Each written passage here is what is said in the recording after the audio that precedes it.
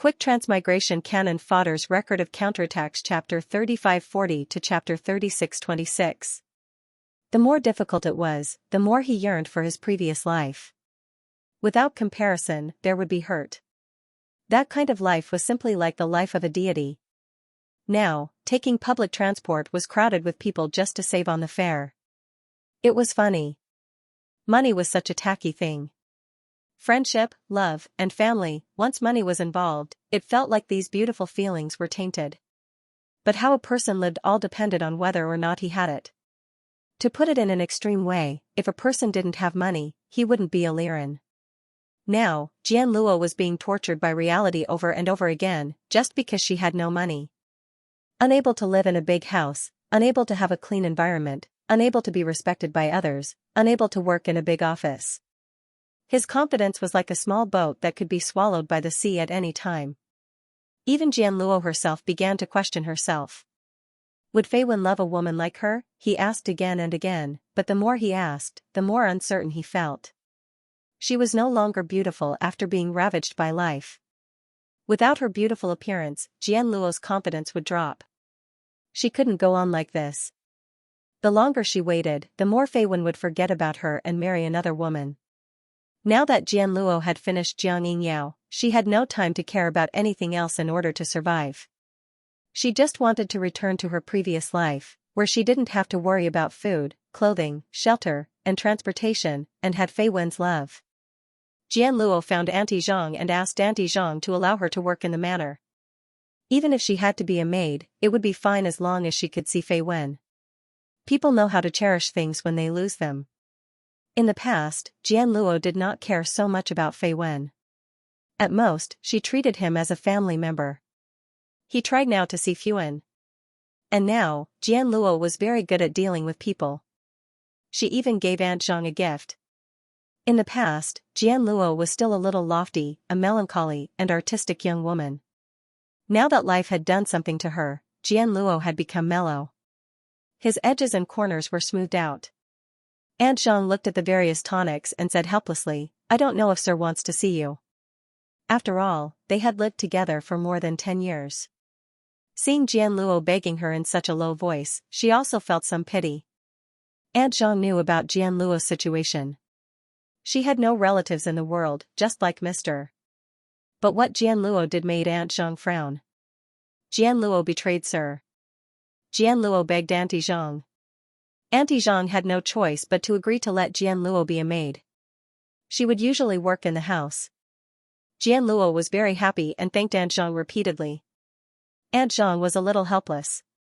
Was this still the old Jian Luo? She was so happy to work. What had Jian Luo experienced these days? It was probably because he had gone through hardships that he realized how good his life was in the past. Jian Luo looked at the beautiful manor. Her heart was extremely complicated. She had lived in such a manner before, but she did not feel that it was special. But looking at it now, it was simply a paradise on earth. Jian Luo felt a little reserved now.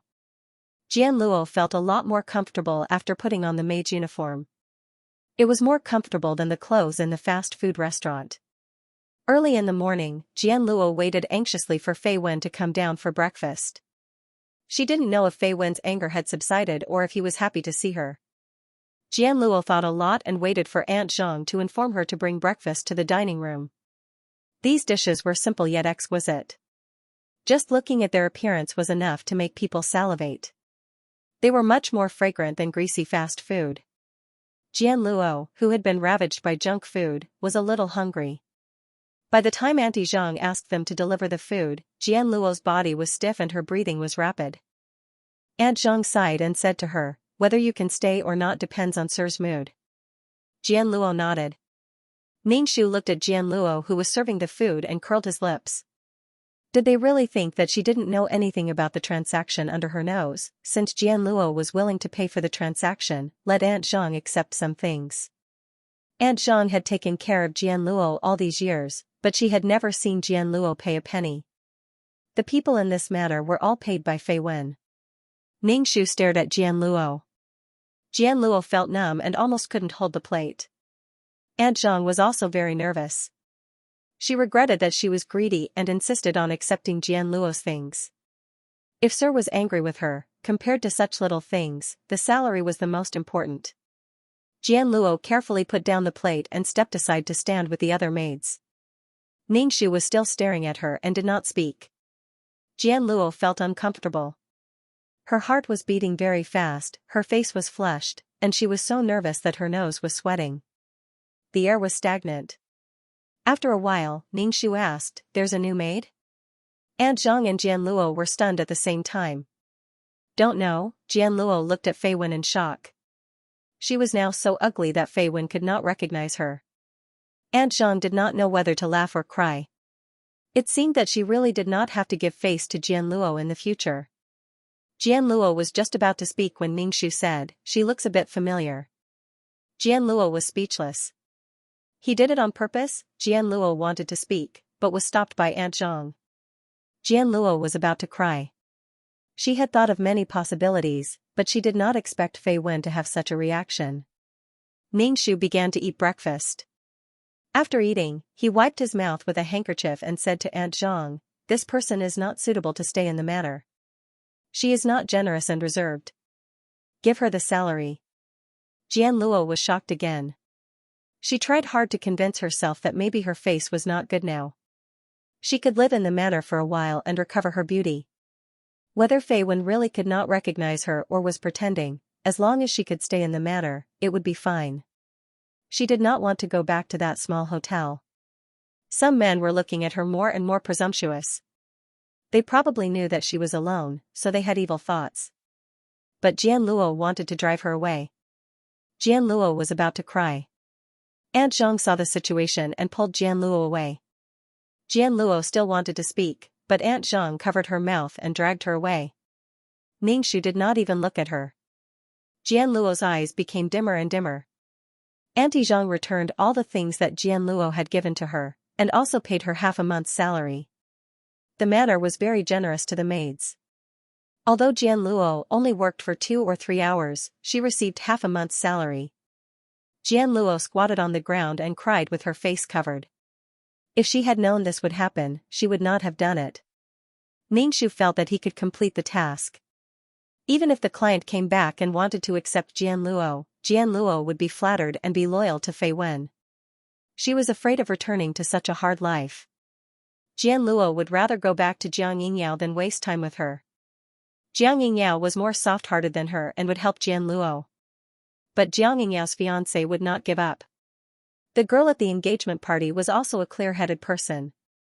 Alas, she wanted to go back and see Fa Tian.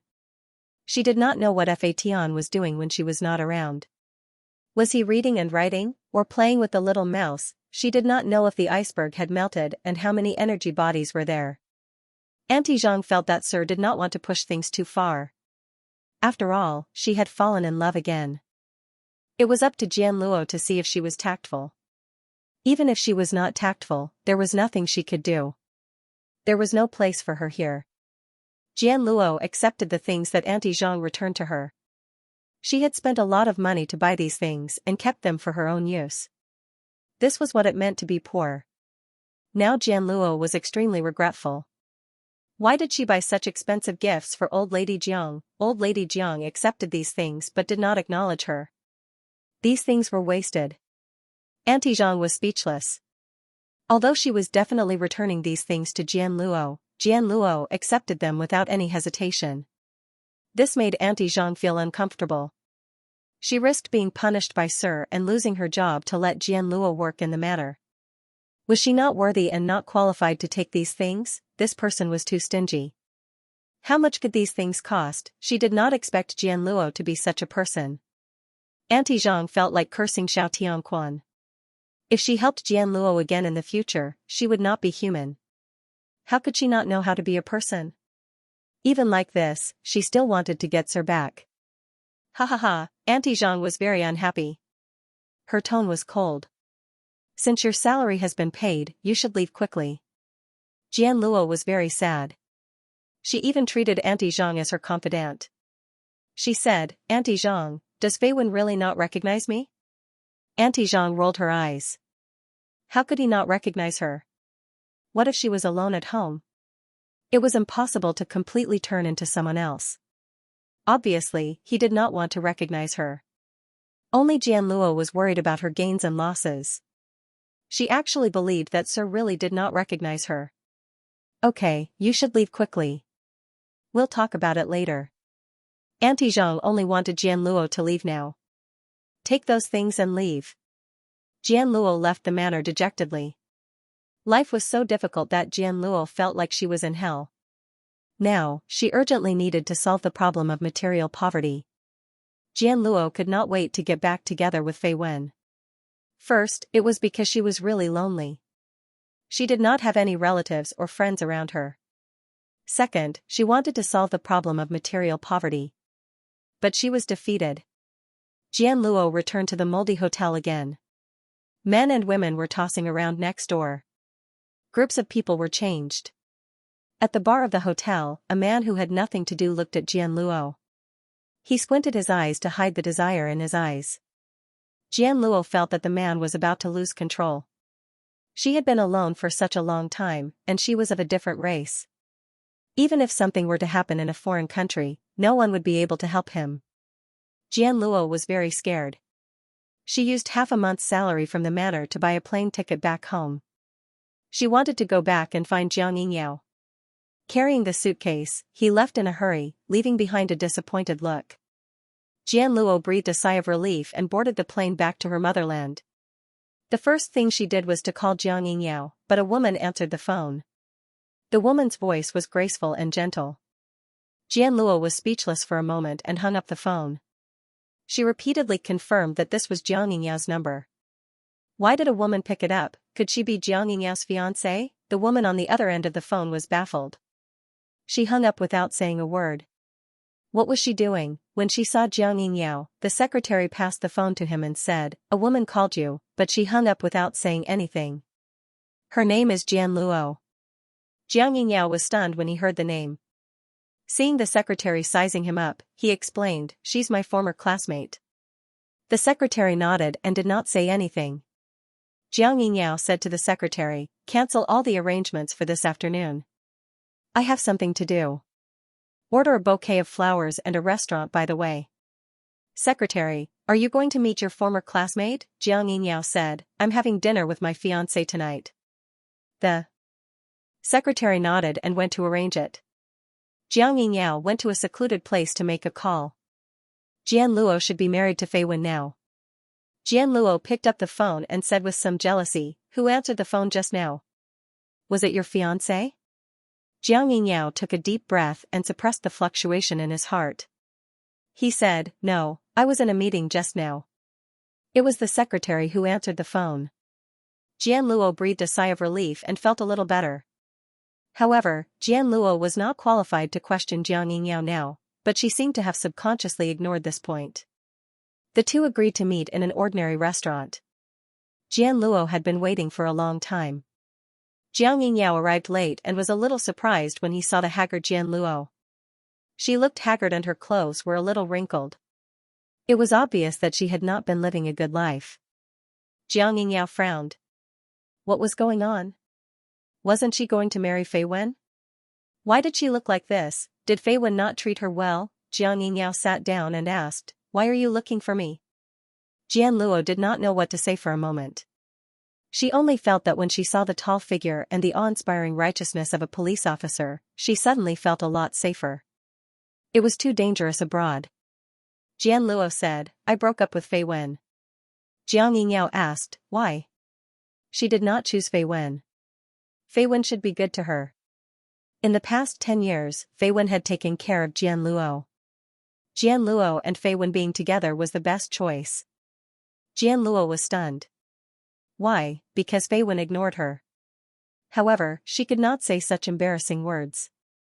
She changed the topic and asked, "How are you and your fiancé?" Jianxia smiled bitterly. "You should know what happened between us." Jianluo was relieved. At least the two of them were not in love. Jianluo stared at Xianxia. "I can't forget you." She even reached out her hand and looked at Xianxia with tears in her eyes. Xianxia looked conflicted and finally retracted his hand. "I already have a fiancé."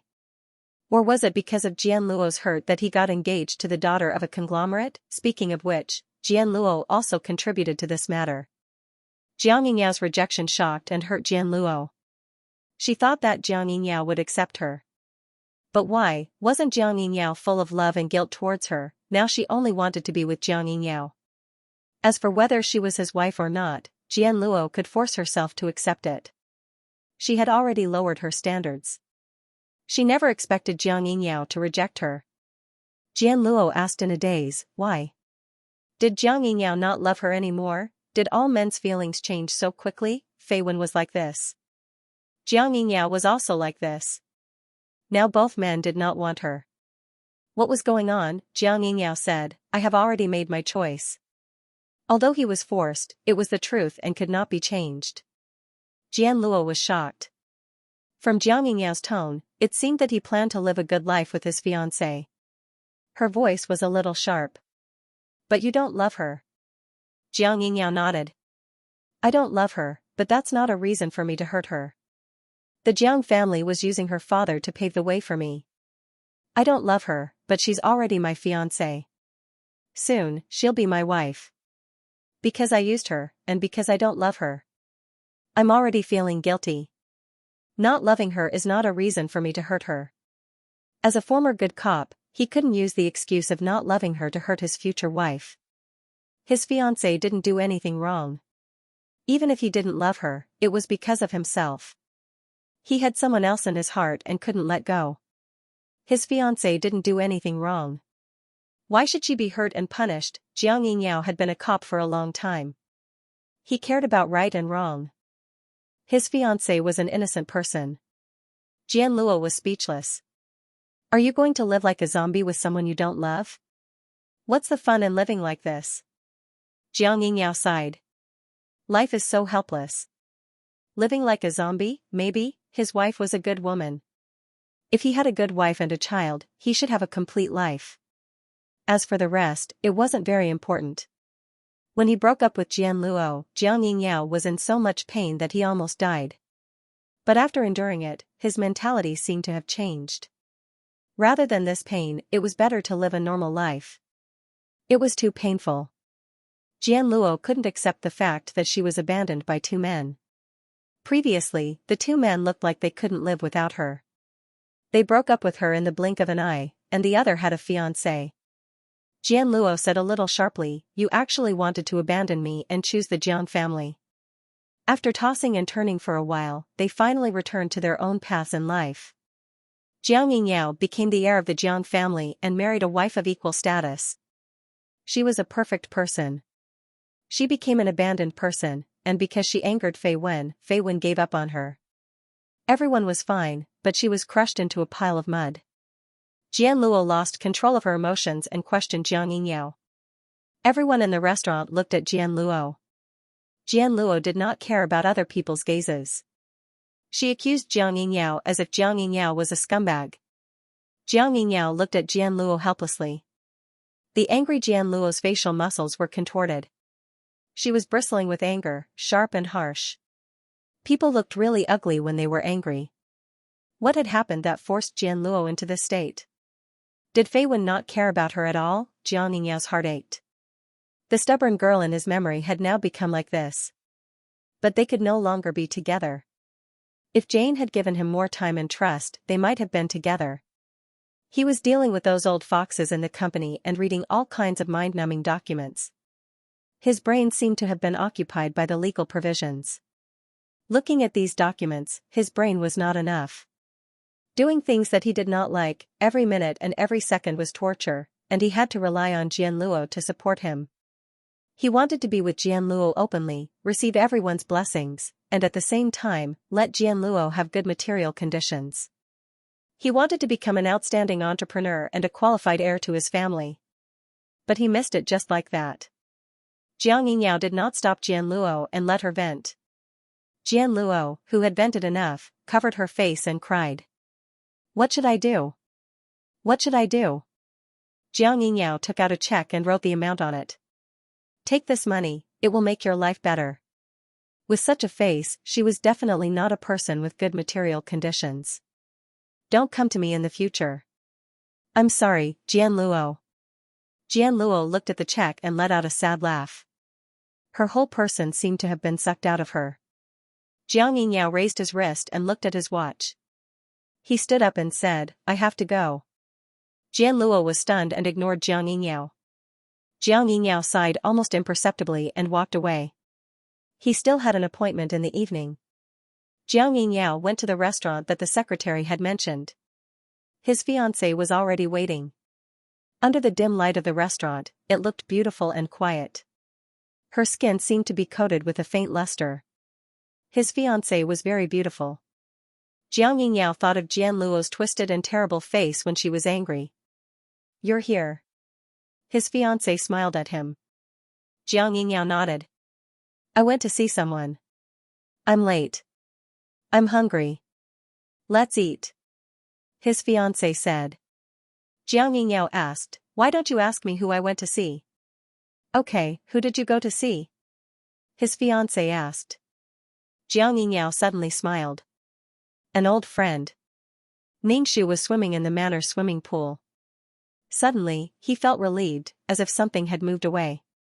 He felt much better. His whole body was suddenly filled with energy. Ningxu swam around the pool several times. When he felt tired, he came up and used a handkerchief to wipe the water off his body. Ningxu could guess why Fei Wen felt so happy. Probably because Jianluo was defeated by these two men. Jiang Yingyao probably would not accept Jianluo. She made a ruckus and jumped around between the two men, but neither of them managed to get a single one. She did not have the courage to endure with Jiang Yingyao. In the blink of an eye, she wanted to be with Fei Wen. She did not have a firm stand. In the end, she lost everything. Not to mention that she loved both of them. At most, she could not bear to part with both of them. Only a broken car needed a lot of spare tires. Mission completed.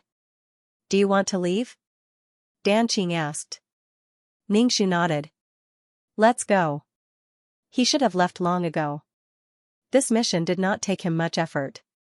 The person who asked him to do it would just be angry. Now, Jianluo had failed. How could there be so many perfect people in this world? At most, they would have more strengths and fewer weaknesses. How could they be called human if they had no weaknesses? In the future, if Jianluo looked for a partner based on Jiang Yingyao and Fei Wen's standards, she would probably be alone for the rest of her life. He was rich, handsome, and loved her so much that she could not help herself. He could only say that she was shameless. His soul left Fei Wen's body and returned to the system space. Ningxu. As soon as he came back, he heard a childish voice and a ball pouncing on him. It was the first time he was received so warmly. Ningxu hugged Fa Tian. You can even call me by my name. The little mouse said helplessly, I learned it recently. Ningxu praised, very good. The little mouse was probably annoyed by Fa Tian. As soon as Ningxu came back, it ran away. It probably went to find Li Wen. Ningxu asked, did you go to see the iceberg? Did it melt? No, I couldn't get away. The little mouse said tiredly. Ningxu hugged Fa Tian, and Fa Tian sat on Ningxu's lap, his arms wrapped around Ningxu's neck. Ningxu pushed his hands away. Don't be so clingy. After pushing his hands away, Fa Tian hugged Ningxu's neck again, grinning. After a few rounds, Ningxu just let him be. When Fa Tian grew up, he would definitely not be so clingy. This would be Fa Tian's dark history, and he could even laugh at Fa Tian when he was free. He believed that when he grew older, Fa Tian would be more aware of his own gender, and he would be too embarrassed to be so clingy. Ningxu opened his status panel and absorbed the soul power this time. You want to absorb it too? Ningxu asked when he saw Fa Tian's expectant eyes. Fa Tian hesitated for a moment, then nodded. Yes. No. Ningxu directly refused. Previously, when Fa Tian came into contact with the baleful aura, it was so hot that it almost melted. The soul power was not clean, and it contained the 7 emotions and 6 desires. Fa Tian's heart was pure, and it was not good for him to come into contact with it. Even if he wanted to absorb the soul power, it should be pure. Even if he wanted to absorb it, He had to wait until he was stronger and had a stronger resistance. Fa Tian was stunned for a moment, clearly not expecting Ning Shu to reject him so heartlessly.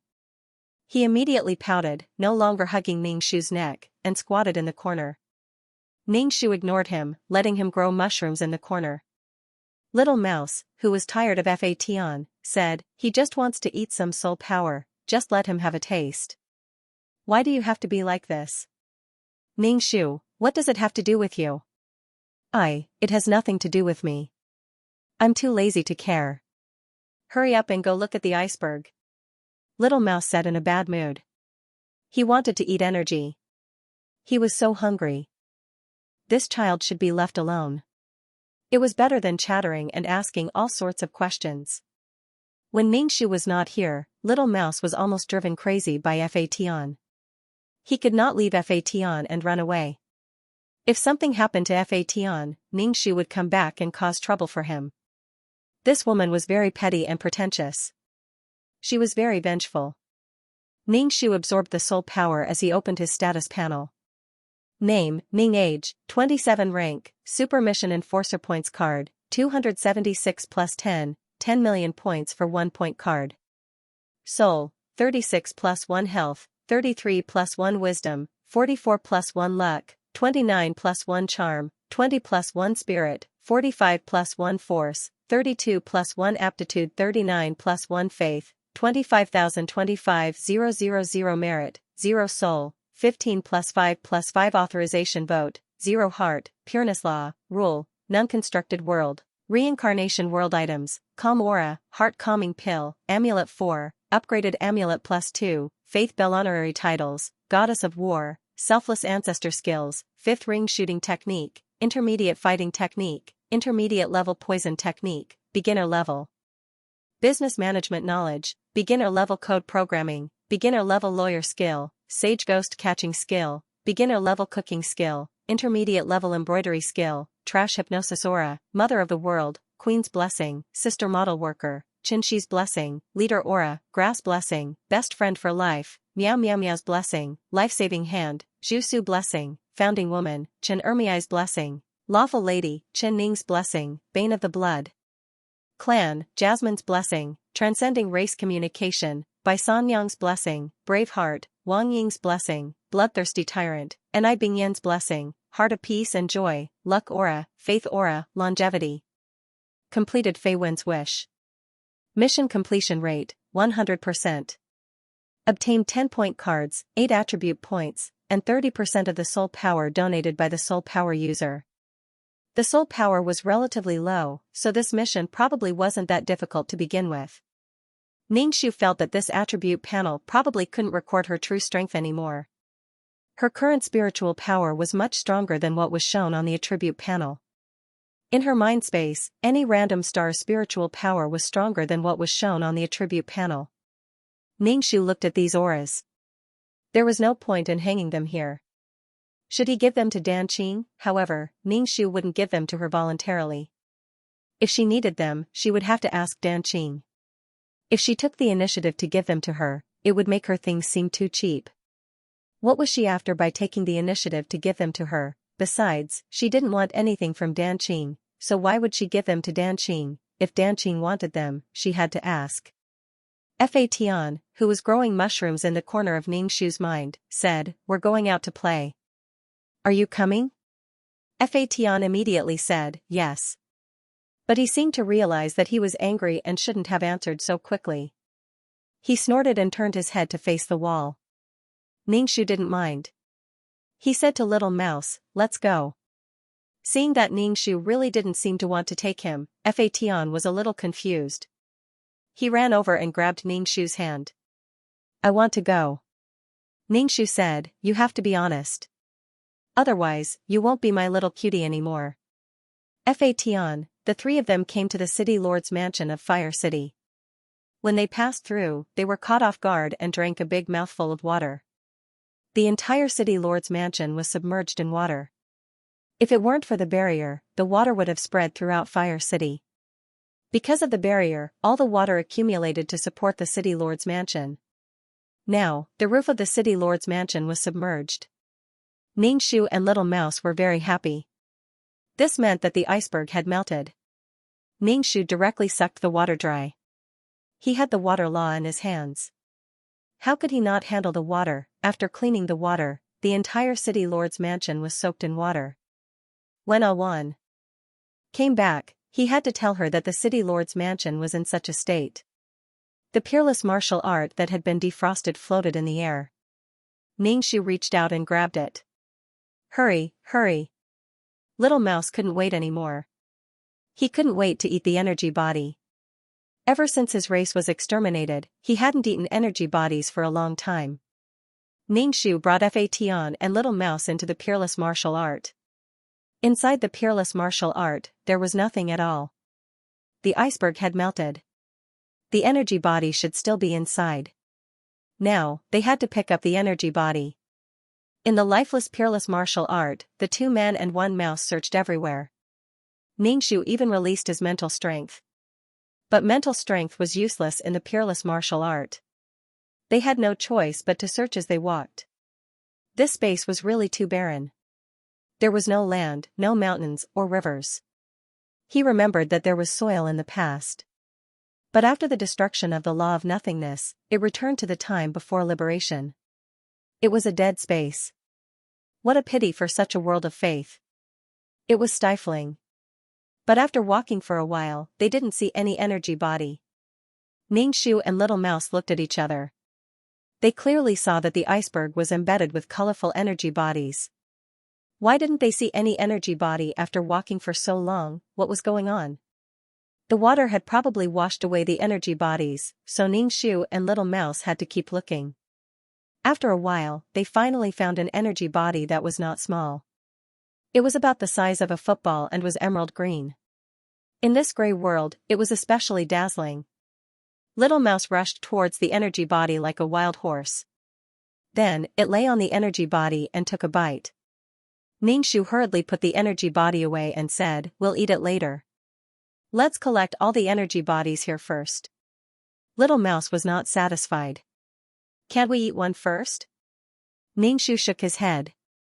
"No, I'm afraid you forgot that half of the energy bodies here have to be handed over." Little Mouse was helpless. It could only chew the energy body in its mouth. It could not bear to swallow it and kept it in its mouth like candy. It chewed it over and over again. Ningshu was disgusted by the sight. With a good start, they continued to pick up energy bodies. However, these energy bodies were not very big. Ningshu also wanted a very large energy body. Such an energy body was equivalent to many others. They found a black energy body. This energy body was sharp enough as a weapon. Ningshu gave a little to Fation. Fation needed to absorb this energy. Little Mouse stared at Ningshu with its eyes wide open. He's a child," Ningshu said without changing his expression. "Little Mouse, I'm a child too." "Ningshu, you're not my child." Little Mouse was furious. It saw Fation grabbing the energy body and licking it. Fortunately, the energy body was only the size of a thumb. Little Mouse was not that angry. This woman was really despicable. Ningshu carried the sack and picked up the energy bodies along the way.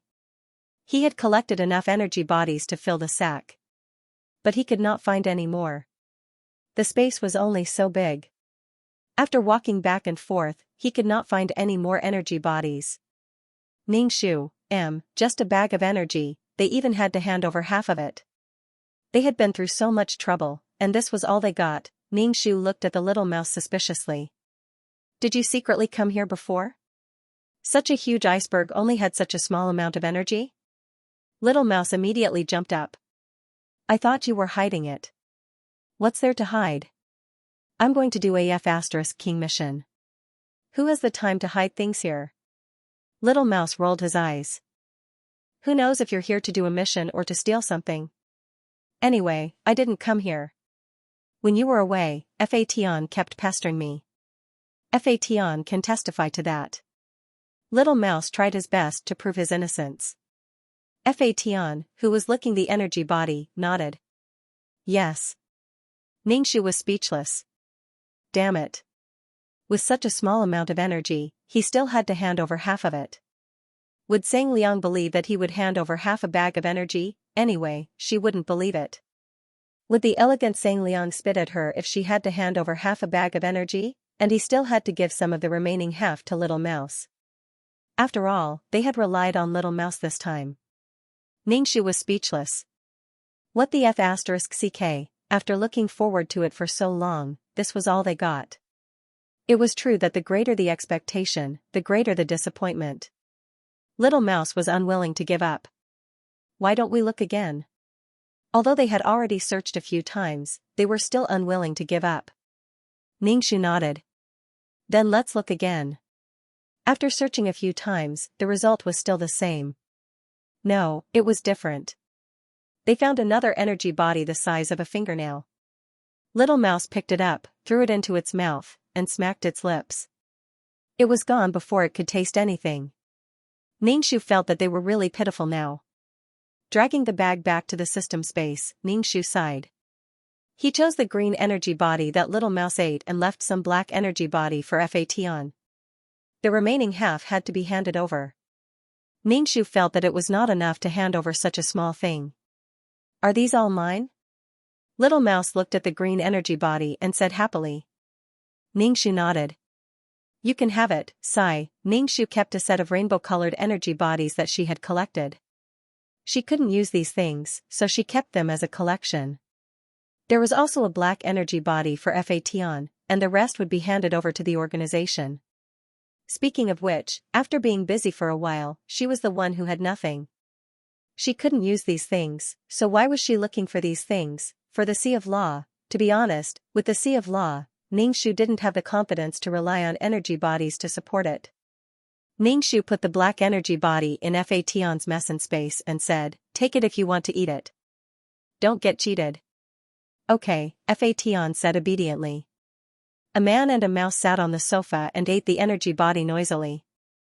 Ningxu carried half a bag of energy bodies to the consultation room and waited for the silver-haired man to come out. The silver-haired man came out of the room and glanced at the sack. Melted? Ningxu put the bag on the table. This is half of the energy body. The silver-haired man glanced at the sack. That's all. Ningxu. I knew it. She was just short of cursing and swearing. That's all. The silver-haired man frowned and looked at Ningxu silently. He didn't spit on Ningxu's face. But Ningxu's heart was still heavy. What the F***ck? What was going on? Ningxu suspected that she had been tricked again. Was there only so much energy body in this iceberg? Could it be that the silver-haired man wanted all the energy body? She couldn't get anything then. What a sinister man. Ningxu fell into a conspiracy theory and said shamelessly, that's all I have. If you don't believe me, you can ask Mouse. If not, you can ask Fation. That child is young and can't lie. In all honesty, she really wanted to go against her conscience and leave a little more. But it was just a little. If she left a little more, the amount she handed in would be even more unsightly. The silver-haired man said, pour it out. Ningxu carried the sack and poured out the energy body. The energy body fell on the table with a clatter. The silver-haired man put away the energy body and said, logically speaking, such a big iceberg shouldn't be so small. Ningxu agreed. Yes, but that's the truth. If I lie, I'll be struck by lightning. The silver-haired man said, find the incarnation of the law of time and turn back time to see what happened. Obviously, the silver-haired man didn't believe Ningxu. Ningxu nodded. Got it. Turning back time could replay what had happened, but it couldn't change it. It was like watching a surveillance video. It couldn't change what had happened. She was unwilling to give up. She only got so little in exchange for the cold. After leaving the consultation room, Ningxu went to find the man in the cheongsam. Turning back time was a good thing. She had to quickly comprehend the law of time. Especially looking back at what had happened, it was too convenient to find out the truth. Ningxu looked for the cheongsam man and saw him talking to a girl again. She didn't know what they were talking about, but both of them had smiles on their faces. The cheongsam man was too greasy, so when Ningxu saw him talking to a girl, she felt that he was flirting again. In the past, the Xianxia man used to flirt with her a lot, but now he was much more honest. He talked to her directly and didn't flirt with her. Ningxu felt that the Xianxia man was flirting with people of average strength or similar strength. If the other party was stronger, he would be more honest. Men. He probably felt that the other party was weaker than him. Even if he flirted with her and wanted to do something, the Xianxia man wasn't afraid. Ningxu, are you worthy of your girlfriend who died for you? Do you still remember your girlfriend at Daming Lake? When the Xianxia man saw that Ningxu was here, he told the girl. The girl nodded and left, looking a little reluctant. When she brushed past Ningxu, she was still sizing up Ningxu. She was probably sizing up her potential love rival. Ningxu mentioned a love rival for no reason. Ningxu sat opposite the Xianxia man and poured a cup of tea. He asked, "New girlfriend?" The Xianxia man shook his head. "No, she asked me for help." Ningxu almost rolled his eyes. He didn't want to leave until he saw the girl at the door. The Xianxia man looked at the girl at the door. "She asked me for help, but it's a little dramatic." Ningxu, are you sure you didn't flirt with others? Some people can't resist flirting. If you don't like me, why did you flirt with me? You're too full. Or did you want to show off your charm? Seeing other people blushing and being shy gave you a sense of accomplishment. Ningxu felt that the Xianxia man was like a peacock. He wanted to spread his tail at any time. The Xianxia man shook his head. You've really wronged me. Why would I flirt with a girl? I only want to flirt with the person I want to flirt with. Ningxu rolled his eyes and said, I want to borrow your law. I want to see the scene replay. The man in the Xianxia said, it's a little difficult. Ningxu looked at him. The man in the Xianxia could only say, alright, I'll do it even if it takes a lot of effort. Ningxu, what a little cutie. Next time, I'll take you on a day trip in the void. The Xianxia man. Thank you. Ningxu took out the peerless martial art and brought the Xianxia man into the peerless martial art. He said, help me retrace the process of the iceberg melting. He really couldn't understand why there was so little energy. The Xianxia man nodded. All right. Not long after, Ningxu felt the scene in front of him change. A huge iceberg appeared in front of him, surrounded by cold air. Then, the iceberg slowly changed and began to melt. It was like watching a fast-forwarded video. As the iceberg melted, water filled the entire space, turning it into a vast ocean. Then, the water was slowly drained away. There was nothing out of the ordinary. The water had been drained clean, and the energy body in the iceberg was also exposed. That's all? Was there really only this much? Ningxu was speechless. She had thought that the peerless martial art had absorbed it. It seemed that she had overestimated the peerless martial art. Being absorbed by the peerless martial art was better than just this little bit. Ningxu said, thank you. That's all. The Xianxia man asked, what exactly do you want to see? Anyway, the Xianxia man only saw a large lump of ice melting. Ningxu was a little disappointed. I didn't see what I wanted to see. Sigh, let's go eat. He was a little autistic. After exiting the peerless martial art, Ningxu drank several cups of tea and asked the Xianxia man, you wander around like this every day.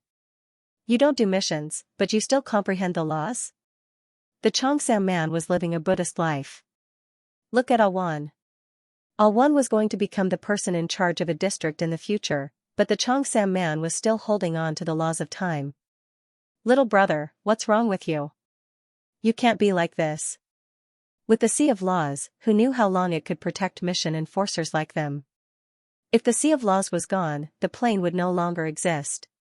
The mission enforcers in Zhejiang would have no value. Even if the Grand Elder could survive, he wouldn't care about the mission enforcers anymore. What could they do at this time? Of course, they could only rely on themselves. They had to compete with the creatures in the void for a place to live. The Xianxia man did not know this, but he had also been to the Sea of Laws. Did he not feel anything when he saw the Sea of Laws like that? The Xianxia man said, I just came back from a mission. Why are you so worried about me? The Xianxia man's expression was meaningful. Ningxu snorted. And what? The Cheongsam man probably thought that she had some thoughts about him. Actually, she just saw that the Cheongsam man was so Buddhist and could not help but say that. As for whether the Cheongsam man listened or not, it was none of her business. Not wanting to talk nonsense with the Cheongsam man, Ningxu returned to the system space with disappointment and said to the little mouse, "There's really only this little energy body in this iceberg." Little rat gnawed on the energy body and held it in his mouth. He was stunned. Really? The little mouse looked a little stupid. Ningxu felt pity for it. Really, we've been busy for so long, and this is the only thing we've got. The little mouse sighed. The chat system rang. She opened the system and saw that it was from the silver-haired man. He said that there was a new mission and then sent the location of a space node. Ningxu nodded. What mission was it if it was not to deal with the Star Stone? Ningxu told the silver-haired man that she had gone back in time and watched from the beginning to the end. There was nothing unusual. The silver-haired man asked, "Did anything happen during the period when the iceberg melted?" Ningxu said, "No problem at all. Even if there was a problem, she could not interfere." The silver-haired man did not say anything and just asked her to do the mission. Ningxu said to Fation, "I have something to do. I have to go out for a while." "Go to work." Fation asked with a lisp, "Are you leaving again?" "Yes, I have to go to work." "You play at home with Hausi. When I'm free, I'll take you out to play." Probably because there were snacks, Fation did not pester Ningxu so much. He nodded obediently. "Okay." Ningxu turned around and said to the little mouse, "Watch him carefully." The little mouse was speechless. Women really had double standards. She showed a straight face to Fation, but when she turned around, she pulled a long face to him. The little mouse was not happy, but it still said, "I know." Ningxu then went to work. The little mouse's body was really strong. If there was any danger, it could directly wrap people inside and prevent a lot of harm. Previously in the world of ice and snow, he relied on the little mouse to wrap himself. Next time, he would take the little mouse to travel in the void. Ningxu said to the little mouse, "I trust you the most." His expression was very sincere. The little mouse was speechless. "Hee, I don't believe you." Ningxu came to the location of the spatial node and found that it was Grand Uncle waiting there. There was no one else. Only the Grand Elder stood there alone. Ningxu was a little annoyed, especially annoyed by him. Ningxu put on a fake smile, walked over, and asked, "What's the mission this time?" "Sangliang didn't tell you?" Grand Uncle said, "Go to a plane that's about to shatter." Ningxu asked, "What for?" Grand Uncle said, "Collect all the useful resources." Ningxu nodded. This was probably the consciousness of collecting inheritance. There were always resources in planes, such as metals, spirit stones, and the like. Some planes even had spirit chi, and this spirit chi could be retracted. These resources would disappear with the collapse of the plane, which was a bit wasteful. The organization probably had some special means to detect the aging of the plane and then send people in to search for resources. It was like a person who was about to die, but there were some organs in the body that could be used, so they didn't want to waste them. The spirit stones and even weapons in the system exchange shop must have a source of resources. These planes that were about to shatter were the source of resources. "Pretty good." Ningxu said, "Just the two of us?" Grand Uncle said, "Of course not. Some of them will go to other planes, some of them will do such missions, and some of them will come and wait." "Oh," Ningxu replied. Since Grand Uncle didn't say anything, Ningxu was too lazy to say anything. They would go to the plane that was about to shatter when the others came. In fact, a mission like this to collect materials was definitely faster than doing missions. After collecting the resources, they would leave, and the others would deal with the rest. In the past, she wasn't strong enough, so she could only do ordinary missions. She could do nursing missions, but there weren't many nursing missions. Ningxu asked, "Is there a special mining team for mining resources like this?" Grand Uncle said, "Congratulations on joining the mining team." Ningxu. So she had become a miner now. "Actually, I don't think I'm qualified for such a job." When she joined the organization, she would either be a miner or a nanny. OBK. Moreover, she didn't know what to mine and what to mine first. Xianxia muttered in her heart. Suddenly, the senior Grand Elder's body shook twice, and then he fell straight toward her. Xianxia's reaction was very fast. He dodged and watched the Grand Elder lie down. Xianxia heaved a sigh of relief. Fortunately, he dodged quickly. Otherwise, it would have hit her. If she did, she would definitely try to blackmail her. Xianxia looked at the senior uncle who was lying down. Should she help him? Forget it, she wouldn't help him. She couldn't help him up. It was too expensive. He carefully stretched out his leg and kicked the Grand Elder. He didn't move at all, as if he was dead. Xianxia was speechless. F***ck, Xianxia hurriedly looked around. Seeing that no one had seen him, he stretched out his hand and touched the Grand Elder's chest. Well, his heart wasn't beating. He placed his head on the Grand Elder's chest.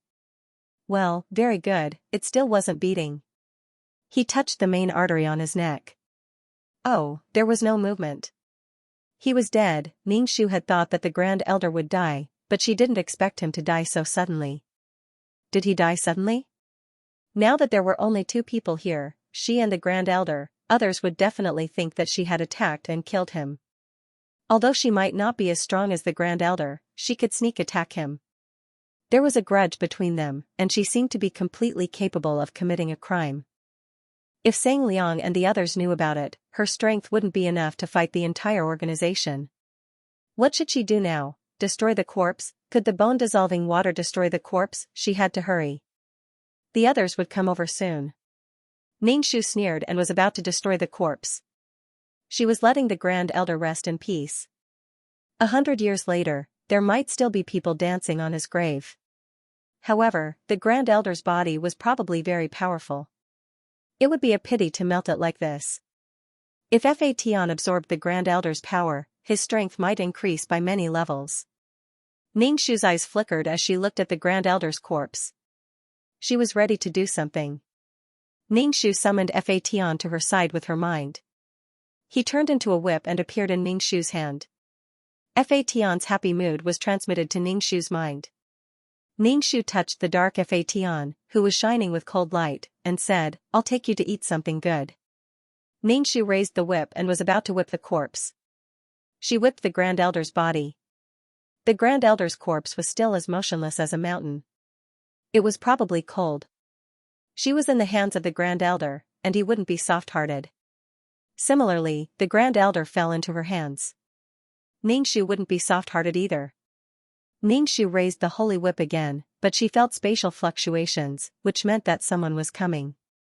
Xianxia immediately wrapped the deity-striking whip around her waist and put on a panicked expression. It was Xianxia who appeared. Seeing the Grand Elder lying on the ground, he frowned and looked very depressed. Xianxia immediately waved her hand to defend herself. "It's not me. I didn't do it. It's not my fault." He suddenly fell down. Xianxia looked at the Grand Elder with an ugly expression. Xianxia asked, "Is the Grand Elder okay?" Xianxia ignored Xianxia. Instead, he helped the senior granduncle up and carried him in his arms. He was about to leave. Before leaving, he said to Xianxia, "You continue to do the mission." Xianxia smiled. Okay. In fact, her heart was clouded. Judging from Xianxia's appearance, the Grand Elder didn't die. If the Grand Elder didn't die, she would be in trouble. She didn't know if anyone saw her whipping the corpse. Did the Grand Elder feel it? If he could feel it himself, it would be a little sad. Immediately, Xianxia touched the holy whip and asked in a low voice, "Fation, did you absorb any power?" The holy whip was an innate treasure in the void. It could cause great damage and absorb the power of the person who was attacked by the holy whip. She whipped the Grand Elder, so the holy whip should have absorbed some power. The whip turned into a human shape and said, "I absorbed some, but not much." "Xianxia, why did you absorb his energy?" Fation asked. Xianxia looked worried. "He's dead. Maybe he's dead. I'm trying to wake him up. As for absorbing energy, there's no such thing." As long as she absorbed the energy, it would be fine. If the Grand Elder really came back to life and asked, she would deny it. If she said she didn't do it, then she didn't do it. Fatian nodded. Holding Ningshu's hand, she asked, "Can I follow you now?" While they were talking, some people came over. Obviously, they were doing the mission together. Ningshu said apologetically, "I have to work with these uncles. You can go back first." Fatian said, "Okay." Probably because she didn't want to meet these people, Fatian quickly left. Ningshu felt that Fatian had a sense of superiority as an innate treasure. "I don't like to talk to ordinary people." It was probably taught by the little mouse. Fatian left, but the big shots who came to do the mission were still staring at Fatian's back. Ningshu raised his eyebrows. How envious were they of Fatian? Ningshu coughed and said, "Let's enter the plane." The main system gave the location of the space node of the plane that was about to shatter. The others nodded. Ningshu said with a smile, "I just came here. So I don't know much. For example, how do those resources have to be collected? Usually, mineral deposits are collected.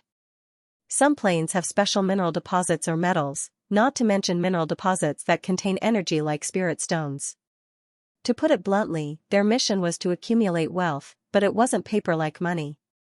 Those symbols and paper like money were useless. What was useful was the metals derived from the plane, special minerals, or the spiritual energy of the plane. Of course, after entering the plane, they had to transfer the creatures inside away. As for transferring them to the world built by the big shots, that needed to be discussed. In other words, the people present were all big shots who built worlds, and the lowest level had to be big shots who built living worlds. Ningshu? But she didn't have a living space. Did they want her to store souls? She would see. Ningshu followed a group of people into a plane. The surface of this plane was already full of cracks, and it looked like it would explode at any time. There were already troops stationed around, keeping an eye on the situation of the plane. The situation in the plane wasn't very good. All kinds of natural and man-made disasters were spreading. The aging plane was no longer able to correct the abnormal situation in its body. It could only rot all the way and finally collapse. The air was abnormally dirty. In such an environment, living creatures couldn't survive. The people who came to do the mission turned a blind eye to this situation. Their main purpose was to collect the usable resources of this plane. "Everyone, let's split up. When you find a mineral deposit or resource, mark it and then mine it." Ningshu asked, "Do we also have to dig for minerals like gold, silver, copper, and iron?" This kind of thing wasn't considered important to the void at all. It has to be mined. As long as it's a mineral deposit, it has to be mined. Gold, silver, copper, and iron are common metals, but through compression and special forging methods, they can be made into powerful weapons, someone said. Ningshu made an O sound and understood. In any case, it was something that was naturally born in the plane. It had to be excavated. Ningshu asked, "What about coal, oil, jade, and diamonds?" "Big shot, dig." Ningshu separated from the others and traveled through the filthy plane. He released a huge amount of spiritual power and scanned inch by inch. He was able to scan the mountains and rivers to see if there were any hidden mines. However, this plane seemed to have been overdeveloped, and there weren't many resources left. Most of them had already been consumed. Ningshu still managed to find a coal mine in a rather remote place. "So you want to dig for coal?" It was pitch black. It was too scary. Ningshu took out a super large space ring and used a psychic power to cut off the mountain. Then, he threw the entire mountain into the mess in space. It was difficult to dig piece by piece like this. She might not even finish digging when the plane collapsed. As for those buried deep underground, Ningshu stretched out countless vines and directly pierced into the soil, rolling out large pieces of coal. The heavenly Tao of this world had already collapsed. Any kind of power could be used. It couldn't suppress external power anymore. It was only a matter of time before it collapsed. Even though Ningshu didn't come into contact with the coal, the dust floating in the air still covered Ningshu's face with a layer of black ash. He used the water rule to take a shower. After settling one place, he continued to look for the next mine. However, there weren't many mines in this world. Ningxu found two. However, in an abandoned factory, he got a lot of iron and some rare reflective metals. Ningxu felt that he should go to some jewelry stores. He would definitely be able to rob a lot of diamonds, gold, and silver. However, their mission time was limited. They only needed to get the mines. However, when they encountered a large amount of metal, even if it had been processed, they could still collect it. Not long after, his teammates informed Ningxu that they could gather. The resources were almost all collected. The next step was to move the living beings of this world away. However, generally speaking, in a plane that was about to collapse, there weren't many living beings left in the harsh environment. Ningxu gathered with the rest of the team. A big boss came out of his own world. His world was a little special. It was a handful of quicksand. The sand wouldn't scatter and would always gather together and flow. A powerful suction force directly sucked the living beings of this world into the quicksand world. The big boss who took in these living beings didn't look happy. Even though he had 20 million merit points, he still wasn't happy. Ningxu could understand his unhappiness. It was probably because he was lucky enough to build the world and wanted to take in these living beings. Especially the humans. They destroyed this world and wanted to build his world. His heart was bleeding. After one world was settled, they went to the next world. In this way, they would only stay in a world for a few days. Who knew how many worlds they had created? Ningxu's heart was a little heavy. How many planes were about to collapse? He felt it when he was dealing with the star stones. When dealing with the star stones, that was a plane that had already collapsed. There were so many planes that were about to collapse. One after another, everyone used their own living worlds to store the living beings in them. Only Ningxu didn't store any living beings. Everyone else looked at Ningxu. Ningxu, I don't have a world of living beings. I'll store souls. If the heavenly Tao of a plane collapsed badly, even the passage to the world of reincarnation would collapse. The soul would wander in the plane. Even if it wasn't destroyed, it would be much weaker. However, there would still be a living soul. Hearing that Ningxu had a world of reincarnation, these people couldn't say anything. Instead, their attitude towards Ningxu was a little better. They didn't care that Ningxu didn't store any living beings.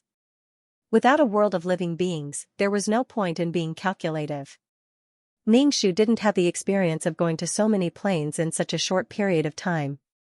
However, all the worlds he saw were dying. They were all gray and there wasn't much life. After seeing too many of them, his mood became bad. After settling all the planes with the space nodes given by the system, everyone heaved a sigh of relief. Then, they took out their mess in space and counted their gains to make a record. After handing in these resources, the organization would give them some rewards.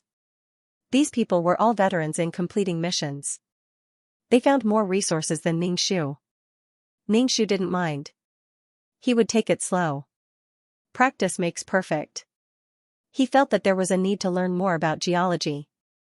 Xianxia poured a cup of green juice into the granduncle's mouth and flipped through a book, waiting for the granduncle to wake up. After a long time, the grandelder opened his eyes and sat up. His brows were furrowed, and there was a deep furrow between his eyebrows. Xianxia put down the book and said, "I said you shouldn't have done that."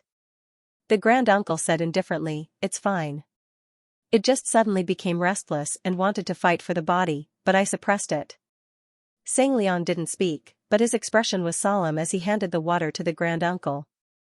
The granduncle raised his head and drank the water in one gulp. "I'm fine. I'm leaving." Xianxia said, "Take a break. It's completely suppressed." "It's already been suppressed." The granduncle left. Ningxu returned to the system space and was given some soul power as a reward. It was similar to the soul power of a mission. However, this kind of mission didn't have any technical content.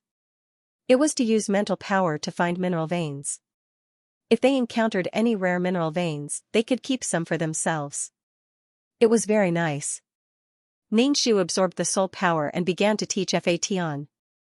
He taught Fatian how to read and write. The little mouse stayed far away, too lazy to listen to the two of them. Fation was quite serious when he started learning, but after a long time, his ADHD acted up and he began to wander off. Ningxu stopped. It was useless to teach at this time. He might as well go out and play. Ningxu said to the little mouse, "Let's go to the void." The little mouse looked at Ningxu. "Didn't we just go there? Didn't we just get energy bodies?"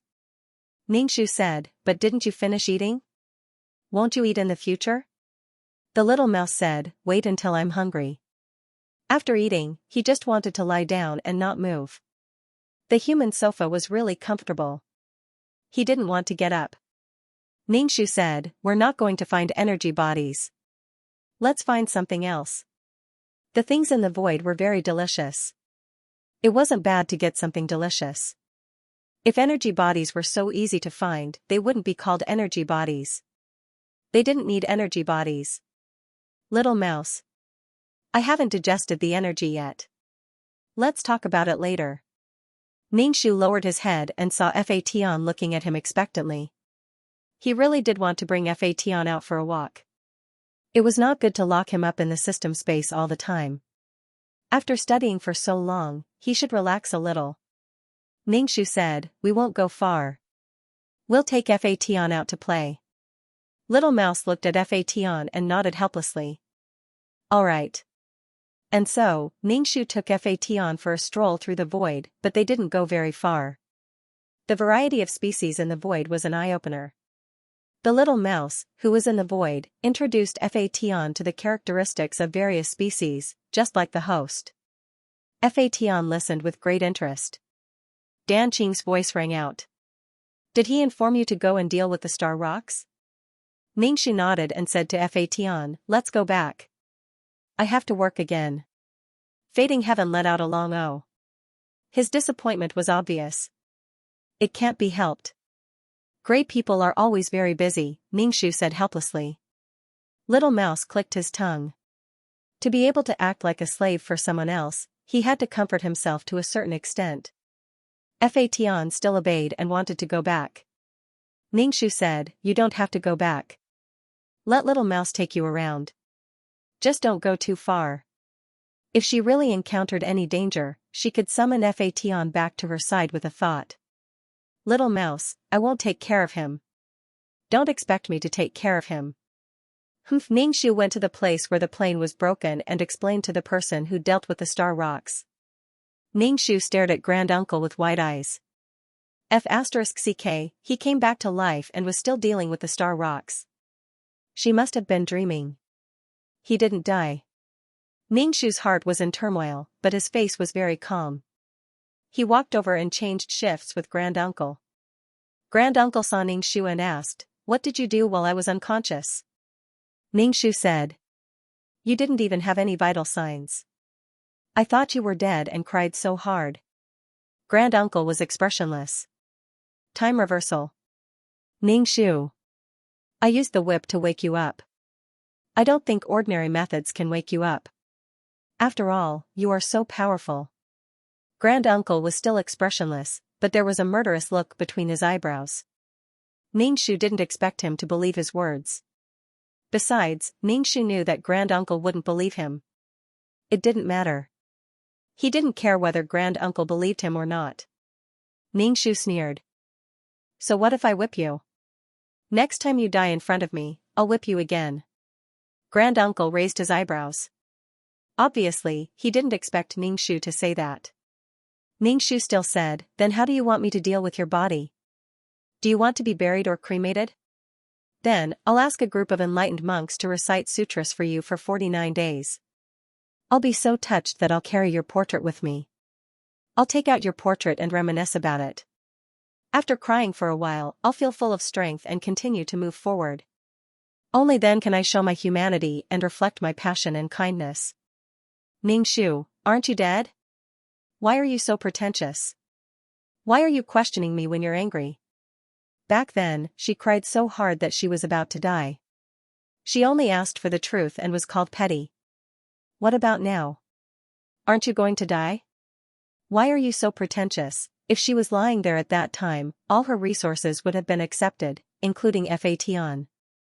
All her resources, including the last trace of her soul power, would have been accepted.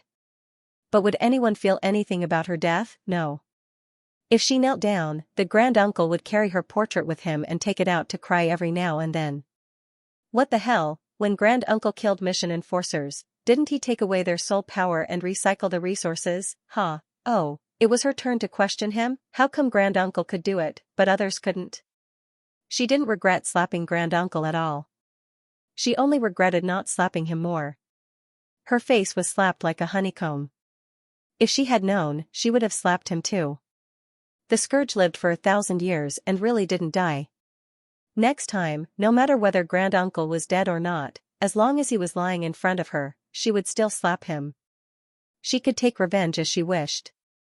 Xianxia said directly, "Go away. Do you want to change shifts or not? If not, I'm leaving." Grand-uncle moved aside expressionlessly. Xianxia sneered with a cold face, picked up the props and began to process the star stone. Grand-uncle stood next to him. Xianxia asked, "Is there anything else? You're standing here and affecting my processing of the star stone. If there's nothing else, get lost." "Grand-uncle, you're very self-righteous." Xianxia asked back, "Otherwise? If you can be self-righteous, why can't I be self-righteous? If you have the ability, kill me.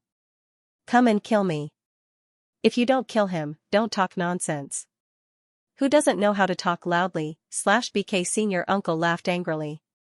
"Huh, you didn't do anything wrong?" Xianxia spread out his hands, looking puzzled. "What did I do wrong? That's not how you deal with a dead person. I dealt with your body completely according to your style of doing things. Besides, if I didn't hurry up, what if others snatched your body from me? Wasn't it resource recovery? Other people's bodies, including their soul power, were resources, but senior uncle's body wasn't resources. His arms and legs were all energy. Even if she died, she was ready for the resources to be taken over. Why couldn't senior uncle do the same? She just let Fation absorb senior uncle's energy. So what's done is done. Receiving resources from a dead person. Ghosts made you fall in front of me. Senior uncle was expressionless. Xianxia said again, "Of course, I'm also wrong. I didn't make sure you weren't completely dead. Who knew if you weren't completely dead? If you weren't completely dead, why didn't you say something?" Xianxia suddenly realized and said, "Oh, I understand.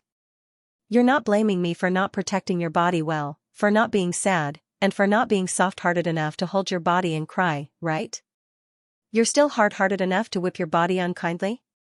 I just want to deal with your body quickly.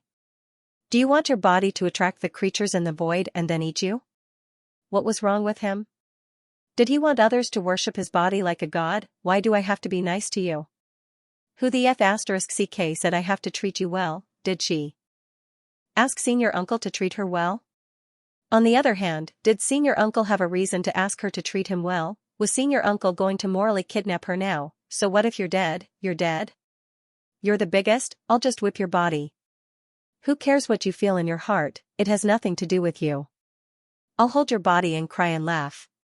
Once you're dead, you'll be lying on the ground like a pile of shiny gold coins. It's like you've dropped a piece of equipment." Xianxia smiled. "So, what are you being unreasonable about?" Xianxia raised his head and puffed out his chest in a domineering manner. He looked at the senior uncle and asked, "What did I do wrong?" "Using your own methods to deal with your own body, what's wrong with you? If you're wrong, then it proves that you admit that you're wrong. If it were anyone else, it would depend on whether they had the guts to absorb the energy. If they had the guts, they would do the same thing as her. If it were any other living being in the void, they would have just gnawed on it. If that's not wrong, then I'll deal with it in a way that's not wrong."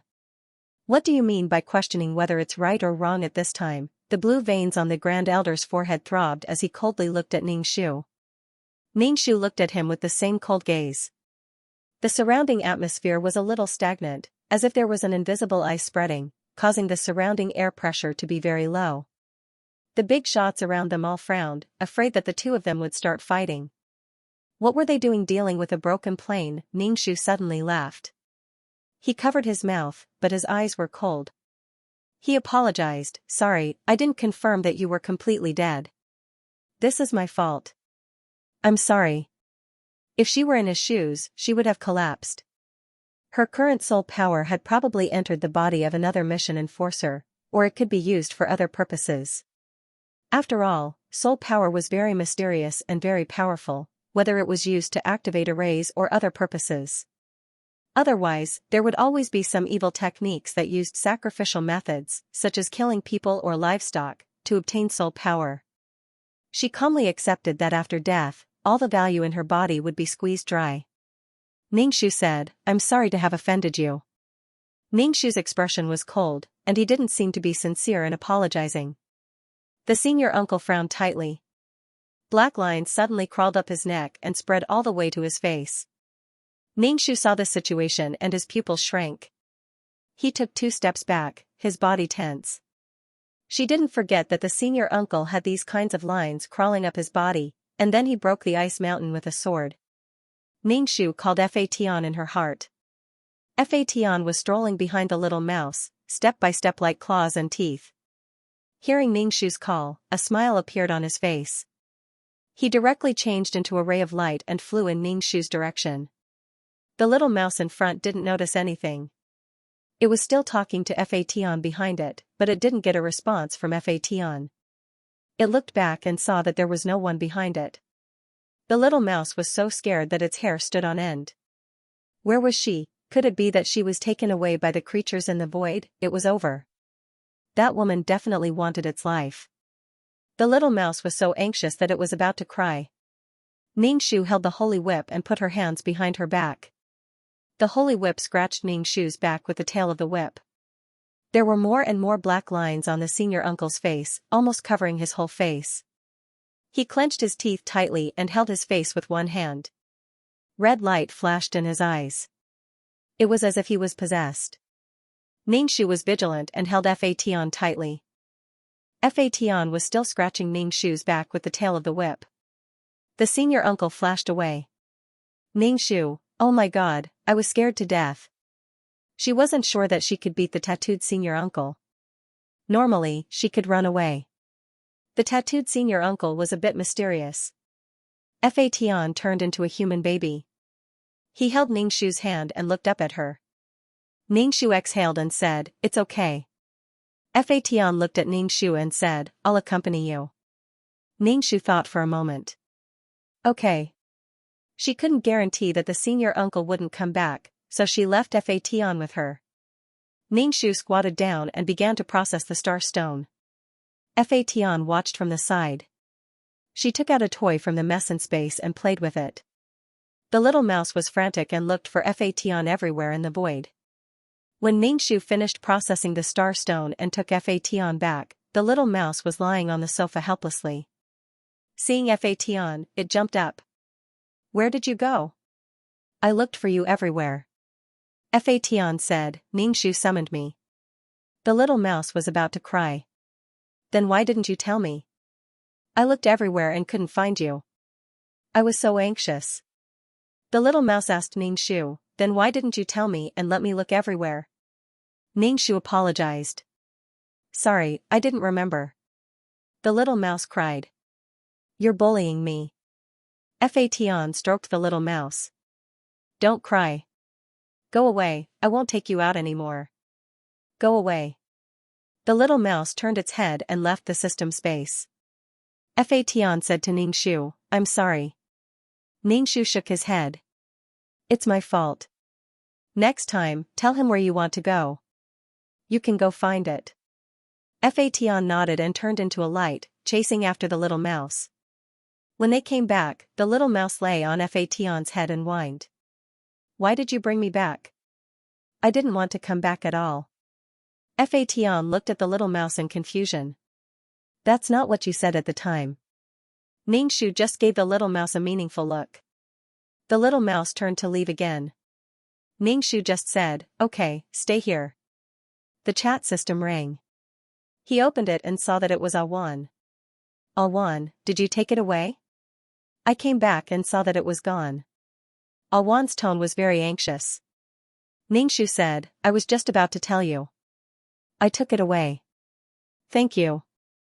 I'll treat you to a meal." Alwan, you can take it away. I thought it was lost. No need to treat me to a meal. I'll treat you to a meal when I'm free. Ningxu taught her how to deal with star stones. In the future, she would control District D and get some resources because of Ningxu. Okay, I'll let you know when I go to District D later, Ningxu said to Awan. It shouldn't be long before the main system would let her deal with District D's problems. When the time came, he would take Awan with him. When Awan learned how to deal with star stones, she wouldn't have to care about District D's matters. It felt like the organization seemed to have thrown District D's matters into her hands. Ningxu began to learn all kinds of geological knowledge and where there might be mineral deposits. Although he could use spiritual power, what if he couldn't use it? The treatment in the organization was very detailed. Some special metals, spirit stones, or space meson stones, things that contained energy, and even things in the void were introduced. Fatian pointed at the things on the paper and asked Ningxu. With one question and one answer, the boring learning process became much more interesting. However, Ningxu was a little worried now. When he thought of the black lines on the senior uncle's body, it was quite ominous. He didn't know how he would explode. Would he be able to fight against the senior uncle with the holy whip? It looked like that thing was out of control, but it couldn't be ruled out that it came out when the senior uncle was angry. Could the senior uncle himself control it? If he went berserk, it looked like she couldn't beat him. She treated the senior uncle like that. If the senior uncle wanted to find trouble with her, she was mentally prepared. Anyone who had been treated this way would bear a grudge. It would be abnormal if she didn't hold a grudge. She had to stay away from those who were clamoring for her to learn how to forgive. Those who tell you to be magnanimous and kind should stay away from them. If it didn't concern him, he would just let it go. However, the Grand Elder himself seemed to be in trouble. If things didn't work out, he could just leave the organization. It wasn't that big of a deal. The Sea of Law would collapse sooner or later, and he would have to leave sooner or later. It was just time. An organization that was on the verge of collapse. It was no big deal. Ningxu was deep in thought when the chat system rang. Sure enough, it was asking her to go to Area D. Ningxu closed the book and said to Fatian, I'm going to work again. Fatian was speechless.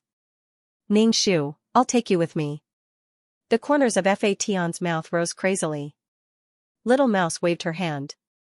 Hurry up and take her away. Don't expect me to take care of your child again. Little Mouse was very tired. Ningxu informed Awan to go to Area D if she was free. She was going to Area D now. Awan said she was free and would be there soon. Ningxu took Fatian to Area D, and it didn't take long for Awan to arrive. Awan took out a few sets of clothes from her space and said, These are the clothes I made. They're for Fatian. Ningxu saw that the cloth seemed to have a sheen. It was obviously good stuff. Ningxu, you made them? Did you make them yourself? Awan nodded. I made them when I was alive. Ningxu and Fatian nodded. Fatian accepted them and said thank you. Then the two began to process the star stones. Awan already knew how to process the star stones, but it was very slow and difficult. What Awan needed to do now was to deepen her understanding of the rules. It was only after she became the Will of Death that it became much easier to process the star stones. Ningxu said, Take it slow. Processing the star stones wasn't a good job. It hurt the soul. But for Awan to become the person in charge of an area and receive resources, it was quite worth it. Awan nodded. It's a bit difficult. I'll handle it more. Ningxu, don't force yourself. Your soul power is weak now. Don't force yourself. Just master the technique. Ningxu demonstrated to Awan. Awan studied very seriously, but the situation was a bit difficult. Fatian saw that Ningxu and Awan were having fun. He also picked up a tool and scraped the star stones off the broken bit wall. It was very easy. Actually, this was a simple job. What wasn't simple was that it required the support of the rules. Awan saw the scene and was silent for a while. Ningxu comforted Awan. He's different. Don't compare yourself to him. After all, he's an innate treasure. His starting point is higher than ours. Some abilities are innate. We can't compare. Awan sighed. She really didn't want to talk. Her mentality was a bit broken. She couldn't even compare to a child. Ningshu said to Fatian, next time, come with me to process the star stones. I'll give you a salary too. Since merit could allow skeletons to cast golden bodies of merit and strengthen skeletons' ability to resist suppression, would merit be beneficial to Fatian, but Ningshu didn't dare to give it to Fatian casually. What if there were side effects? He would spend some money to ask the person in the consultation room.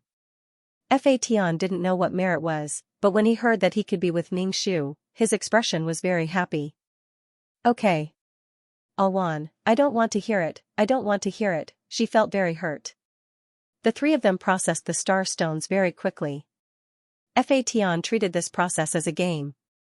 Awan, who was the slowest, wanted to sigh. She had lived for so long, but she couldn't even compare to a child.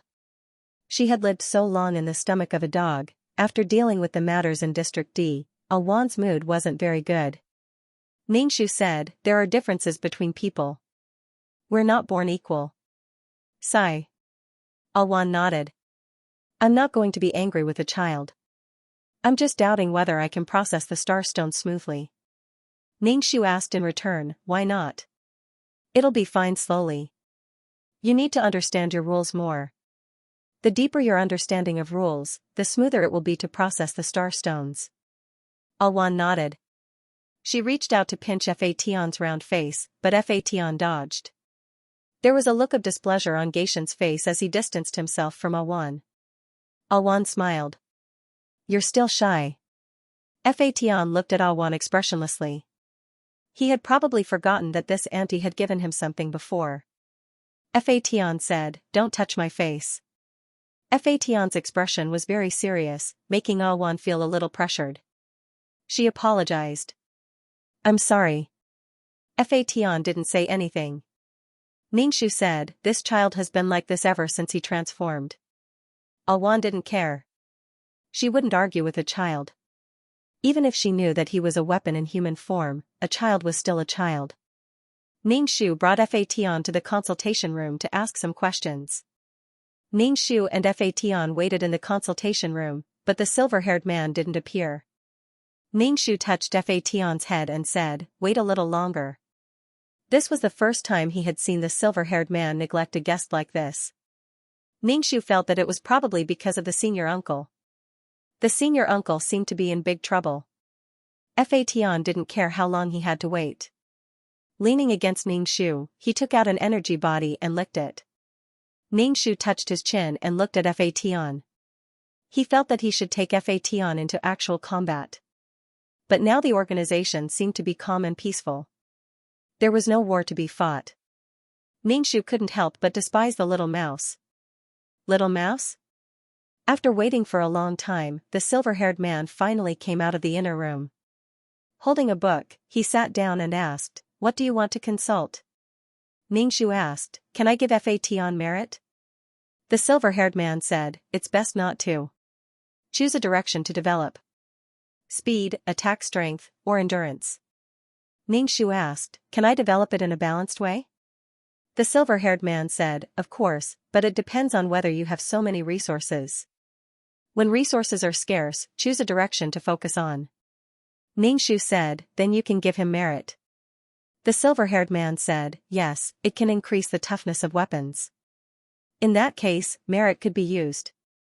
The silver-haired man glanced at Fatian. He's absorbing the energy body. This kind of thing can increase sharpness.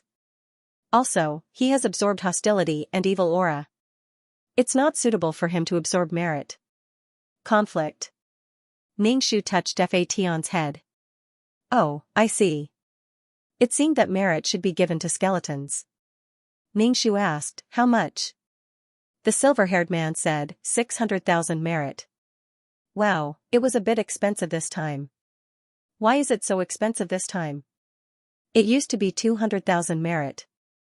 The silver-haired man said, you asked several questions. Ningshu didn't say anything and took out 600,000. After all, 600,000 was enough to get some information. Since Merit and Phaeton conflicted, there was no need to use Merit to nurture Phaeton in the future. The silver-haired man watched as Ningxu swiped his card.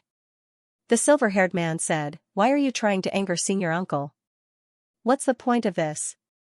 If you have the time, do more things." Ningxu, no, he will be angry. Why would he be? I thought he wouldn't be as petty as me. You can even do things that harm others without benefiting yourself so happily. Ningxu, of course I'm happy. People will always do things that harm others without benefiting themselves, but I'm happy. The grand-uncle's own troubles could be said to be caused by her anger. He wanted to accuse her again. If she really had that ability, she would have angered senior uncle to death. At first glance, it was obvious that there was something wrong with senior uncle's body. With the state of the Sea of Law, it would be strange if Taishu could recover. He couldn't bear such a big responsibility. The silver-haired man was silent for a moment. Well, as long as you're happy. Ningxu, are you talking about the whipping of the corpse? I did it according to his way.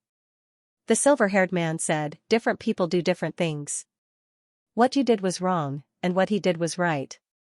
I understand. Ningxu, oh. Senior uncle could do the same thing. Whipping the corpse didn't matter, but she couldn't. What she did was wrong. Laws and rules restrained the weak, and the strong made the rules. Right and wrong were decided by the strong. Ningxu felt that he was being questioned by the silver-haired man because he didn't save the person immediately. He didn't look at the overall situation, but wanted to get energy from senior uncle. As for senior uncle getting energy from others, it was natural. It was for the overall situation, for the entire organization, for the Sea of Law, and for the billions of mission takers. No matter what he did, he was covered with a beautiful aura. He was great and selfless. She was much more selfish. Everything was for herself, mostly to an individual. She didn't know what was good for her and didn't look at the overall situation. Even if senior uncle wanted to kill her now, she should be obedient and let him kill her. She smiled and didn't have any complaints in her heart. It was the same thing, but it varied from person to person. There was a saying, if you're poor, you should take care of yourself. If you're rich, you should take care of the world. When she couldn't even control her own fate, how could she take care of the world, who didn't understand this logic? But she wasn't a wooden puppet. She didn't feel anything and was treated casually. Senior uncle was treated like this and felt wronged. The silver-haired man also felt wronged for senior uncle. Couldn't others feel a little? What made the silver-haired man angry was probably that she didn't let go of that little bit of prejudice and resentment in her heart and didn't save senior uncle. That little bit of prejudice and resentment was really too insignificant. Ningxu said lightly, since senior uncle's health isn't good, just stay here. Don't go out for a stroll if you have nothing to do. Next time, if I fall somewhere else, I might be eaten up by something. The general direction of her relationship with the grand-uncle was to cooperate whenever possible. However, if something were to happen, they could immediately turn hostile and become mortal enemies. If something happened to her, senior uncle would be merciless to kill her. But if senior uncle fell into her hands, she wouldn't be merciful either. When this matter was over, senior uncle would command her to do things without any psychological burden. The premise was that she was still alive. Ningxu didn't have much fear of this organization now. The building was about to collapse. Jumping out of this limit to look at the problem, the things that she was afraid of in the past couldn't bother her now. The main thing was that she wasn't afraid of dying. She was full of confidence and arrogance. Working hard to be strong was to have more choices. She wasn't afraid of any challenges or anything that would happen in the future. Because she had enough strength to face what was about to happen. She was doing what she should do, searching for energy bodies for the Sea of Law. Missions that needed to be completed would be completed, star stones that needed to be processed would be processed, and resources that needed to be collected would be collected. There was a war, but she didn't go and protect the plane, just because she made a move on senior uncle. She didn't look at the big picture. She was petty. What was the point of letting such a precious person out? Lock her up. Ningxu looked at the silver-haired man pitifully. You can't see what I'm doing. Your eyes are quite good at this time. The silver-haired man was speechless. The silver-haired man waved his hand and let Ningxu go. He stood up, held the book, lifted the curtain, and entered the inner room. Fa Tian could feel that the conversation between the two wasn't very pleasant. The atmosphere wasn't good. Fa Tian wasn't in the mood to lick the energy body. He said to Ningxu, "Don't be sad." Ningxu said, "I'm not sad. There's no such thing." Fa Tian didn't believe it. The two of them were a little tit for tat before. He looked at Ningxu's face with some suspicion. "You're not sad?" "Ningxu. Why should I be sad?" The one who was in trouble was Granduncle, not her. At most, she would help Granduncle regain his honor. Everyone would encounter trouble, and Granduncle was the same. She would help Granduncle regain his honor. As for Granduncle's problem, if he could not solve it himself, no one else could. It was a pity that she could not see Granduncle's current situation. He was probably covered in tattoos. Aristocrat Xianxia, love was sugar, so sweet that it was sad. Ningxu was very curious about what those black patterns were. It seemed to have great power, but why was Granduncle suppressing it? Ningxu held Fa Tian's hand and walked out of the consultation room. After thinking about it, he brought Fa Tian to the Sea of Law. He did not know if the energy bodies he found before were thrown into the Sea of Law. When he reached the Sea of Law, he saw Li Gua and the rest were still purifying. Ningxu, he suspected that Li Gua and the rest were enslaved and had to purify the Sea of Law for their entire lives. Fa Tian covered his nose and said, "It smells a little." "Ningxu, you can smell it?" She really could not smell it at all. She looked at the Sea of Law. It looked dirty and sticky, so it should have a stench, but she could not smell it. Most probably, all the living beings in the void could smell it. After all, Fa Tian was a Khanate cardinal treasure. Ningxu squatted down and extended his hand into the Sea of Law to sense it carefully. He even scooped up the seawater, but he could not as it slipped away from his fingertips. His hand was empty and dry. It was a sea, but it was not water. As the will of death, it was very sensitive to death. The Sea of Law had death aura and no life force. Ningxu had never seen a normal Sea of Law and did not know what color it was. It might be black, but it might not be black. What should he do with this Sea of Law? Death was the fate of every living being. It was not even the final destination of a living being. As powerful as the Sea of Law and the plane, they could not escape death. "Io, I can do it." No, she couldn't. Her consciousness couldn't escape the fate of death. If this consciousness of hers disappeared and a new one was born, it wouldn't be her anymore. It would be a brand new individual. It was just like rebirth. The only difference was that she could rebirth infinitely. Granduncle was no longer standing guard beside the Sea of Law. His situation was probably quite serious. Li Gua finished the purification and returned to the shore. She breathed a sigh of relief and said to Ningxu with a bad face, "Can you tell Granduncle that I'm going back?" Ningxu said directly, "Go by yourself." She and the senior uncle were blushing now. They didn't want to talk to each other. If they wanted to ask, they could ask by themselves. Li Gua said impatiently, "I really want to leave." Ningxu, "Then leave." Li Gua sighed. "If I leave, he'll run to my clan again and make me start purifying again. I'm going crazy." Ningxu was silent.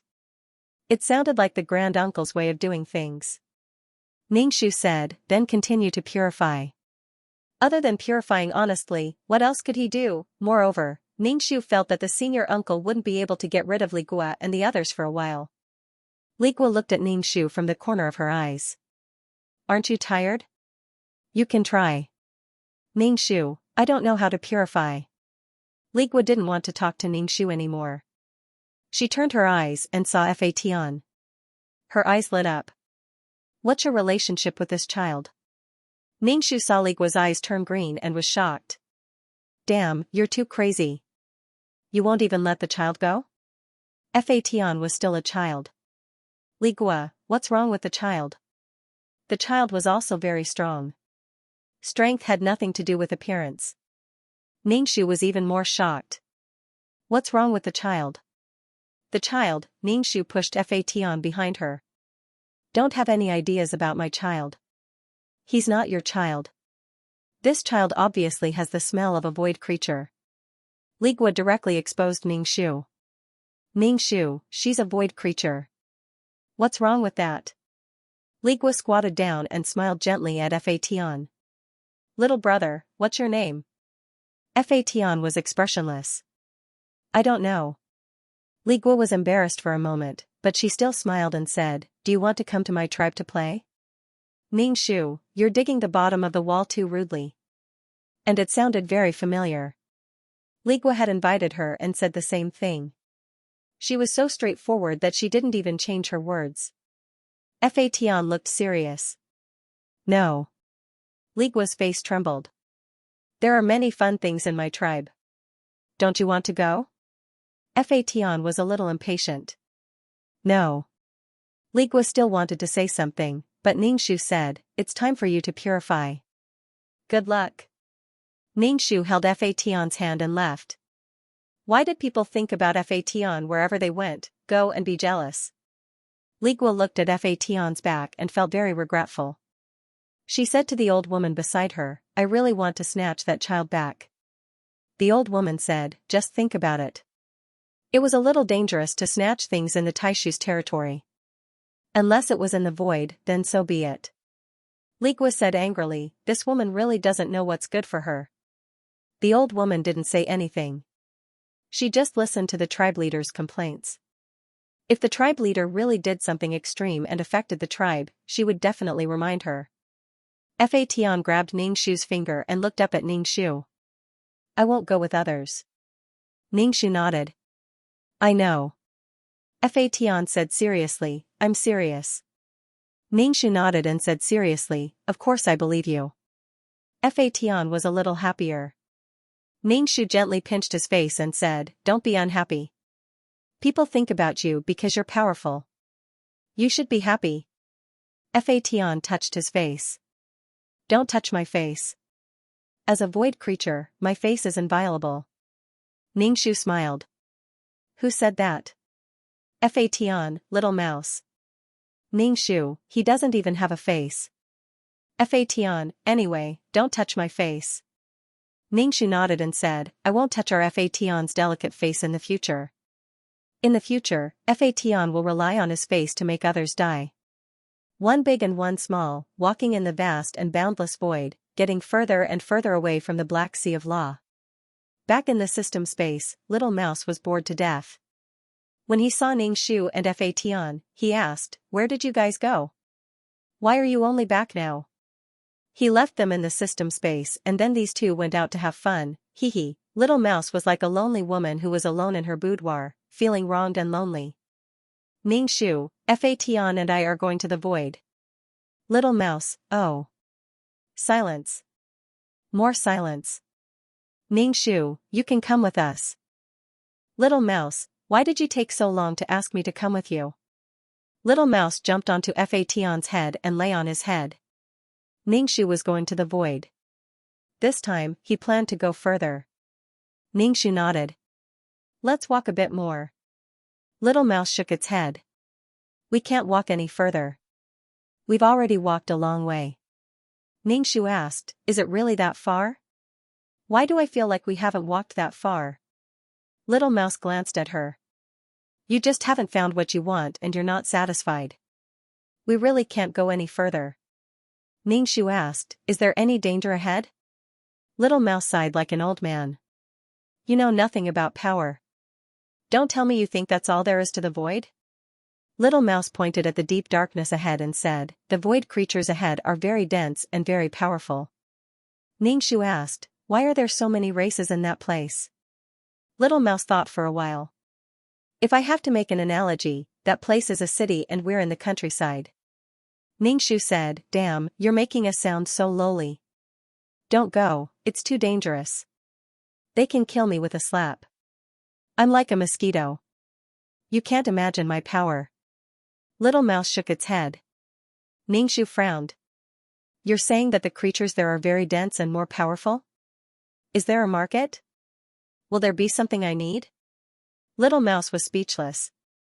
You're focusing on the wrong thing. Ningxu wanted to enter the city. Country people were very eager to enter the city. What a beautiful world it was. Little Mouse was a little irritated. I'm not going. Even when he had subordinates, he would deliberately avoid such places. And we can't enter, Little Mouse said. Ningxu nodded. It seemed that the void creatures also had places where they gathered. He really wanted to go. Ningxu asked, is there any way to go? Little Mouse said firmly, there's no way. Ningxu asked, why are you so sure? Little Mouse was even more annoyed. Why are you asking so many questions? Ningxu was stunned for a moment. He suddenly understood that the little mouse belonged to the category of pests, especially now that it was in the form of a mouse. Everyone wants to beat a rat crossing the street. The little mouse devoured energy bodies and gnawed on some life planes. Even if the living beings in the void didn't care about those life planes, to them, they were nothing more than a leaf, or even a grain of sand. They didn't care at all. However, things like energy bodies were very important. If the little mouse secretly ate energy bodies for no reason, he would definitely kill it if he could. After the energy body was born, it was bitten by the little mouse in an unknown corner. Don't you think it's hateful? Ningxu asked again, isn't there anything good that can increase my potential a little? Her current strength could be increased. Against another mission enforcer, she definitely had an absolute chance of winning. She had the holy whip, the will of death to take damage for her, and the filthy things of the 7 emotions and 6 desires. A drop of it could pollute the soul. She had reached the peak of the soul mission enforcer and couldn't break through anymore. However, Ningxu felt that it was inevitable that she would have to deal with the creatures of the void in the future. This feeling was like she was a martial arts master and the creatures of the void were gods. There was no comparison at all. Even if a strong soul would increase her strength, it was still the same in the end. She needed to break through the shackles and have a qualitative change. The little mouse said, no, do you really think that there's something in the world that can increase one's strength by Yubiu? Ningxu said, this is the void, not the world. Besides, I don't want to become a god all of a sudden. She wanted to find a path for her strength. Right now, Ningxu was suffering from having no path to take. Without a path to take, she could only stay where she was. The little mouse thought carefully. Maybe it's because I'm short-sighted. There's no such thing in my mind at all. You can ask the others. Go back. Fatian said, what are you looking for? I'll help you find it. Ningxu said, but I don't know what to look for. Without even a goal, Ningxu was also very confused. Ningxu felt that she had to find Li Wen for this kind of thing. Li Wen's situation was the same as hers. She needed to break through the shackles of the weak human body. Sometimes, it wasn't fair between people. The creatures in the void were naturally strong, and they weren't stupid. Was Taishu saying Liang stupid? Facing them, other people were the stupid ones. They needed to break through, but it seemed very difficult. Ningxu rubbed her hands. Let's go closer and take a look. The little mouse shook its head. No, you think I'm stupid? If you don't go, I'll go by myself. Ningxu saw that the little mouse was very afraid, so she didn't insist on going. This trip had some gains. They obtained countless snacks and some strangely shaped corpses. If they really wanted to find something powerful, they would definitely have to go to a dangerous place.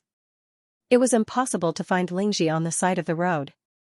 The little mouse must have taken them to a safer place. The country girl wanted to enter the city and yearned for a bustling big city. Ningxu said, let's change direction and walk around. They would strive to familiarize this area and clear the way for them to enter the city in the future. The little mouse looked at Ningxu. Aren't you tired? Ningxu said, no, I have a dream. Ningxu and the little mouse began to carefully explore the surrounding situation. Ningxu even took out the map that Brother Li Wen had given him. However, this map depicted the places that he had followed the little mouse to and the surrounding situation. There was no more macroscopic map. Ningxu felt that he should be like Li Wen and make a map. That way, he would have a plan. Especially where there were races, he could avoid conflicts. Ningxu focused all his energy on making the map. Fatian followed Ningxu obediently and asked, where was I born? Ningxu was speechless. Damn, I really don't know. The process of getting Fation was a bit complicated. This made Ningxu a little nervous. She did not get Fation from Fation's birthplace. Fation said, "I was born in the void." Little Mouse told me. Where was I born? Ningxu glared at the little mouse. What was she talking about with Fation for? How did she know where Fation was born? Did she have to go to the Great Gate Planet?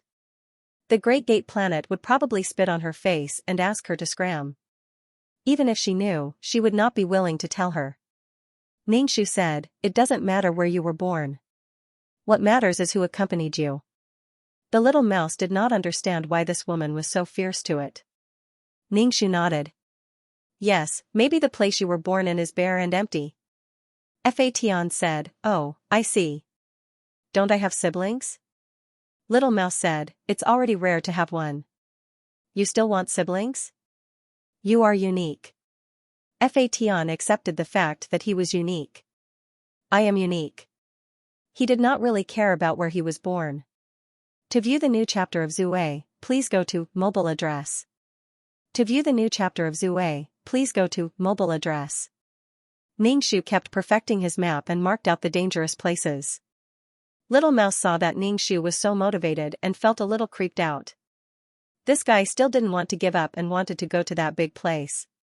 With her small arms and legs, she was really like an ant beside those people's feet. Little Mouse didn't want to go because the creatures there were too arrogant. It was an exaggeration to say that she could kill it with one slap. It wouldn't die that easily, but it didn't seem to scare this woman. So annoying. Little Mouse said, "I advise you to give up. You can be a tyrant in other places, but that doesn't mean you can still be a tyrant in that place." Ningxu glanced at it. "When did I become a tyrant?" "You didn't? You didn't, you were a tyrant every day. Whenever you were unhappy, you would pull a long face. It was pitiful to live under someone else's roof and live under someone else's nose. It was really pitiful." Ningxu ignored Little Mouse's resentful expression. "Didn't you eat a lot of energy and can split some subordinates?" Little Mouse wanted to split, but after hearing Ningxu's words, it didn't want to split anymore. This woman enslaved it and even wanted to take its subordinates. Little Mouse clutched its chest and looked very weak. "My body is still weak." Ningxu nodded. "I was thinking that when you have subordinates, I will bring your subordinates to the void. I don't need to trouble you all the time." Little Mouse, Fation asked, "What split?" Little Mouse immediately said, "Nothing." Ningxu insisted, "It wants to give birth." Fation looked at Little Mouse's stomach with some suspicion. He was born and raised by heaven and earth. He heard that many creatures relied on flesh to reproduce. Little Mouse was very desperate. It covered its face and felt that its glorious image was shattered. "It's not giving birth. It's splitting." Ningxu, "Oh, it's called fission reproduction." Little Mouse said angrily, "Shut up." Knowing that Little Mouse was about to give birth, Fation was very interested in the Little Mouse's belly. He tossed and turned to look at the Little Mouse, gently stroking its belly with his fingers. "Is your child among them?" Little Mouse shrieked, "No, no child." Fation said, "Don't be angry. Don't affect the baby." Ningxu's eyes were red and she was in a trance. Fation was a fast learner. He even knew about fetal qi. Little Mouse didn't want to talk anymore. He had nothing left to live for. He stared blankly and was too lazy to explain. Ningxu was still expanding his base map and couldn't help but move towards the city. Little Mouse couldn't even pretend to be dead now. "Stop your wild ambition. You can't get in." "Ningxu, I have a dream." "Little Mouse, if you can't get in, it's useless to say anything more." "Ningxu, I have a dream." Little Mouse, "Nonsense." "Ningxu, nonsense? Who are you talking about?" Little Mouse, "Nonsense. I'm talking about you." Ningxu nodded. "I have a dream." Little Mouse had a big headache. Its nose twitched and it quickly covered its nose. It was a familiar smell and a familiar formula. Little Mouse jumped on Ningxu's head and grabbed Ningxu's hair to cover its body. It didn't want to jump on Fation's head, but Fation's hair was too short. Fation looked at Little Mouse worriedly. Did you affect the baby? Ningxu narrowed his eyes when he saw Little Mouse like this. Suddenly, his eyes widened, and his eyes lit up. Sure enough, after a while, he saw Senior Uncle in black with Sang Liang beside him. Their direction was, Ningxu immediately waved to Senior Uncle and Sang Liang. Senior Uncle, Tainyo, are you going to enter the city? Give me a ride. Ever since the Little Mouse's inexplicable metaphor, Ningxu's mind was full of this magical setting. If Senior Uncle and Sang Liang could enter the city, they could hitch a ride. Take me to the market. I want to enter the city. Little Mouse took a deep breath. What the hell? What are you going to do? So smelly, ecstasy. Senior Uncle glanced at Ningxu with a cold face, snorted, and walked straight past Ningxu. The silver-haired man also walked over. Ningxu didn't care if the two agreed or not and followed behind. The silver-haired man turned back. What are you going to do?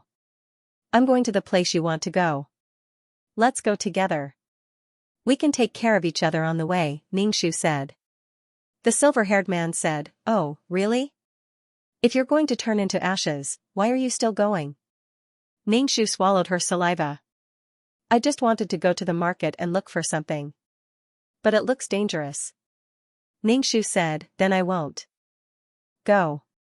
Can you help me get something? The silver-haired man said, No, I'm not a peddler. Then he left. Ningxu sighed.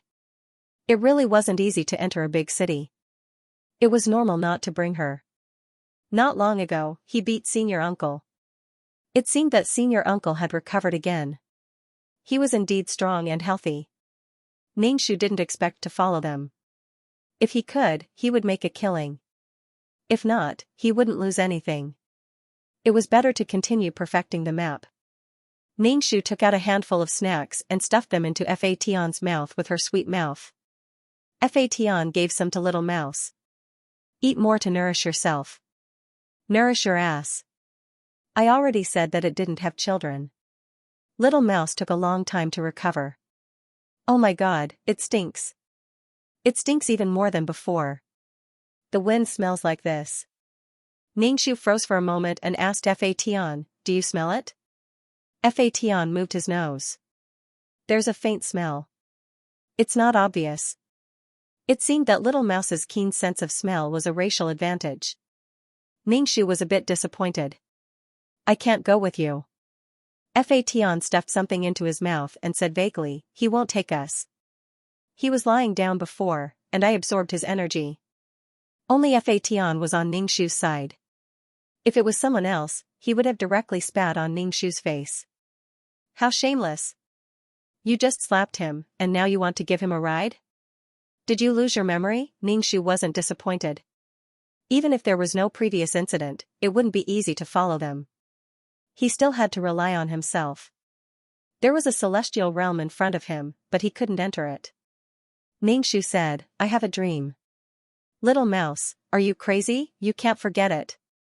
Wishful thinking. You can't forget it. There's no response. Little Mouse said, Let's go back. We've been wandering for so long. Ningxu said, Let's wait a little longer. Little Mouse said bluntly, Are you waiting for them to come back? God knows when they will come back. I'm tired. I want to rest. Ningxu, lazy donkeys have a lot of sh*t and urine. I want to continue making maps. There's nothing to do when we go back anyway. Little Mouse said, Don't you do missions? Don't you know how many missions you've put aside? Your system is so bitter. It doesn't dare to rush you. Little Mouse had been with Ningxu for a long time and understood what Ningxu was doing. Little Mouse despised him. Why do you care about those planes? To view the new chapter of Zue, please go to mobile address. To view the new chapter of Zue, please go to mobile address. As a mission taker, there was a mission quota. If they completed it, they could do whatever they wanted. If they didn't, they had to do the mission. Anyway, everyone in the organization had a mission. The stronger they were, the more things they had to do. Ningxu not only had to do missions, but also deal with star stones. Now, there was one more task, which was to search for materials in various planes that were about to be broken. If she had a world of living beings, she would have stored the living beings in the world of living beings into her own world of living beings. Ningxu was very gentle with the world tree. If it could evolve, it would evolve. If it couldn't, it would be raised. The world tree had eaten a lot of good things. The world tree of the Xianxia man was still a small seedling. Her world had grown into a towering tree. However, when did the little mouse become so familiar with Danqing? It even helped Danqing urge her to do missions. On the other hand, Danqing really didn't urge Ningxu to do missions. She was unknown and didn't have much of a presence. She probably knew that what she said didn't have much weight to Ningxu. Danqing, as long as you're happy. Danqing looked at the backlog of missions and was about to cry. Ningxu, I have a dream. I'm not in the mood to do missions before I complete it. Ningxu explored the void while waiting for the Taishu and the others to come back. She had something to ask the Taishu and Sang Liang. The little mouse was exhausted.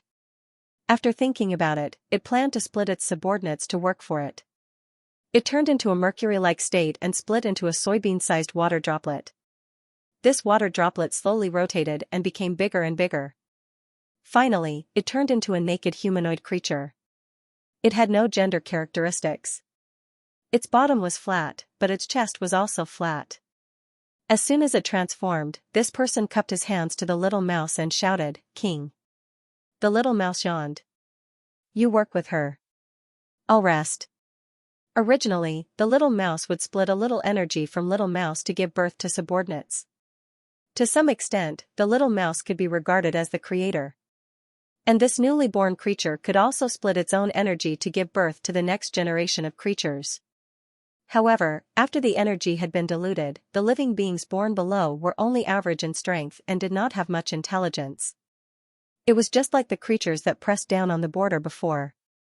They were all strange, ugly, and stupid things that ate everything. They could only listen to orders and do whatever they were told to do, not having any thoughts of their own. Fatian looked at Little Mouse in shock. She really gave birth. Little Mouse simply closed its eyes, not wanting to listen at all. It was afraid that it would explode. Ningxu's Little Mouse asked, "Do you want an endless amount of energy?"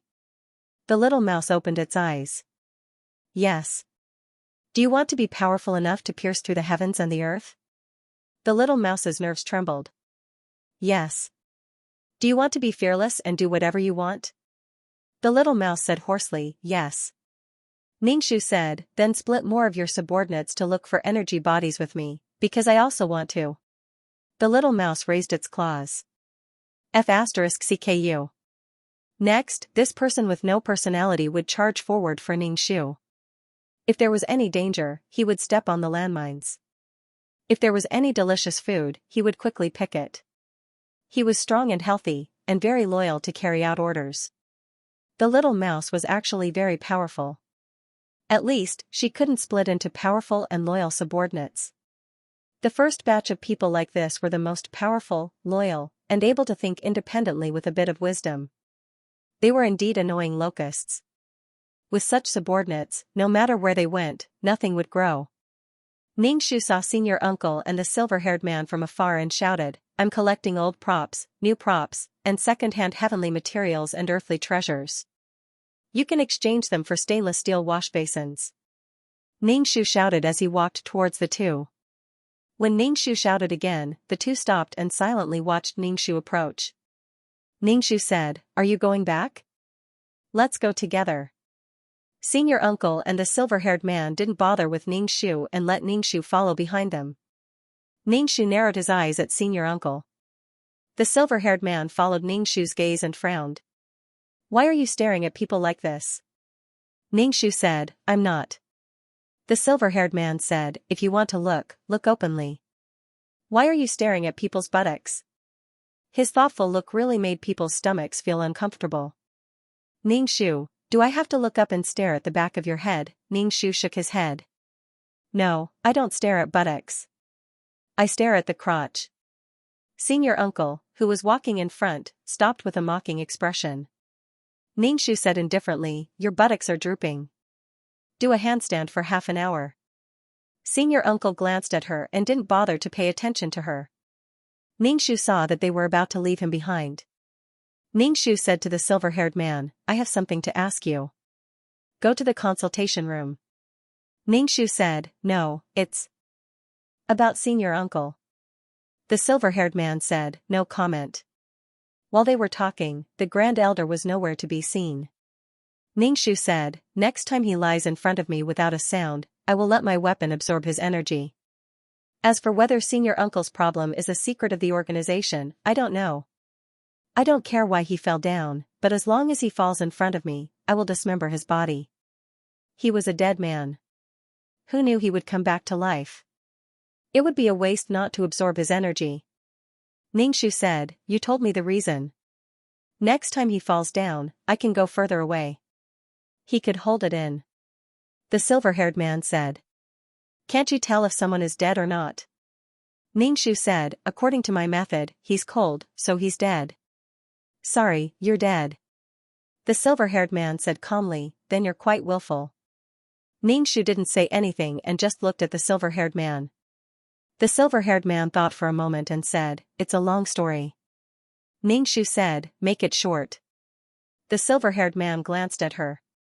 One law, the sea, and the other is Xianxia. It was very concise. Please use 2 words to expand the sentence. Ningxu said. Make it short. Hearing the name Xianxia after a long time, Ningxu was in a daze for a moment, followed by a burst of irritation. Why was this guy still here? And he had something to do with senior uncle? There was no end to it. What were these 2 brothers doing? No matter what state Xianxia was in, as long as he didn't have anything to do with her, she would really bite Xianxia to death. How dare you steal my things? My family's belongings are gone, and the resources and money I saved for so long are gone. Ningxu didn't doubt that Xianxia was alive. He even suspected that Xianxia was alive somewhere, or even by his side, searching his body over and over again. It was probably because senior uncle sacrificed Xianxia for the sake of the overall situation.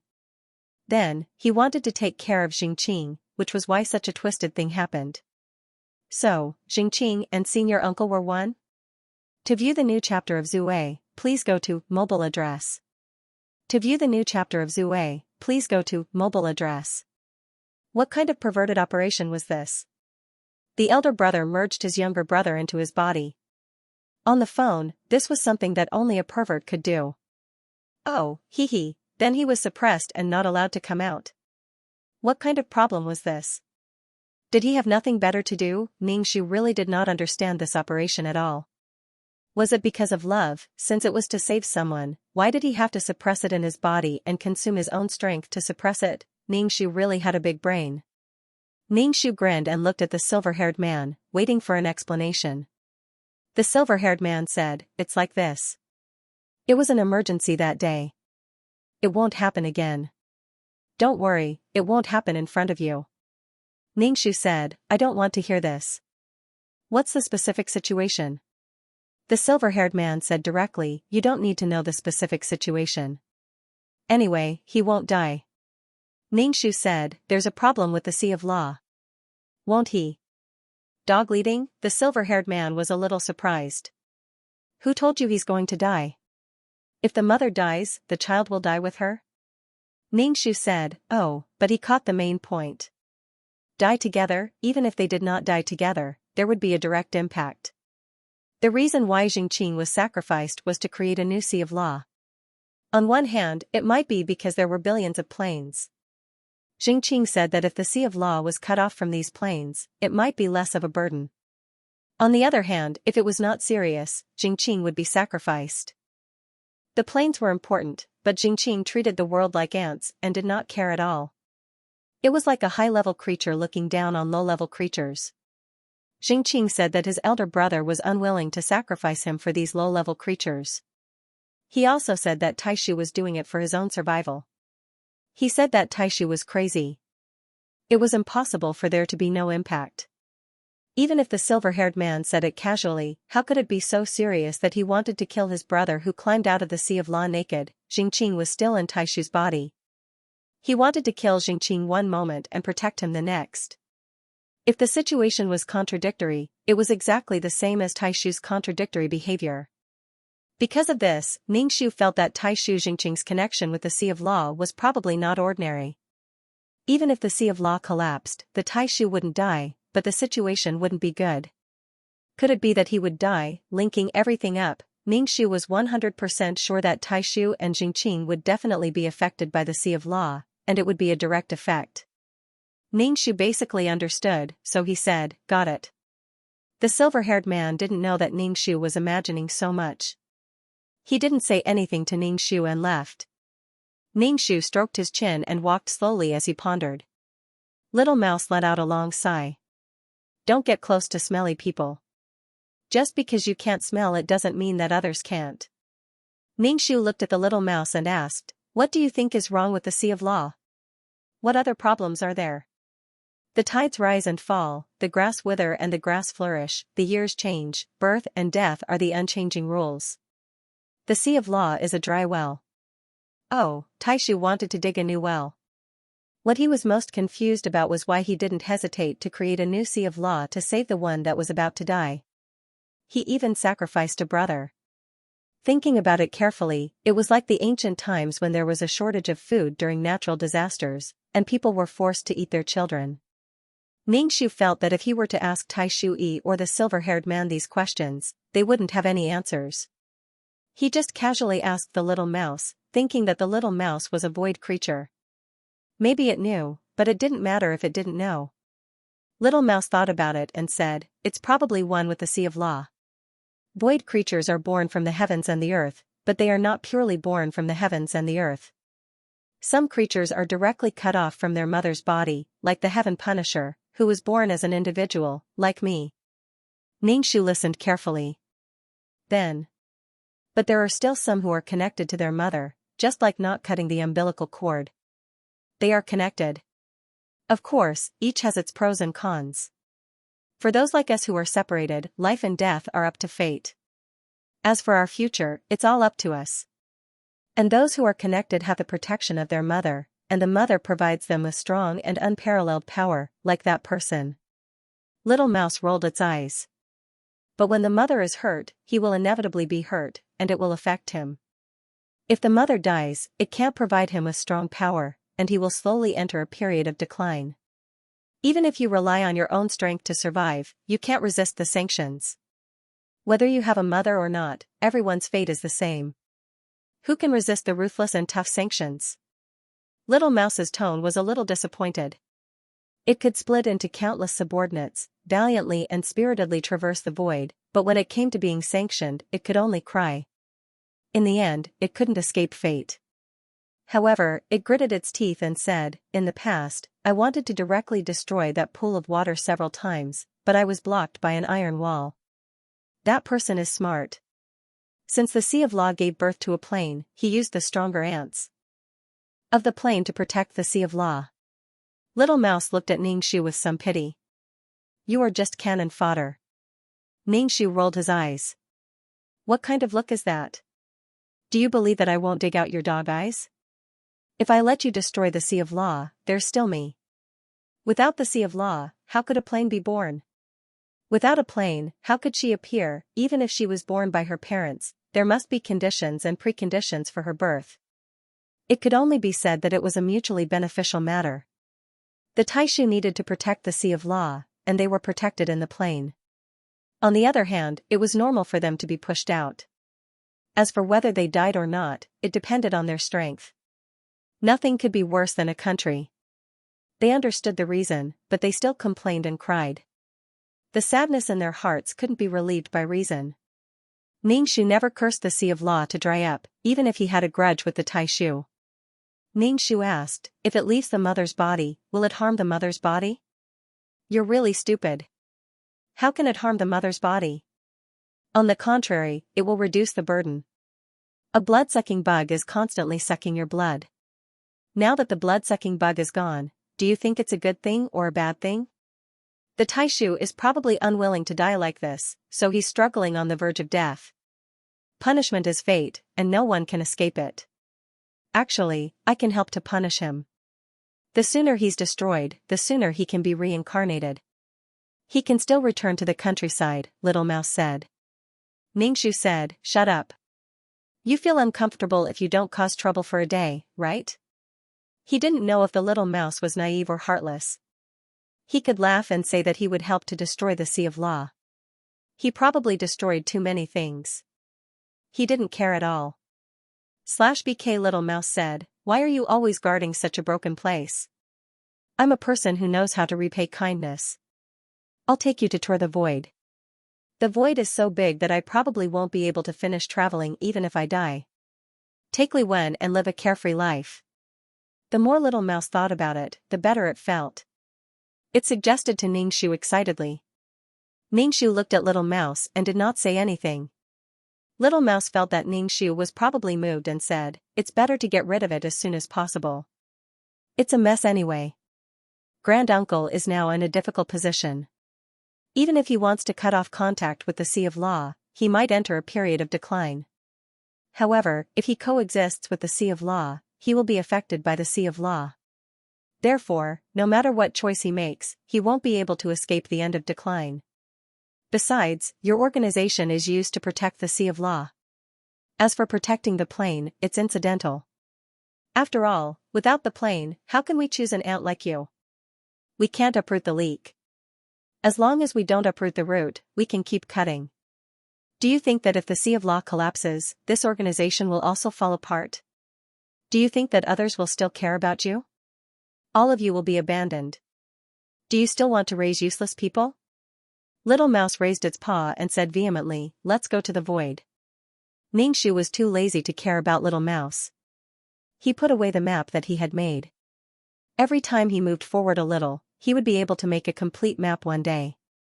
The void was too big, and probably no creature would think of making a map, especially since the void creatures seemed to be very lazy. It was so comfortable to lie down and sleep. Little Mouse saw that the other party was indifferent after it said so much. It could not help but say to Fation, do you think it's better to stay in this broken organization or go to the void to be free? The things we find are only the size of a fingernail. What's the point of others taking the bigger part? Fation just said, I'll follow Ningxu. Wherever Ningxu is, I'll be there. They were originally one and the same, so how could they be separated? The little mouse rolled its eyes and was in a bad mood. It was probably because it hadn't received much energy previously and was unhappy. Now it wanted to fly alone and even invited Ningxu. With Ningxu, Fation, and Li Wen by his side, his days were going to be great. After separating from the silver-haired man, Ningxu seemed to be quieter and did not speak much. Fation held Ningxu's hand and said, don't be upset. Ningxu shook his head. I'm not unhappy. It's just that when I heard a name, I felt a little emotional. Who is it? Fation asked. Ningxu paused for a moment and said, a person with a grudge. I thought he was dead, but I didn't expect him to still be alive. Since Xianxia is still alive, does that mean that the matter of creating a new Sea of Laws has ended? Ningxu felt that it was unlikely. The Sea of Laws was related to the interests and lives of too many people. Such a huge organization, including the Taishu and the Abyssal Prefect, all relied on the Sea of Laws. If there was no plane, whether it was the life plane or the world of reincarnation, in the end, the Abyssal Prefect relied on devouring the souls of living beings. If the Sea of Laws collapsed, these things would no longer exist. The Abyssal Prefect would probably have to find another place to live. The Abyssal Prefect and the little demon were born with a mission. When this mission came to an end, their fate would probably be similar to the mission enforcers of these organizations. Therefore, when he heard that Jingqing was still alive, Ningxu was more surprised than the so-called past grudges. Perhaps most of it was invested in the creation of the Sea of Laws, but it also left Jingqing a chance to live, suppressed in the body. Thinking about it, he felt that this was probably the case.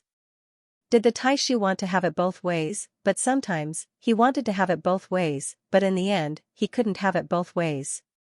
Ningxu was not bewitched by the little mouse. She wanted to wander the void, but not follow the little mouse's group. Li Wen was a lesson learned from the mistakes of others. Sometimes, Ningxu suspected that Li Wen was a little selfish because he couldn't stand the little mouse's subordinates. It was impossible to not be discriminated against in a large group of foreign races. Ningxu asked the little mouse, do you know where there are energy bodies? The little mouse said, icebergs, there are so many icebergs. Tisk, it's too cold. Are there any other places? When Ningxu thought of icebergs, she felt that her teeth were about to freeze. Moreover, she couldn't cut through icebergs. Even weapons would be frozen. The first time was because she followed the granduncle and the others, she was given an iceberg. Next time, there wouldn't be such a good thing. If she brought them to the destination, she wouldn't have any credit. Even if she followed them this time, she wouldn't be able to get any energy bodies. This time, the silver-haired man gave her an iceberg, which meant that it was a reward. There was no chance in the future. Even if they were quietly cutting through icebergs now, it had nothing to do with her. Did the little mouse think that they could still be divided? She thought too much. The little mouse shook its head. No. If it weren't for the big icebergs, how could those energy bodies have survived until now? Also, energy bodies are born randomly. Maybe there are energy bodies in front of us now, but maybe there are energy bodies hundreds of thousands of miles away from us. Let's go to the icebergs, the little mouse said. Ningxu. Then you have a way to deal with the icebergs?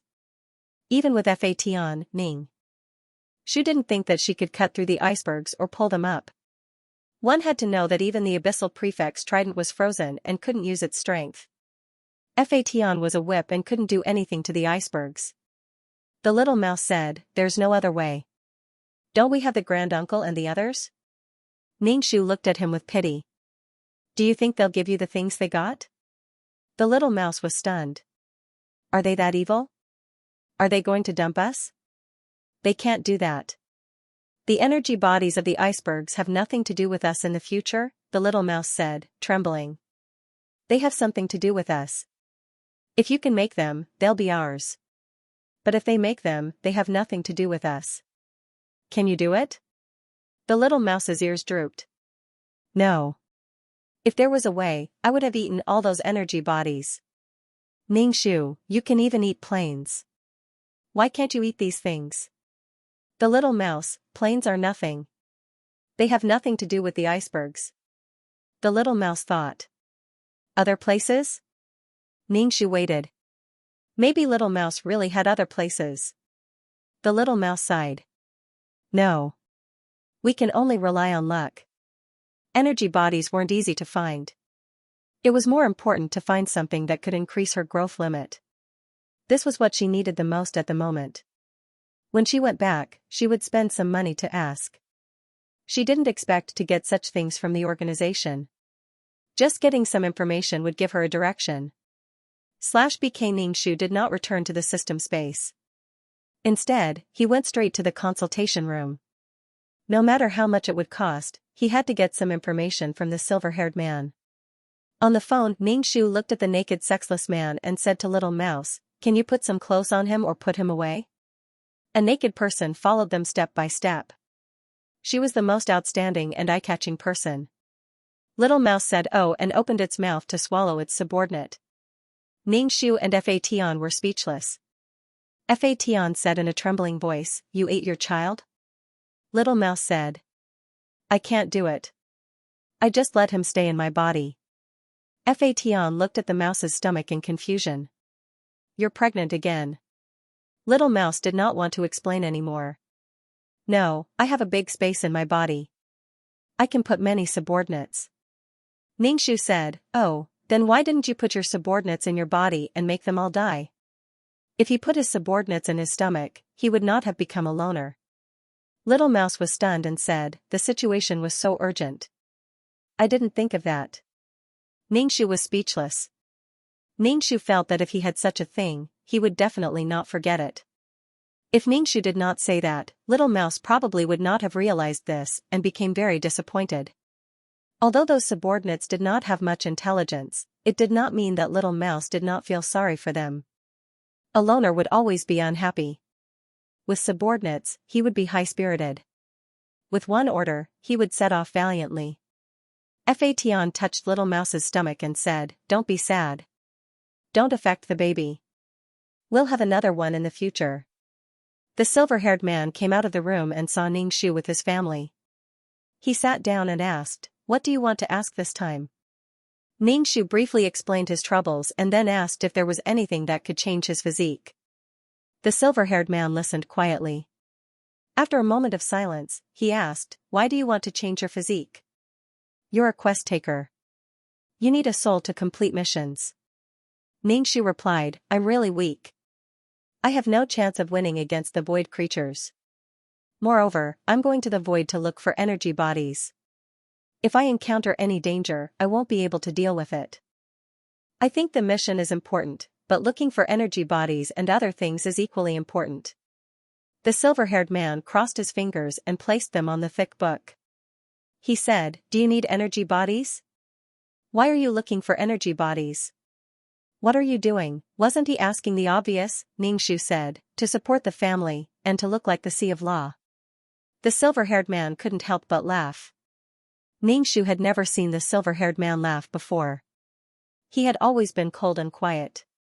When he laughed like this, he suddenly seemed a little more human. Look at how much you hate him, yet you still want to help him find the energy body. Ningshu unceremoniously rolled his eyes. Hearing you say that, I suddenly don't want to look for it at all. I think for the big picture, we should let Taishu cut off his connection with the Sea of Law. This way, it can reduce the burden on the Sea of Law and allow it to last a little longer. Ningshu simply wanted to look up to the sky and howl. Finally, there was a day when he could also stand on the big picture and make others give up and feel disgusted. The big picture, it was all for the big picture. What the hell, you don't agree? This is for the big picture. The silver-haired man shook his head. Things are far from that simple. Ningshu just shrugged his shoulders and declined to comment. It was natural to let the official sacrifice. When it was Taishu's turn, he didn't let him die but cut off the connection. It wasn't that he sympathized with the official, but the same thing happened to different people, so the results were completely different. Only by being strong could one control their own destiny. Alright, maybe things were really complicated. Ningshu asked, let's not talk about these things. I want to ask if there's anything that can change my weak physique. The silver-haired man nodded. Yes. Ningshu's heart skipped a beat, and he quickly asked, what is it? The silver-haired man, there's a place called the 9 Underworlds. The 9 Underworlds has a tree called the Emperor Granary. Its leaves are like jade and can't be broken by weapons. Ningshu, no weapons can cut it, and you want me to eat it? This tree called the Emperor Granary was probably her hope. The silver-haired man directly said, no, it's to integrate into the Emperor Granary. Ningshu? How do I integrate into it? The silver-haired man, you can't integrate into it. This tree has no attributes, but it's abnormally strong. Ningshu rubbed his chin and pondered. Then why integrate into it? Did she want to become a tree? The silver-haired man, you're cement. Actually, after adding water and sand, you'll become concrete. Ningshu, is this a metaphor? Ningshu suddenly became excited. As long as I integrate into the Emperor Granary, it's fine, right? The silver-haired man shook his head. First, you can't go to the 9 Underworlds. Second, you can't get the Emperor Granary. Third, you can't integrate into the Emperor Granary.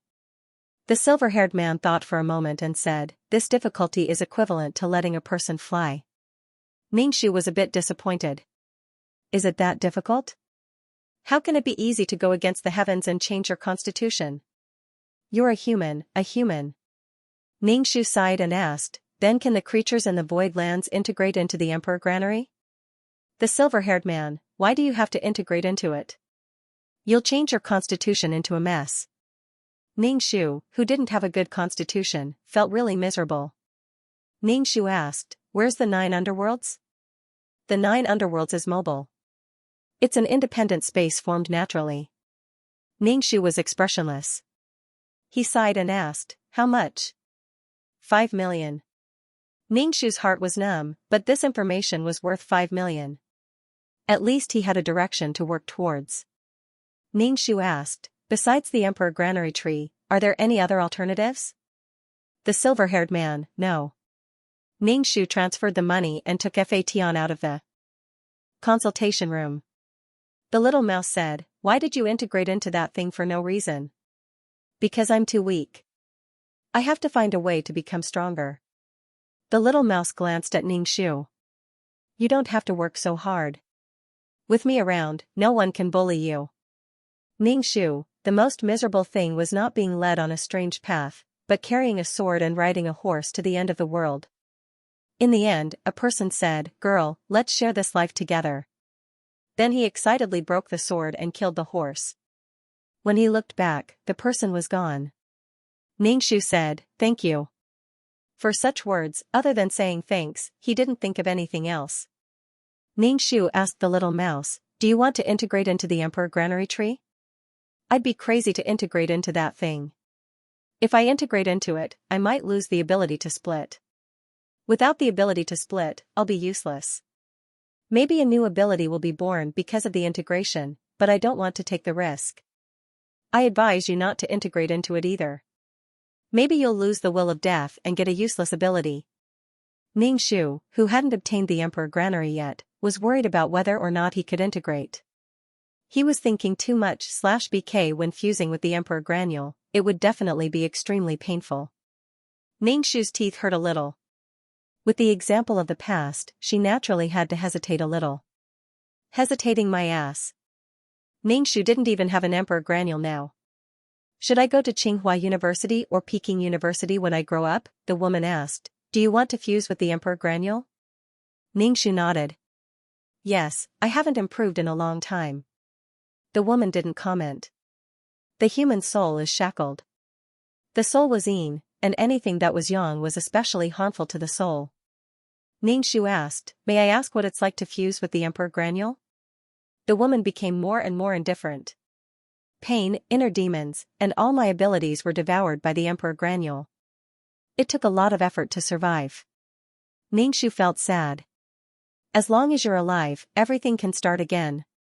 The woman shook her head. You're thinking too much. The Emperor Granule can change one's physique. It took away my power, but it also changed my physique. I'm no longer a soul, so I can't do missions and start again. I know what you're thinking. Since it changed my physique, it's a good thing. But I have a physique, and there's no possibility of me becoming stronger. My strength, the laws I comprehended, the rules I have, everything I have is gone. When the woman spoke, her voice was very forbearing. Obviously, she wasn't willing to become like this. Xianxia was speechless. This was quite painful. The loss of fusing with the Emperor Granule was actually so great. This was completely like a lottery. No, even a lottery wasn't like this. It all depended on the fusion. One could become rich overnight, but one could also be like this woman, having nothing and even losing one's life. One could also live, but the fusion produced something useless. Xianxia felt that there was probably a certain punishment in this. Just as the silver-haired man said, going against the heavens. This was no longer something that could be comforted by the philosophy of being willing to give up. This was a shocking gamble with one's life. Xianxia was actually very afraid that his will of death would disappear after the fusion. The will of death was really a very powerful thing. With the will of death, Xianxia felt that even the Taishu couldn't be bothered with him, unless it was something important. Perhaps it was too strenuous to kill it. As for the other mission enforcers, Xianxia felt that not many of them would be able to kill her. It was not easy to obtain the will of death. He had only obtained it after dying once. Was he going to die again and lose it? Sigh, I don't even have anything to eat, yet I'm so conflicted. I ate too much. When the woman saw that Xianxia's face was scrunched up like a bun, she sneered, Why are you afraid? Xianxia nodded honestly. Scared. Dijun had never seen anything like this before. At this moment, Xianxia could tell that this woman's emotions were somewhat unstable. The woman snorted. The worst outcome is to be like me. Death isn't scary. What's scary is living like this without any hope. Xianxia asked, Didn't you change your physique? Can't you cultivate? The woman replied. Yes, it changed my physique. I have a spongy physique and can absorb a lot of things. Xianxia, that's a good thing. The woman, but once you use your strength, use it, and twist it, there's an endless amount left. It can't be stored. To put it simply, when you were about to fight, you had to use the strength in your body. In the end, you would lose all your strength. A spongy physique. Even if she blocked a hole, would there be another hole to block? Ningxu, this Dijun really didn't like her. What kind of luck was this? Ningxu thought that his luck had always been bad. If he were to fight her, he might not even be able to survive. Ningxu's imagination ran wild. He said to the woman, then fuse again. Maybe you can change your physique again. The woman, she was already unhappy. Now that she heard Ningxu say this, she didn't know whether to laugh or cry. She couldn't help but say, I don't have any strength left to fight against Dijun. It sounded simple, but it seemed like a solution. But if she did it again, she would definitely die. I advise you not to fuse. It's too risky. The woman planned to send him off. Clearly, Ningxu's visit made her unhappy. Ningxu grunted. Whether I can find anything is still a question mark. Ningxu asked, I want to ask a question. Does Dijun have consciousness? The woman, every plant has a spirit. To fuse with it, of course, I have to erase some instinctive consciousness. Ningxu asked, but how did you decide to fuse with it? The risk was so big. How did she convince herself? The woman said coldly, of course it's for strength, supreme strength. Some people will wonder what's the point of climbing up like this. It doesn't seem like there's any kinship, friendship, or love. Wrong. Only by being strong can I willfully have friendship and love. I can be friends with whoever I want. I'm not afraid that my lover will betray me. That kind of unparalleled dignity and confidence. No one can humiliate me or trample on me. There's no need to compromise. It's my choice to be a good person or a bad person. No one can interfere. This is how a person should be. I want to rest. You can leave. The woman's face was impatient. The word scram was written all over her face. Ningxu stood up and cupped his hands, thanking her. Then, he left the thatched hut, looked back, and teleported back to the system space. Little Mouse said to Ningxu, see? You still want to fuse with Dijun. She won't die, but there's no hope. She doesn't dare to come out. She's afraid of death and there's no hope. TSK. Ningxu, why did it sound like she was going to fuse immediately? We haven't found anything yet. We'll worry about it when we find it. Little Mouse jumped up. You still want to find Dijun? Fation held Ningxu's hand and said, don't fuse. I don't want you to do that. Ningxu didn't know what to say. We'll talk about it when the time comes. Fation frowned and was a little unhappy. Ningxu said, of course, I know you're doing this for my own good. I know what I'm doing. Fation originally wanted Ningxu to make a promise, but he thought that it would probably take him a lifetime to find that thing. There was no hurry. The chat system rang. Ningxu opened it. It was an unfamiliar number. The content was very arrogant. Woman, come and see me. Ningxu, who is it? Scram, Ningxu couldn't be bothered to answer. The chat system rang again. You're much more obedient now. I'm Liren. I've become a super task taker. I'm at your restaurant now. Come and see me. Ningxu, Liren? Oh, Ningxu suddenly remembered the trouble Liren had caused him before. He didn't want to see him at all. He asked, what trouble did you cause again? Liren, I didn't. I've become a super task taker. I can enter the law space. I can see you now. To view the new chapter, please go to mobile address. To view the new chapter, please go to mobile address. Ningxu wasn't in the mood to see Liren. She just said, work hard then. Liren was a little anxious. Aren't you coming? I'll wait at your restaurant. Ningxu, no, I'm not free. Just say my name after you eat. It'll be my treat. Liren, sorry, I caused trouble. Ningxu, oh. Then I won't go. Solve the problem you caused yourself. Do you want me to solve it for you? What was Liren doing? She wasn't an old mother who had to wipe Liren's butt all the time. Once was enough, but there wouldn't be a second time. Liren, *CK, this woman is really. Liren suddenly couldn't find a reason. It wasn't easy for him to become a super task taker. He almost didn't have much time to rest. He just wanted to get stronger quickly. He thought that she would look for him excitedly and say, "Thank you for your hard work." But she was so cold. It was like a basin of ice water had been poured directly on Liren's head. She didn't care about him at all. This fact made Liren very uncomfortable. He felt that there was a deep abyss between them. Was it wishful thinking? Ningxu really wasn't in the mood to see Liren. She happened to bump into Ningxu when he was thinking about life. As for Liren becoming a super task taker, it would be much easier to see him in the future. But thinking about Liren's personality, Ningxu really didn't like it. Liren didn't dare to call Ningxu over.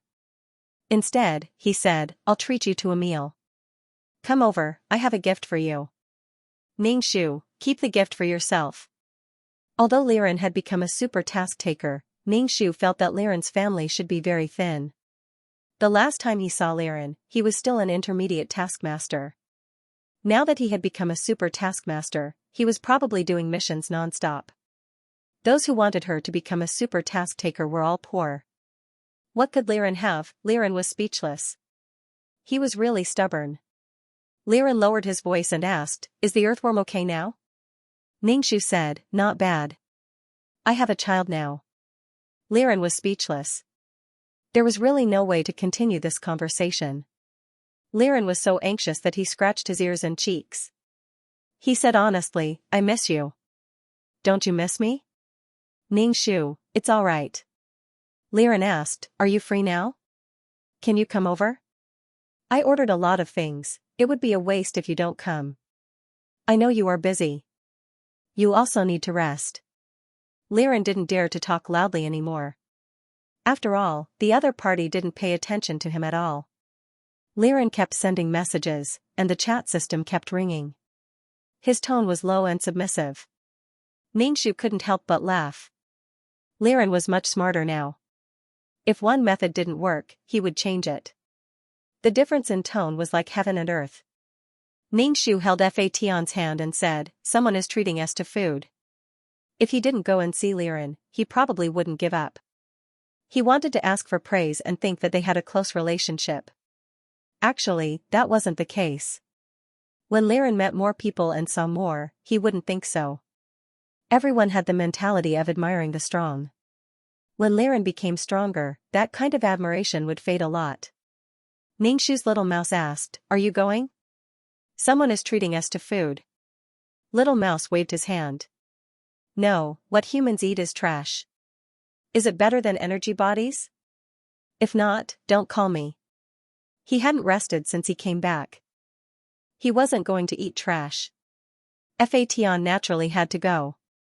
He obediently followed Ningxu to a restaurant in Water City. Walking into the restaurant, he glanced around and saw Liren. At the same time, he also saw someone he didn't want to see.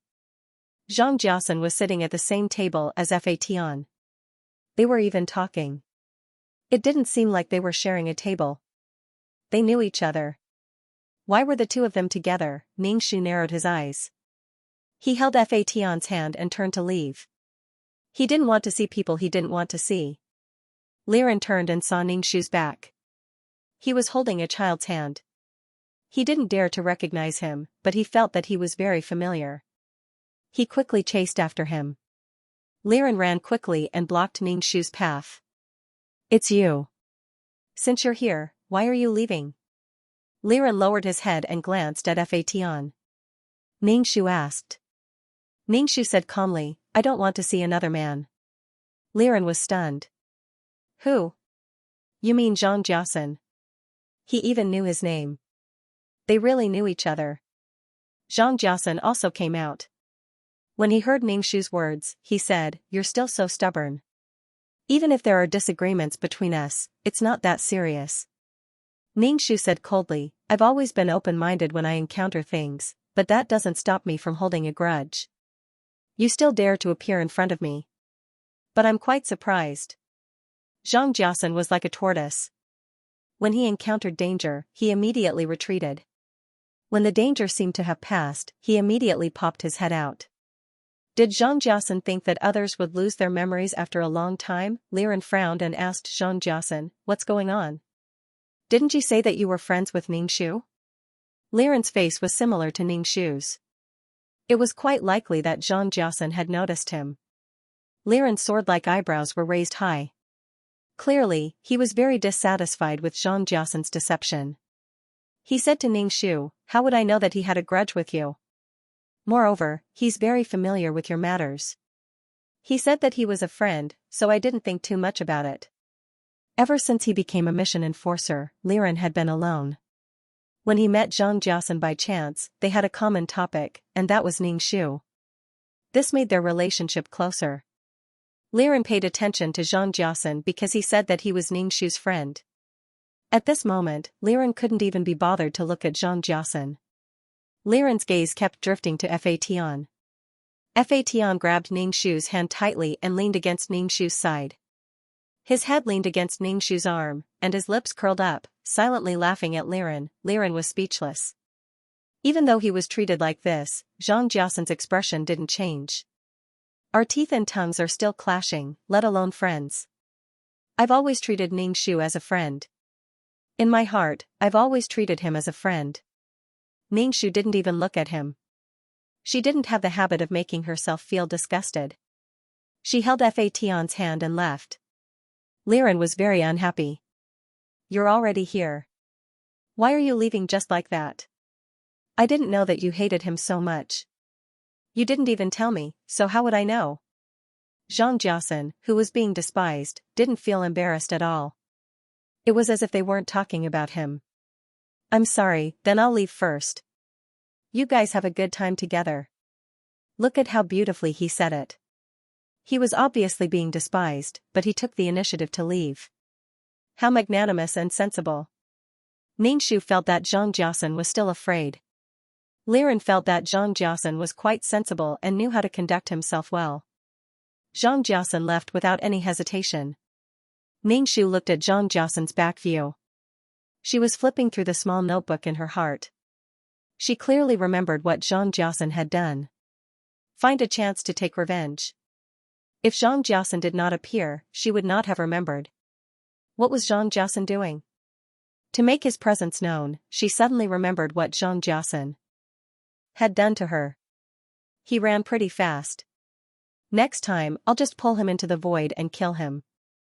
The Law City did not allow fighting, and the void did not care. Ningxu's heart stirred. If Xianxia appeared in front of her again, she would definitely grab the opportunity. Liren said, the annoying people are all gone, so let's eat. Ningxu said, eating is not important, work hard, becoming a super mission enforcer is nothing. Next, you have to comprehend the laws and rules, there is not much time. The current situation in the Sea of Law did not allow Liren to take his time leisurely. Once the Sea of Law fell apart, the organization would also fall apart, and these mission enforcers would live and die peacefully. The purpose of the mission enforcer's existence was to protect the Sea of Law. Liren said, I know, let's go in and eat. Seeing that Liren did not like to hear it, Ningxu shut up. Liren felt wronged in his heart. He had not done anything recently, and did not have much time to rest. He had become a super mission enforcer, but in the end, he still said the same thing. Was it that difficult to praise him? Ningxu brought Fatian into the restaurant and sat down. The table was filled with dishes, it was extremely sumptuous. Not long after sitting down, Liren could not hold it in anymore. Ningxu asked, who is this child? Fatian immediately said, I am his child. Hearing that, Liren could not help but question Ningxu, how many children do you have? Ningxu put down his chopsticks. Can't you eat properly? If Liren didn't throw a tantrum for a while, he would feel uncomfortable in his heart. Ningxu didn't want to eat something and leave on bad terms. It especially affected one's mood. Liren took a deep breath. This child, where did you pick him up? Liren knew how he was born and why this woman loved to pick up things. Most importantly, he picked it up and threw it away without any mercy. Heartless. Ningxu said, this is my future comrade, a weapon in human form. Liren nodded and picked up some food for Fatian. Eat more. Since it was a weapon, they might have to be together for the rest of their lives. It was really unpleasant, but there was nothing they could do about it. Fation picked up the meat and threw it back to Liren's plate, saying, "I don't like this."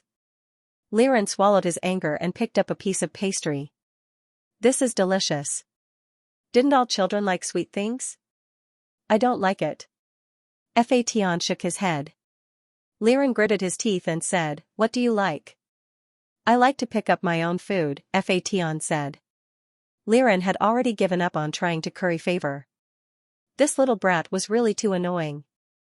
"Then you pick it up yourself?" Liren asked, "What's your name?" "My name is Liren. It was given by Xianxia." Fation pouted. Such an ugly name. It definitely wasn't given by Xianxia.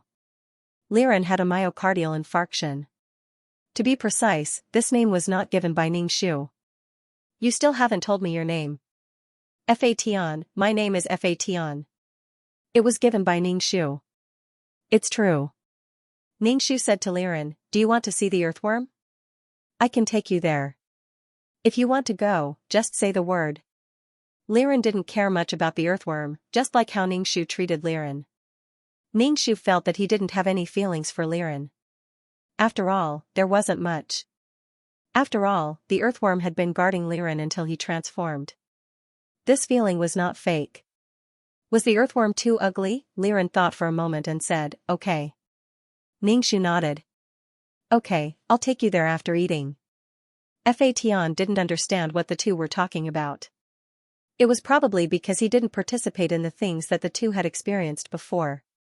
Fation ate silently. The three of them finished the food on the table.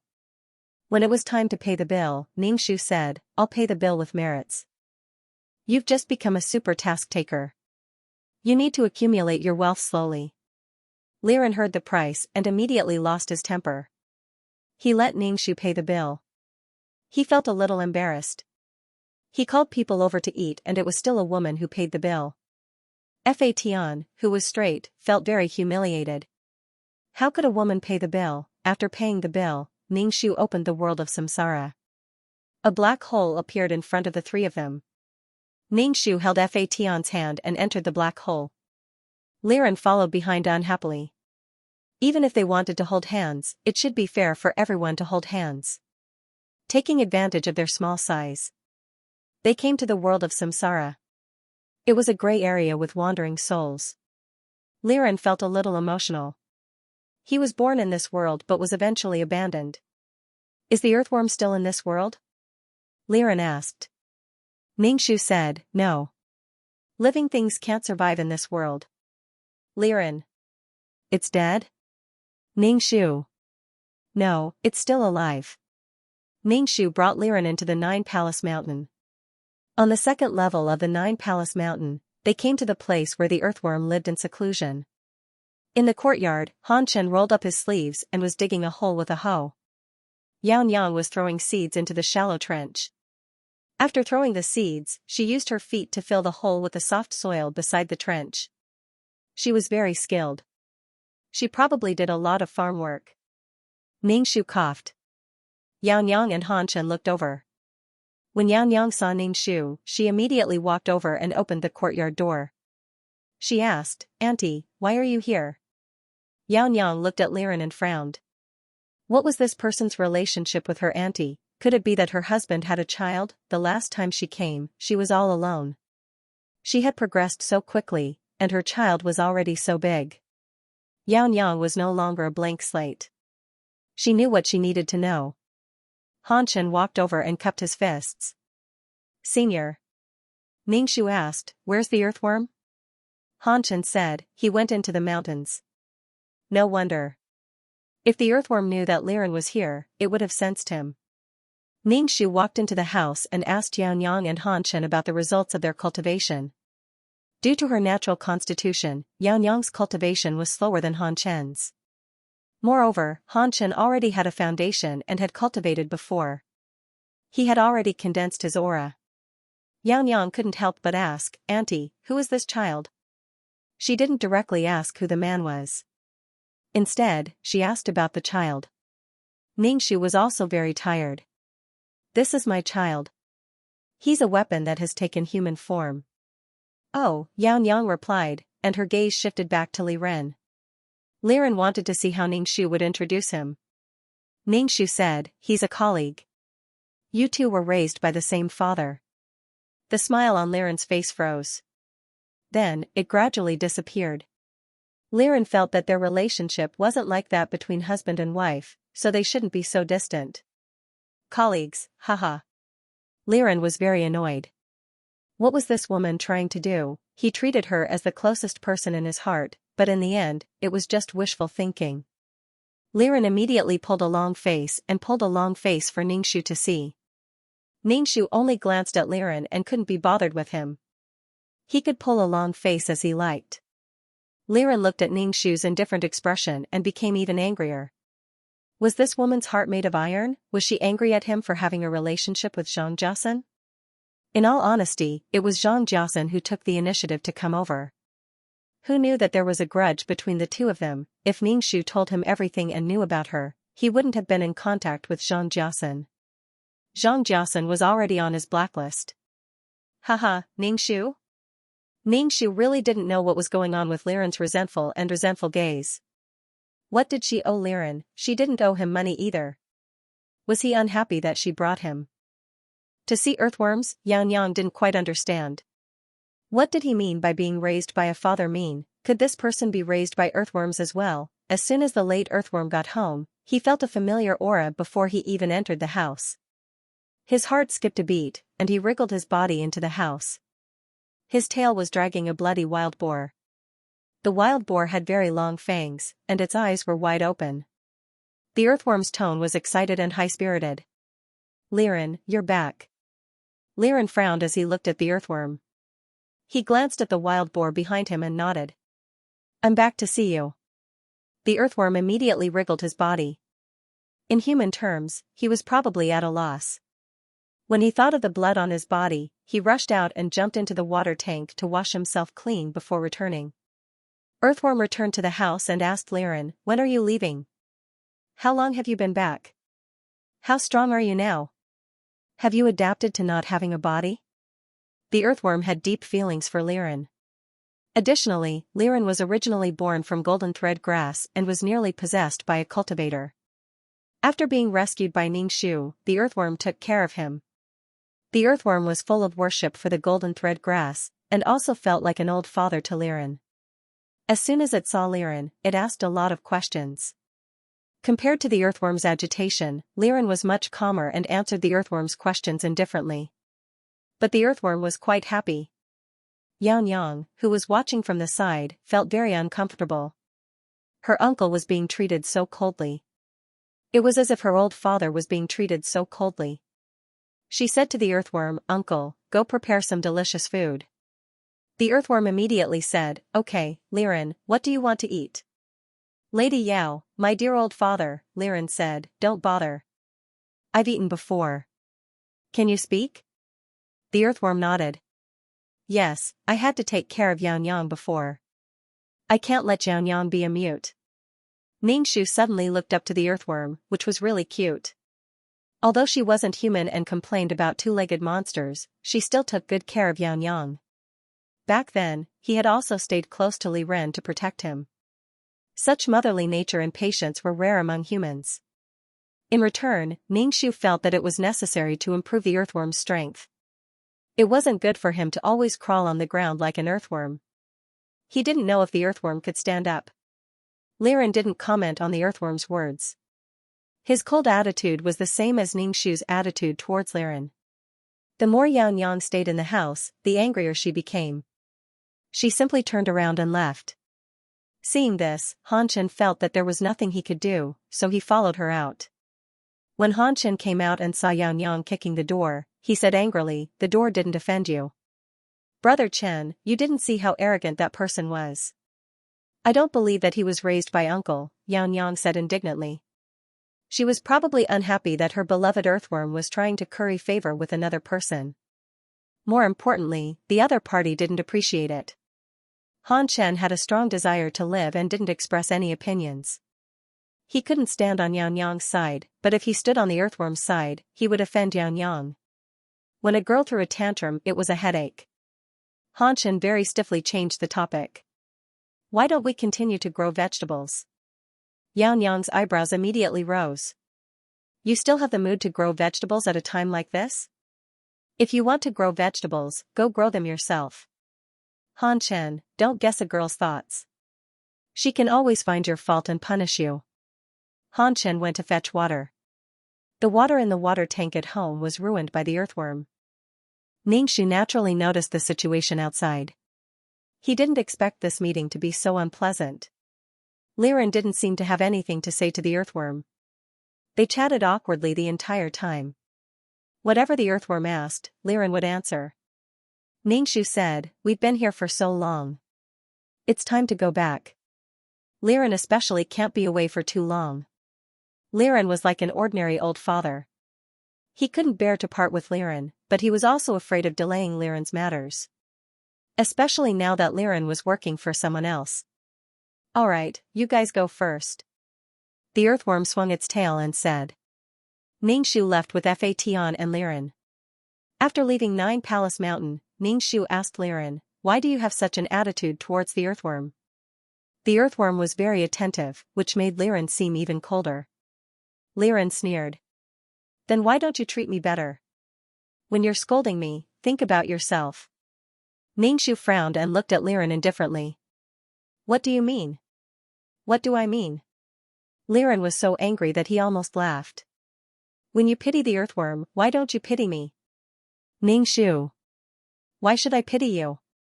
Are you missing an arm or a leg, or is there something wrong with your brain? Are you retarded? Care for retarded people? Care for disabled people? Liren, you're very cold to me. Ningxu, then aren't you just as cold to the earthworm? I allow you to treat the earthworm like this, but I don't allow others to treat you like this. To be honest, the earthworm protected you until you transformed, but I didn't protect you for even a day. At most, you received some knowledge from me. It saved Liren a lot of time. We're not that close. Ningxu kept thinking about what she owed Liren. But after thinking about it, she didn't owe him anything. Was it just because she didn't show much affection to him and didn't meet Liren's requirements that he developed a grudge against her? Ningxu looked at Liren's indignant expression. Calm down. What do you want her to do? Just say it. Liren's situation was probably like, I treat you like this, but you don't treat me the same. Because he felt that he also hoped that the other party would reciprocate his feelings. To watch the new chapter of Zue, please go to mobile address. He didn't get anything in return, so he was dissatisfied. Moreover, it was still fermenting, and it looked like he was going to develop into an enemy. Ningxu asked, "You did that to the earthworm, was it because the earthworm was weak?" Liren thought about it and said honestly, a little. Ningxu said again, "If I was as weak as the earthworm, would you be so insistent on getting my response?" Liren was silent. Ningxu understood. Liren just wanted to get the recognition of the strong. He didn't care so much about the weak. Ningxu found the trick. It was probably because he chose the Thunder Beast and not Liren, which made Liren feel that he wasn't strong enough. Therefore, he was insistent on getting her recognition and making her accept that he was wrong. If I had to do it again, I would still choose the Thunder Beast. Of course, Ningxu wouldn't say this out loud. Since Liren had this request, she would fulfill it. Ningxu said directly, "You are very strong, much stronger than me. You became a super task taker so quickly. It was much more difficult for me at that time." Liren heard what he wanted to hear the most, but he felt uncomfortable. There was an indescribable irritation. He had achieved his goal, but he felt that something was wrong. The corner of Fatan's mouth twitched as he glanced at Liren. Idiot, strength was one's own.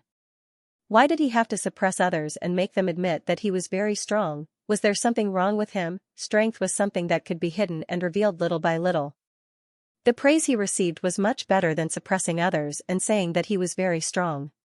Heaven Conqueror, do you think I'll keep saying that I'm strong? I was very weak, okay? I needed love. Who would like to make themselves look like an impenetrable fortress? The more powerful one was, the more things one could do. Alright, Fa Tian liked to walk around with Ning Shu. He didn't look forward to fighting. Ning Shu saw that Liren's face was still gloomy. She had already said what Liren wanted to hear. If he was still unhappy, then there was nothing she could do. Ning Shu still regarded Liren as a junior in his heart. Moreover, he was a junior in the second stage of middle school. He would not quarrel with him for no reason. As for the younger generation, he should be more tolerant. Ning Shu encouraged Liren. Keep working hard. You will surpass me soon. Your future is brighter than mine. Since Ning Shu liked to listen to compliments, it was just a matter of a few sentences. He wouldn't lose anything. Ning Shu was willing to put down his pride. As for the woman that Liren mentioned, Ning Shu could only chuckle. Liren faintly glanced at Ning Shu. At this moment, the gloominess in his heart dissipated a bit. At the very least, he was no longer gnashing his teeth. He faintly said, I want to go back. Ning Shu nodded and left the world of samsara with Liren. The three of them came out of the black hole and stood on the bluestone slabs. Liren was about to leave. Ning Shu said to him, stay away from Xianxia. He is scheming and evil. Be careful not to be tricked by him. He was like a poisonous snake lurking in the grass. He was secretly waiting for the right time to reveal his poisonous fangs. Liren was a little impatient. Am I that stupid? Ning Shu felt that Liren was just asking for a beating. She kindly reminded him. What was wrong with saying thank you? Liren's attitude made the person who reminded him very unhappy. Ning Shu's face became cold at a speed visible to the naked eye. It's good that you know it in your heart. Seeing Ning Shu like this, Liren could only soften his tone. I know. Ning Shu rolled her eyes in her heart. What did Liren want? Why did he have to make people so unhappy? And then he came to make up for it. After all, he was a super task taker. Ning Shu couldn't help but ask, how did you do the task? She didn't want to admit that Liren had inherited the knowledge from her. Liren, isn't it very simple? If the client has a wish, then it's done. It's so simple. Ning Shu, so it turned out that she thought the task was too complicated. Liren left. His attitude to Ning Shu was much colder. Ning Shu didn't care. Speaking of which, she didn't have much fate with Liren. They didn't spend much time together. Liren's hot and cold attitude didn't bother Ning Shu at all. Fa Tian looked up at Ning Shu and said, we don't have to care about others. As long as we're happy, it's fine. Ning Shu. I'm not unhappy. Could it be that in Fa Tian's heart, she was a resentful woman who washed her face with tears all day long? Fa Tian smiled and said, I mean, we don't have to care about what irrelevant people say. Ning Shu shrugged. She had received the message from the Xianxia man. He sounded quite disappointed. Ning Shu arrived at Time City and saw the Xianxia man drinking in his restaurant. His face didn't look good. She asked, what happened? The Xianxia man sighed and said, I can only follow you in the future? Ning Shu asked, what's the matter? Don't you have a faction? I don't know what's wrong with the faction recently. It suddenly disbanded. It's not really disbanded, but a lot of people were kicked out. It's embarrassing. I was also kicked out. Ning Shu was a little surprised. Why did they kick you out? The Xianxia man, I don't know either. I asked and they said it was an adjustment. Did something happen? The Xianxia man Ning Shu asked. Ning Shu shook his head, I didn't join any faction, so I don't know. Ning Shu wasn't sensitive to the faction problems in the organization. He was alone. Ning Shu felt that it was very likely that the situation in the Sea of Law was not good, causing the big shots of these factions to start saving themselves. For some mission enforcers who were not strong enough, the faction directly kicked them out. Then, those who were left behind were all trustworthy and powerful people. But the problem was that no matter how weak they were, if there was really a problem in the Sea of Law, these people who were not strong enough would still be a force.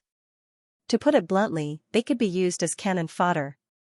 The organization was about to fall apart, and when the tree fell, the offspring would scatter. However, Ning Shu didn't understand what these people were thinking. They probably had other ideas. Ningshu didn't know how to comfort the Xianxia man, probably because he looked down on the Xianxia man's strength. This was a little embarrassing. The Xianxia man said, "I'll follow you from now on." Ningshu waved his hand, "Forget it, I can't control you." It was already difficult to control himself, and he still had to bear a responsibility, which was a little difficult. Ningshu said, "If you have anything in the future, you can look for me. If I can help you, I will try my best to help you. I will not establish a faction." The Xianxia man nodded his head. "I have a feeling that a storm is coming. Is something going to happen?"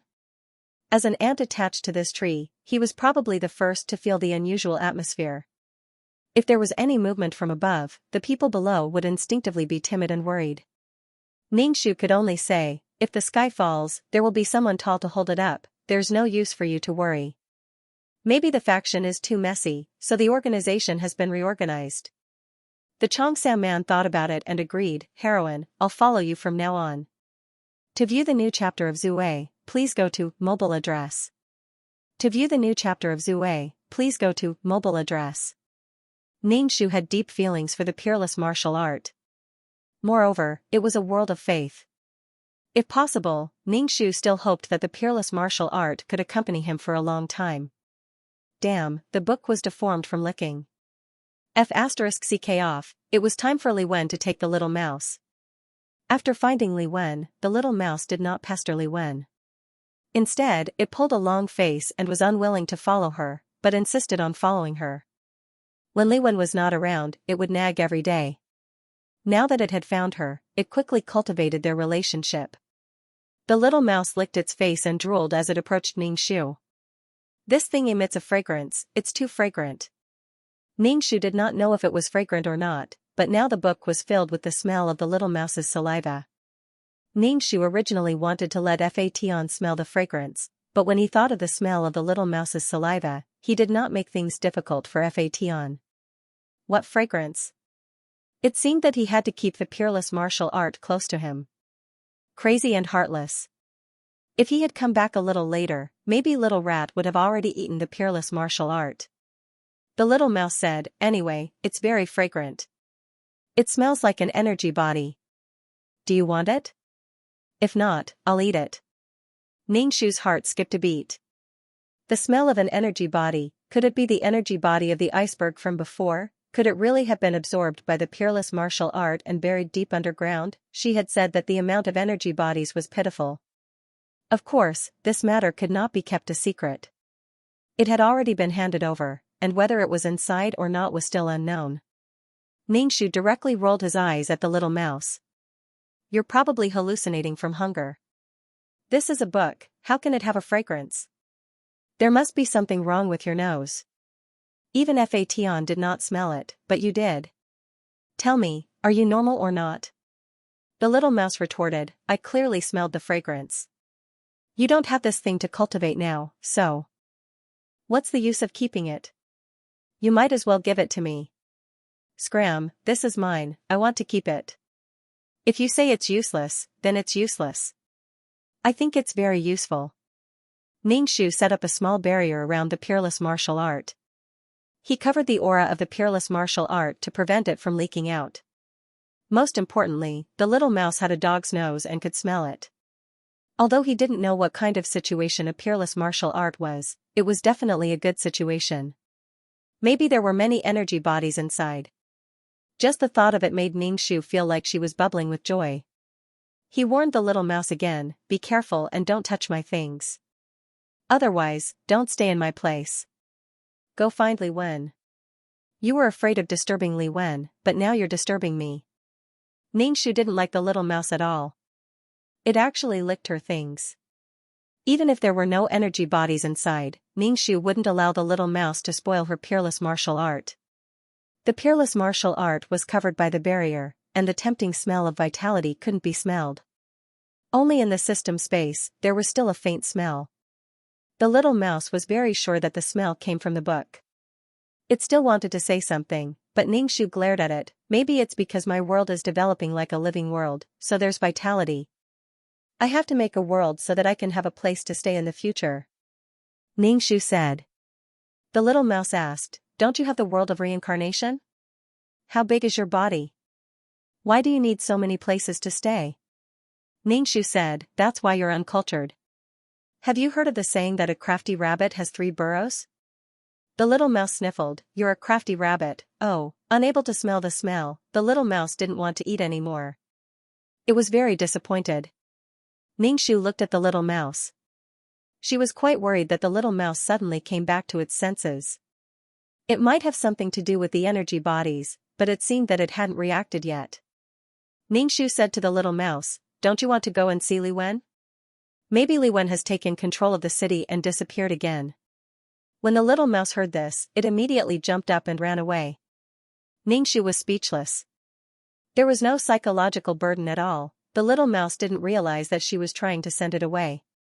As soon as the little mouse left, Ningxu said to Fa Tian, I want to go in and take a look. Fa Tian said, let's go together.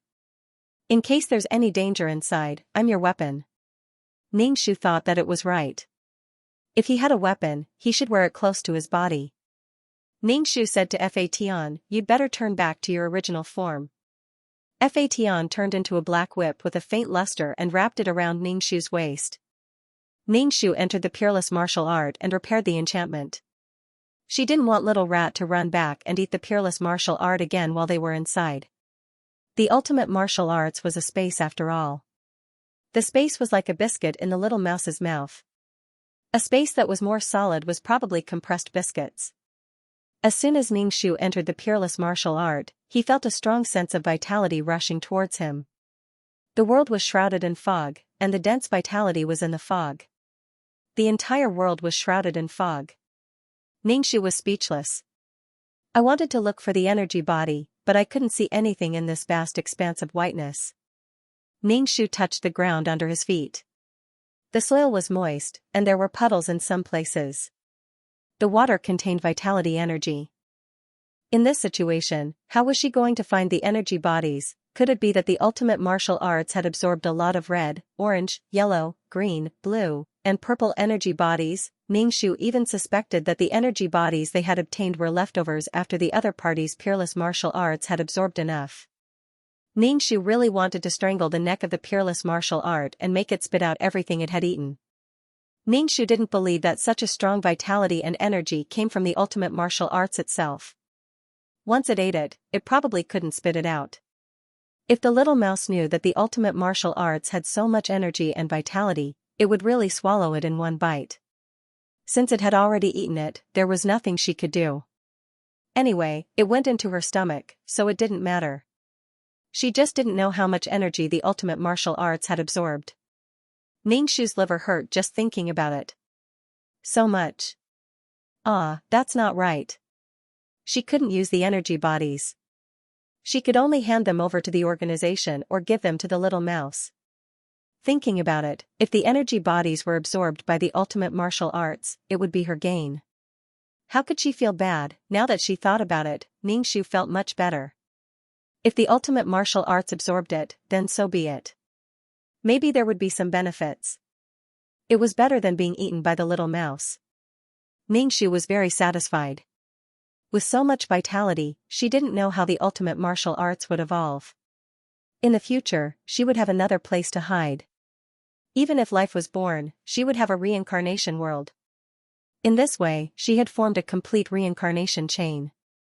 Very good. There was nothing to worry about. There was only one ultimate martial arts. She didn't know how many worlds it could form. Looking forward to it. To view the new chapter of Zue, please go to mobile address. Ningxu came out of the peerless martial arts and Fa Tian turned into his human form. Little Mouse, who had already left, came back and snorted when he saw Ningxu. Ningxu smiled at Little Mouse and said, "Little brother, I have something to tell you." Little Mouse took a deep breath and looked at Ningxu. Just in time, I also have something to tell you. Ningxu said in a light tone, "Then you go first." Little Mouse looked at Ningxu with his big black eyes and asked, "You're in a good mood?" Ningxu nodded. "Not bad." Little Mouse said, "Taking other people's things for your own. You're very happy doing it." The smile on Ningxu's face froze as he asked, You're asking me how I know," Little Mouse said sarcastically. Didn't you send me away because of this? Little Mouse went to find Li Wen.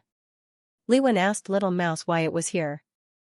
Little Mouse casually mentioned that it was greedy for Ning Shu's things and was chased out. Li Wen thought for a moment and asked if it had absorbed some energy from those things to have such a large amount of energy. Little Mouse immediately thought of the energy body. It must have absorbed the energy body. No wonder it was so full of vitality and energy. Little Mouse found it strange at that time. Why was there such a big iceberg? He took the sack of energy body. He was quite generous at that time and gave her all the green ones. He also gave the rest to the organization. He was quite generous. It turned out that he had hidden 90% of the energy body. Little Mouse jumped up and agitatedly accused Ning Shu. If it wasn't for me, you would have been frozen to death. Little Mouse looked coldly at Ning Shu. I won't let this matter rest. I won't leave out anything that belongs to me. I was the one who brought you to this place.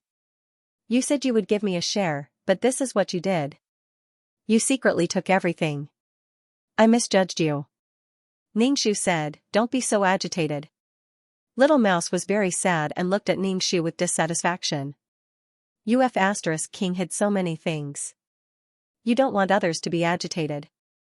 You're really disgusting. Little Mouse's black eyes were filled with coldness. He revealed the ferociousness of a void creature, snatching food from the tiger's mouth. And the tiger was showing its might. Ning Shu calmly looked at Little Mouse. How do you want to deal with it? I can't miss out on anything that belongs to me.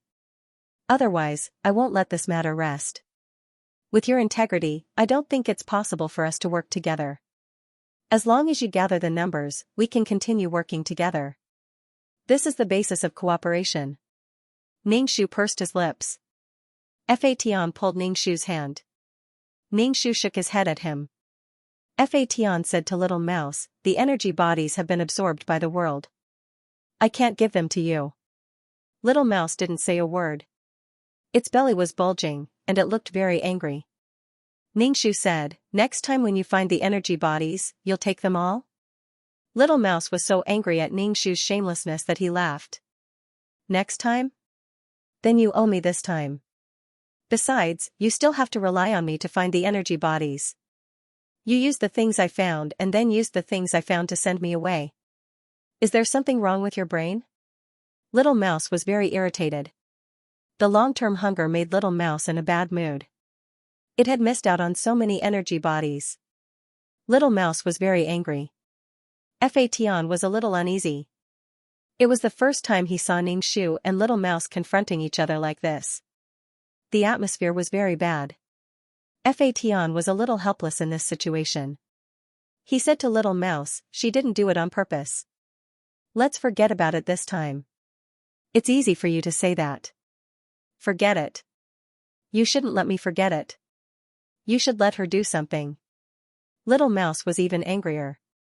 He was still being unreasonable. Fatian spread his hands and said honestly, don't be angry. Don't affect the baby. If you're angry, she won't be able to give you anything. Ning Shu was speechless. Little Mouse was speechless. The atmosphere was stagnant for a second. Ning Shu took out his ultimate martial arts and said to Little Mouse, the energy bodies have been absorbed by the world. I really didn't know about it beforehand. I can't refute this. There's a rich vitality and energy inside. You can absorb it. However, I have a request. You can absorb the energy, but you can't damage my world. However, you can only absorb half of it. I still have to hand over the other half, Ning Shu said. Little Mouse laughed out loud. You'll hand it over? Why wouldn't I? We agreed to hand over half. Rather than absorbing all of it, he would rather hand over half to the organization. Fatian looked at Ning Shu and whispered, Ning Shu? Little Mouse looked at the ultimate martial arts and was a little hesitant. You're really letting me absorb it? Ning Shu nodded. Yes, half. Little Mouse sneered. Do you think that I won't absorb it if you act like this? Ning Shu shook his head. No. Ning Shu had completely calmed down. Fatian said, don't absorb it. It's fine if you don't take a bite. However, this world is going to become a world of living beings. Little Mouse said directly, the world of living beings has nothing to do with me. It's not my world of living beings. It's just an ant-like place. What does it have to do with me? I didn't care about it in the past. Some things can be forgotten. However, you're cheating me over such a big matter. Hee. Ningxu looked at Little Mouse. Stop talking. Absorb it. After you absorb it, I still have to hand it over. You're not allowed to absorb more energy. Only half. Inside the peerless martial art, there was a dense fog. This fog was mixed with a dense vitality and energy. If Little Mouse absorbed this fog, it could also absorb the energy. Little Rat directly dived into the peerless martial art and began to devour the energy inside it.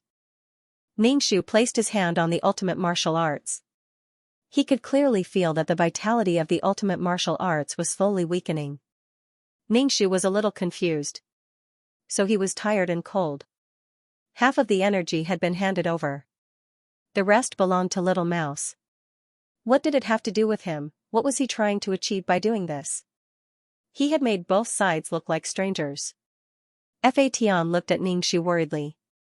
Ningxu, don't be sad. I'm not sad either. Wah, Fa Tian burst into tears. He cried until he hiccuped. Ningxu, I feel terrible. Ningxu patted Fa Tian's head. It's okay. It's really what we agreed on. Speaking of which, this ultimate martial arts was really capricious. Ningxu said to Little Mouse, that's enough. Half. Little Mouse came out of the ultimate martial arts. After eating and drinking, it wiped the corner of its mouth. Its whiskers trembled. It was full of energy and even its fur was much smoother. It had been a long time since it had eaten. This time, Little Mouse was full. Its mood was much better. It said to Ningxu, I won't argue with you this time.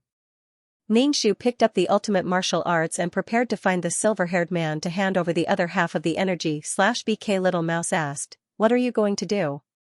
Ningxu said, hand over energy. Little Mouse frowned. Why do I have to hand it over? Just let me absorb it. Ningxu was speechless. Ningxu said, sorry, if I let you absorb too much, I'll be feeding the enemy. Fa Tian quickly held Ningxu's hand and followed Ningxu to the consultation room. The silver-haired man had not come out yet, so Fa Tian and Ningxu asked curiously, why is Little Mouse like this? Are you angry? Ningxu said, I'm not angry. It's just fighting for what it deserves. It's just that I'm questioning what I've done. I've been tired, but I ended up in this situation. Fa Tian said, but I'm very angry. Why doesn't it care about friendship at all? It's usually fine, so why does it have to turn hostile? You're good, I'm good, and everyone is good. It's just that I won't be looking for an energy body for a while. Ningxu stroked Heaven's head and smiled. Don't be angry. What is there to be angry about? Speaking of which, we've still profited. Our peerless martial arts can be considered to have absorbed energy before, so we've more or less absorbed some. Ningxu said, seeking joy through hardships. Ningxu said, don't be angry. There's nothing to be angry about. It can only be said that there's a deviation in the operation. As for Little Mouse, don't be angry with him. What's there to talk about friendship with a person who's extremely hungry and forced by life? Ningxu did not give in to his own interests. If it were her, she would also explode. Then you're clearly angry when you say you're not looking for energy bodies, Fa Tian said. Ningxu shook his head. That's not it. It's just that I've suffered so much, and in the end, I'm helping others. Little Mouse needs to fill his stomach, the Sea of Law needs to be saved, and Granduncle needs to live. The organizations, armies, and mission enforcers that rely on the Sea of Law need to live. In the end, I became a villain.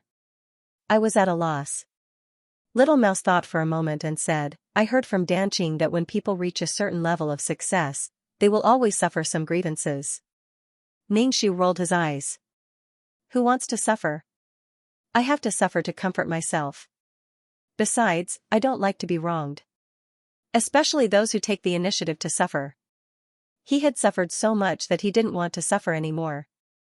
The silver-haired man came out of the house and glanced at Fation. Fation's eyes were still red, and his nose was red from crying. He asked, what happened to him? Ningxu smiled and said, it's not about him. Ningxu was actually quite happy in his heart. Seeing that the silver-haired man valued Fation so much, if one day something happened to him, Ningxu would have a good place to go to as well. This was the benefit of having strength. Ningxu took out the peerless martial art and said, the energy body was absorbed by this. Half of it was absorbed by someone else. The other half should be given to the organization. The silver-haired man looked at Ningxu in confusion. He probably didn't expect Ningxu to be so stupid. The silver-haired man just nodded and covered the page with his hand, absorbing the energy inside. The peerless martial art shook slightly, and there was the sound of dragons and tigers roaring inside. The peerless martial art dimmed at a speed visible to the naked eye. The silver-haired man retracted his hand and said to Ningxu, there's some energy left. Let your world develop. Pay 20 million merit points. Ningxu grunted. It's called 20 million merit points. Does it mean that I'm buying the remaining energy and life force? The silver-haired man said, yes. Ningxu smiled. Sure.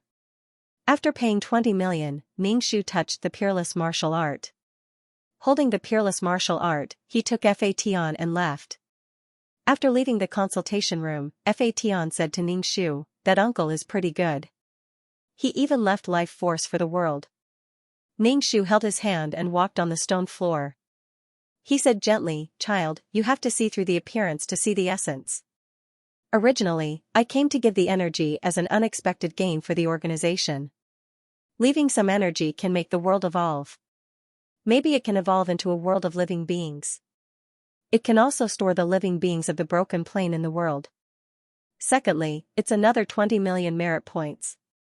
And the remaining energy was bought with 20 million merit points. It's a deal. Fation's face suddenly wrinkled like a bun. Then why do you still want to come? Ningxu said, then give all the energy to the little mouse? Don't worry. I'll remember these losses. I'll get it back from other places, Ningxu said calmly. The little mouse was trying to provoke her, thinking that she would not hand it over and wanted to absorb more energy. Back in the system space, the little mouse heard Fation's words and sneered. Idiot. If you let me absorb it, I can still leave you some energy. You won't lose 20 million merit points. Ningxu nodded and asked the little mouse, are you full? The little mouse touched its stomach. Just barely. Ningxu said again, since you're full, you can leave.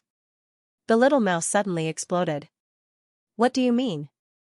Because I absorbed the energy I should have, you want to chase me away? Ningxu said, our cooperation will probably end here. You wanted to find energy bodies to fill your stomach, and now you're full. As for the organization, with so many icebergs, they definitely had enough energy bodies. If not, they could cut a few more icebergs. The organization probably had enough energy bodies now, and the problem of the lost sea could probably be solved by the energy bodies. From the looks of it, there was no difference to Ningxu whether there was energy bodies or not. She herself did not need energy bodies. He did not know why she was in such a hurry. The little mouse's fur exploded. What do you mean? After using me, you threw me away. Ningxu was not angry that the little mouse wanted his things back, but it looked like a victim, which made Ningxu very unhappy. I used you. I'm not as round as you. In exchange, you brought me to that place. I'll say that you used me and our organization to create energy bodies. We're not cooperating, and now the deal is over. Seeing that Ningxu was angry, the little mouse snorted. It could not pull down its face and insist on staying. If Ningxu said a few words, it would also stay. Ningxu's heart relaxed. Previously, he was looking for energy bodies to let the lost sea last longer. In fact, after finding the icebergs, the source of energy bodies was enough. As for the rest, Ningxu did not have to worry about it. The matter of going to the city could be done slowly. The matter of changing the physique could not be rushed. The little mouse was flustered and exasperated, and immediately left. When it turned back, it saw that Ningxu had taken out a book. It seemed like he was planning to tell a story to Fation, and did not think of asking it to stay. Wasn't it just absorbing a bit of energy? Was there a need to turn hostile? Fation asked Ningxu, are you really letting him go? Ningxu just said, it's up to you, /BK. When Ningxu was telling the story to Fation was a little absent-minded. Ningxu closed the book and asked, the story isn't good. Should we change it? Fation shook his head and said, I can't figure it out. Ningxu closed the book and asked, what is it that you can't figure out? Tell me. Fation said, it's still about the energy. It's fine if you give half of it to Little Mouse, but why do you still have to hand it over? If you don't hand it over, your organization won't know. Ningxu smiled. There's nothing in the world that we don't know. As long as it happens, we'll know. Ningxu said, this is a cooperation. Little Mouse has to hand over half of it to the organization. Then we have to end this matter clearly and clearly. If we covet a little bit of energy now, we'll have to do a huge favor in the future. I've handed over what I should hand over, so we're done. As for Little Mouse, this cooperation has been completed. As for the organization, I've done what I should do. I've handed over what I should hand over. Otherwise, if something happens in the future, this half of the energy will become a raft for others to attack me with. Whenever something happens, they'll use this half of the energy to ask me for it. What do you think I should do? This favor makes me unable to straighten my back. Things that can be solved with money are very simple. I'm just afraid of inexplicable favors. As for the 20 million merit points, it's just to buy some leftovers. I don't need this 20 million merit points, so there's no need for favors in this transaction. This matter has been clearly explained to the organization and Little Mouse. There's nothing unclear about it anymore. If a matter needs to be ended clearly, then the matter of finding the energy body will come to an end. This matter has been reported to the organization, so it's clean. There's no inexplicable favor left. In the future, if someone uses it, it'll be natural for them to ask me for help, Ningxu said directly. Some people are good at using inexplicable favors to make you return the favor. Moreover, a favor can be used countless times. Otherwise, it would be ungrateful. Compared to bearing this kind of favor, it's much better to just hand it over and settle the matter. As for who is at a disadvantage and who is at an advantage, after the transaction is completed, they can only bear with it. The Little Mouse seemed to understand and said, so, we didn't lose anything. Ningxu, whether or not I'm at a disadvantage is only temporary, but I'm completely relaxed now. What I should do for the Sea of Law has already been done, and as for the rest, I don't care anymore. The Sea of Laws had enough energy bodies, and as for the other problems, Ningxu was helpless. Ningxu was freed from his anxiety. Previously, he had not found the energy body, so he wanted to quickly find the energy body. He was a little anxious. Now that the energy body was found, the source was enough, and everything was done, the next step was to leave it to fate. She did not need to worry about the Sea of Laws, she believed that the organization would handle it properly. Next, she had to start looking for the Emperor Granule. Even if it was not the Emperor Granule, it would be something else. She had to start looking for a way to change her physique, and she had to prepare for her own survival after the organization fell apart. She had to plan for herself wholeheartedly. Ningxu only had a sense of relief now that the dust had settled. As for the energy body, it was a good thing if she could use it, and it was not a good thing if she could not use it. Back then, when she saw the organization looking for the energy body, there were so many void creatures looking for it. Even the Little Mouse wanted it to fill its stomach. Wow, it was really a good thing. Actually, this thing was of no use to her, and she could not use it. No matter how good it was just that. Only things that she could use were good things, and things that she could not use were not good things. Just like the Little Mouse, the void creatures felt that the Emperor Granule was trash, but to Ningxu, it was a good thing. At least, it was a glimmer of hope. Fation saw that Ningxu seemed to be very happy, and laughed, seems like the end of things is worth being happy about. Ningxu took the lead, of course it's worth being happy about. At least in the Sea of Laws, what she needed to do was already done. The Little Mouse came back, and said to Ningxu unhappily, aren't you just angry that I swallowed the energy? I'll return it to you. Ningshu said directly, what are you vomiting for? Why would I want a pile of your vomit? I've already eaten it, why would I vomit it? Since you're full, it's good. Otherwise, when you remember in the future, you've never eaten a full meal by my side. Ningshu did not want a pile of vomit, and really did not want the little mouse to vomit it back. Things had become unclear again, annoying. Ningshu said, what's yours is yours. Little Mouse said, then why did you burn the bridge after crossing it? Just let her go. Ningshu retorted, didn't you follow me because you wanted to fill your stomach? Now that you're full, our cooperation is over. Back then, without the energy body, he had to pick up fragments to raise the little mouse, and then he had to buy the world's origin. Fation could not help but say, Ningshu did not know that the world absorbed the energy. Little Mouse rolled its eyes, does it make a difference whether he knows or not? Anyway, what's mine can't be left out. This is the basis of cooperation. Fation was a little speechless, she didn't hide it on purpose. Little Mouse said, who cares if you did it on purpose or not? The result is the same. What's mine is mine. Why should I give up my share just because you said you didn't do it on purpose? Ningshu casually flipped through the pages and said, since we've already settled the matter, why are you so hesitant to spit it out again? You said it yourself that this is the basis of our cooperation, and I've already given you what you deserve. Why are you still throwing a tantrum at me? You even want me to coax you, thinking that I've cheated on you. Isn't this matter already over? What the hell, she was really drunk. Did he think that she was not good to him? You can yell and scream, but I can't ignore you. Ningshu said, I won't look for the energy body for the time being, and you don't have to follow me. Little Mouse snorted and did not speak. Ningshu could not be bothered with it, and the little mouse could neither leave nor stay. The atmosphere was quite awkward. Little Mouse could not help but curse, damn it, can't I take my share? Ningshu felt that Little Mouse was really annoying, who said you shouldn't take it? Didn't you say that this is a cooperation? Now you're throwing a tantrum with me, and you want to talk about feelings? Cooperation, feelings, exchange, you have the final say in feelings. Ningshu was a little annoyed by Little Mouse. It was her problem not to give it anything, but why was it her problem when he gave it something? To view the new chapter of Zue, please go to mobile address. It was so hard to be a human. It was probably angry that it was not the same as it used to be. Ningshu said directly, be normal and rational. Our cooperation is over. I will not care about what you eat or drink in the future. If you are hungry, you have to find your own way. Little Mouse snorted. If I didn't find my own way, did you? Ningshu was speechless. Will it kill you to speak properly?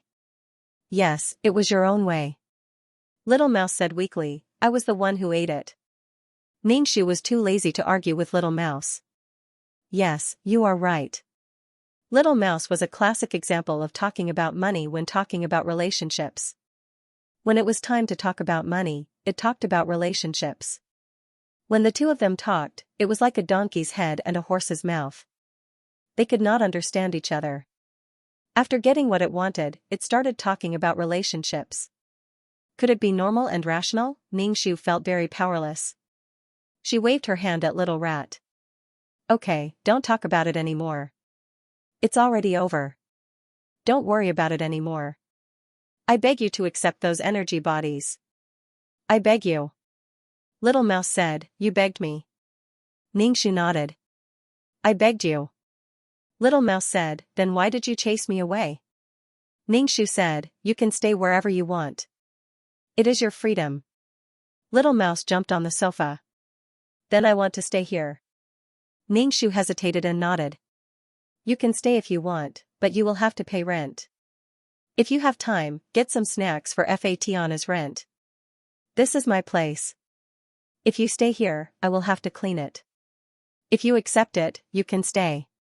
If you don't, you can leave. Little Mouse said immediately, I didn't ask for rent in the past. Why should I ask for rent now? If you go to the void, I will have to go with you. This is not enough to pay rent.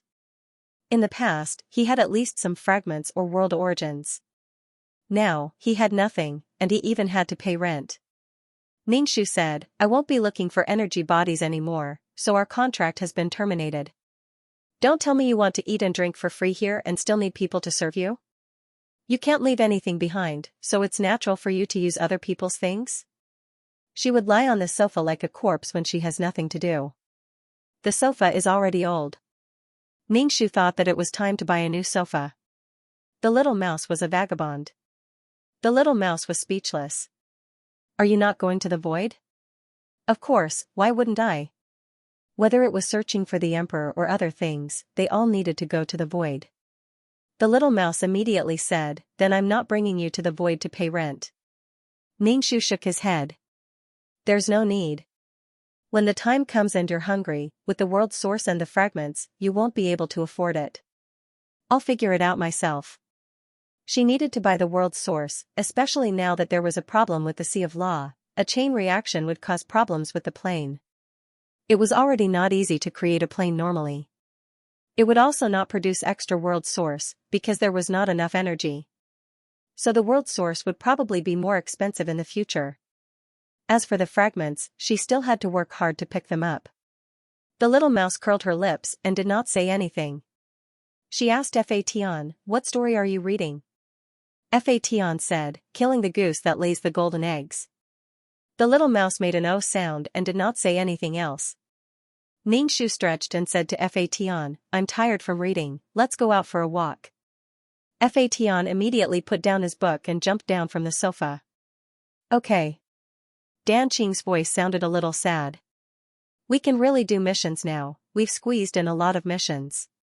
As long as he was in the organization, he would have missions assigned by the organization.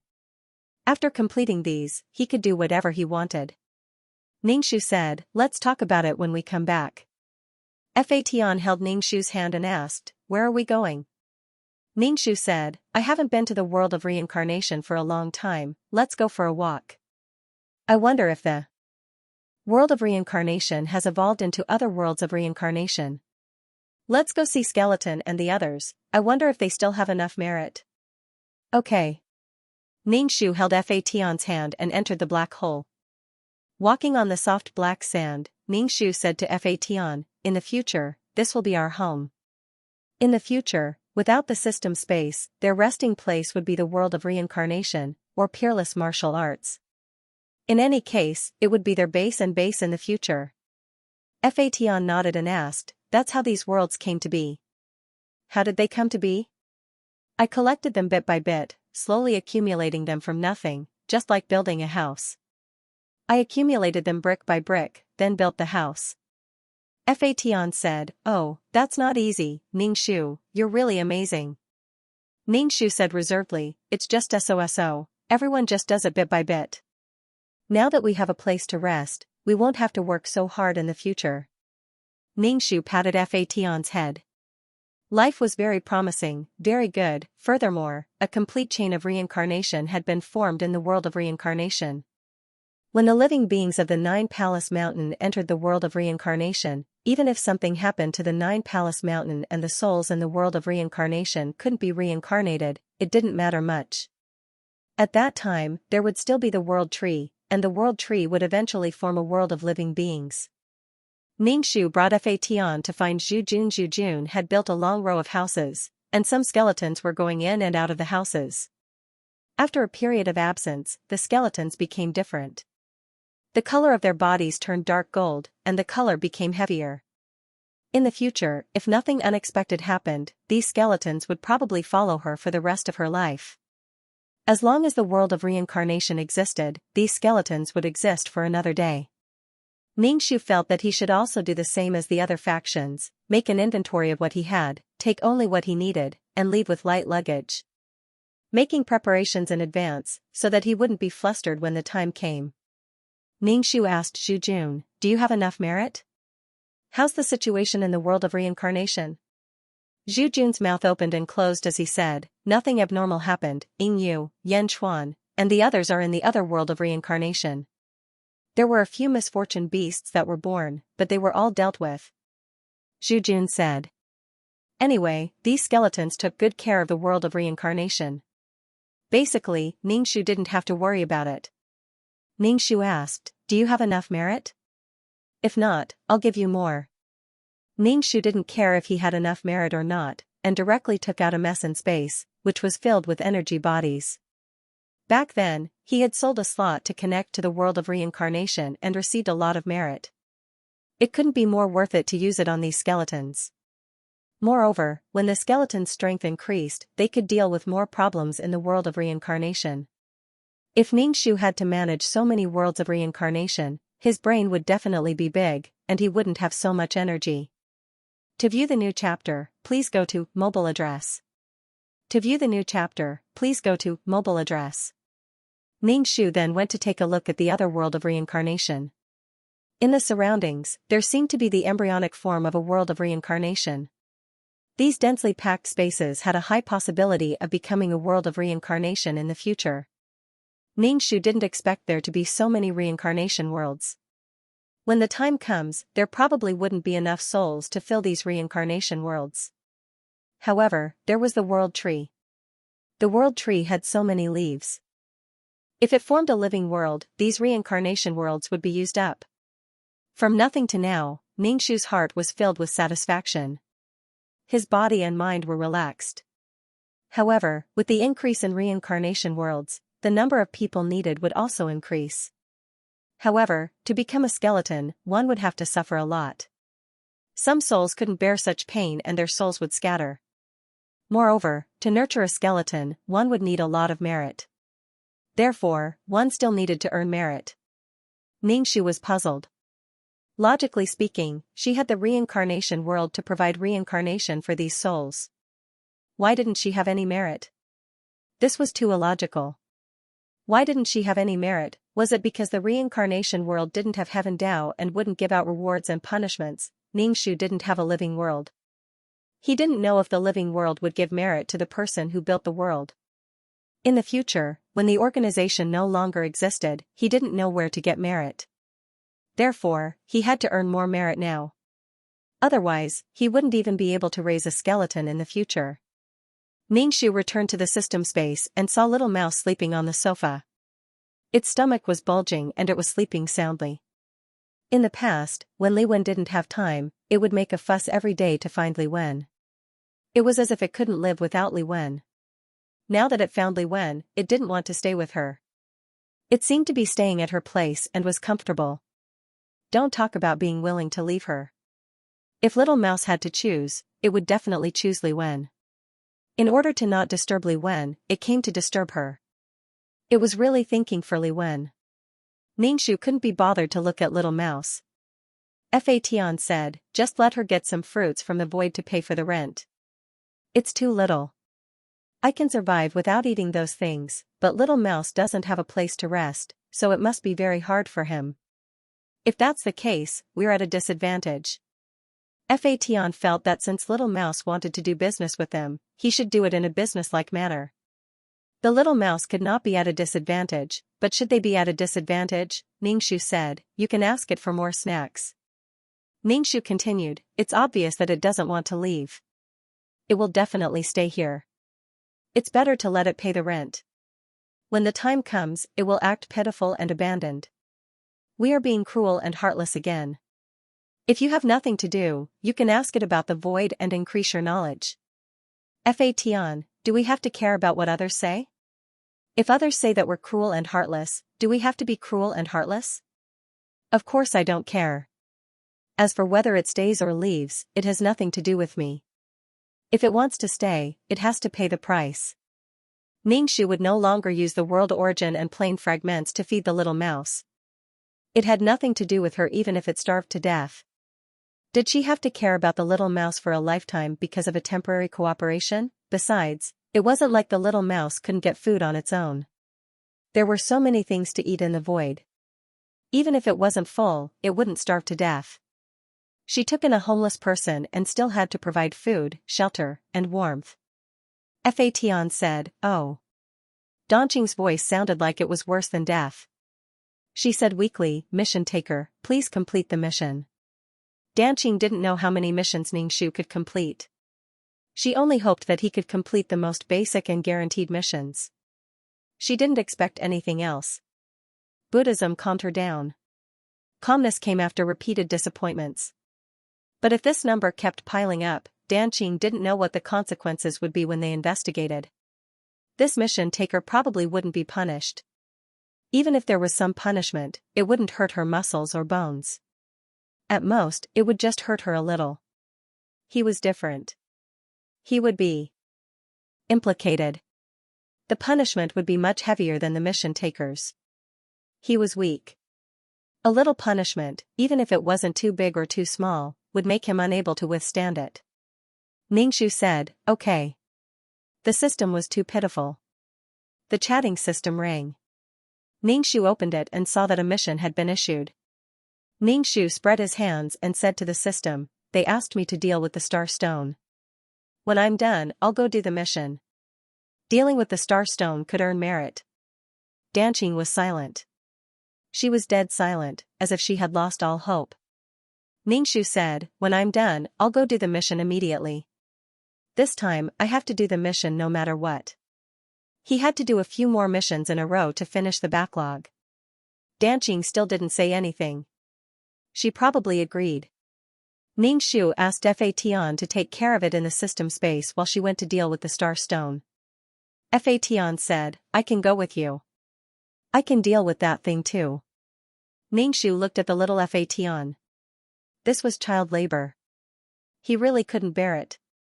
Ningxu waved his hand and asked Fa Tian to find something to do.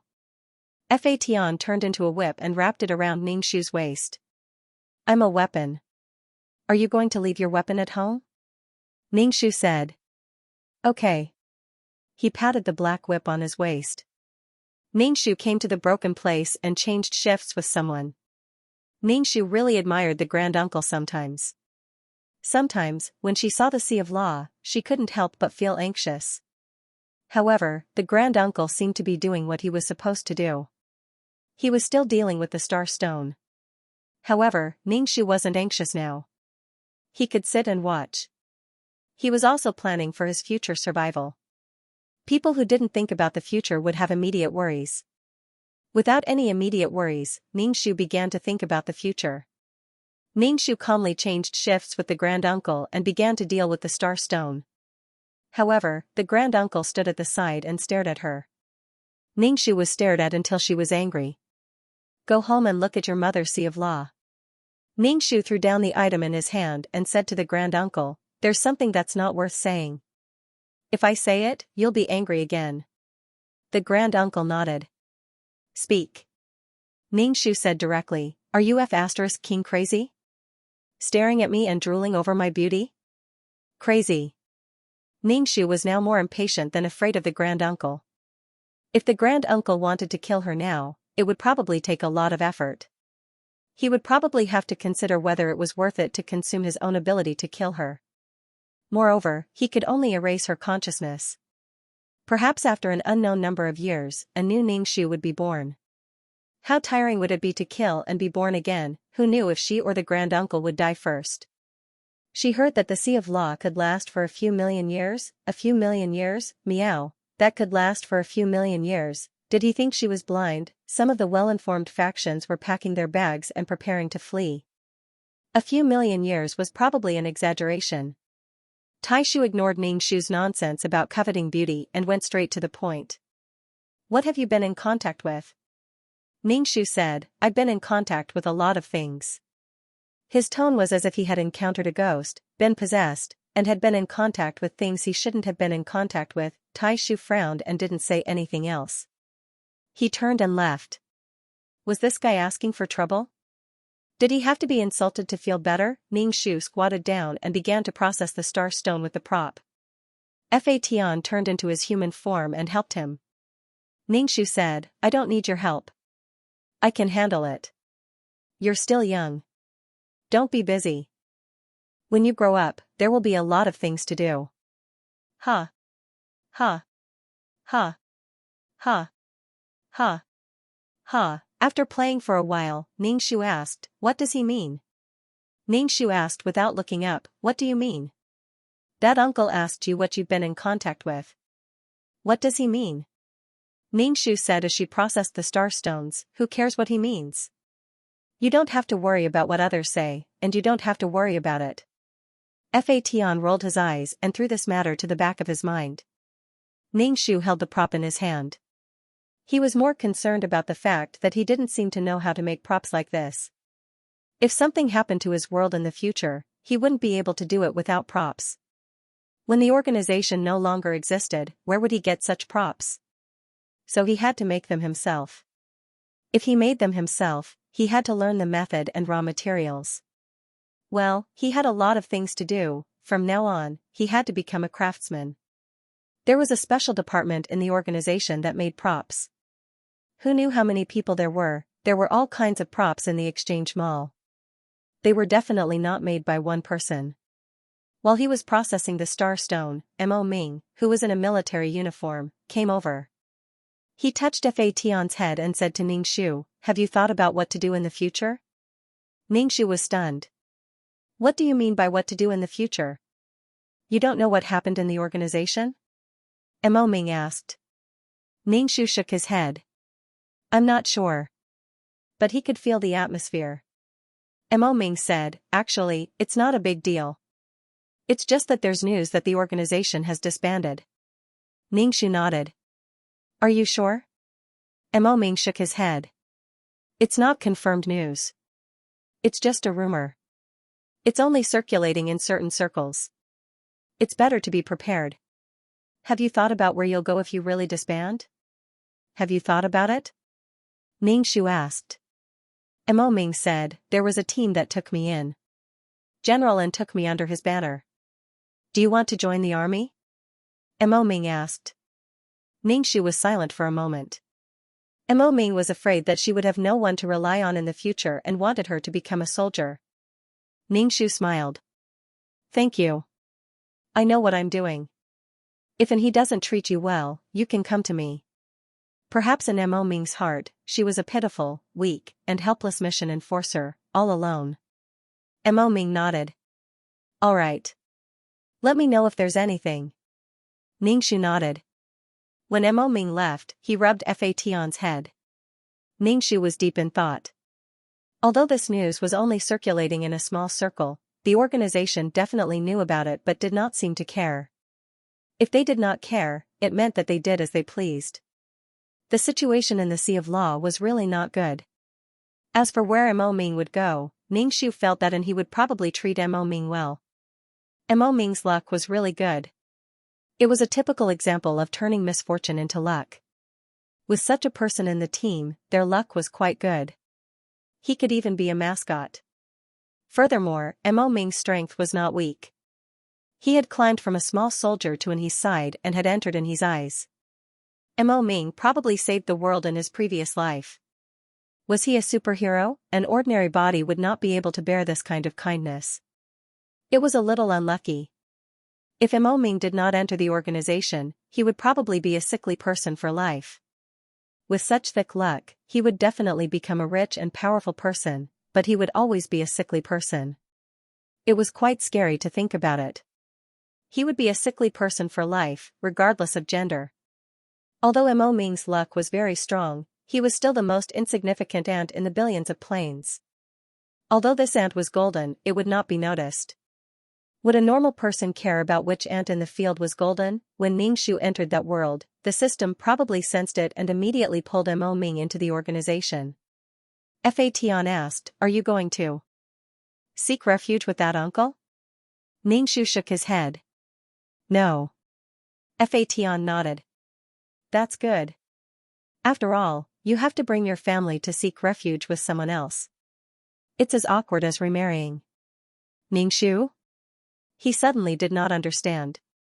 Ningxu thought about it. He really did have a family, and there were many of them.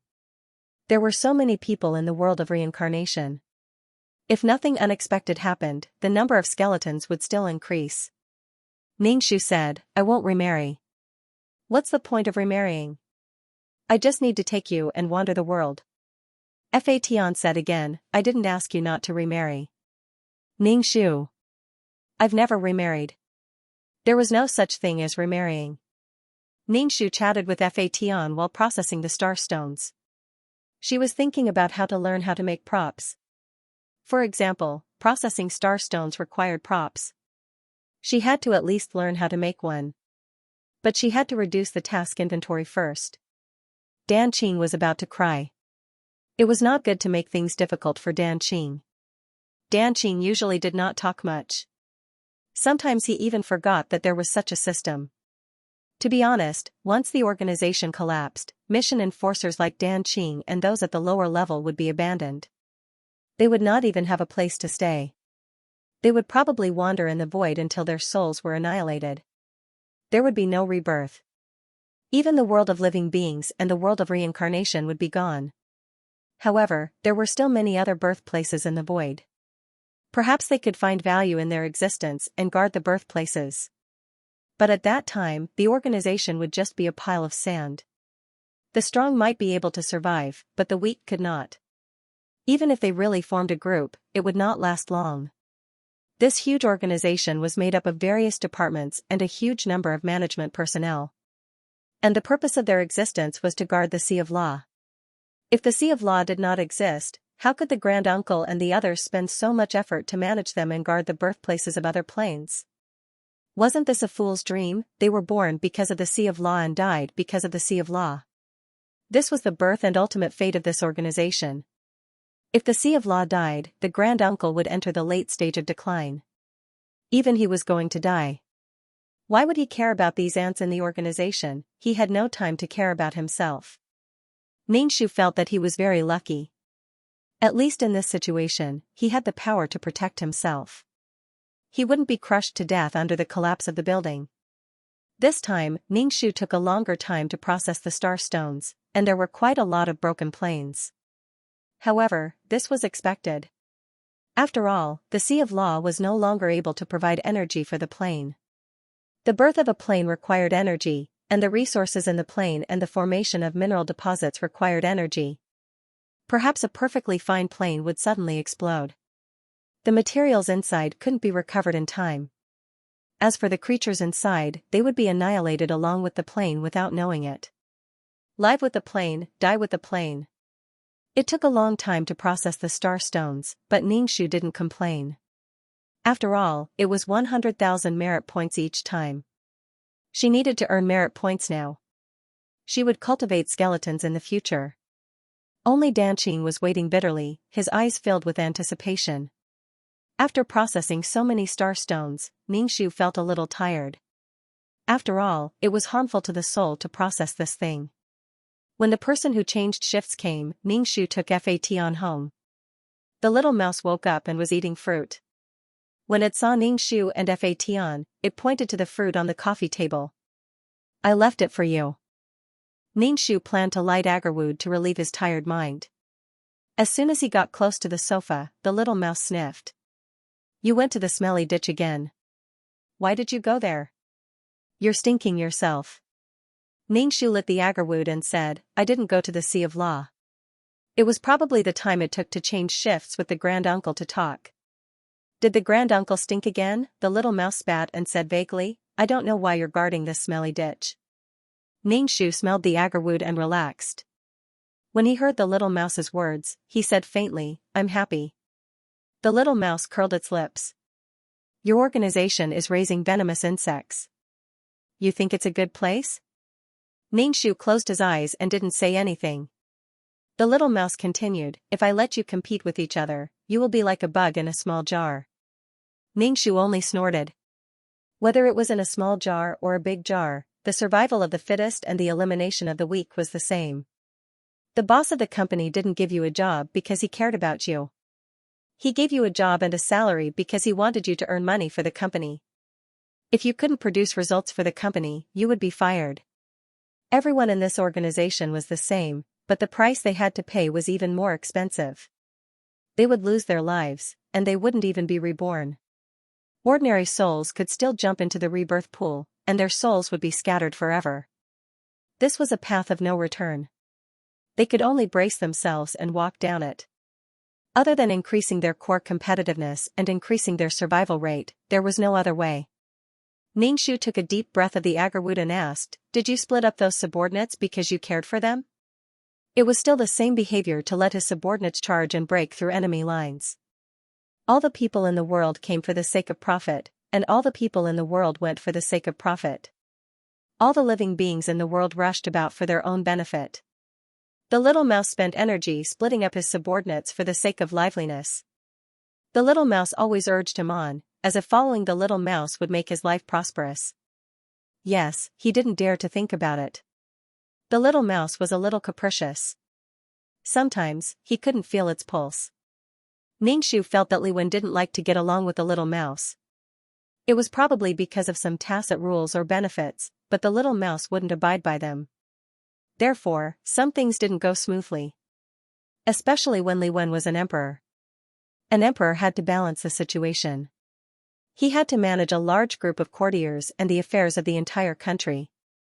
When dealing with some things, there were some unspoken rules that everyone had a tacit understanding of. But the little mouse didn't know anything, its subordinates were all die-hard fans. The king was right. The king was the tallest. Once he gave an order, he would carry it out meticulously. He lived for you, died for you, and stained his hands with blood. He was crazy for you, and banged his head against the wall for you. Ningshu didn't understand. Was the little mouse mocking the organization or fighting for her? It probably despised the organization because its subordinates were carefree and beautiful. Fatian didn't hesitate to eat the fruit. This was the rent they collected, so it was natural for him to eat. Dan Qing's voice sounded again. What mission do you want to do? Ningshu, do as you see fit. Do the mission. Ningshu told Fatian that she was going to do the mission and asked Fatian not to go too far. There shouldn't be any danger around here. Moreover, Fatian was a void creature. Generally speaking, there weren't many mission enforcers in the organization who could kill him. Moreover, who would want to kill a whip for no reason? Fatian asked. You can't not go. Ningshu, no. She had to do her job. As long as the organization existed, she had to do missions. Moreover, her work would increase as her abilities increased. In the past, she only did missions. Now, she had to do missions. Ningshu opened the exchange store and exchanged for some fasting pills and anti-inflammatory drugs. She was afraid that she would be half dead when she went to do missions. Looking at the dazzling array of items, Ningshu thought that she should learn how to make items. There were many things she wanted to do. Enrich, after exchanging for the items, Ningshu said that she was ready. Come quickly, Fatian said. Ningshu clicked and felt a wave of dizziness. She quickly merged into a body.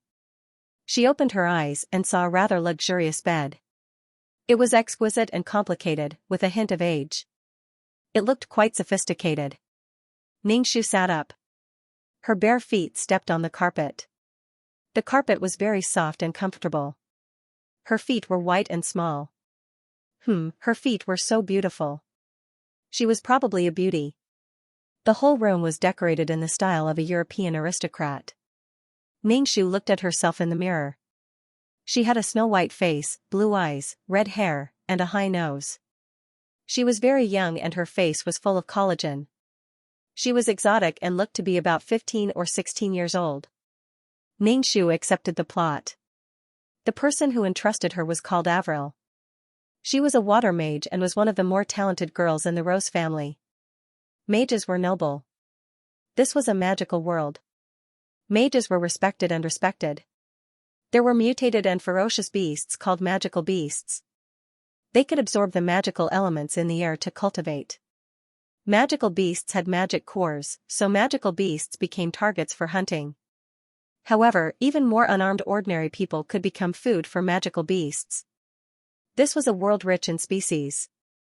There were humans, orcs, dwarves, beautiful and arrogant elves, and huge dragons that stood at the top of the food chain.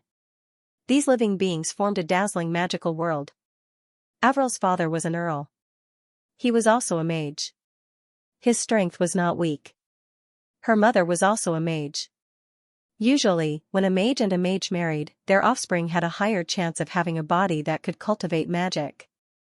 The chances of an ordinary person giving birth to a child that could absorb magical elements were very small, but it was still possible. To view the new chapter, please go to mobile address. To view the new chapter, please go to mobile address. Therefore, mages would usually mate with other mages. Due to the nourishment of magic elements, a mage's body was much better than an ordinary person's. They also had a longer lifespan and a younger face. Other than becoming a necromancer, they would make themselves look neither human nor ghost. Avril inherited her mother's water magic. Water magic was nourishing and had a slight detoxifying effect. It was like a mobile reservoir.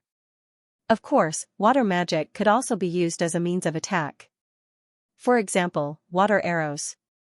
A more powerful mage could directly create a monstrous flood. Of course, the consumption of magic elements was also very high. There were so many magic elements: metal, wood, water, fire, earth, light, darkness, and death. As long as one could sense any one of them, they could become a mage. Mages were very rare. Generally speaking, mages mostly existed in families or in the magic association. In short, they were rare and precious. The client was the Earl's daughter, the eldest daughter of the Rose family, and a mage. If there were no accidents, she would become an outstanding mage. However, things in the world were so unpredictable. Avril's mother's sister, who was also Avril's aunt, brought her family to a city to visit her relatives. However, they encountered bandits on the way. These bandits were obviously not weak.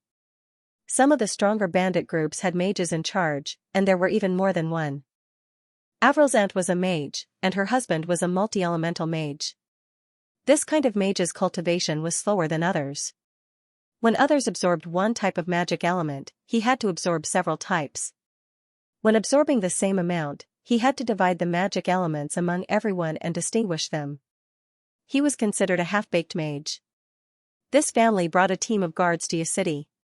However, they were unlucky and encountered bandits. Moreover, they were very powerful bandits. Although the owner was a mage, there were too many of them. The guards were only ordinary warriors who cultivated combat aura. Unable to defeat the bandits, the husband and wife both died. It was a guard who risked his life to save their only daughter. She came to a city and sought refuge with Avril's mother. The head of the family was dead. What would happen to the child? When Avril's mother heard of her sister's tragic death, she was extremely sad. Naturally, she would take in her sister's only child. Although both of them were mages, Mia did not inherit any of their magic. She was just an ordinary person. An ordinary person who couldn't cultivate. This made Avril's mother pity her even more, and she treated Mia like her own daughter. Mia had lost her parents and came to a new environment. She was trembling with fear, but her personality was very good. She was soft and cute, and she called Avril's mother, Auntie, very sweetly. Avril's father was a rather strict man. He didn't mince his words when dealing with clients and was strict with Avril. Avril had this talent. Avril felt a mixture of fear, respect, and love for this couple. However, Mia was different. Even when faced with the Count's cold face, she would still act coquettishly and giggle. After a long time, the Count naturally wouldn't treat this child so coldly. Although Mia couldn't practice magic, she could become a pharmacist or a magic tool maker. Apothecaries were also quite good. They had all kinds of potions. Some could heal injuries, some could increase magic elements for a short period of time, and some could increase one's strength. They were very popular among mages. The Countess sent Mia to the Magic Academy to study potions so that she could be respected as a potions master. Ordinary people would also buy medicine from pharmacists. In short, all roads lead to Rome. Avril didn't have any ill intentions towards this cousin of hers who had a tragic background. Besides, as a mage, Avril herself didn't make things difficult for a cousin who couldn't practice magic. She had the pride of a mage. In addition, her mother would tell Avril that Mia's parents were no longer around. She didn't have any relatives left in this world, so she had to give in to her. Avril let out an "oh" in her heart. If she could give in to her, then so be it. Mia still liked to follow behind Avril and say enviously, "Cousin, it's so good that you can practice magic. I'm so envious." Then her face would be filled with disappointment, "But I can't practice magic." The disappointment will last for a long time. The Countess called her daughter to the front and told her not to mention practicing magic in front of Mia. Not to mention it in front of her. It was already very pitiful that Mia couldn't practice magic. Avril, me? Avril still felt that something was wrong. She felt uncomfortable in her heart. In the future, when Mia mentioned magic in front of Avril, Avril changed the way she said, although you don't know magic, you know a lot of other things, such as cooking, dexterity, and so on. But Mia was still not very happy. Avril wanted to meditate to absorb the magical elements, so she couldn't be bothered with Mia. After Mia entered the Magic Academy, she got to know a lot of people, both male and female. The people who entrusted her were more famous in the school and were more talented. When they heard Mia say that she was Avril's cousin, they sighed and said that the two of them had different personalities. Avril was much colder and more arrogant. She made many friends, such as the Imperial Knights, studied with the princes, and people like the Crown Prince and so on. Mia's personality was likable, and with her pitiful background, she naturally attracted people's sympathy. Many people protected her. Compared to these people, Avril, this slightly cold cousin, stood out a little, making people feel that Avril didn't treat Mia well. Gradually, there were rumors in the school that Avril didn't treat Mia well, didn't like Mia, and even bullied Mia at home. Mia would explain every time, but her explanations weren't believed at all. Instead, they expected better from her and said that Mia was a fool. Avril also didn't know where such rumors came from and was a little confused. Actually, it was a coincidence that Mia's friends came to the Earl's residence to look for Mia. Among them were the more noble princes and other children of marquises. It just so happened that it was afternoon tea time, and the Earl's wife asked the two sisters to have afternoon tea with her. Mia picked up the dessert for the Earl's wife to taste, and Avril also picked up the dessert for her mother. To be honest, Mia could make her parents treat her kindly, especially the Earl. Sometimes, he would even laugh in front of Mia, which made Avril a little envious. Avril also subconsciously learned from Mia. Seeing that Mia was giving her mother dessert, she also made it. She usually spent a lot of time on cultivation, and there were servants at home, so there were many things that Avril didn't need to do at all. Avril's job was to cultivate and make her magic more profound. Although Mia was only 13 or 14 years old, she would occasionally make some desserts, making the Earl and his wife very happy and treating her like their own. In the eyes of others, Avril was jealous and couldn't tolerate Mia, afraid that Mia would snatch her parents away. On the phone, she was competitive. Whether the rumors were true or not was debatable, but nothing was more real than seeing it with your own eyes. Anyway, it was already confirmed that Avril bullied Mia. Avril even mocked Mia, saying that Mia didn't know magic and only knew how to cook. In school, the students looked at Avril differently. Even the Earl was exasperated and said to Avril, "She's a normal person, you're a magician. Why are you fighting with her? Besides, she doesn't even have parents anymore." Avril was so aggrieved that she wanted to cry. Was it her fault that Mia couldn't cultivate magic? Was it her fault that Mia didn't have parents? Was it her fault that she was a magician? Avril had a lot of opinions about Mia now. In addition to the rumors in school, Avril thought that Mia was badmouthing her behind her back. Avril was furious. When she impulsively confronted Mia, it was as if she had poked a hornet's nest. Those who were protecting Mia all blamed Avril. They said that Mia had never badmouthed her, and she even helped her explain every time. What's so great about being a magician? Who isn't a magician? Even if Mia isn't a magician, she has a noble character as a magician. Avril was dumbfounded. Weren't magicians respected by everyone? Why was her identity as a magician being used against her? I used to think that you were a bit cold and arrogant, but I didn't expect you to be such a person. Mia isn't a magician. Magicians have a short lifespan. You bullied Mia just because you're a magician. Being a magician wasn't a big deal. Mia, who wasn't a magician, was the most amazing. Some people imagined what kind of person you were, but when they saw your true colors, they despised you. They didn't expect you to be this kind of person. You're still the same person. You haven't changed at all. You didn't do anything, but your reputation was ruined. Avril's bad reputation in school made the Earl very unhappy. An outstanding girl like Avril, who was also a magician, would definitely marry into a better family in the future, perhaps even the royal family.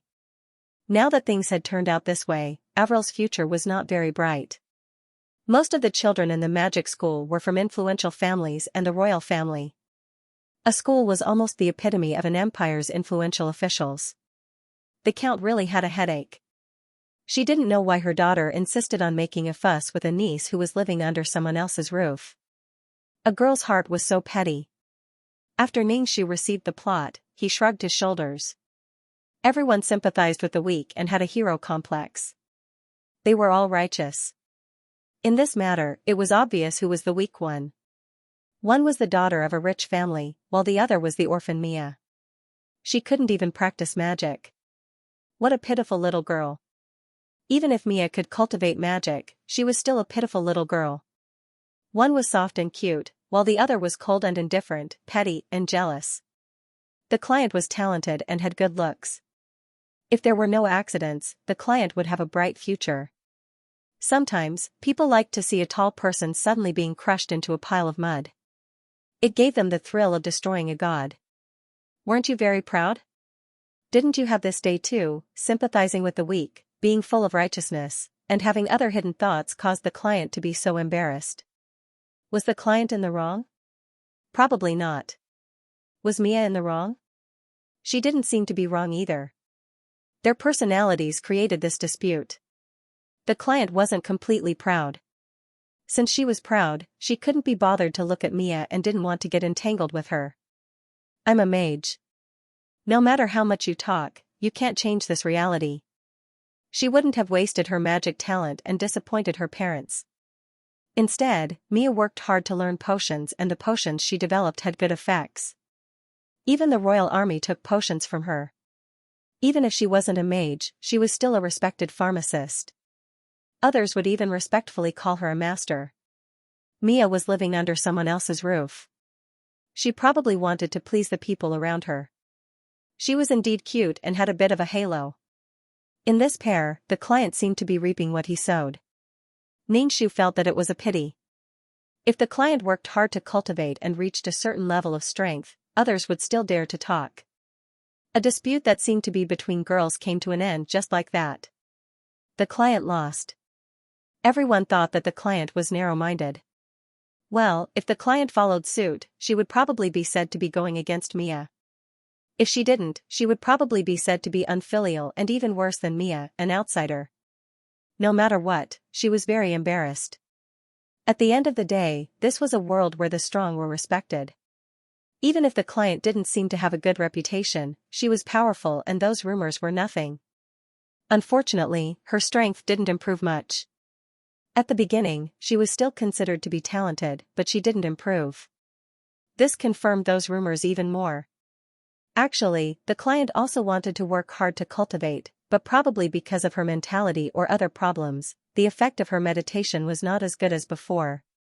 Being able to maintain her original level was also the result of her hard work. In the end, she lost confidence in herself. A proud girl suddenly encountered such a thing that she couldn't explain clearly. It became a turning point in her life. Mia's arrival broke the previous pattern of their family interactions. This made Avril feel at a loss. Xianxia looked at his face in the mirror. What a beautiful face, such beautiful eyes. Xianxia kicked his little feet, returned to the bed, and began to meditate. Meditation was to sense the magical elements flowing in the air. Then, he would absorb the magical elements he needed for his own use and remove the ones he didn't need. This required the support of mental strength. Xianxia quickly entered meditation. The world suddenly became different. He could sense the darkness. There were all kinds of colorful dots of light, jumping, densely packed. The client was a water mage, so she only needed to absorb the clear water magic elements. Xianxia used his mental strength to directly pull them together and then merged them into his body. It was cool and comfortable. Since the magic elements entered his body, it was like drinking cold water in the hottest days of the summer. Cultivating magic was a relatively simple thing, just like absorbing spiritual energy. However, the complicated thing about spiritual energy was that it had to remove the elements one didn't need and then absorb them into one's body to store them. This required considerable mental strength. First, one had to sense the magical elements. If one couldn't sense them, they couldn't absorb them. /BK Secondly, one had to have a body that could contain magical elements, or everything would be for naught. Please, ******, enter this station. That was why mages were so rare. Otherwise, Mia wouldn't have been so dejected. In the end, Mia became a respected apothecary. She probably wanted to show that she wouldn't abandon him, and so what if Avril had talent as a mage? The two of them were a pair, and Mia was even more likable. Ningxu immersed himself in absorbing magical elements. Ningxu found this cultivation method quite interesting. Cultivating ultimate martial arts was simple and crude. It required a high concentration of mental power. Since Avril had such talent in magic, she naturally had to continue cultivating water-type magic. If someone badmouthed her in the future, it didn't matter. He would get some water to wash his mouth. Some things were just so inexplicable, and so inexplicable. Mia also didn't badmouth her client in front of others, and Avril didn't bully Mia. Perhaps it was because Avril looked a little domineering, and Mia was too soft and cute. She looked like she was easy to bully. They said that Avril didn't care about Mia. Was Mia a baby? Did she need others to tell her what to do? Was she an idiot? Didn't she know that she was hungry? It was indeed a little inexplicable. After cultivating for a while, Ningxu felt a little bloated. He had probably reached his limit. If he continued cultivating, it would be a burden on his body. Ningxu stopped cultivating. He put on his shoes and prepared to go out and eat something. He looked in the mirror. His skin was moist. How nice. It was probably water-type magic that nourished the skin. Absorbing a certain magical element would have a subtle effect on one's personality and body. For example, the fire element would make one's personality fiery. Ningxu opened the door. The servant guarding outside hurriedly asked Ningxu, "Miss Avril, would you like to eat in the room or in the hall?" Generally speaking, clients preferred to eat in their own rooms. The maid had a head of dense and pure blonde hair, which was braided into a simple thick braid that hung to one side. She was wearing a loose skirt. She was a beautiful girl. Ningxu thought for a moment and said, "Let's go to the hall and eat with mother and father." The maid nodded and hurriedly went to prepare. Ningxu brushed his hair and tidied up his clothes before heading towards the hall. The Earl's mansion occupied a large area and had a large garden. Inside, there were all kinds of flowers carefully cultivated by gardeners. There were butterflies and bees surrounding the flowers. He had a noble air about him. Ningxu stood at the top of the stairs and listened to the voices below. The long dining table was filled with sumptuous dishes. When the white candles were lit, they would emit a fragrance. The fresh flowers in the vase were fresh and glistening. The Earl, his wife, and Mia were eating with cutlery in their hands. He didn't know what they were talking about, but they were all smiling. Seeing Ningxu come downstairs, the Countess took the lead and said, "Have you eaten in the room? Every time you come over to eat, come over quickly." The Countess was very gentle with Ningxu. The Count was a man with snow-white skin and curly red hair. His entire body was exquisite, even the carvings on his buttons were especially exquisite. He was a very particular man, a noble. He looked at Ningxu and asked, "How's your meditation going?" Ningxu sat down. "It's going well. Don't worry, father." Ningxu felt that it was reasonable for the couple to be resentful of the client for failing to live up to their expectations. The couple was strict with the client because the client was their biological child and there was no gap in their education. They had few requirements for Mia. On the one hand, it was out of pity. On the other hand, she wasn't their biological child after all. If they were really strict with her, it would be said that the Earl was bullying an orphan. In the couple's hearts, Avril had a bright future. It wasn't worth it to compete with Mia. In their hearts, their daughter was of course the best. That was why they couldn't figure it out. This was undoubtedly using exquisite porcelain to hit a rock. It wasn't worth it at all. Yet, his daughter had done so, and had even wasted her own magic. What was she after? Normal people couldn't figure it out. But things were so inexplicable. It was probably because Avril and Mia were a pair, and Mia was so tenacious. The Earl was very satisfied with this daughter of his. She took the initiative to cultivate every day. In school, she wasn't weak. Seeing the Earl and his wife treat Avril so well, Mia couldn't help but think of her lost parents. At the same time, she was a little envious of Avril, who could cultivate magic. The moment she appeared, her uncle and aunt focused their attention on her. Xianxia cut a piece of turkey and ate it in small bites. He sized up Mia opposite him. Mia was really adorable. She had aqua blue hair, and her skin was so delicate that it looked like it could be broken by the wind. She gave off a delicate yet charming feeling. A hint of sadness appeared on her face again. She was probably thinking about magic again. Mia still wanted to become a magician and encouraged herself. Even if she wasn't a magician, she had to become someone who was respected. Since Xianxia was here, he wouldn't let that incriminating thing happen. After dinner, Mia got up from her seat and said mysteriously, "Uncle, Auntie, I made something. Have a taste." The Earl and his wife nodded and said okay. Xianxia's expression was indifferent. He didn't say anything. Mia felt that her cousin looked even more unapproachable. Mia came out with dessert and black tea. She poured black tea for the three of them and said expectantly, "Try it." The Earl and his wife tasted the dessert first and then had a sip of the black tea. They couldn't help but say, "Not bad. You actually have such skills." Mia said with a smile, "I learned it at home." Xianxia followed the crowd and had a sip. He didn't say anything. The Earl's wife still hoped that the two sisters could get along harmoniously. She asked her daughter, "Avril, what do you think?" Xianxia said, "Not bad." However, Xianxia changed the topic and said to Mia, "Cousin, don't do these things in the future." Mia was stunned for a moment, her face full of confusion. She asked, "Why?" "These things are done by special servants. It's not your turn to do these things. Also, if other people know, they'll say that the Earl's family is bullying you. My parents treat you as their biological daughter. Even I haven't done these things. How can you do these things?" Mia hurriedly explained with an uneasy expression, No one bullied me. I did it willingly, and no one forced me. Uncle and aunt are very good to me. No one will think that the Count's residence is bullying me/BK." Mia was so anxious that she was sweating, and there were small beads of sweat on the tip of her nose. She looked very flustered and uneasy, making others feel uneasy. The Countess thought of her lost sister and said, "Mia, don't be afraid. Your cousin is thinking for you. Don't do these things in the future." Mia lowered her head and said dejectedly, "I like to do these things."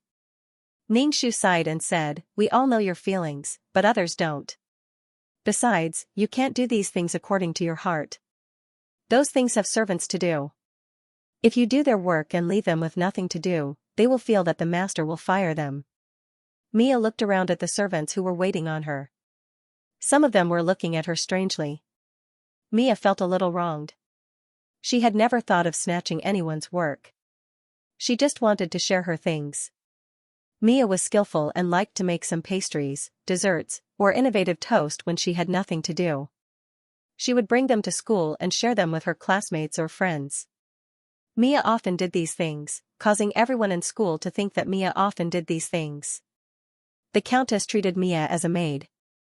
The Countess probably had the common problem of nobles, and that was that she valued her family's reputation more than anything else. After hearing Xianxia's words, she didn't approve of Mia doing these things that servants should do. Nobles had to act like nobles. Besides, which noble family didn't have servants? Why would they need an orphan girl to do these things? They would think that they were bullying an orphan girl. The Countess said to Mia, "Don't do these things in the future. Tell the servants what you want to eat." Mia still wanted to say something, but the Countess shook her head at Mia, asking her to shut up. Mia was a little down. She knew that her aunt and uncle were good to her, but she still felt uncomfortable. The meal ended in an inexplicable atmosphere. Xianxia wanted to return to his room, and Mia followed behind Xianxia, wanting to say something but hesitating. Xianxia turned around and asked, "Cousin, what's the matter?" Mia said with some distress, "Cousin, no one forced me to do these things.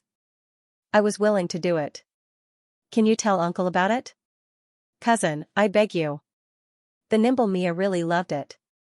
However, Xianxia said directly, "Sometimes, we really do things as we please. Father is an earl. He definitely doesn't want others to say that he mistreats a descendant. You have to understand him. Besides, you should be a good young lady, just like me. When Mia saw that Ningxu had entered the house, she knew that there was no room for negotiation.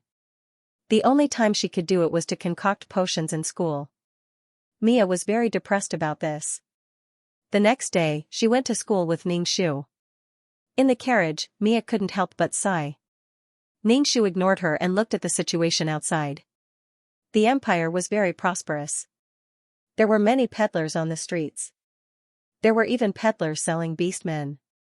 The beastmen were very strong and were good at work. There were also some special potions and magic crystals. There were also people who could control magical beasts. This world was very beautiful. The Magic Academy was very big.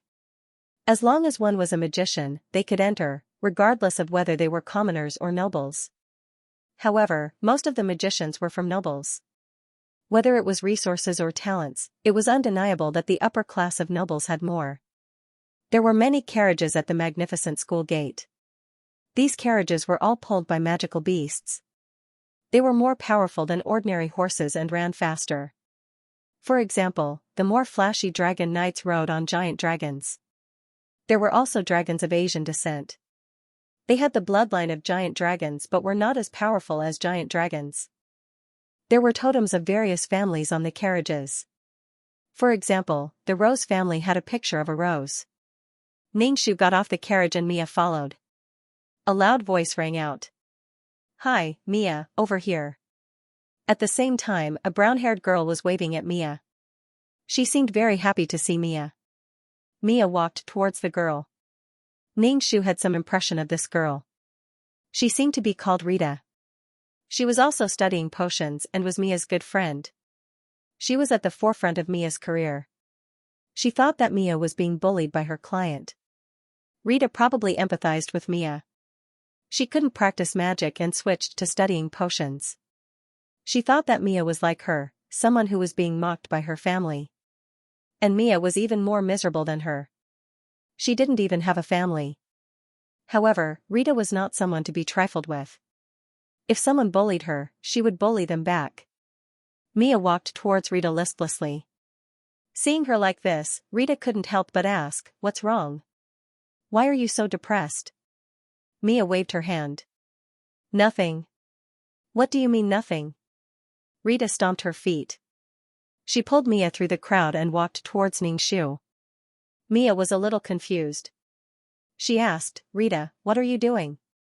"Of course I'm going to look for Avril, you fool." "Avril, wait a minute," Rita called out to Ningxu loudly. Everyone around them stopped in their tracks and looked towards them. It was as if they wanted to watch a show. Ningxu stopped in his tracks.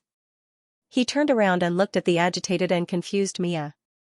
Ningxu asked, "What's the matter?" Rita was speechless.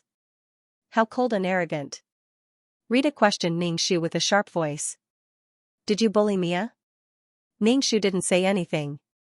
It was Mia who came back to her senses and quickly explained, "This has nothing to do with Avril. It has nothing to do with her." The surrounding people gathered and surrounded the three of them. However, they kept a certain distance. It was the best location for the spectators. Rita couldn't help but say, "Sometimes, when you give in, others will only take a mile after taking an inch." Ningxu looked at Rita with a half-smile. He crossed his arms and looked arrogant. He said coldly, "Are you really my cousin's friend?" Rita was doubted and retorted, "Of course I'm Mia's friend." Mia nodded. "Cousin, Rita is my friend. They studied potions together and Rita took good care of her." Ningxu's expression suddenly became a little helpless. With a doting look, he waved to Mia. "Cousin, come here." Rita grabbed Mia's hand and didn't let her go over. She looked indignant. She probably felt that Ningxu could get Mia to come and go as he wished. Rita couldn't help but say, "Are you bullying her just because she doesn't have any relatives?" Mia blinked and was a little confused. Ningxu didn't care if Mia came over or not. She said coldly, "Who told you that Mia doesn't have any relatives?" "Her mother is my mother's sister, and there's also her maternal grandfather's family. Mia is my cousin." In terms of relationship, I'm much closer to her than you are. What kind of illusion was it that Mia had no family and was all alone? If not for her family, how could Mia live in the Earl's residence, who would care about someone who had nothing to do with them? He didn't know how this idea was rooted in people's hearts, but they felt that Mia was all alone in the world. Since you are Mia's friend, you should believe her words. You don't even believe her, how can we be friends? Ningxu sneered. Are you sure you are standing up for Mia and not for your own selfish desires, such as your hatred and longing for a mage? You are using righteous buts to express the indignation in your heart. Since we are friends, then you should believe my cousin's words and not judge me, a mage, for your own feelings. Ask me now if Mia was bullied in my house, and what did I bully her about? I also don't want to bear the reputation of bullying my cousin. Ningxu didn't have any feelings for Mia, but he was dissatisfied with Rita. You are not my cousin's friend at all. You are with my cousin because you want to use my cousin to attack me, a mage. You want to see me, a mage, embarrass myself. You have a low moral character and want to prove that I am only SOSO as a mage. You are so twisted? Rita's face turned red from Ningxu's words, and she retorted, I am not as dirty as you say. Ningxu made a no sound. You are not dirty, but you think of others as dirty. I am really worried that my cousin will be friends with you like this. Please stay away from my cousin. The surrounding people's expressions were a little strange as they watched the show quietly. Ningxu felt a few pairs of eyes looking down at him from above. Ningxu used his mental strength to scan and realized that it was a group of people who were dressed extravagantly and had extraordinary auras. This group of people were probably the most respected people in this school, including the princes and the people at the top of the hierarchy. This group of people was very friendly and doting towards Mia. Mia was not a little pitiful, she was clearly a little cutie who was doted on by everyone. However, everyone felt that she was a pitiful little girl who needed love and care. Whatever the upper echelons liked or disliked, the lower echelons would follow suit and flock to catch up with the trend. King Chu had a slender waist. This was the reason why people in the palace would starve to death. Most of the clients had made it clear to these people that Avril was not a person of good character and would seek revenge for the slightest mistake. There was no room for an orphan who had nothing and no dignity as a mage. Being hated by the higher-ups and nobles would make the marriage of the client much more difficult. Marrying her meant that he would be mocked by others, and his family's reputation would be affected. He would be ostracized, and that included the imperial family. Whether it was a tangible loss or an intangible loss, it would make people stay away from the client. Ningxu looked upstairs, narrowed his eyes, and curled his lips. A sense of justice, Ningxu could not be bothered with the group of people upstairs. He said to Mia, cousin, next time you have to be careful when you find friends. Don't associate with people who have bad intentions. Ningxu turned to leave. Rita reached out to grab Ningxu, but Ningxu flung her away. Rita was thrown back a few steps by Ningxu and almost fell. She barely steadied herself. Ningxu looked at her with a stern expression. Are you going to offend a mage? Think about the consequences. Since they were talking about a mage's dignity and character, then a mage's dignity could not be offended. On one hand, they were questioning her character and dignity as a mage, and on the other, they were trampling on the dignity of a mage. How intoxicating.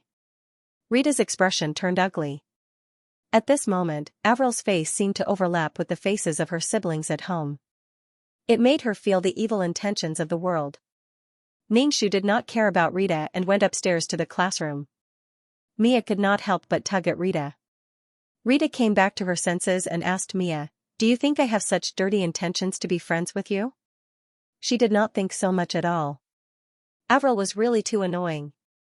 When she said that, her actions were completely distorted. In the future, whenever she fought for justice for Mia, it would seem like it was for selfish reasons. It was really infuriating. Mia shook her head. I know Rita is doing it for me. She has good intentions, but cousin really did not bully me. Look, she obviously looks down on you, Rita said. Mia did not say anything. She was not very close to her cousin. When her parents were still around, she would play with her friends in the room, and even sleep with her close friends on the bed. But when she came to the Earl's mansion, she almost never went to her cousin's room. Moreover, her cousin wanted to meditate in her room, and no one was allowed to disturb her. She did not look down on her. At most, they were not close. The matter ended, and the onlookers dispersed. School life began. Xianxia entered the classroom, found her seat, and sat down. She continued to ignore everyone and took out a magic storybook to read. Xianxia read with great interest. "Hey, Avril." A tall and sturdy man knocked on Xianxia's desk. Xianxia looked up from his book and looked at him coldly. "What is it?" Although this man was tall and sturdy, he was handsome. He had golden hair and deep eyes. He carried a huge sword on his back. His tall and sturdy build was because he cultivated battle force. His father was a general of the empire and had fought with the Beastman Empire for many years. He was respected. And Avril had been studying with the princes and the crown prince for many years. He was also there to protect these descendants of the royal family.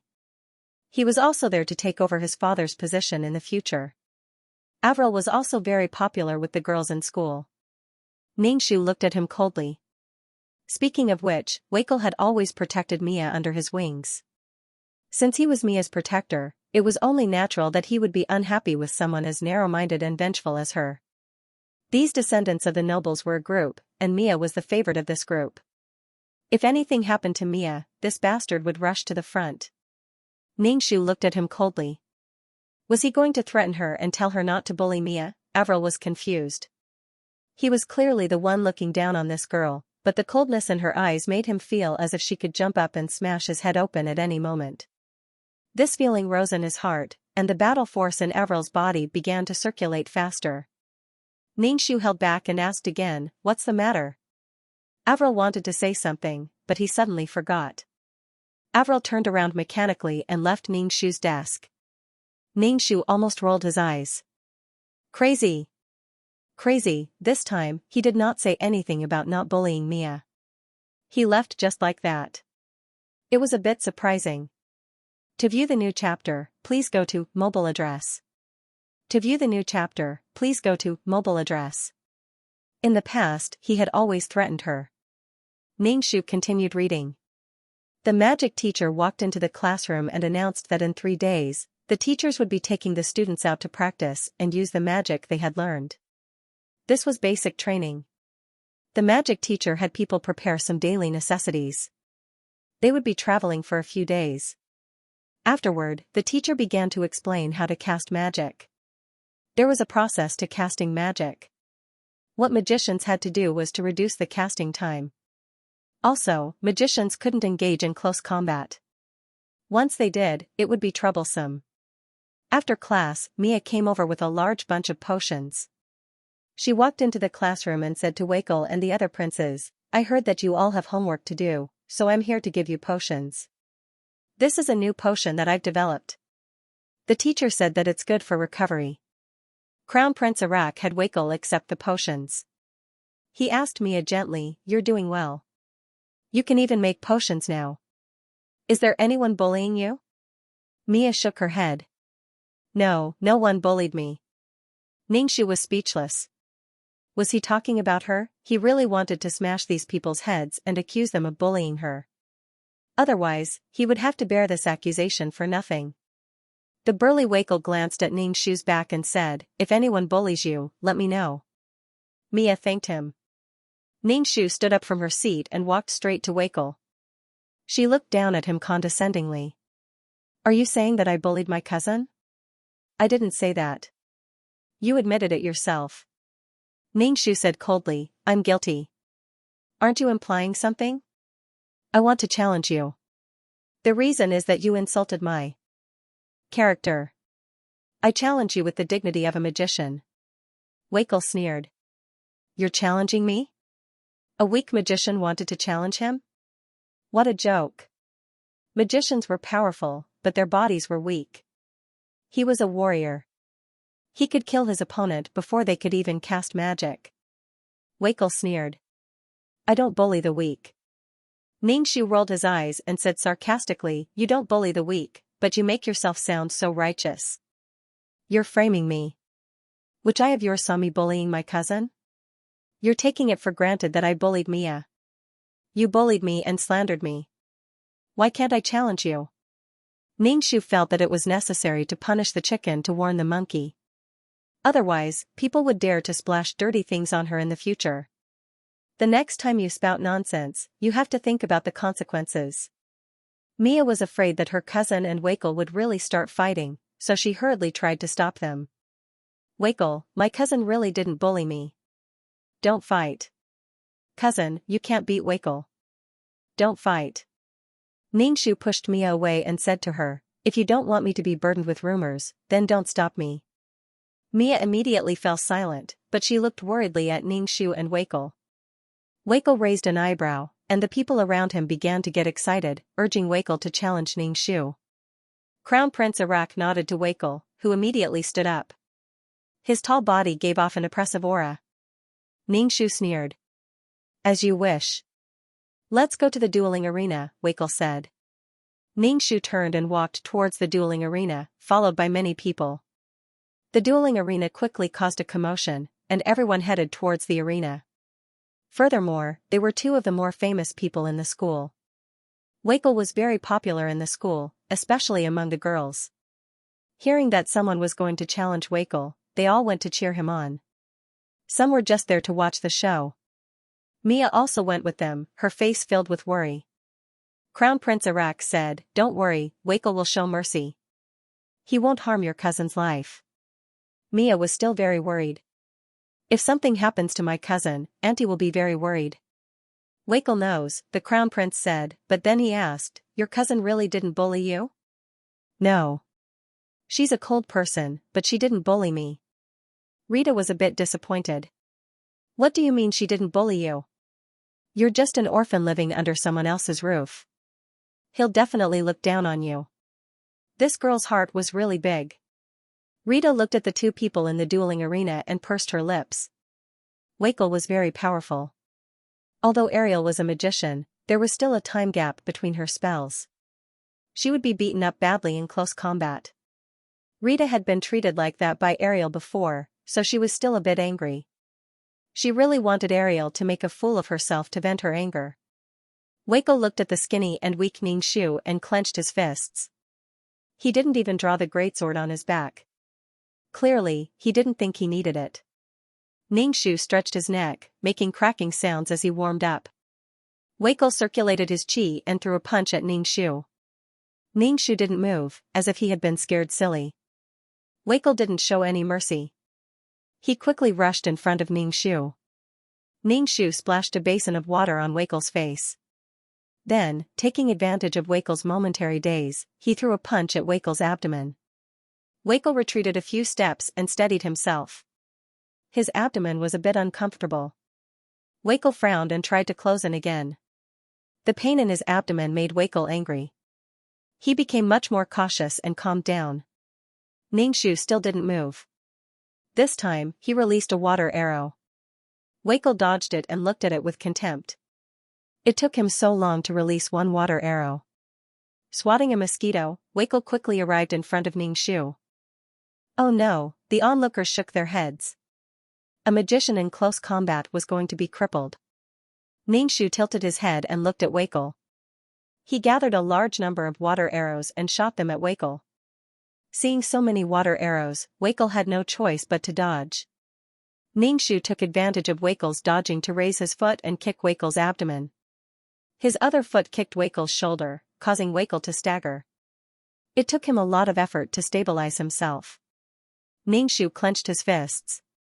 Since you're so tall and strong, I'll beat you in the area you're most proud of. Ningxu pounced on Wakel and punched him in the eye, bruising it. Wakel was in so much pain that he almost cried. He couldn't help but cover his eyes. He felt as if his eyeballs were about to pop out. Ningxu didn't give Wakel a chance to retaliate. He clenched his fist and smashed it at Wakel's face. Since Wakel had underestimated him, Ningxu wanted to teach him a lesson. Wakel's body was weak and had no self-defense skills. His reaction speed was also very slow. To watch the new chapter, please go to mobile address. To watch the new chapter, please go to mobile address. If Wakel really went all out, her body wouldn't be able to handle it. Ningxu felt that she had to train her body. Magicians were too weak. She had to rely on others to protect her. If she could train her body, she could take care of herself and rely on herself to save herself. After being punched several times in a row, Wakel suddenly felt dizzy. He was a little dazed from all the punches. However, Wakel was still a battle-chi cultivator. He immediately drew his sword from his back. Seeing this, Ningxu immediately retreated and raised his hand. I admit defeat. Everyone was speechless. Wakel raised his sword and blinked. His eyes hurt so much that he couldn't help but blink. In a duel like this, if one side admitted defeat, the duel would be over. It was supposed to be a friendly duel, not a fight to the death. So, Ningxu admitted defeat. The duel was over. Ningxu shrugged. You're strong. I can't beat you.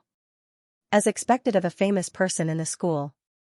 After Ningxu finished speaking, she turned around and walked away, leaving behind the stunned crowd. Wakel gripped his sword, his eyes turning red with anger. She had beaten him up, and he had immediately admitted defeat after beating him up. Wakel was so angry that his lungs were about to explode. What kind of woman was this? The onlookers watched as the duel ended so abruptly. She admitted defeat so easily. She had no backbone at all.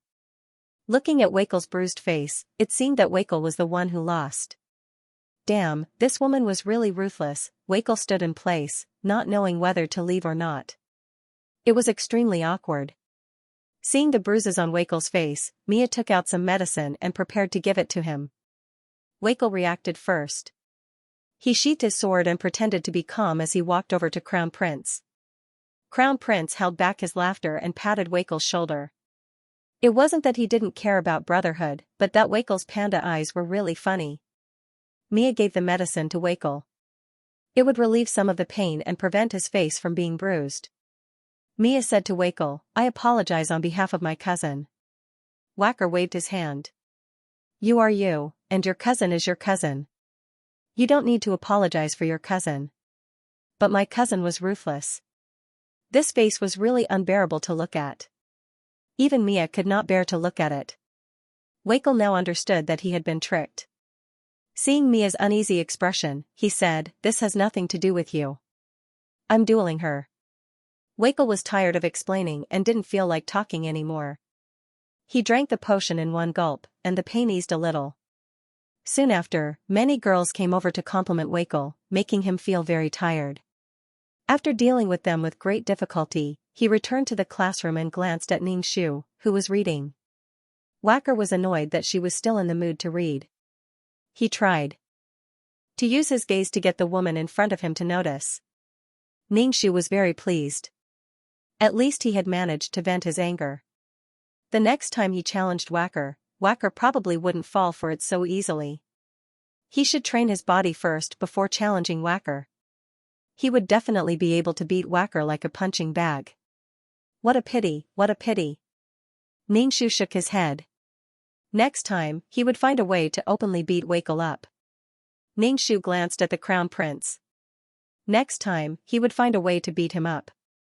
After school, Ningxu boarded the carriage, and Mia followed. Along the way, her gaze would occasionally drift towards Ningxu.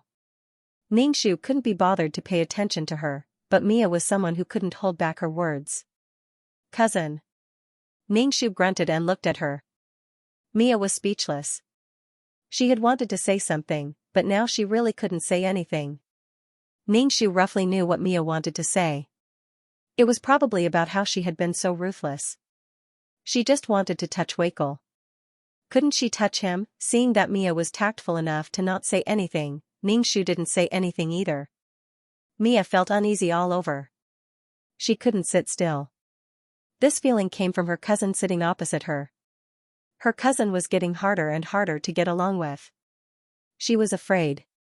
After returning home, Ningxu asked the servants to prepare some dry rations and clothes for the trip. Mia was also preparing. Ningxu was a little surprised. You're going too? She was a pharmacist. She didn't have magic or battle energy. What was she going to do? It wasn't like she was going for an outing. Ningxu asked. Mia said, our pharmacist class will also send someone. My teacher asked me to go. Ningxu grunted and didn't say anything else. Mia was speechless. Cousin is so cold. Ningxu returned to his room and began to cultivate magic. At the same time, he also began to train his body. At the very least, he had to familiarize himself with the combat techniques. Ningxu thought about it. He still had to cultivate an ultimate martial art. It could improve his physique, and it didn't conflict with absorbing spiritual energy and magical elements. Ningxu sat cross-legged and began to cultivate the ultimate martial art. Spiritual energy flowed into his body.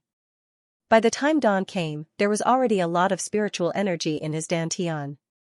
His body also felt much more relaxed. After freshening up, Ningxu went downstairs and saw Mia busily serving breakfast to the table when she came down. Ningxu said, Cousin, why are you stealing the servants' work again? You're stealing their work and leaving them with no work to do. This will make them very uneasy. Do you understand? Mia immediately looked uneasy. I'm sorry. Ningxu pulled out a chair and sat down. Be at ease and be a young lady. Don't always think about stealing the servants' work. If you finish the servants' work, you won't need them anymore. Then you can only ask them to leave the Earl's residence. When the servants in the hall heard this, they all looked scared.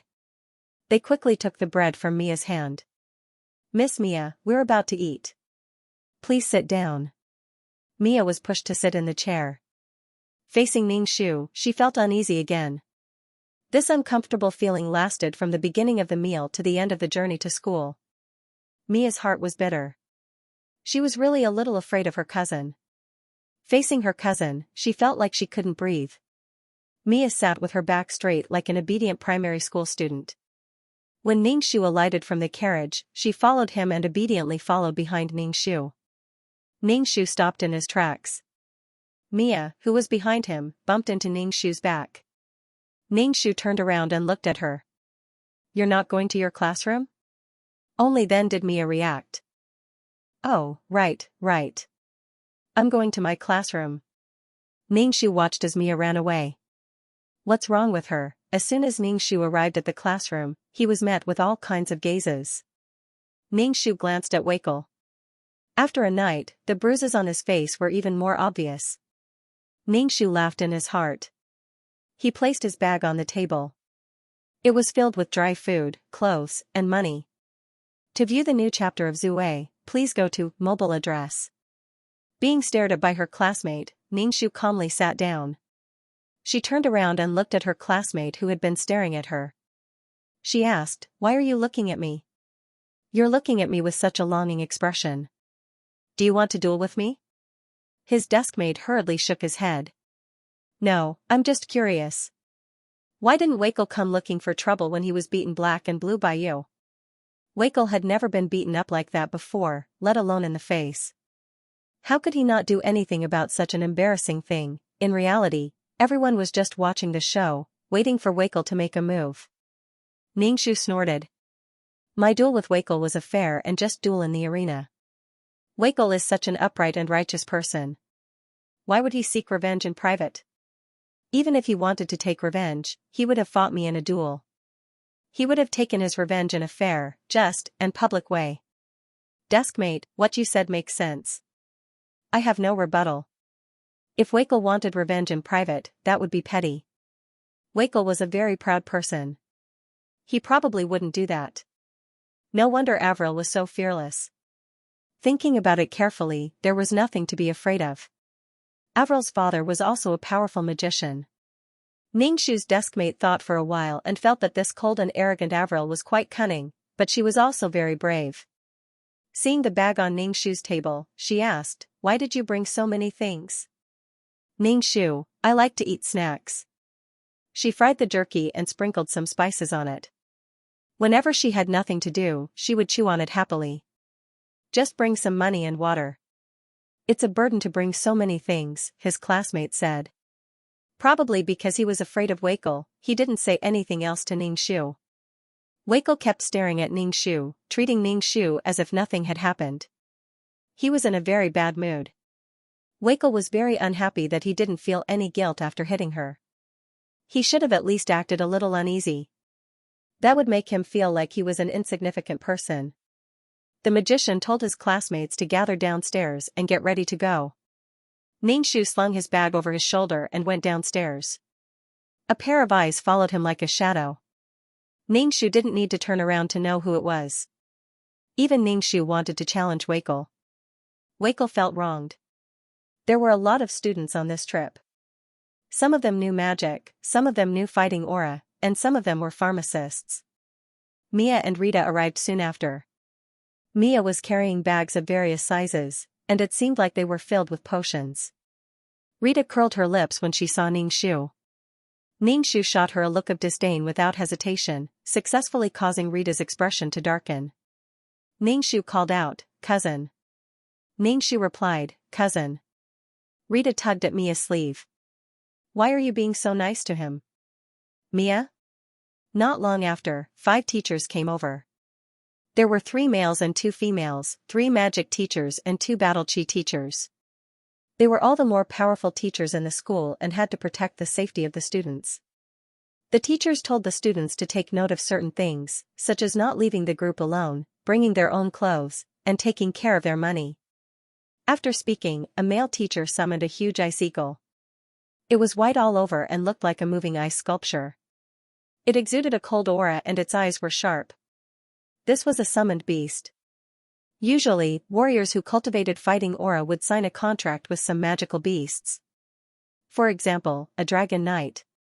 Of course, how could a destructive magical beast like a dragon sign a contract with a human and be controlled by a human? The moment the ice eagle appeared, the students exclaimed. It was really too cool. It was both awe-inspiring and frightening. When it flapped its wings, it gave off a cold aura. "Everyone, get on Cyrus's back," the male teacher said. Clearly, he treated this ice eagle very well. The back of the ice eagle was very slippery and it was not easy to stand on it. The male teacher circulated his fighting aura and stood steadily on the back of the magical beast. Then, he mischievously looked at the students as they climbed up and slid down. With every step, Ningxu would get some water in front of him. Using the cold aura on the ice eagle, he made a small step and climbed up the ice eagle's back step by step. He turned around and said to Mia, "Come up quickly." Mia stepped on the small steps made by Ningxu and carefully carried her bag onto the ice eagle's back. The others followed. Rita was angry and did not want to step on the things made by Ningxu. She could not climb up the ice eagle's back for a long time. Everyone stared at Rita and waited for her. Rita was very embarrassed and could only grit her teeth and climb up the ice eagle's back. Rita felt terrible. Climbing up the ice eagle's back like this was like admitting defeat to Avril.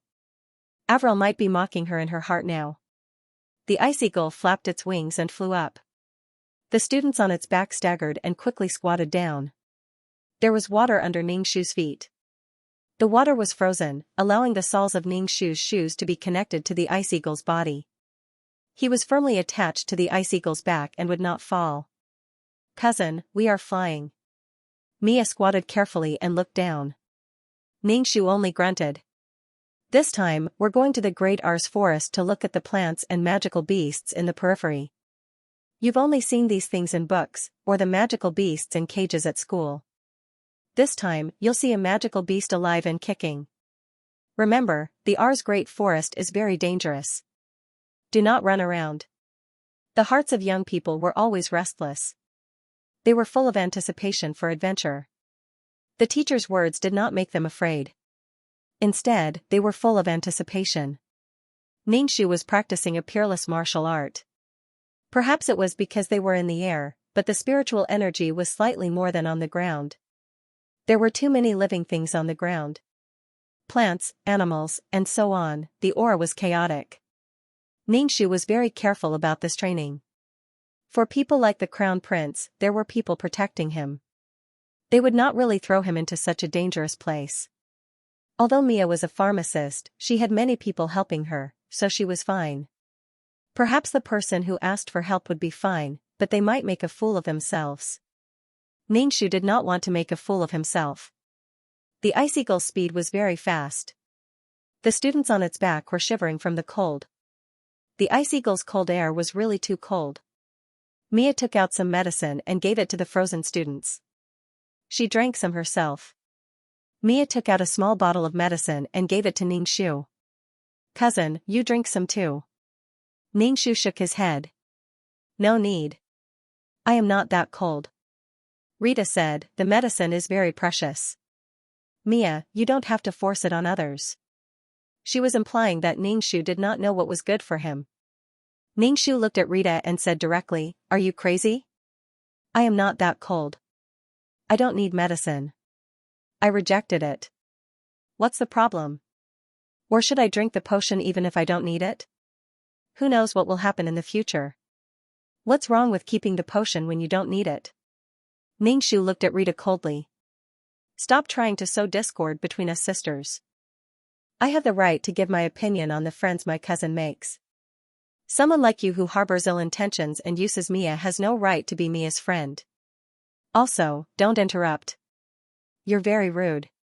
If there's a next time, I'll have to bet my dignity as a magician and fight you, Xianxia said rudely. At the mention of a fight, the people on the ice eagle's back had strange expressions and looked at Wakel in front. Wakel was speechless. F***CKU. Rita's face turned red from Xianxia's words. She was embarrassed and angry. Avril was really annoying. She said angrily, didn't you bully Mia? Xianxia rolled his eyes. It's none of your business. Do you think you're so righteous that you think I bullied Mia? Did Mia tell you that I bullied her? Do you not have brains or ears? You go around saying that I bullied Mia every day. Mia is so pitiful. Are you sure Mia is pitiful? You're using my cousin to show your sympathy and superiority. There are so many magicians in the school. You're so capable. You'll only be capable if you smear all the magicians' names. Xianxia pointed at Rita. You insulted me. I'm going to challenge you with my dignity as a magician. Everyone was speechless. Was Avril addicted to duels? She kept saying that she wanted to duel with Wakel.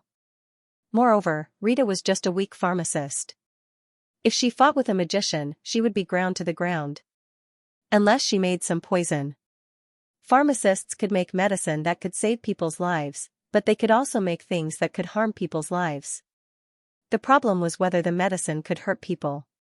Rita was speechless. F***CK, Avril didn't want it. She, a magician, wanted to challenge a pharmacist. How shameless. Xianxia looked at Rita. Do you accept? Accept. The journey was very boring. Now that there was a show to watch, the onlookers were not afraid of making a big deal out of it. The teacher in charge didn't stop them. He just watched the students make a fuss. This was a dispute between students. Rita's face was flushed red. She did not dare to agree. The difference in strength between the two of them was too great. It would be embarrassing to fight. Rita was furious and anxious. Her heart was filled with resentment towards Xianxia. Mia was dumbfounded. She didn't understand how things had developed to this point. One was her cousin, and the other was her friend. Mia was also in a dilemma. Mia had no choice but to act coquettishly in front of Xianxia. Cousin, we are all friends. Xianxia sneered at Rita. Is she my friend? It's my friend who's slandering me. Is she a friend? She's an enemy. She's the one who keeps provoking me. Cousin, you should stay away from people like her. Who knows when she will slander you behind your back? Mia shook her head. Rita isn't that kind of person. Xianxia said, no. Then who's the one who's going around saying that I bullied my cousin? Which I of her saw it. She's spouting nonsense with her mouth wide open. I really want to tear her mouth apart. Do you accept my challenge? Rita looked at the cold Xianxia. She was angry and afraid. She didn't want to be defeated by Xianxia in the arena. Wakel, who was in front, turned around and looked at Xianxia and Rita. He said, I accept your challenge on her behalf. I will fight with you. Xianxia coughed. She almost died from laughter. Wakel was really an angel. She was still thinking about when she would fight with Wakel again. She didn't expect Wakel to send himself to her door. She wanted to teach Rita a lesson. However, besides venting her anger, there was no benefit in teaching Rita a lesson. But Wakel was different. It would only be interesting if the chicken was strong enough. How wonderful. When she was strong enough and people saw her strength, they wouldn't dare to provoke her. Rita mocked her all the time because she wasn't strong enough for these people to respect her. Those who spoke nonsense didn't have to pay the price, so they said it casually. However, if they had to pay the price, they had to use their brains before speaking. Wakel stood up like a hero to save the weak. His image was really great. It was this hero who had a swollen face. Rita's face flushed red. She looked at Wakel with tears in her eyes.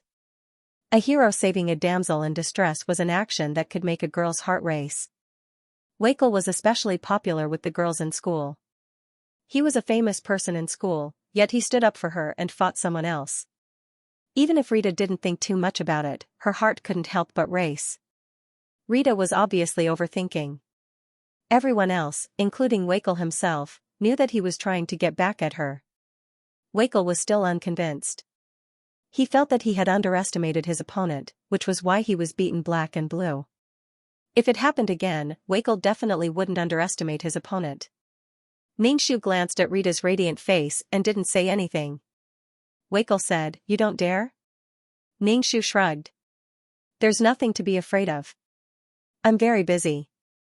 If you want to challenge me, sure. Queue up. First come, first served, understand? After I fight Rita, I'll fight you." Rita froze when she heard that. Was she still going to fight Avril? Wasn't Wakel fighting in her place? To be honest, Rita didn't want to fight a magician at all.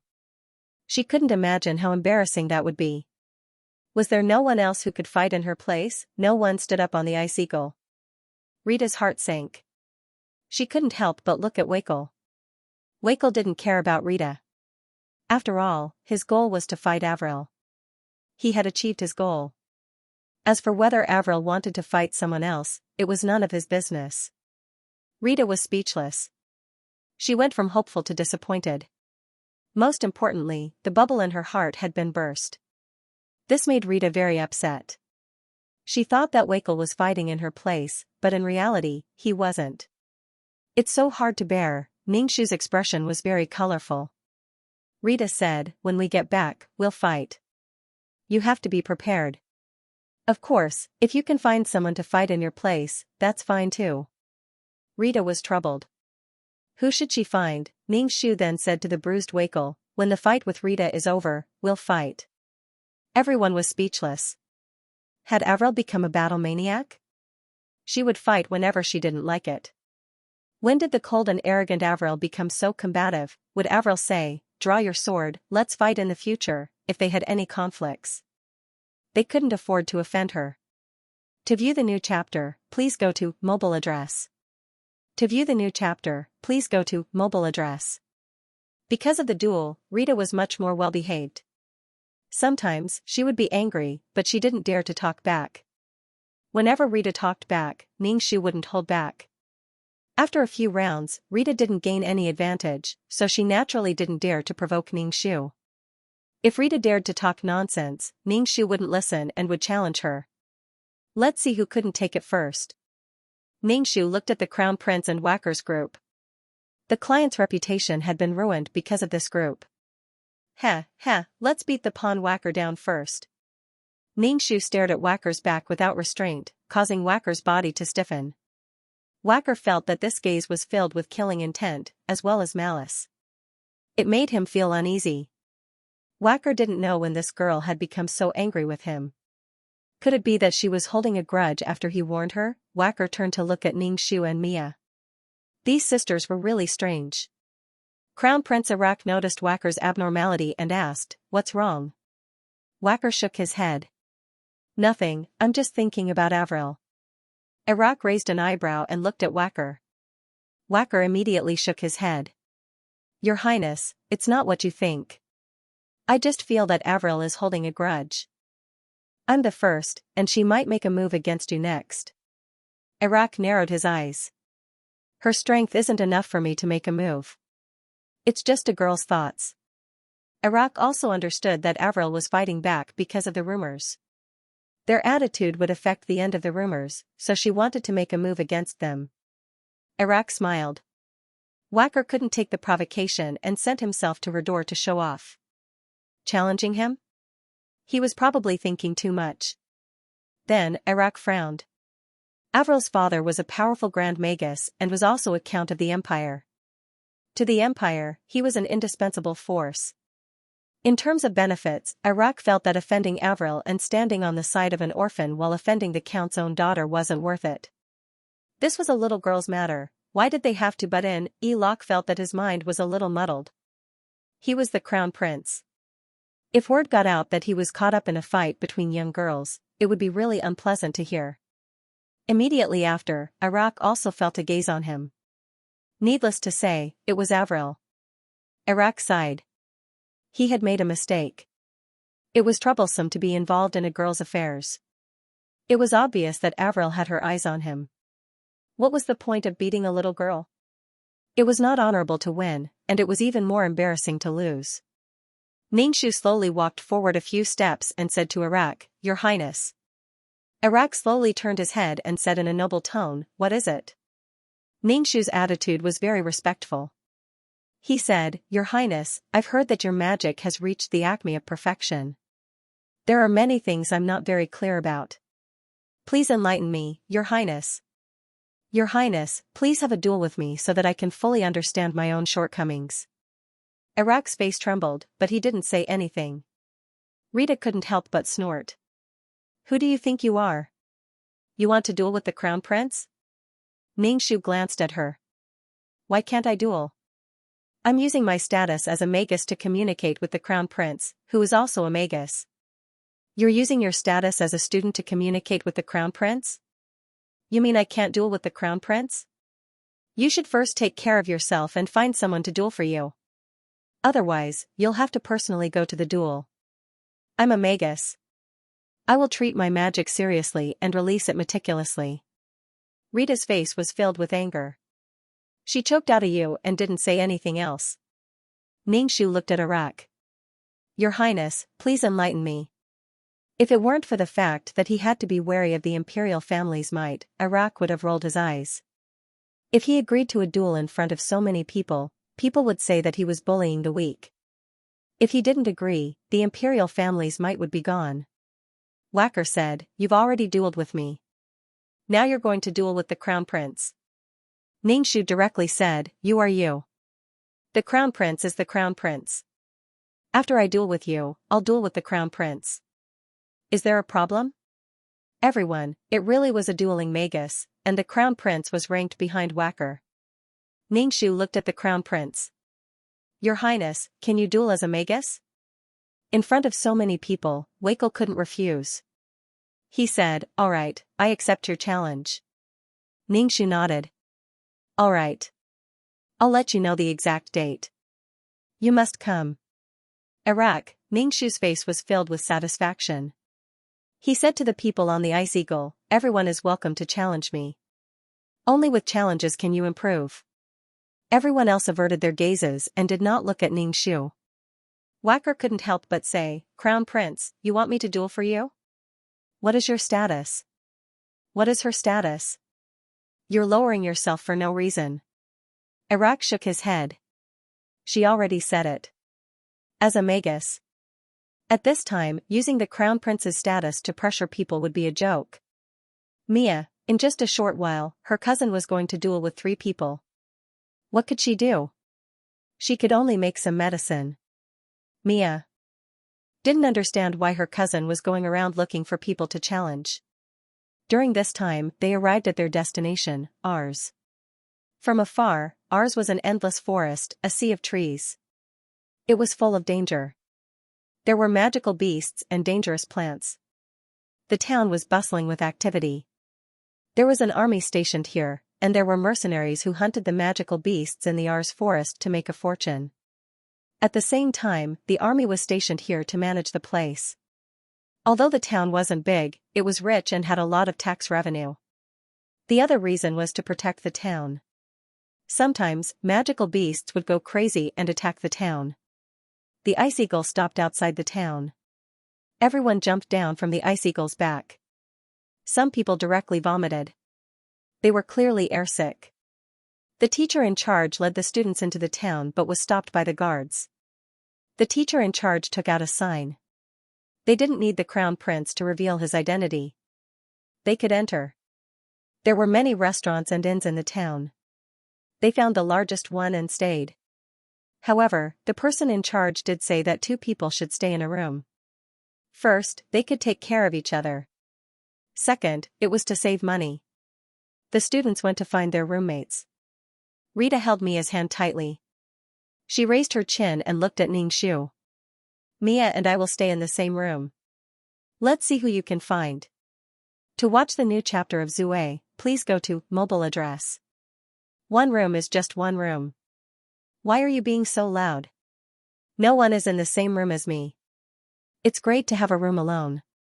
What's there to be proud of? Xianxia couldn't be bothered with Rita. What's there to show off about? Xianxia was planning to pay for a single room. One room for one person. Great. I have money. As for the awkwardness of being singled out, there was no awkwardness at all. I'll share a room with you. A girl stood beside Xianxia. Xianxia smiled. Xianxia sized her up and searched through his memories. It was obvious that Avril did not have a deep impression of this classmate. It was very vague. The mage's clothes on this girl were a little old. It was obvious that she had been wearing them for a long time. They had been starched many times, causing the color to be a little dim. This kind of mage's uniform was issued by the school. It was equivalent to a school uniform. Other than looking good, it had a slight effect. It could help people meditate, but the effect was very small. Usually, very few people were willing to wear a mage's robe. This girl's family background was probably not very good. Xianxia's hope of a single room was shattered. He nodded. Alright, you'll share a room with me. My name is Manda. Manda obviously knew that Xianxia did not know his name. Xianxia nodded. He waited for the teacher to give him the room number and entered the room with Manda. The room was not small, and the bed was very big. The 2 of them would not be crowded. Manda was a little reserved in front of Xianxia. He said, "Thank you. It's okay." Anyway, the teacher said that 2 people share a room, Xianxia said. Manda said, "I'm an earth mage." "I know you're a water mage." Xianxia nodded. Manda began to tidy up the bedding. He dusted the bedding and quilt. His movements were agile. Xianxia poured some water into the teacup and held it up to drink. Manda saw that Xianxia used magic elements to gather water just to drink. The corners of his mouth twitched. The magic elements in his body were so precious. Xianxia saw Manda staring at him and asked, "Do you want to drink too?" Manda quickly shook her head. "I'm not thirsty." Even if she wanted to drink, she could just ask the shop owner for some. When it was time for dinner, Xianxia and Manda left the room. Rita, who was next door, held Mia's arm and walked past Xianxia arrogantly, like a rooster stretching its neck to crow. Xianxia couldn't be bothered with him. Childish, superficial, and laughable. "Will you still be angry because Mia chose you?" Manda. Xianxia said, "Let's eat." Everyone gathered around the table. The meal was very sumptuous. There was also magical beast meat, which became delicious after the chef's skillful hands. Xianxia found an empty seat and sat down. He patted the seat next to him and said to Manda, "Come and sit." Manda, "Oh my God, I don't dare to sit down." Manda glanced at the people at the table. The crown prince, Wakel, and the other nobles. She really wasn't suited to sit at this table. Manda said, "There's no need. There's an empty seat here. I'll sit here." Manda hurriedly found a seat and sat down, but she didn't go to Xianxia's side. Xianxia didn't force her. He picked up a piece of bread and ate it while drinking the meat soup. Wakel coughed, but Xianxia ignored him. He coughed a few more times. Xianxia looked at Wakel. "Don't you feel disgusted at the table? You keep spitting." Cough, cough, cough. Wakel really coughed this time. Everyone at the table looked at him unhappily. This time, Wakel stopped coughing. The crown prince tore a small piece of bread and put it in his mouth. He narrowed his eyes and looked at Ningxu. Ningxu glanced at her, and the crown prince shifted his gaze away, afraid that she would spit out more unbearable words. At night, Ningxu sat cross-legged and meditated. At the same time, he absorbed the spirit qi on the ground to strengthen his body. Manda didn't dare to disturb Ningxu. She quietly sat cross-legged and began to meditate. She didn't know if it was because there were two people meditating together, but Manda felt that there were a lot of magic elements around her. The magic elements she absorbed into her body were also more than usual. Her teacher usually said that she had to be quiet when meditating and couldn't be disturbed. She had never meditated with two people before. Could it be that two people meditating together could actually speed up her cultivation? Manda sped up her cultivation and sank into deep meditation. She meditated until dawn. Manda opened her eyes. Ariel was no longer beside her. A satisfied smile appeared on Manda's face. Last night, she had absorbed more magic elements. She might be able to break through to become a magic apprentice. Manda felt that she should make use of the next few days to meditate with Ariel. Ningxu felt that Manda was acting strangely. She was suddenly attentive to her and even brought breakfast to her with a smile. Ningxu was speechless. Ningxu drank his fruit juice and asked, "What are you doing?" Manda smiled and said, "We're in the same house. We'll take care of each other." Ningxu said, "Speak human language." Manda said, "Let's meditate and cultivate together tonight." Ningxu asked, "Reason?" Manda said, "I feel that if the two of us cultivate together, the speed will be much faster." Ningxu nodded and said casually, "Whatever." Manda was very happy and placed the bread in front of Ningxu. Ningxu raised her eyebrows and didn't say anything. She had to cultivate anyway. As for whether Manda was cultivating by her side or not, it didn't matter. After breakfast, the lead teacher asked the students to gather and prepare to set off for the R's Great Forest. Ningxu carried her bag and took out dried meat from her bag. She chewed it slowly and happily. Manda followed beside Ningxu with a smile. Ningxu blinked and handed her a few pieces of dried meat. "Do you want some?" "Thank you." Manda took the dried meat and chewed it. It tasted really good. TSK. Rita made a sarcastic sound. Obviously, she couldn't stand Manda following behind Ningxu.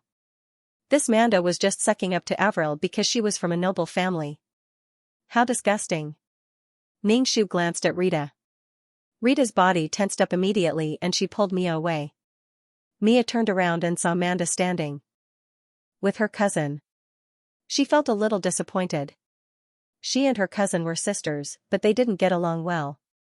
Now that there was someone by her cousin's side, Mia couldn't describe how she felt. Previously, her cousin had always been alone and cold. She didn't have any friends by her side, so Mia didn't feel anything.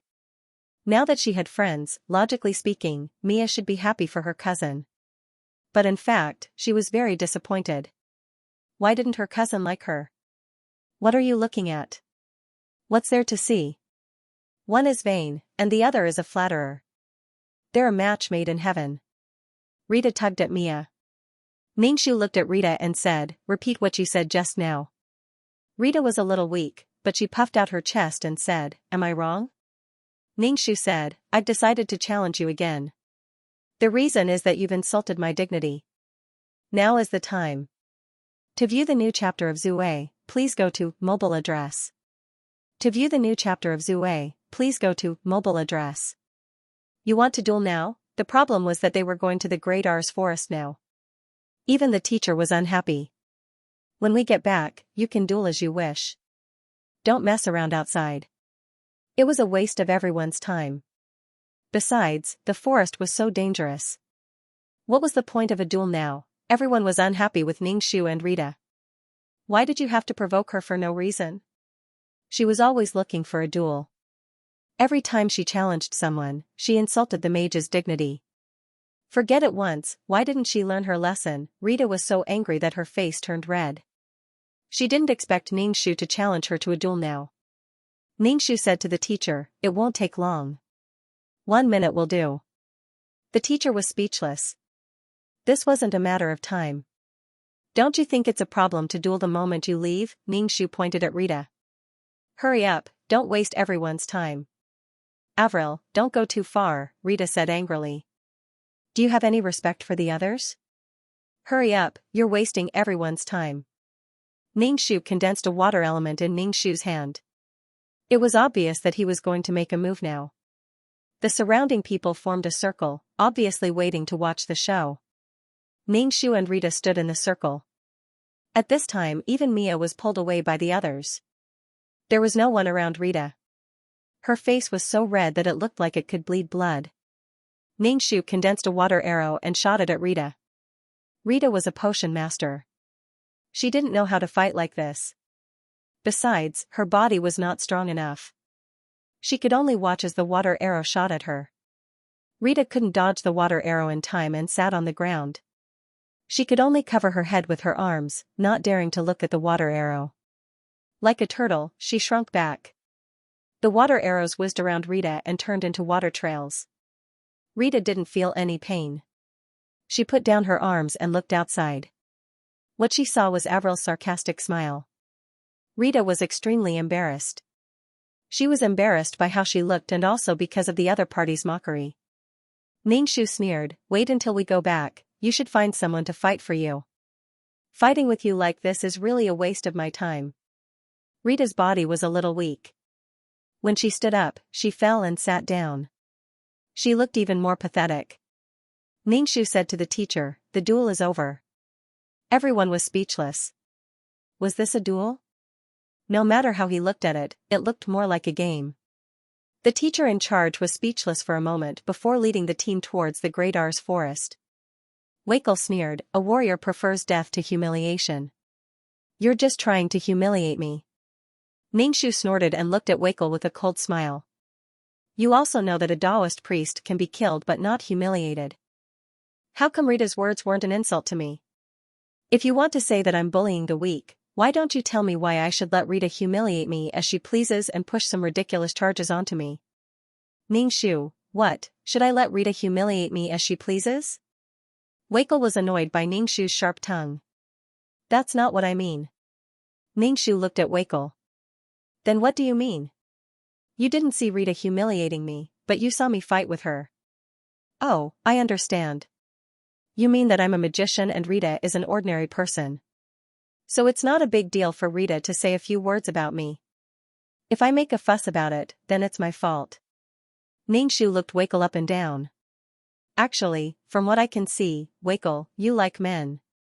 Wakel immediately flew into a rage, a disgusted expression on his face. "What nonsense are you talking about? What kind of man do I like? What are you jumping for? I'm just saying. You're so generous, so you won't make a fuss about my nonsense, right?" If it didn't concern him, he wouldn't care. It just didn't happen to him. Wakel was so angry that his fighting aura surged. His eyes were bloodshot and filled with killing intent. He couldn't help but pull out the sword on his back. It looked like he wanted to cut Ningxu into pieces. Ningxu shrugged her shoulders and said, "See? It's just a few words and you're already angry from embarrassment." He wanted to fight for justice and show off his righteousness and kindness. Why was there another conflict? The teacher held back his anger and asked, "What's wrong now?" Ningxu said, "Teacher, I just casually said a few words," and he went berserk. Crown Prince Arak frowned and pressed his hand on Wakel's shoulder to stop him.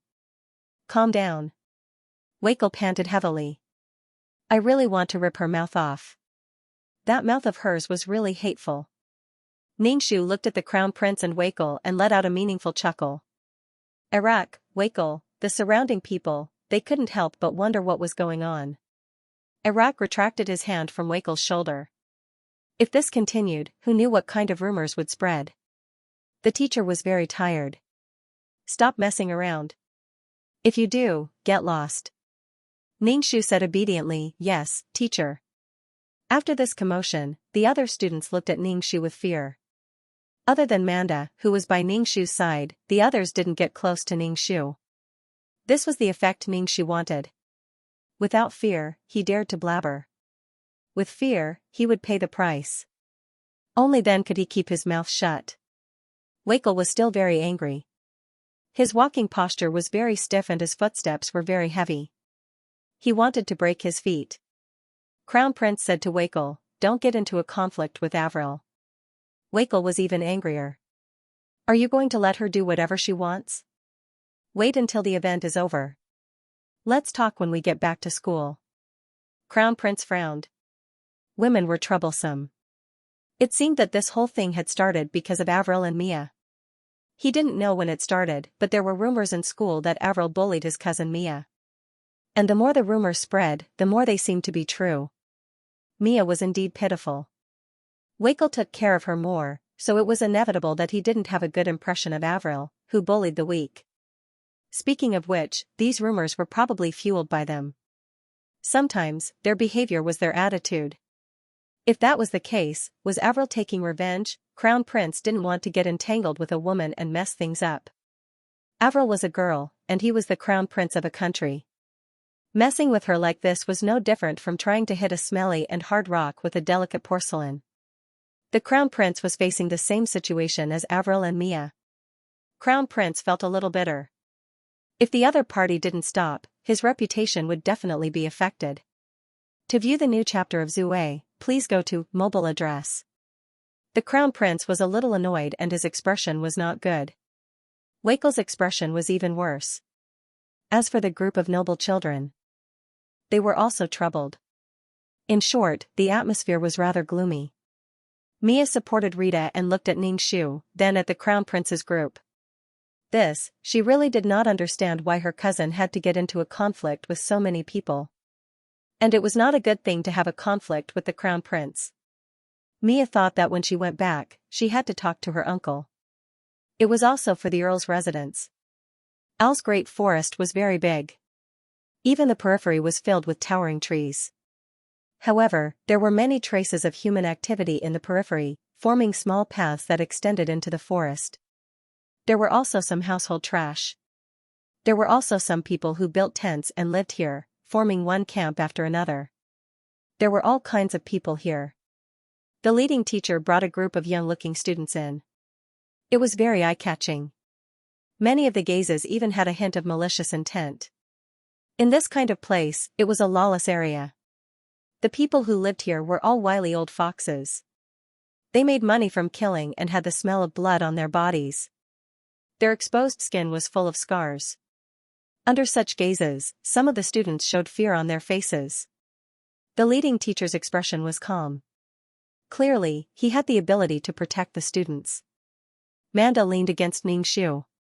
Looking at Ningxu's cold face, she felt much more at ease.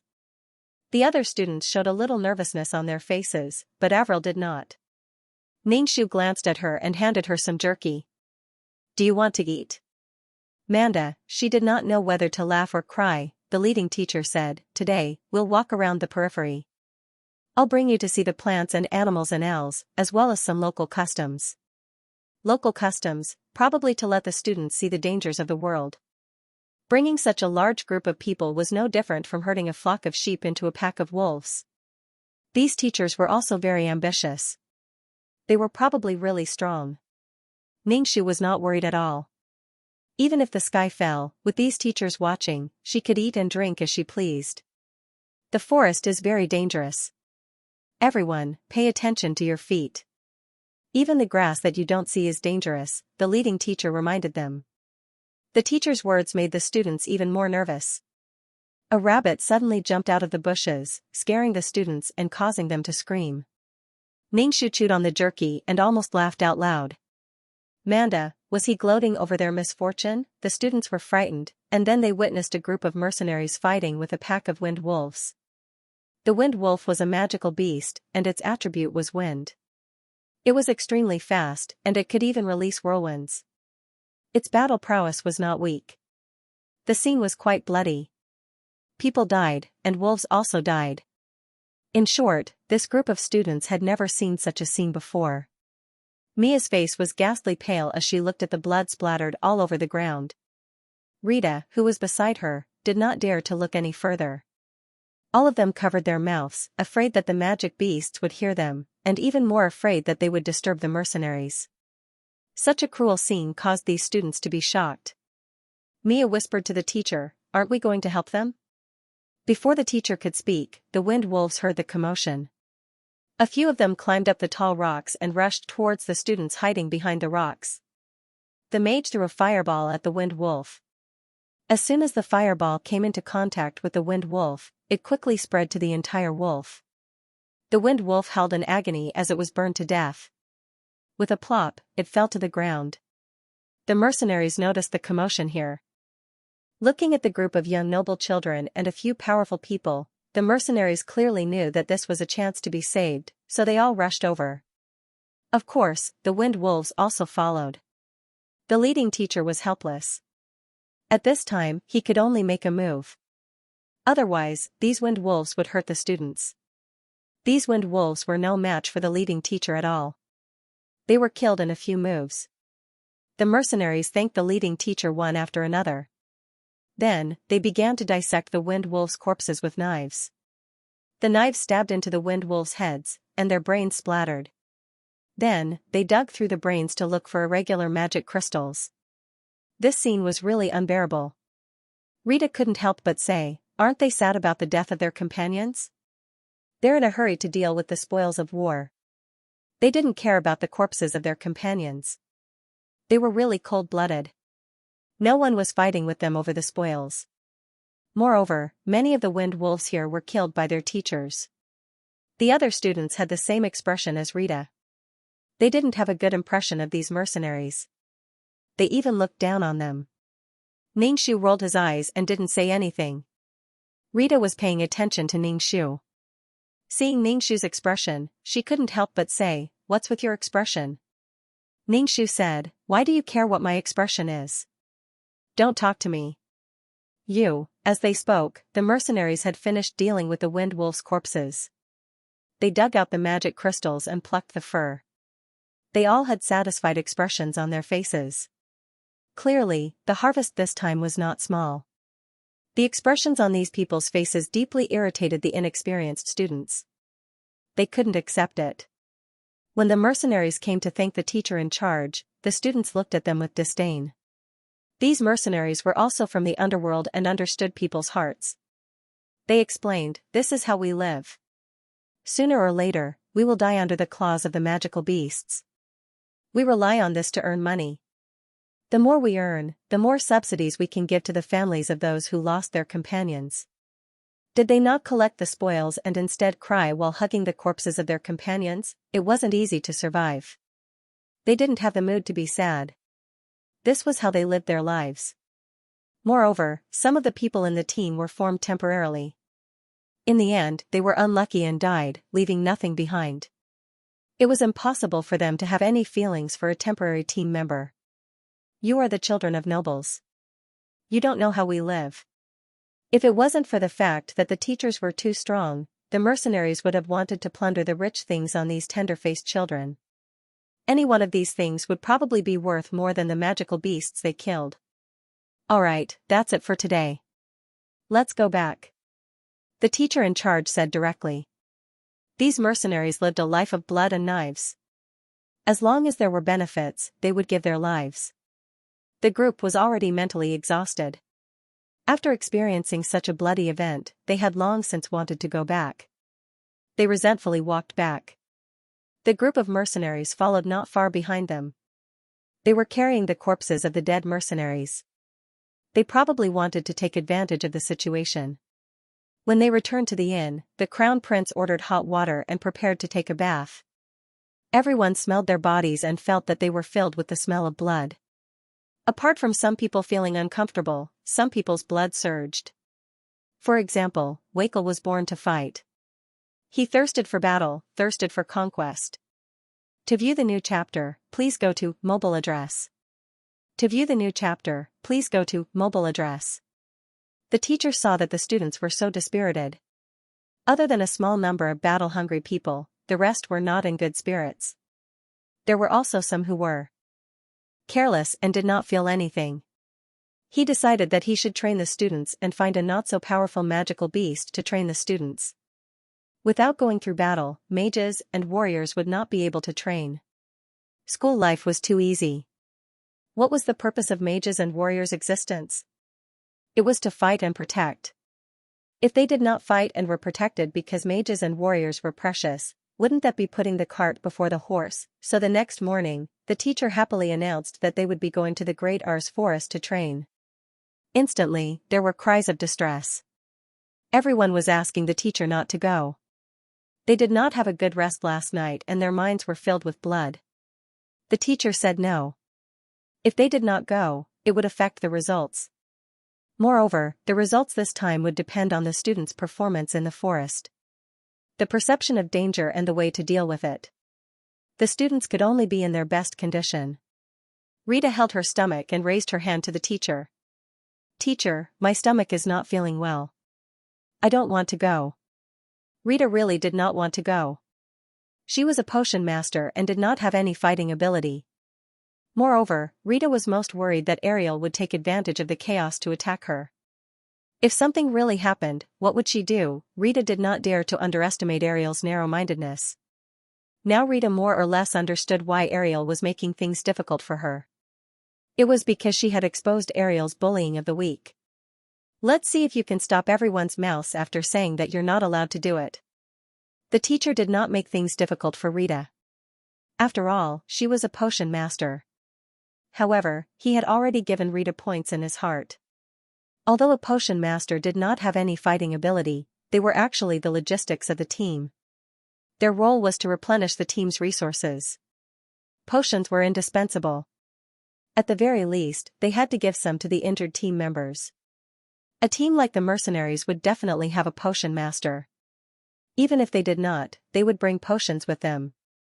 Without light magic and water magic for healing, a potion master would be the logistics of the team. A potion master would usually treat wounds and perform emergency treatment on some wounds. They would also be able to find life-saving herbs from the surroundings. A potion master was not that simple. The teacher said, "Who else is not willing to go?" "It depends on your choice." A classmate asked, "If we don't go, will it affect our grades?" The teacher in charge, "Of course. Otherwise, wouldn't it be too unfair if you guys had it easy while the other students are working so hard?" When Rita heard this, her face turned pale. What should she do if her results were affected? But it was too dangerous for her to tag along. Rita could not help but glare at Xianxia. Xianxia rolled his eyes. Rita tugged at Mia and said, "It's too dangerous. Don't go either." There were only 2 pharmacists here. Even if he didn't go, Rita still wanted Mia to stay as well. This way, she didn't seem to be a big deal. If everyone made mistakes, it wouldn't be so scary. Mia was a little hesitant. "But if I don't go, the others won't have any potions, and they won't know how to use them either." "If your stomach isn't feeling well, then don't go." "I'll go." Rita felt that the excuse of a stomachache was too stupid. She did not even have the chance to back out now. Seeing that no one else was left behind and she was the only one left, how awkward was that? Rita immediately said, "Teacher, my stomach doesn't hurt that much anymore. I'll go too." Laughter sounded from the surroundings, causing Rita's face to turn red, white, and purple. It was a riot of colors. The teacher in charge was still very satisfied.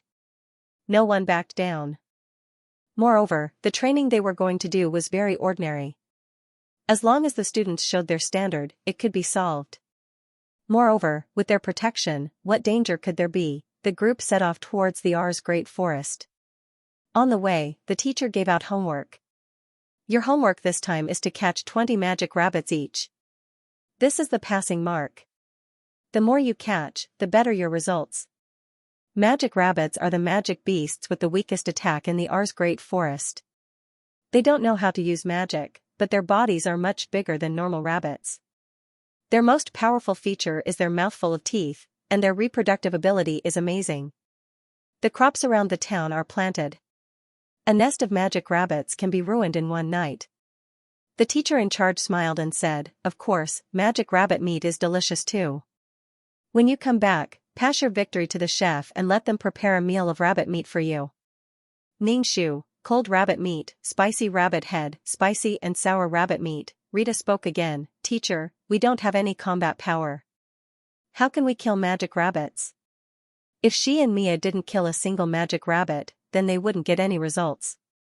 The teacher in charge said, "You have another way of calculating. Don't worry, it will be fair." The teacher in charge went to the mercenary union in advance and used money to buy information about magic rabbits. There were more magic rabbits in the area. He directly brought the students to the magic rabbits base camp.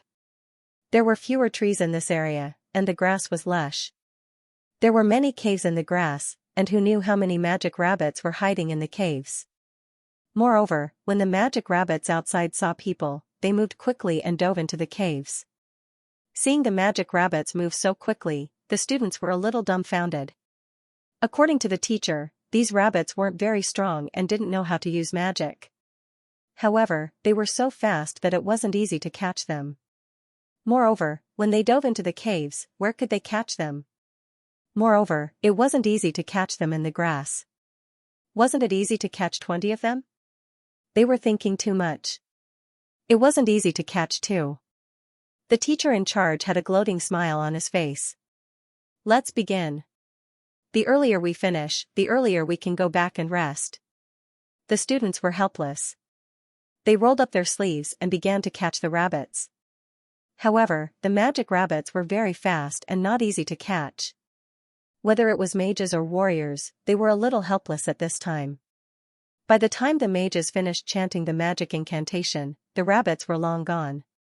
Some of the students were even kicked by the magic rabbits, and their faces were imprinted with rabbit footprints. Ningshu patted the dried meat powder on his hands and began to work. He watched as the students used all kinds of dazzling magic, using fire, earth, and water. There were also some warriors who used swords to cut the rabbits. It was like using cannons to kill mosquitoes. Just the magic rabbits alone were enough to make a group of students difficult. The teacher in charge was very satisfied. The magic rabbits didn't have high damage, so it was just right for the students to practice. They wouldn't be hurt, and they could also train the students' abilities. Manda said to Ningshu, "Do you want us to work together?" How was he supposed to catch this thing? Manda was confused. There was nothing he could do once he got into the cave. To watch the new chapter of Zue, please go to mobile address. Moreover, after such a commotion, the magic rabbits were all frightened. They crawled into the holes and never came out again. Even the crown prince was in a sorry state. He had yet to catch a rabbit. Rita could not help but sigh when she saw the situation. She did not know when she would be able to catch a rabbit. Perhaps she would not even be able to catch a rabbit when the sky turned dark. She wanted to see what Avril would do. Thinking of the proud Avril catching a rabbit in such a sorry state, she wanted to laugh. Rita probably could not understand what was going on in her mind now. There was fear in her resentment. She could not help but pay attention to her at all times. Seeing the other party make a fool of herself, she was extremely happy. Ningshu thought for a moment. Manda was an earth mage, so he said, "Sure, let's work together. Build a slightly higher earth wall outside the cave and surround the entrance." Manda was a little puzzled, but he still used earth magic to solidify the surrounding earth. He built an arm-high earth wall and surrounded the entrance of the cave. Ningshu said, "You guard here. I'll go to the other holes. When the rabbit comes out, you'll catch it cleanly." Ningshu thought for a moment and took out a rope from his bag. The rope was as thick as a thumb. It was too thick. Ningshu took the rope apart and made it into a thinner rope. Then, he made it into sections. When the rabbit comes out, you catch it and tie its legs one after the other. If you're afraid that the rabbit will run away, tie all 4 legs. Manda nodded. Okay. Ningshu found another hole that was connected to the cave. Then, he poured water into the hole. If these rabbits did not want to die, they had to go out from another hole. However, the hole on the other side was already blocked. They would be caught if they went out. Manda was still waiting. Then, the sound of rabbits chirping came from the hole. Then, the magic rabbits in the hole rushed out. However, they were blocked by the earth wall. One by one, they wanted to jump out, but they all fell back. These magic rabbits were still wet. Manda immediately understood Ningshu's intentions and cheered in his heart. The magic rabbits realized that they could not get out, but the cave was flooded. If they went in, they would die. The demon rabbits were now in a dilemma. Some of the demon rabbits were so anxious that they even jumped out of the wall. Manda quickly grabbed the magic rabbit and tied its 2 legs tightly with a rope. Then, he put it aside. In order to prevent the demon rabbit from escaping again, Manda condensed an earth wall and placed the demon rabbit inside. Ningxu saw that it was about time. He went to the other side of the cave and asked Manda, "Is there enough?" There were scratches and bite marks on Manda's hands, as well as bloodstains. It was obvious that the magic rabbit had bitten and scratched them. Manda said, "Almost." "Ningxu, then let's go to the next nest." Ningxu looked at Manda's hand and said to Mia, who was not far away, "Her hand is injured. Get some medicine for her, cousin." Mia quickly nodded and took out the ointment from her bag for Manda. Rita pouted. "You don't even know how to say thank you." Manda said, "Thank you." Mia smiled and said, "You're welcome. You guys caught the most rabbits." And it was very simple. As Manda applied the ointment, she said, "This is all Avril's idea." After applying the ointment, the burning sensation on Manda's hand dissipated a lot. She said, "Your ointment is really good." Next, Manda and Ningxu did the same thing. When they had enough, the 2 of them had enough rabbits. Ningxu was too lazy to get more. Their actions attracted everyone's attention. They also learned from them. One of them blocked the entrance of the cave, and the other blocked the other entrance. Of course, the methods were different. For example, the fire element could directly smoke the magic rabbit out. Of course, there were also people who wanted to work with Ningxu. Ningxu pointed at the bundled-up rabbits. "I have enough. I'm not catching any more." It was fine as long as they passed.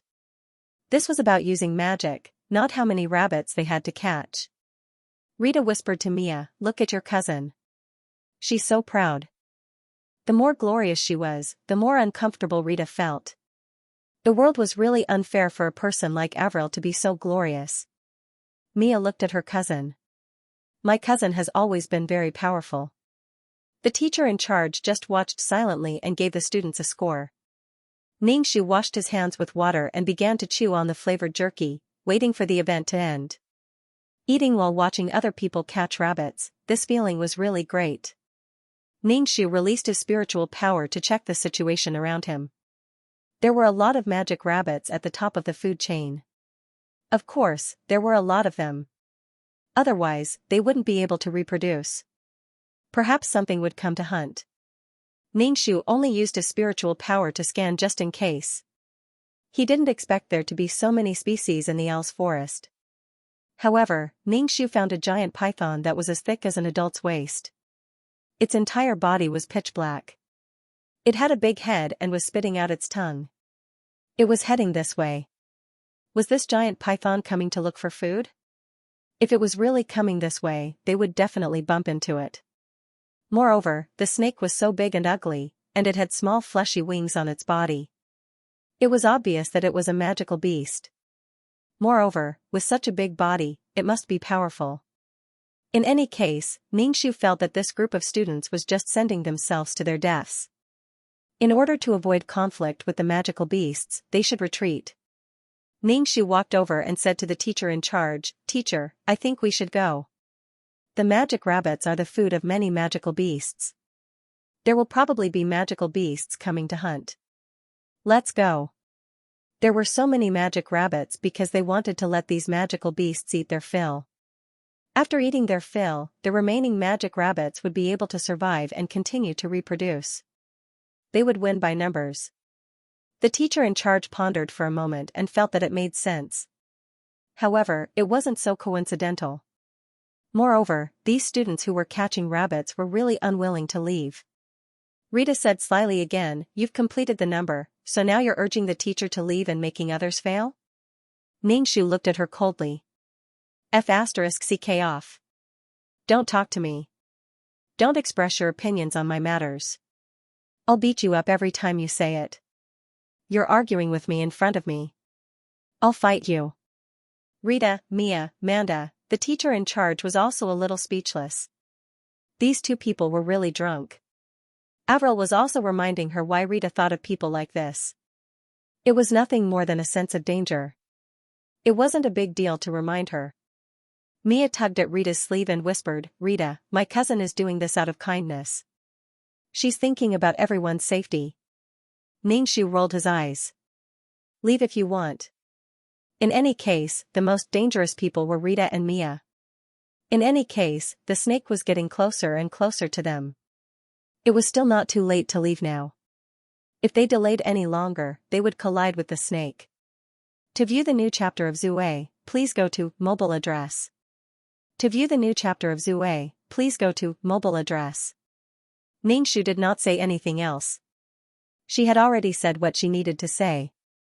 It was nothing more than having the teacher in charge take action. Looking at the scales on the giant snake's body, it seemed that its defense was very strong. These students were no match for it. Whether they left or not depended on the teacher in charge. Rita's face was red. It was obvious that she was about to go crazy from Ningxu's words. "What are you saying? What do you mean by f*ck off? How can you scold me? To think that you're a mage. Apologize. Ningxu, f*ck off." Rita was so angry that her chest was heaving. She stared at Ningxu with wide eyes. Even Mia was a little surprised. How could her proud cousin say such rude words? Ningxu pointed at Rita. "How others treat me is how they treat me. Who isn't born for the first time?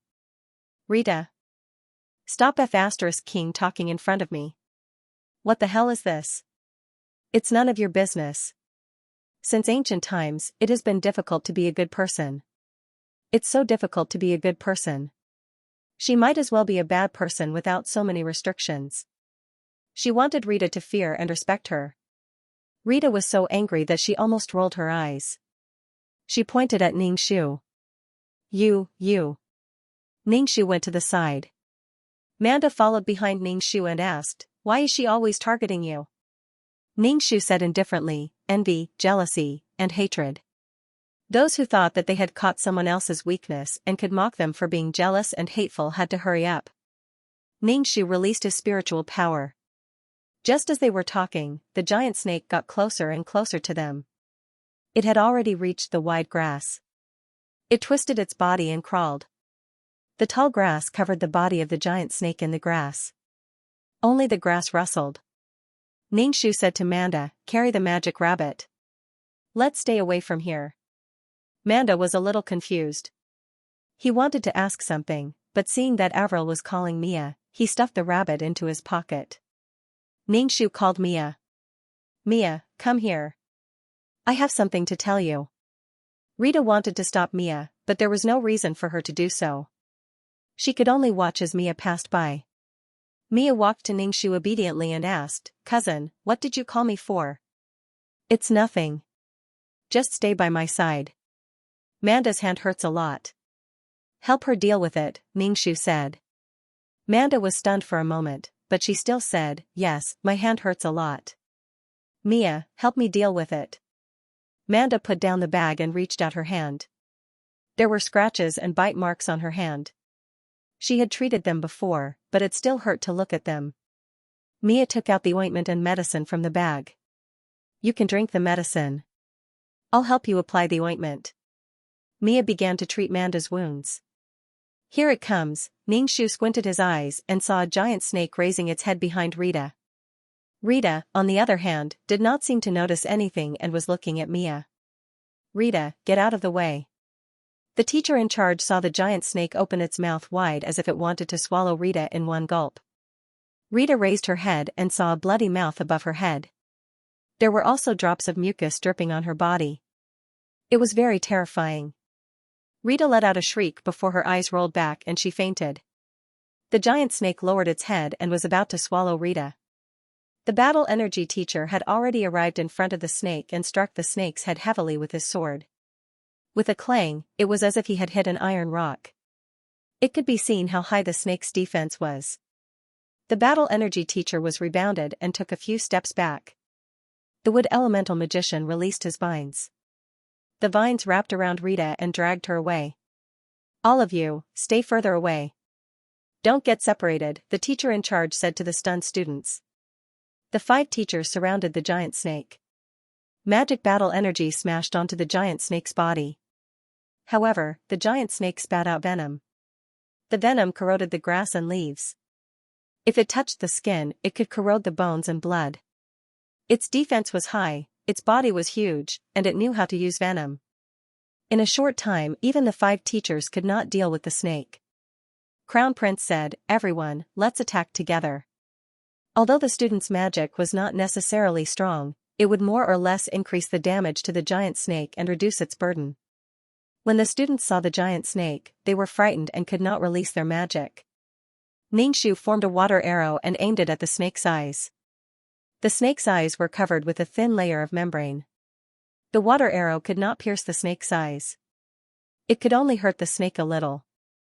The giant snake swung its tail wildly in pain. When its tail hit someone, it sent them flying. The angry giant snake was even more powerful. The students were even more frightened. One by one, they threw away their armor. Crown Prince and Wakel were still holding on. The teacher in charge said to Crown Prince, "Arak, gather the students and leave quickly." They had to fight the giant snake and take care of the students. They could not focus on the battle. Crown Prince saw the situation and did not want to disturb the teacher in charge. He quickly left with the students. Ningxu also followed the good advice and left. However, Crown Prince looked at the unconscious Rita and was a little troubled. A boy could not carry her. Ningxu would never carry Rita on her back. As for Mia, she was a delicate and weak girl. How could she carry someone on her back? As for the other female sorcerers, they were not close to Rita and would not carry her. Rita was so scared that she peed. Her pants were wet. Who would want to carry her? Even if a boy wanted to carry her, there was no way he could carry her in this situation. As a result, Rita was lying on the ground. Actually, everyone had another idea. They wanted to drag Rita away, but they did not say it. Rita's eyelashes were trembling. She woke up and her face was purple. She shouted in fear, "Snake, there's a snake." Mia quickly covered Rita's mouth. "Don't shout. Don't attract the snake." Rita hugged Mia. "You scared me to death. You scared me to death." Rita looked at Ningxu with hatred. "You did it on purpose." Ningxu rolled her eyes. "You want to wipe your pee? Why don't you look at yourself in the mirror?" Rita immediately looked at her pants and clamped her legs together. Her face was so red that it was bleeding. Mia could not understand. Why did Rita blame her cousin the moment she woke up? Did her cousin do anything to her? It was not her cousin who called the snake over. If her cousin had not asked her to go over and treat her wound, she would have been as embarrassed as Rita and peed her pants. She did not want to be embarrassed like that. Luckily, her cousin called her. Everyone else's expression was indescribable. Rita was like a mad dog, determined to bite Avril. What did this have to do with Avril? He couldn't lie through his teeth, could he? It was Rita who did not like Avril. She threw all the dirty and smelly things at Avril. Even if Avril did not like Avril, Avril felt that she was being wronged. Rita said hatefully, "You knew something was coming and purposely sent Mia away. You just want me to die." To watch the new chapter, go to mobile address. To watch the new chapter, go to mobile address. Ningxu burst out laughing. "Am I that capable? Why don't you say that I was the one who called the snake over? If I were that capable, I would have called all the magical beasts in the R's great forest over and stomped you into a meat patty. Besides, your life has nothing to do with me. You can choose to die or not. I'm not going to save you. What can you do to me? Why should I save you? Who do you think you are? What the hell?" Ningxu was really annoyed with this Rita. Before she left, she might have to get rid of this Rita. Even if she couldn't get rid of her, she had to make sure that Rita didn't dare to get close to her. She even questioned her. Rita saw that Ningxu's eyes were filled with murderous intent. "You just want me to die." Ningxu said, "That's right. Then why don't you go and die? Don't provoke me."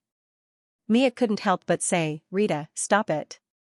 In this situation, it was obvious that Rita was being unreasonable. When Rita heard this, she revealed a sad expression and looked at Mia in disbelief. How can you say that? Rita felt that she had been betrayed. How had she treated Mia? She had fought with Avril for Mia, yet Mia was behaving like this. When it was time for the duel, Rita didn't even know who to look for to replace her. What was the point of her doing all this? She was about to be eaten by the snake just now, and Mia actually told her not to say that. Rita felt terrible and looked at Mia with disappointment in her eyes. Mia was a little frightened and didn't understand why Rita was looking at her like that. Rita, alright, I'm the one who's being unreasonable. Rita shook Mia's hand off and walked away. Her pants were still dripping water. Mia hurriedly followed Rita. She didn't want her good friend to be angry, but Rita didn't care about her at all. The corners of Ningxu's lips curled up. Rita looked so aggrieved. She was venting her anger, but at the same time, she felt that she was standing up for Mia. If Mia wasn't on her side, she would feel that everything she did wasn't worth it. She felt betrayed. Awkward. Rita probably felt like she was being slapped in the face. Mia was now in a situation where neither of them were human. It was said that it was difficult to be a good person, especially if one wanted to be a good person who took care of everything. If one didn't want to be a bad person, the outcome would often be different. Ningxu giggled in his heart. He was in a wonderful mood. When he returned to the duel, he must beat Rita half to death. She would be bedridden for at least half a month. He wondered if Rita could find a sorcerer or a warrior to replace her. On the way back to the town, everyone was silent. They were all worried about the situation of the teacher in charge. He also realized how weak he was. Crown Prince Iraq glanced at Ningxu and frowned. He realized that his impression of this girl might have been misled by someone else. There were some things that one would believe to be true after hearing it too much. Since everyone said the same thing, they also believed that it was true. The Crown Prince's heart trembled. This was not a good thing for him. He was the Crown Prince of a country. If someone casually whispered in his ear, he would take it seriously. This was a big problem. Ningxu glanced at the Crown Prince and calculated in his heart. If he beat the Crown Prince half to death, it wouldn't work. He could only hit the Crown Prince's face and not hurt him.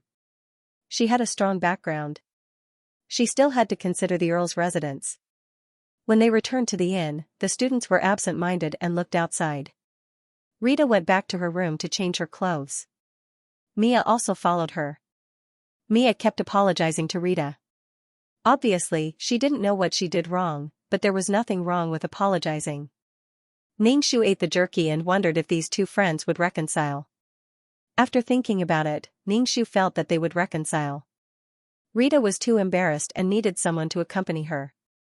If she was alone, it would be even more awkward. Mia didn't want to lose Rita as a friend. After all, Rita was very warm-hearted and treated her well. Therefore, these two girls would still be good friends. It was none of her business who Mia wanted to be friends with. The 5 teachers came back. They all had some wounds on their bodies. Their exposed skin was stained with venom, causing it to be red and swollen. They needed to be cleaned and disinfected. Mia was in the room with the autistic Rita. The teachers came back and urgently needed medicine to cure the poison. The Crown Prince knocked on the door and asked for medicine. After a while, Mia opened the door. The Crown Prince said directly, "Hurry up and give me medicine. Teacher is poisoned." Okay. Mia took out a few bottles of medicine. This is for drinking. This is for cleaning the wounds. Iraq took the medicine downstairs and quickly distributed it to the 5 teachers. He also asked the students to help treat the wounds. Iraq asked, "Teacher, how's the snake?" "It's dead. Its defense is too strong. Also, it's poison. It's not that strong. It spat out venom like it was raining." There would always be some venom. When magic hit the snake, there was no reaction. The 3 teachers almost used up all their magic elements. They needed to use more powerful magic, but the magic consumption was high. In the end, they were too careless. The teacher said, "We'll return to school tomorrow." Hearing that they could return to school, the students were relieved. They could finally go back. Ningxu looked at the teacher's wounds. The wounds had been cleaned and he had drunk the antidote. However, the wounds were still red and swollen. Clearly, the medicine made by Mia and Rita was not enough to treat them. They had to go back and find more advanced medicine. Iraq took out a few bottles of medicine and said, "Teacher, try this medicine. It might get better. The wounds might worsen overnight." In the end, they still needed the teacher's protection. The medicine that Iraq took out was purer and more effective. The teacher did not stand on ceremony. He drank the medicine and his pale face looked better. The next morning, they got on the back of the ice eagle and returned to school. Back at school, Ningxu got off the ice eagle and said to the silent Rita, "I'm going to duel with you tomorrow. Get ready." Rita was so angry that she could not speak. Mia said, "Cousin, let's not duel. Rita is already very upset after what happened. Why don't we cancel the duel?" Ningxu said, "What does what happened to her have to do with me? Also, we agreed on this before. How can we cancel the duel just like that?" Ningxu looked at Mia. "Are you going to duel with me for her?" Mia choked. How could she fight with her cousin? However, at this time, her cousin was still thinking about the duel. She gave off the feeling that she was very unreasonable, cold, and heartless. Ningxu was speechless. "You're going back on your words. You're so humane." Should she be considerate of Rita or Rita, who had been gossiping about her? To watch the new chapter on Zue, please go to mobile address. To watch the new chapter on Zue, please go to mobile address. After the outing ended, there was a day off for the students to rest. Manda looked at Ningxu with some disappointment. She still wanted to cultivate with Ningxu. If everyone cultivated together, there would be more magic elements gathered around them. As long as they did not disturb each other, their cultivation speed would be faster. Manda felt that she was just a little bit away from breaking through to Mage Apprentice. However, now that the event was over, she had no reason to pester Avril. Manda mustered up her courage and said to Ningxu, "Can I go and look for you?" Ningxu said nonchalantly, "Sure." Manda was happy. "Go to your house to look for you?" Ningxu glanced at Manda and understood what she meant. He thought for a moment and nodded. "Sure." Manda immediately said, "All right, I'll go and look for you tomorrow." Ningxu got into the carriage, and Mia also got into the carriage resentfully. She used her eyes to comfort Rita, who was in a bad situation. In the carriage, Mia had been looking for an opportunity to talk to Ningxu, but he did not seem to want to talk to her, so Mia could not find a topic to talk to. The next morning, Manda arrived at the Count's mansion early. She waited in the hall cautiously and did not move at all. Mia seemed to want to snatch the servant's work again, but the servant did not dare to let Mia do it at all. He was afraid that he would have no work to do. When the Countess saw Manda, she asked reservedly, "Have you had breakfast? Do you want to eat something together?" Manda looked at the long dining table. It was extremely luxurious. There were silver candlesticks on it, fresh flowers, and a sumptuous breakfast. Manda did not even dare to look at it. She quickly waved her hand. "No need. I came over after eating. I'll just wait for Avril by the side." The Countess asked the servant to give Manda some snacks and let her eat by the side. Ningxu went downstairs and nodded at Manda, asking her to wait for a while. At the dining table, Mia looked hesitant. From time to time, she would look at the Count and the Countess. Ningxu glanced at Mia and did not say anything. When Mia met Ningxu's gaze, she shivered, but she still mustered the courage to speak. Mia encouraged herself in her heart. It was all for her cousin and the Count's mansion. "Uncle, I have something to tell you," Mia said. The Count asked calmly, "What is it?" Mia gulped, took a sip of milk, and said, "Uncle, my cousin is looking for someone to duel with. She's dueling with Wakel and the Crown Prince." When the Count heard this, he didn't have much of a reaction. With the strength of a Grand Magus, no matter what kind of situation he faced, he had absolute confidence in facing it. Even if he heard that his daughter was going to duel with the Crown Prince. The Count looked at Ningxu and asked, "Why do you want to duel?" Ningxu put down his cutlery and looked at Mia coldly. "There are rumors about you everywhere in the school, saying that you bully the weak. Are you angry?" Mia immediately said, "Of course I'm angry. Ning-Shu, then what are you going to do? Mia was stunned and a little confused. I don't know, but I'll explain. Ning-Shu, what if explaining doesn't work? Mia's expression was even more confused, but she said resolutely, but I believe that rumors stop with the wise. Ning-Shu, rumors don't stop with the wise. The more they spread, the more ridiculous they become. It was one thing to listen to things that had nothing to do with them, but they would even add fuel to the fire because it was interesting. Ning-Shu said to the Count, everyone in the school is saying that I bullied Mia. Some people's attitudes are the key. I have to do something about it. The Count was still calm. Aren't you afraid that the more you do, the more mistakes you'll make? Ning-Shu replied, of course I'm not afraid. If I let others talk nonsense and I don't do anything, I'd rather make everyone suffer. If you don't do anything and let others talk about you, they'll take it as your silence and believe it to be the truth and become more and more unrestrained. You like rumors, right? That's fine. I like to duel with people. Even if I have to talk about it in the future, I'll make it so that these people don't dare to talk nonsense in front of me and only dare to hide in dark corners and whisper in my ear. Thinking about it this way, was she the one who was lamentable, or those who only dared to talk nonsense in dark corners? Mia, my cousin is so cruel. Suddenly, she felt that her cousin was surrounded by a black demonic aura and even had demon horns on her head. That expression of a smile that was not a smile was terrifying. The Countess frowned and asked, why is there such a rumor in the school? Ning-Shu brushed her hair. Probably because your daughter is too outstanding and beautiful. She's envied and hated. Only mediocre people don't hate her. Mother, you should be proud of your daughter. Speechless by her daughter's sudden narcissism, the Countess said to Mia, have you explained this matter for your cousin? Mia, I have. I've been explaining.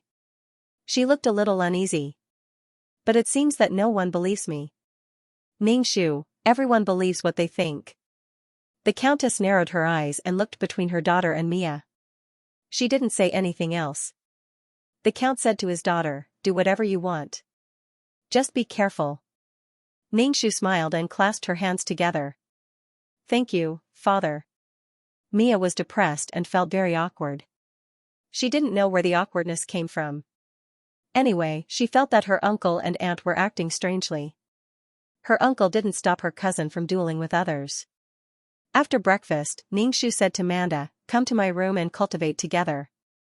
Manda put down the dessert in her hand. Ning-Shu glanced at the dessert on the table. Bring it to the room together. Manda obediently carried the plate and followed Ning-Shu upstairs. Mia sighed. If she was a mage, she might be able to meditate with her cousin. After a day off, Mia, who had nothing to do, didn't know what to do.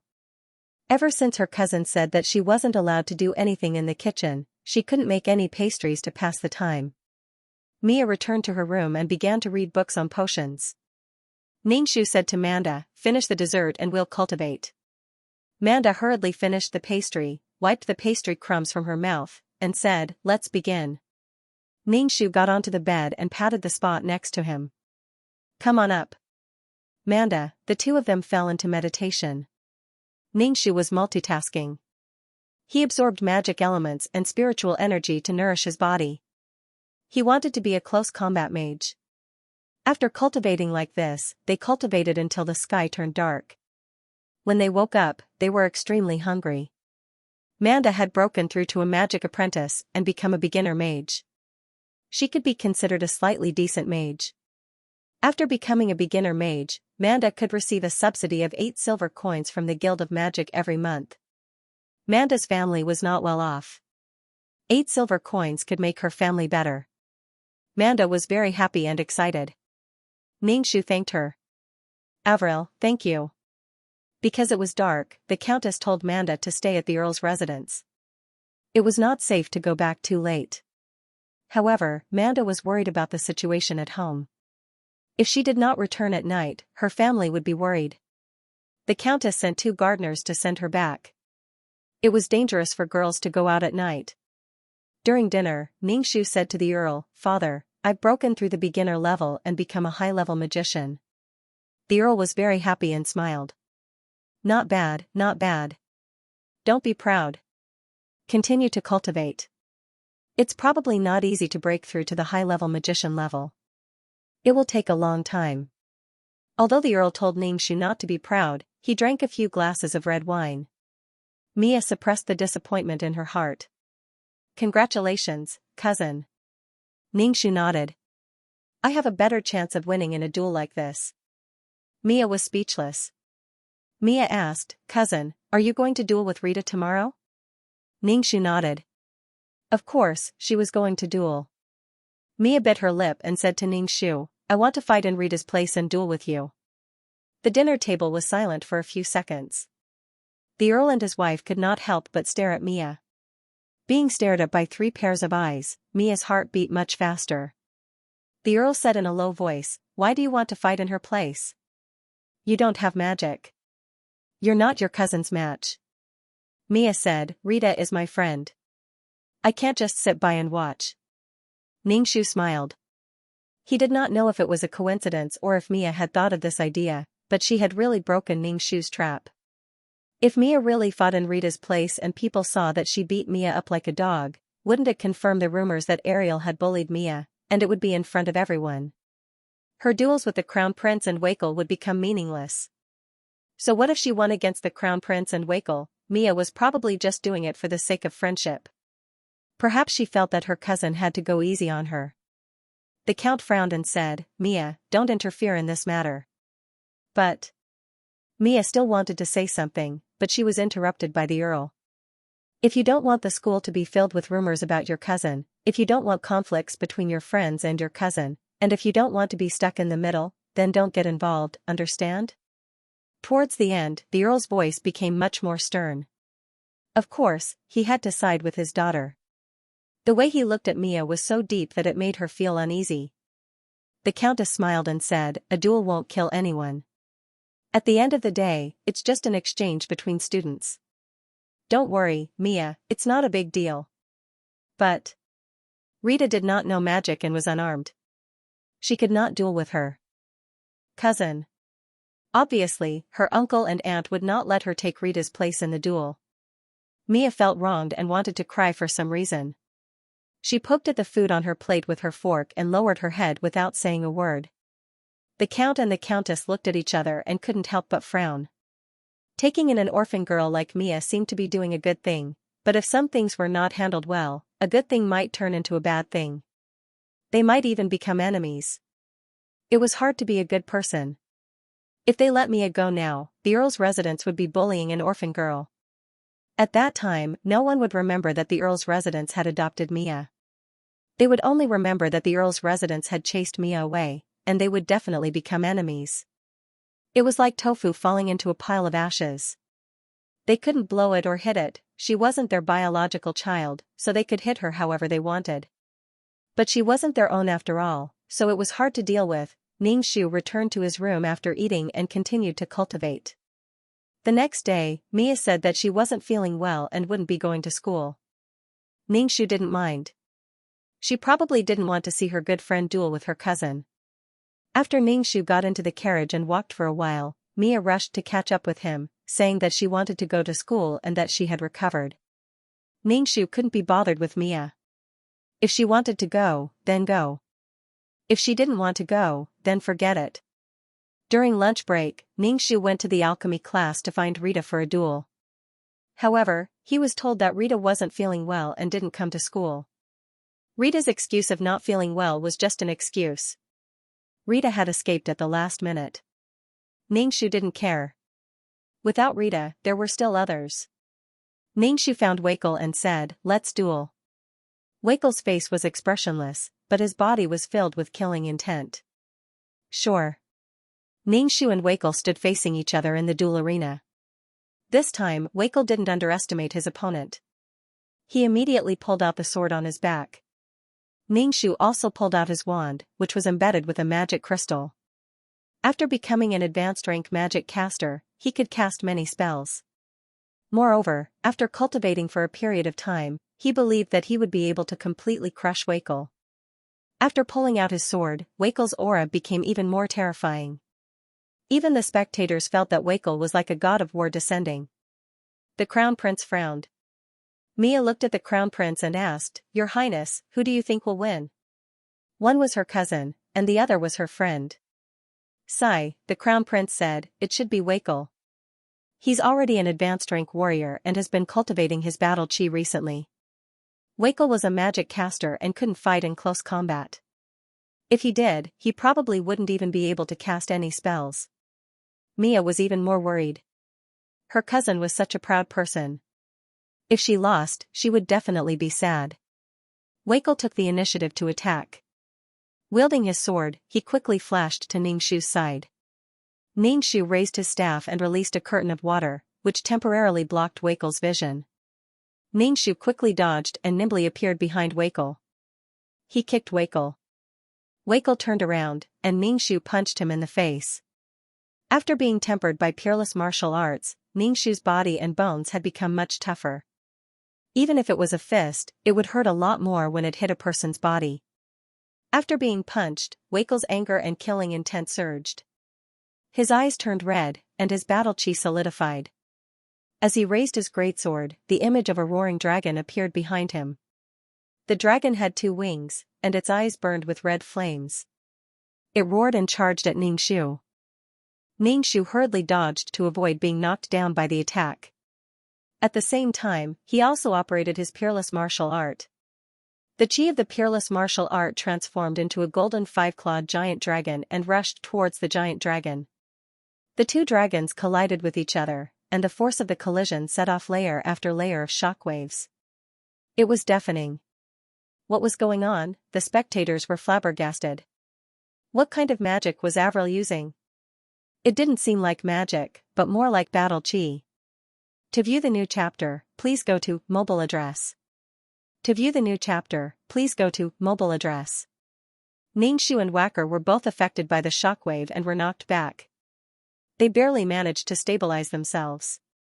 Ningxu rubbed his chest. "My chest, it hurts." Wacker was clearly confused by Ningxu's sudden attack. What kind of magic was this? He didn't feel any water vapor. It didn't feel as wet as water magic. Ningxu took advantage of Wacker's stupor to charge in front of him. He aimed a heavy punch at Wacker's face, causing him to stumble and fall to the ground. Ningxu didn't hold back. He went up with both hands and pummeled Wacker's face. This time, Ningxu didn't hold back at all. He aimed directly at the vital parts of Wacker's face, lips, and lips. However, this was enough to make Wacker suffer. Wacker's head was dizzy from the beating. He couldn't fight back at all. He was like a helpless sandbag, allowing Ningxu to beat him. As long as Wacker didn't admit defeat, Ningxu wouldn't stop. Wacker's face swelled up at a visible rate. It was unrecognizable. He looked like a pig's head. In addition to his face, Ningxu also punched his body. The audience was speechless. From the looks of it, Avril seemed more like a warrior than a magician. The crown prince saw how swollen Wacker's face was. He probably couldn't even admit defeat. He immediately admitted defeat for Wacker. Wacker admits defeat. Ningxu stopped. He wiped his face and grimaced. "It hurts." Everyone was speechless. Wacker was in a lot of pain. Wacker stumbled to his feet. He tried to open his eyes and look at Ningxu. His eyelids were swollen. If he didn't open them, his vision would be blurry. Wacker gritted his teeth and said fiercely, "I won't admit defeat. I definitely won't." The dragon image behind Wakel grew even larger, and the heavy pressure it exuded caused the audience to tremble uncontrollably. Wakel was going to be a dragon knight in the future, so the battle chi he cultivated was compatible with dragons. As long as the time was right, Wakel would form a contract with a dragon. Previously, Wakel hadn't revealed his true strength. Now, he was going to reveal his trump card. The dragon behind him roared as Ningxu rushed over. His powerful move directly destroyed the duel arena. It formed a long and deep ravine. Faced with such a situation, Ningxu didn't dare to be careless. Standing atop the 5-clawed golden dragon's back, he flew into the air to avoid being hit by Wacker's attack. How painful would it be to be hit by such a ferocious move? At the same time, Ningxu condensed a dense swarm of water arrows and shot them at Wacker. Wacker dodged nimbly, but there were too many of them and he was hit. However, he used his Do Chi to form a shield and blocked some of the water arrows. After unleashing such a powerful attack, Weikel's complexion looked quite tired. Clearly, this attack had taken quite a toll on him, especially since Ningxu had dodged it. This dealt a heavy blow to Weikel's mental state. Ningxu had originally wanted to fight the Crown Prince after his duel with Weikel, but now that he thought about it, even Weikel had been hiding a lot of power, let alone the Crown Prince of a country. She definitely had a lot of resources, such as magic robes and defensive equipment. She had used up a lot of them, so it would be difficult for her to fight the Crown Prince. Ningxu wanted an overwhelming victory. He didn't want to be beaten half to death and unable to win. Since Weikel had unleashed such a powerful attack, Ningxu returned the favor and released a water-type spell. He summoned the water sprite and bound Weikel. The water sprite was a sprite made of water.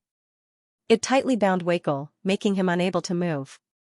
Next, Ningxu used Water Dragon Spike, attacking with a powerful pillar of water. The Water Dragon Spike spun, its tip like a screw, and shot towards Weikel. Weikel couldn't dodge and was struck head-on, taking the full brunt of the attack. Then, he fainted. The rescue team hurried over to check on Weikel's condition and gave him medicine. Regardless of his injuries, he had to drink medicine that reduced his injuries first. Weikel was placed on a stretcher and carried away. Ningxu waved from the dueling platform. "Thank you for your support. Of course, the most important thing is still my own efforts." Everyone was speechless. Then, applause rang out. No matter what, the victor deserved applause. However, many people looked at Ningxu with fear in their eyes. Ningxu left the dueling platform. Mia handed Ningxu the medicine and asked, "Cousin, are you hurt? Drink some medicine." The medicine could relieve fatigue, so Ningxu didn't refuse. He drank it and walked over to the Crown Prince. The Crown Prince narrowed his eyes and looked at Ningxu. Ningxu said, "Your Highness, don't forget our agreement. When you set a date, just let me know." Ningxu felt that he should practice more magic. He'd only summoned the water fairy and used some other magic, but his body was empty of magic elements. He had to find a way to store more magic elements. The Crown Prince wanted to roll his eyes. This was a challenge. She hadn't given up yet. The Crown Prince knew what Ariel was thinking. After defeating Weikel and himself, she would step on them and see who would dare to say anything. Even though he knew her intentions, the Crown Prince couldn't refuse. He couldn't advance or retreat. If he didn't fight, he would be seen as a coward. Since she wanted to fight, then so be it. The Crown Prince said coldly, "Wait. I'll let you know." Ningxu didn't care about the Crown Prince's cold expression. "Okay, then I'll wait for your notice. Let me know when you set a date so I can prepare. Of course, when you hit someone, you hit their face." Weikel's face would probably be bruised for at least half a month. Ningxu smiled faintly at the Crown Prince, revealing his teeth that were reflecting light. He looked like an evil villain. The Crown Prince laughed in his heart, but at the same time, he was worried about his face. When the time came, he had to protect his face no matter what. The Crown Prince walked away. Anyone could see that he was angry. Manda said to Ningxu worriedly, "He's the Crown Prince. Wasn't he afraid that the royal family would take revenge?" Ningxu said, "We're just interacting and increasing our strength. What does this have to do with the Crown Prince's identity?" Although he said that, when Iraq's identity was revealed, it made people shrink back, especially commoners like Manda. They had a natural fear of the royal family and nobles. Manda definitely wouldn't dare to fight Iraq. He didn't even want to get too close to a noble. He couldn't afford to offend them. Manda was a bit envious of Ningxu. He had a noble father and great strength. To view the new chapter of Zue, please go to mobile address. Ningxu did not have such worries. Anyway, the Earl had already told her to do as she saw fit. It was a fight between the younger generation. If the elders got involved, it would be a little degrading. The Earl was probably thinking that as long as it was not his own child who was wronged, it would be fine. Mia sighed.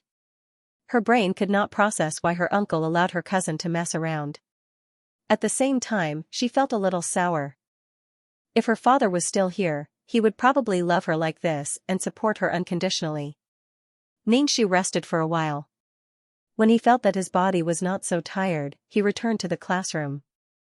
Weikel's seat was empty. He heard that Weikel had been sent home for treatment. Under all kinds of gazes, Xianxia sat in his seat. Xianxia liked these gazes. Even if they were fearful, it was better to make people fearful than to make people think that he was easy to bully. Everyone liked to bully people who were nice to them.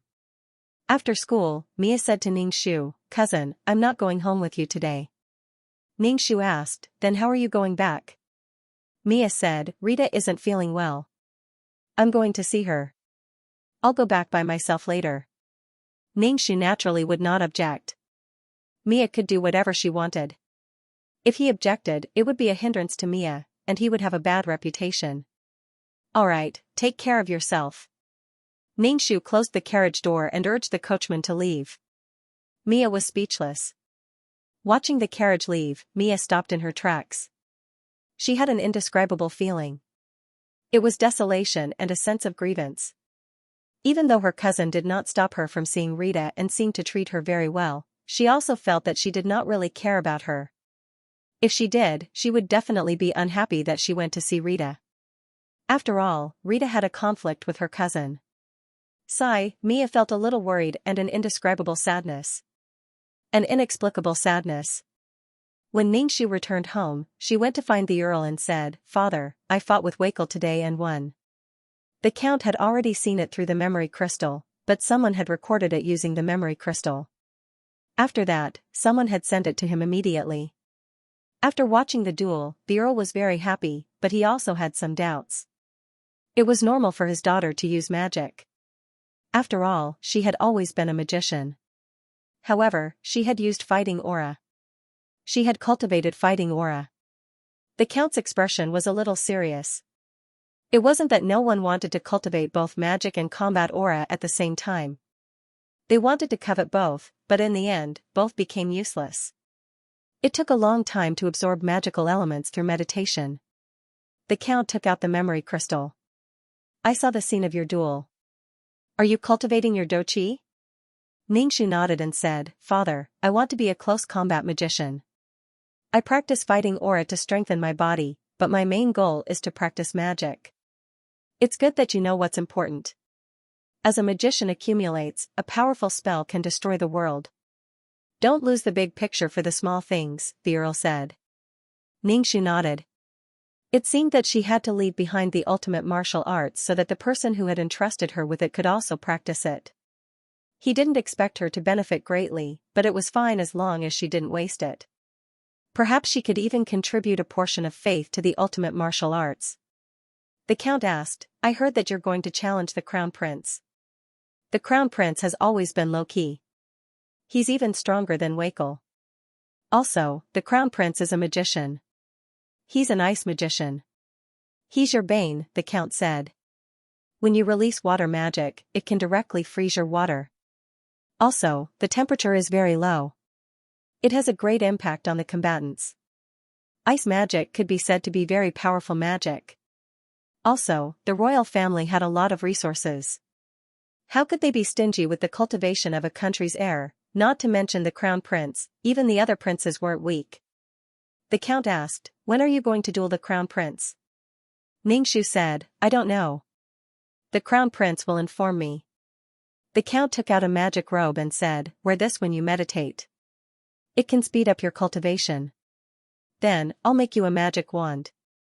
Xianxia said with a smile, "Thank you, Father." After all, this was a world where the strong were respected. Only strength was absolute. The Count didn't care much about the Crown Prince's identity. He was still thinking of a way for his daughter to win the duel. Xianxia took the robe and returned to his room to cultivate. He wrote down the cultivation method of the ultimate martial arts, then put on the magic robe and began to cultivate. Xianxia didn't dare to underestimate the Crown Prince's strength. Besides, the Crown Prince was an ice magician. He could freeze her into an ice sculpture. There was no room for resistance. So, he had to work hard. The Crown Prince didn't duel immediately, probably because he wanted to make preparations. At dinner, Mia wasn't at the table. Ningxu asked, and the countess said, Mia is at a friend's house. She won't be back today. Oh, Ningxu replied and threw it to the back of her mind. The next day, Ningxu ran into Mia and Rita at the school gate. Rita looked dispirited and there were dark circles under her eyes. When she saw Ningxu come down from the carriage, she wanted to say something, but she was afraid of something and swallowed her words. This was the effect Ningxu wanted. He wanted to beat her until she didn't dare to say anything. Ningxu said to Rita, "Don't forget about our duel." "When is it?" Rita's face turned pale. Yesterday, she had heard about the duel between Avril and Wakel from Mia. She had seen the scene in the memory crystal. Rita felt as if her two legs were trembling. That thick and solid water dragon spike was punching Wakel's face again and again. Seeing Wakel's nose bleeding and the corner of his mouth bleeding, Rita didn't even dare to take a second look. Even Wakel was beaten so badly. Rita didn't have any magic or battle energy. She could only stand and take the beating. Plus, Avril was so violent that Rita couldn't find a magician or warrior to replace her. Who would be willing to take the beating? It was painful and embarrassing. Rita didn't know what to do. Now that Avril said she wanted to duel, Rita could only cower. She didn't even dare to breathe loudly or speak loudly to Ningxu. In the past, whenever Rita ran into Avril, she would mock her and say that Avril bullied Mia. Now that Ningxu was really bullying her, Rita didn't dare to say anything. She didn't even dare to come close. When she saw Ningxu, she would only stay far away. Ningxu said, "I'm a democratic person. Let me know when you want to duel." "Rita, I didn't agree to duel with you." Rita tried to refuse the duel. Ningxu smiled and said, "It's okay. I'll keep challenging you until you agree." Rita. To watch the new chapter, please go to mobile address. Rita pulled Mia and ran away.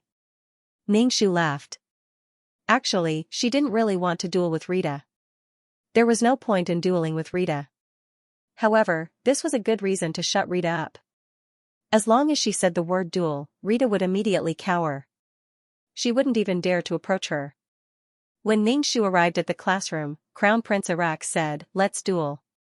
Ningxu paused for a moment before nodding. "Let's duel." Ningxu and Crown Prince walked in front, followed by a group of onlookers. Some people even spread the news that Crown Prince Arak and Ariel were dueling. There were even bets on who would win between Crown Prince Arak and Ariel. Because Ningxu had shown off his skills, many students supported Ningxu.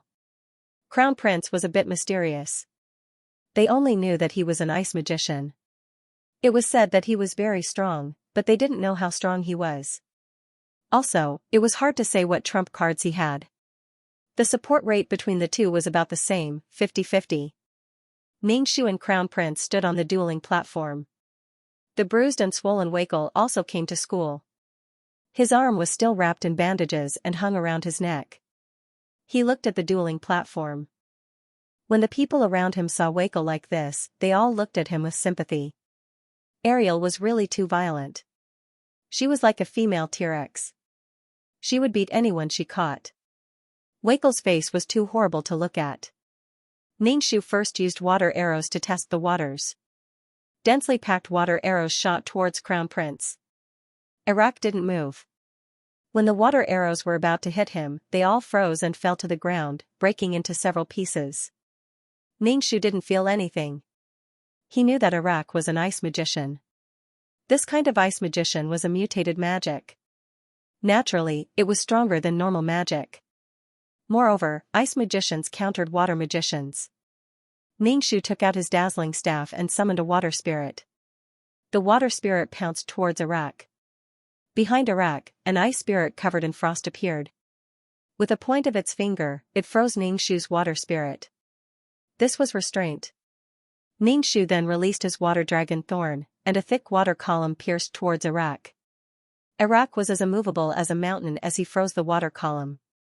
In any case, Ningxu's water-type magic was basically useless against ice-type magic. No matter what move he used, it would be useless as soon as it was frozen.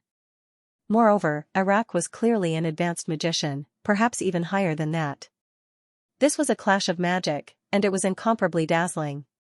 Iraq let out a breath, waiting for Ningxu to admit defeat. Iraq clearly didn't want to use his trump card. Ningxu looked at Iraq's clothes. They were clearly defensive equipment. It would be difficult to press Iraq to the ground. Ningxu felt that his water magic was probably useless, so he could only rely on his peerless martial arts. Ningxu put away his wand. Iraq looked and frowned. She still wasn't going to stop. Iraq wanted to stop this battle, but it was impossible for him to admit defeat. Even if he was beaten half to death and unconscious, he couldn't admit defeat. This was determined by his will and status. However, his opponent didn't seem to want to admit defeat. It seemed that he had to use his battle aura. The Crown Prince didn't know whether to laugh or cry. He sighed. At this moment, a subordinate ran onto the platform with a huge sword and respectfully presented it to the Crown Prince. The Crown Prince grabbed the hilt, and the person left the platform. Ningxu narrowed his eyes. He immediately realized that the Crown Prince Iraq probably also cultivated battle aura. He was a dual cultivator of both battle aura and magic. As expected, he hit it well. Outsiders only knew that the Crown Prince was a magic caster, but they didn't know that he could use battle aura. And that sword wasn't ordinary either. Ningxu stretched his neck. It seemed that he had to be very serious. Otherwise, he might not be able to defeat the Crown Prince. She had only been here for a short time. This mission wasn't too big, but it wasn't too small either. After all, it would affect the life of the person who entrusted it. It would become a completely different life. Thus, victory or defeat depended on this. The Crown Prince gently said to Ningxu, "The purpose of a duel is to interact with each other. Admit defeat." Ningxu was expressionless. "Why aren't you the one admitting defeat?" "You want to save face, but I don't." The Crown Prince, "Fine, they still had to fight." The Crown Prince said, "Pay attention." Ningxu, "Okay." The Crown Prince's body was covered in battle aura. It was even more powerful than Wakel's. In other words, the Crown Prince was not only talented in magic, but also in martial arts. It was no wonder that he was chosen as the Crown Prince. In a world where the strong were respected, if a country's ruler was powerful, wouldn't that be a form of intimidation? Ningxu let out a breath. A smile appeared on his face. This was also good. He would fight with all his strength, no matter the result. The Crown Prince's figure was nimble. He raised his sword and slashed at Ningxu. Ningxu quickly dodged. With the support of his mental strength, he could sense any of the Crown Prince's movements. In reality, Ningxu could have used his mental strength to attack the Crown Prince, but he didn't want to make things too troublesome. He just used a normal method. The two exchanged moves at an extremely fast speed. The audience was dazzled by the movements. They felt like their eyes weren't enough. They craned their necks to look. Although they couldn't see anything, they could feel that neither of them could do anything to the other. The Crown Prince's battle aura was very powerful and domineering. It carried an oppressive feeling that made people feel fear. Under this kind of might, it was very difficult to resist. It was probably some powerful battle aura manual. Ningxu didn't feel anything. Her peerless martial arts were like a world, although it was an empty world. However, it was very tiring. Could they keep fighting like this? The sword and saber collided. The two of them were both forced back a few steps. The Crown Prince's expression was grave. He hadn't expected this girl's battle aura to be so strong. If it wasn't for the fact that her water magic was countered by his, he might have lost. The Crown Prince was very diligent on the path of cultivation. Apart from cultivation, there were many things he needed to learn. Outsiders only saw the Crown Prince's noble status, but they didn't know how much effort he had put in. This was especially true when it came to cultivating both battle aura and magic. Some people found it difficult to progress on a single path.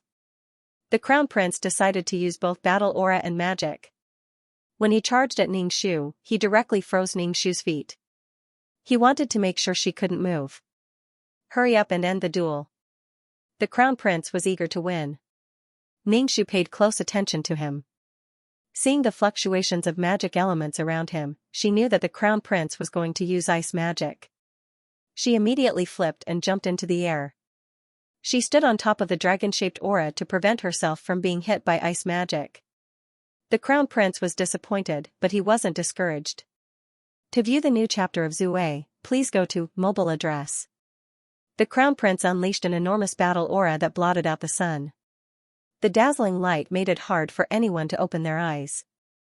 Ningxu quickly dodged the attack and took advantage of the time to appear behind the Crown Prince. He kicked the Crown Prince's back. Such a dazzling light would cause the enemy to have a blind spot, but it also had a drawback. The Crown Prince also had a temporary blind spot. Ningxu had the support of his psychic energy and could accurately capture the Crown Prince's figure. The Crown Prince staggered, not daring to turn around. He could imagine that if he turned around, he would definitely be met with a fist. After watching Avril and Wakel's 2 duels, the Crown Prince had a certain understanding of Avril. She seemed to like to hit people's faces. If she could hit someone's face, she definitely wouldn't hit anywhere else. The Crown Prince didn't want to follow in Wakel's footsteps. At the same time, he felt a bit amused. Why did he have to compete with a girl like this? The Crown Prince immediately distanced himself from Ningxu and raised his hand as if to compromise. He said, "I've lost." "You're very strong." Ningxu's breath was stuck in his throat. He couldn't spit it out or swallow it. He finally understood how Wakel felt. Ningxu smiled sinisterly.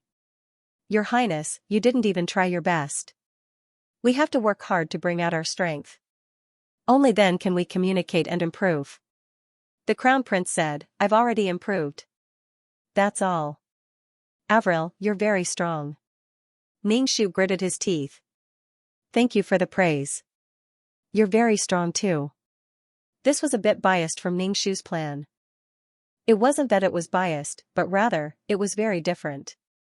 He didn't even give the Crown Prince a pair of panda eyes. The Crown Prince jumped off the dueling platform, tossed his sword to the servant, and walked away confidently. Ningxu was disappointed. He was afraid that the Crown Prince wouldn't accept his duel next time. The Crown Prince had actually escaped unscathed. This made Ningxu very unhappy. How infuriating! Where was the dignity of the imperial family? How could he just admit defeat like that? Where was the dignity of a magician and a warrior? Ningxu also jumped off the dueling platform and caught up to Arak. "Your Highness, let's duel next time. Everyone can improve together." A helpless expression appeared on Arak's face as he said, "Can I apologize to you?" Ningxu played dumb. "What apology?" "Your Highness, what did you do wrong for you to apologize to me?" Arak was speechless. Arak said, "We shouldn't have expressed our opinions on things we don't know. I'm very sorry." Ningxu smiled faintly. "What if I don't accept?" "Your Highness, if you really want to apologize, then draw your sword. Let's improve each other and let me realize my shortcomings. That's the greatest help you can give me." Put a band-aid on the wound and the wound would disappear. The Crown Prince's face was bitter. "Let's talk about it next time." Ningxu nodded. "I'll let you know the exact time." Crown Prince was speechless. "I didn't agree." Ningxu felt that he should continue cultivating. Otherwise, he would have no chance of winning against the Crown Prince. He would have to use the most ordinary method. Before he left, he pressed the Crown Prince to the ground and rubbed him. There would be plenty of time in the future. Ningxu smiled. Devil horns seemed to have sprouted from his head again. Wakel had already given up on trying to get back at him. He didn't want to be beaten black and blue again. Even after drinking the medicine, the bruises on his skin wouldn't disappear so easily. The Crown Prince was smart. He admitted defeat without hesitation. Ningxu felt that this matter was probably coming to an end. This rumor had more or less been forgotten. It wasn't a big deal to spread it in private, but they shouldn't do it in front of her. Mia heaved a sigh of relief. She thought that the Crown Prince would also be beaten black and blue. That would be terrible. Fortunately, her cousin wasn't hurt either. After that, Ningxu clearly felt that her classmates' attitudes toward her had changed. At the very least, they were showing her the respect she deserved. As for Rita, she ran away like a mouse with her tail between her legs when she saw Mia. The Count watched the playful duel and said to Ningxu, "Neither of you used your full strength." Ningxu said, I was about to use my full strength. The crown prince admitted defeat. Mia, however, felt that this was good. Everyone was harmonious. There was no need to beat each other up. Of course, this was just a thought. Mia, who didn't have much fighting strength, naturally hoped for peace. Everyone lived in harmony without disputes. The count glanced at his daughter and niece. The crown prince is going to choose a consort. All the noble ladies of the right age have to submit their names. I put both you and Mia up. Ningxu almost rolled her eyes. What did the crown prince's consort selection have to do with her? She said, Father, why did you put my name up? Mia was also very uneasy. That's right, uncle. How could you report my name? Mia knew that she was an orphan with no one to rely on. There was no way she could become the crown prince's consort. Moreover, the count said, what are you thinking? You make it sound like the crown prince is going to choose the two of you. All the noble ladies of the right age have to be put up. It's just a name. Don't worry, the crown prince won't choose our two ladies. Ningxu asked, why? The royal family won't let our count's residence produce a crown prince's consort. It's just a procedure, the count said. Indifferently. Ningxu's mind immediately filled in. Could it be that the count's residence was so powerful that the royal family was afraid of them? Ningxu asked, Father, what did our count's residence do to make the royal family afraid of us? The count had a what are you thinking about look on his face. The royal family doesn't like our family. Besides, I don't plan to marry you into the royal family. Ningxu nodded. He thought that the count's residence was so powerful that it overshadowed the royal family. As expected, he was thinking too much. Mia heaved a sigh of relief and was a little disappointed. The crown prince was holding the name list and looking at the names. The emperor was urging him. Which one do you like? The crown prince's heart was in a mess. He was holding a name list and asking him to choose the future crown prince's consort. He was drunk. Could it be that he had to choose whoever he chose? He didn't even know some of the names on the list. The crown prince flipped through the name list. He recognized some of the names and some of the names he didn't. When he saw Avril and Mia's names, he thought for a while and said, this one. The crown prince pointed at Mia's name. The crown prince thought of Mia's background and guessed that the emperor wouldn't agree. His finger moved up and pointed at Avril's name. This one then. Pointing at this name, the crown prince was a little regretful. Wouldn't he be challenged every day? It was too annoying. The emperor looked at the name, Count's residence, and shook his head. This one won't do. The crown prince said directly, then, Father, please make the decision. The crown prince understood his marriage and didn't feel much about it. The emperor stroked his beard. Which one do you like? The crown prince, he didn't even know them, but he liked them just by looking at their names. To watch the new chapter of Zue, please go to mobile address. The crown prince was about to go bald from worrying about the concubine selection, but the emperor was just watching and waiting for his reply. The crown prince really didn't know the ladies of the noble families. He was really too busy. He had to cultivate magic, battle energy, and learn how to deal with government affairs. He couldn't wait to use all his sleeping time to cultivate. The crown prince sighed. At least give him a portrait, some description, or a name. It was simply inhumane to just let him choose.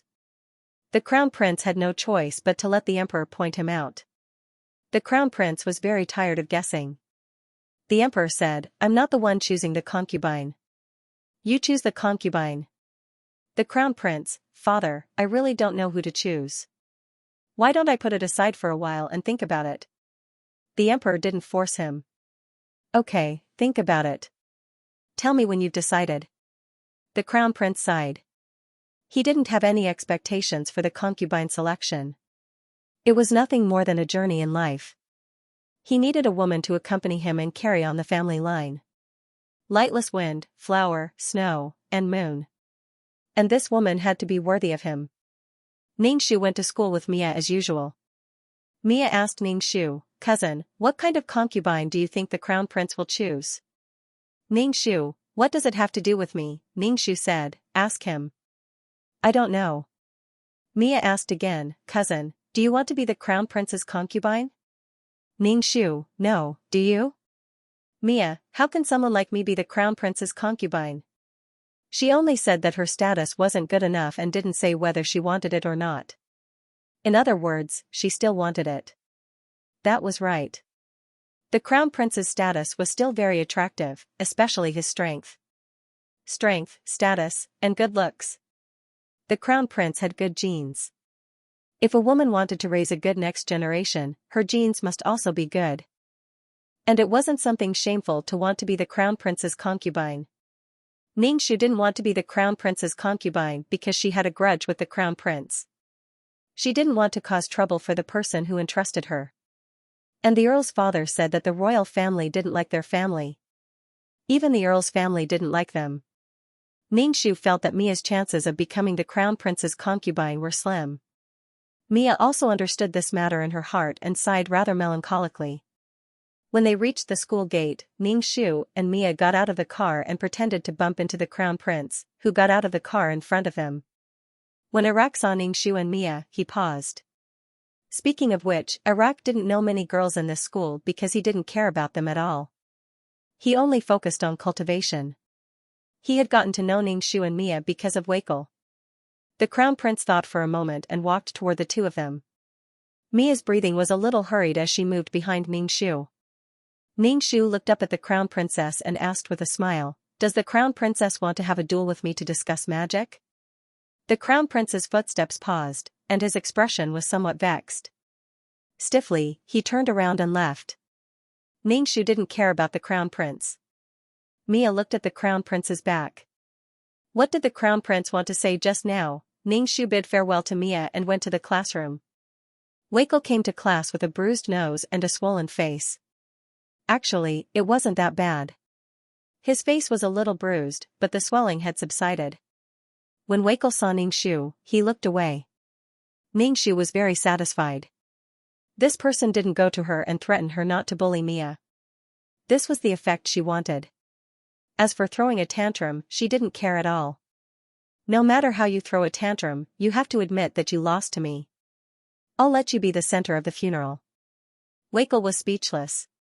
Every time he saw her like that, his liver hurt. Weikel felt that he had been a good person for nothing.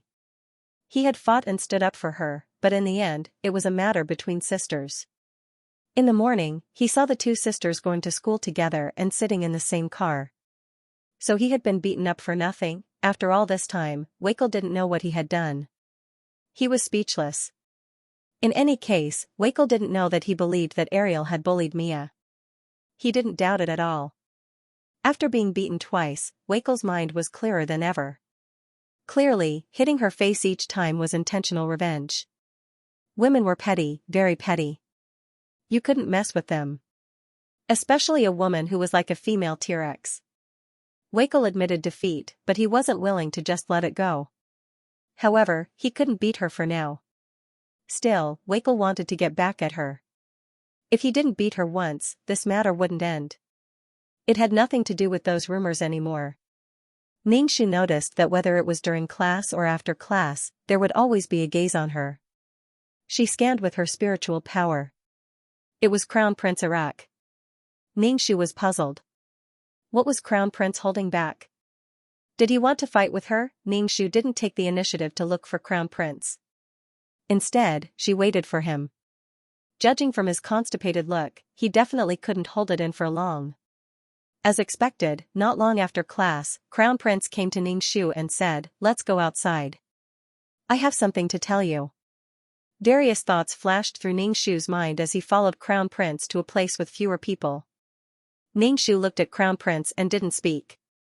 Crown Prince patted the back of his head and said, "Are you going to get married?" Ningxu, King retard. Ningxu looked at Crown Prince expressionlessly. Crown Prince said again, "Then is Mia getting married?" Ningxu, King idiot. Crown Prince said, "My father wants me to find a wife. I don't know any other girls, so I asked you and Mia." Ningxu, sorry, she's not getting married. You still want a Huang and buying, you're probably living in a dream. Ningxu wanted to arrange for Crown Prince to be cremated. Crown Prince, are you going to be Crown Princess? Crown Prince thought for a moment. Avril was a suitable candidate. Her father was an earl and she wasn't weak. She could be Crown Princess. Also, she was a magician. This way, their children would have a higher chance of becoming a magician. The more Crown Prince thought about it, the more suitable he felt. Ningxu wanted to scatter Crown Prince's ashes. Ningxu shook his head. Sorry, I don't want to be Crown Princess. Didn't the Earl's father say that the royal family didn't like the Earl's residence? Could it be that Crown Prince couldn't find a candidate and just randomly found a girl he knew? Ningxu rolled his eyes.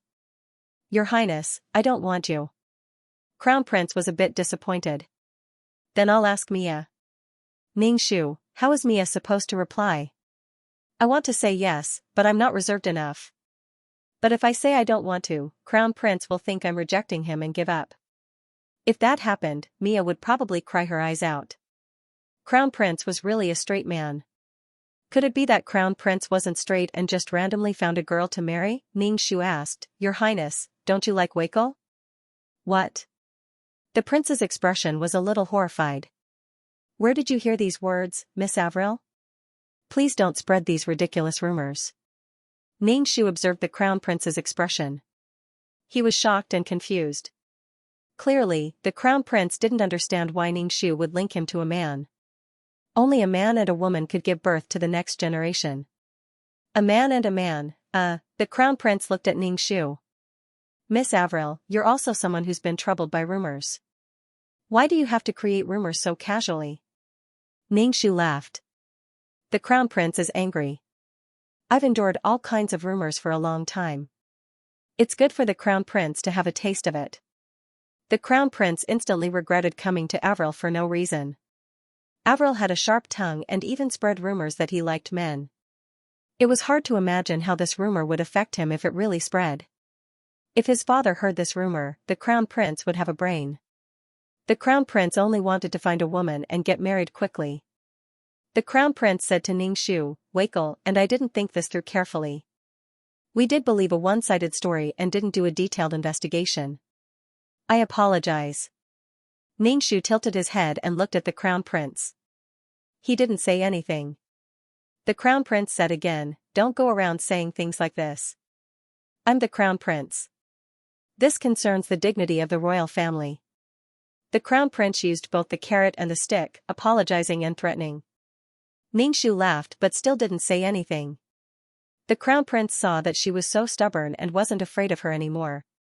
If she went around spreading rumors, the Earl's residence would be in trouble. The Crown Prince fled. Ningxu looked at the Crown Prince's back and wondered if he had caught the Crown Prince's weakness. It was obviously fake news, but he kept saying it so many times that it seemed like it was real.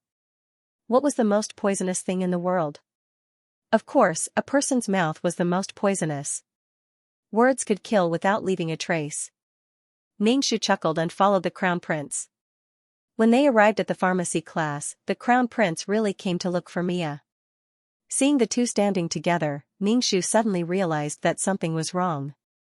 According to the Crown Prince's straightforwardness and Mia's reservedness, if these two were to have any grudges, the Count's residence would be implicated.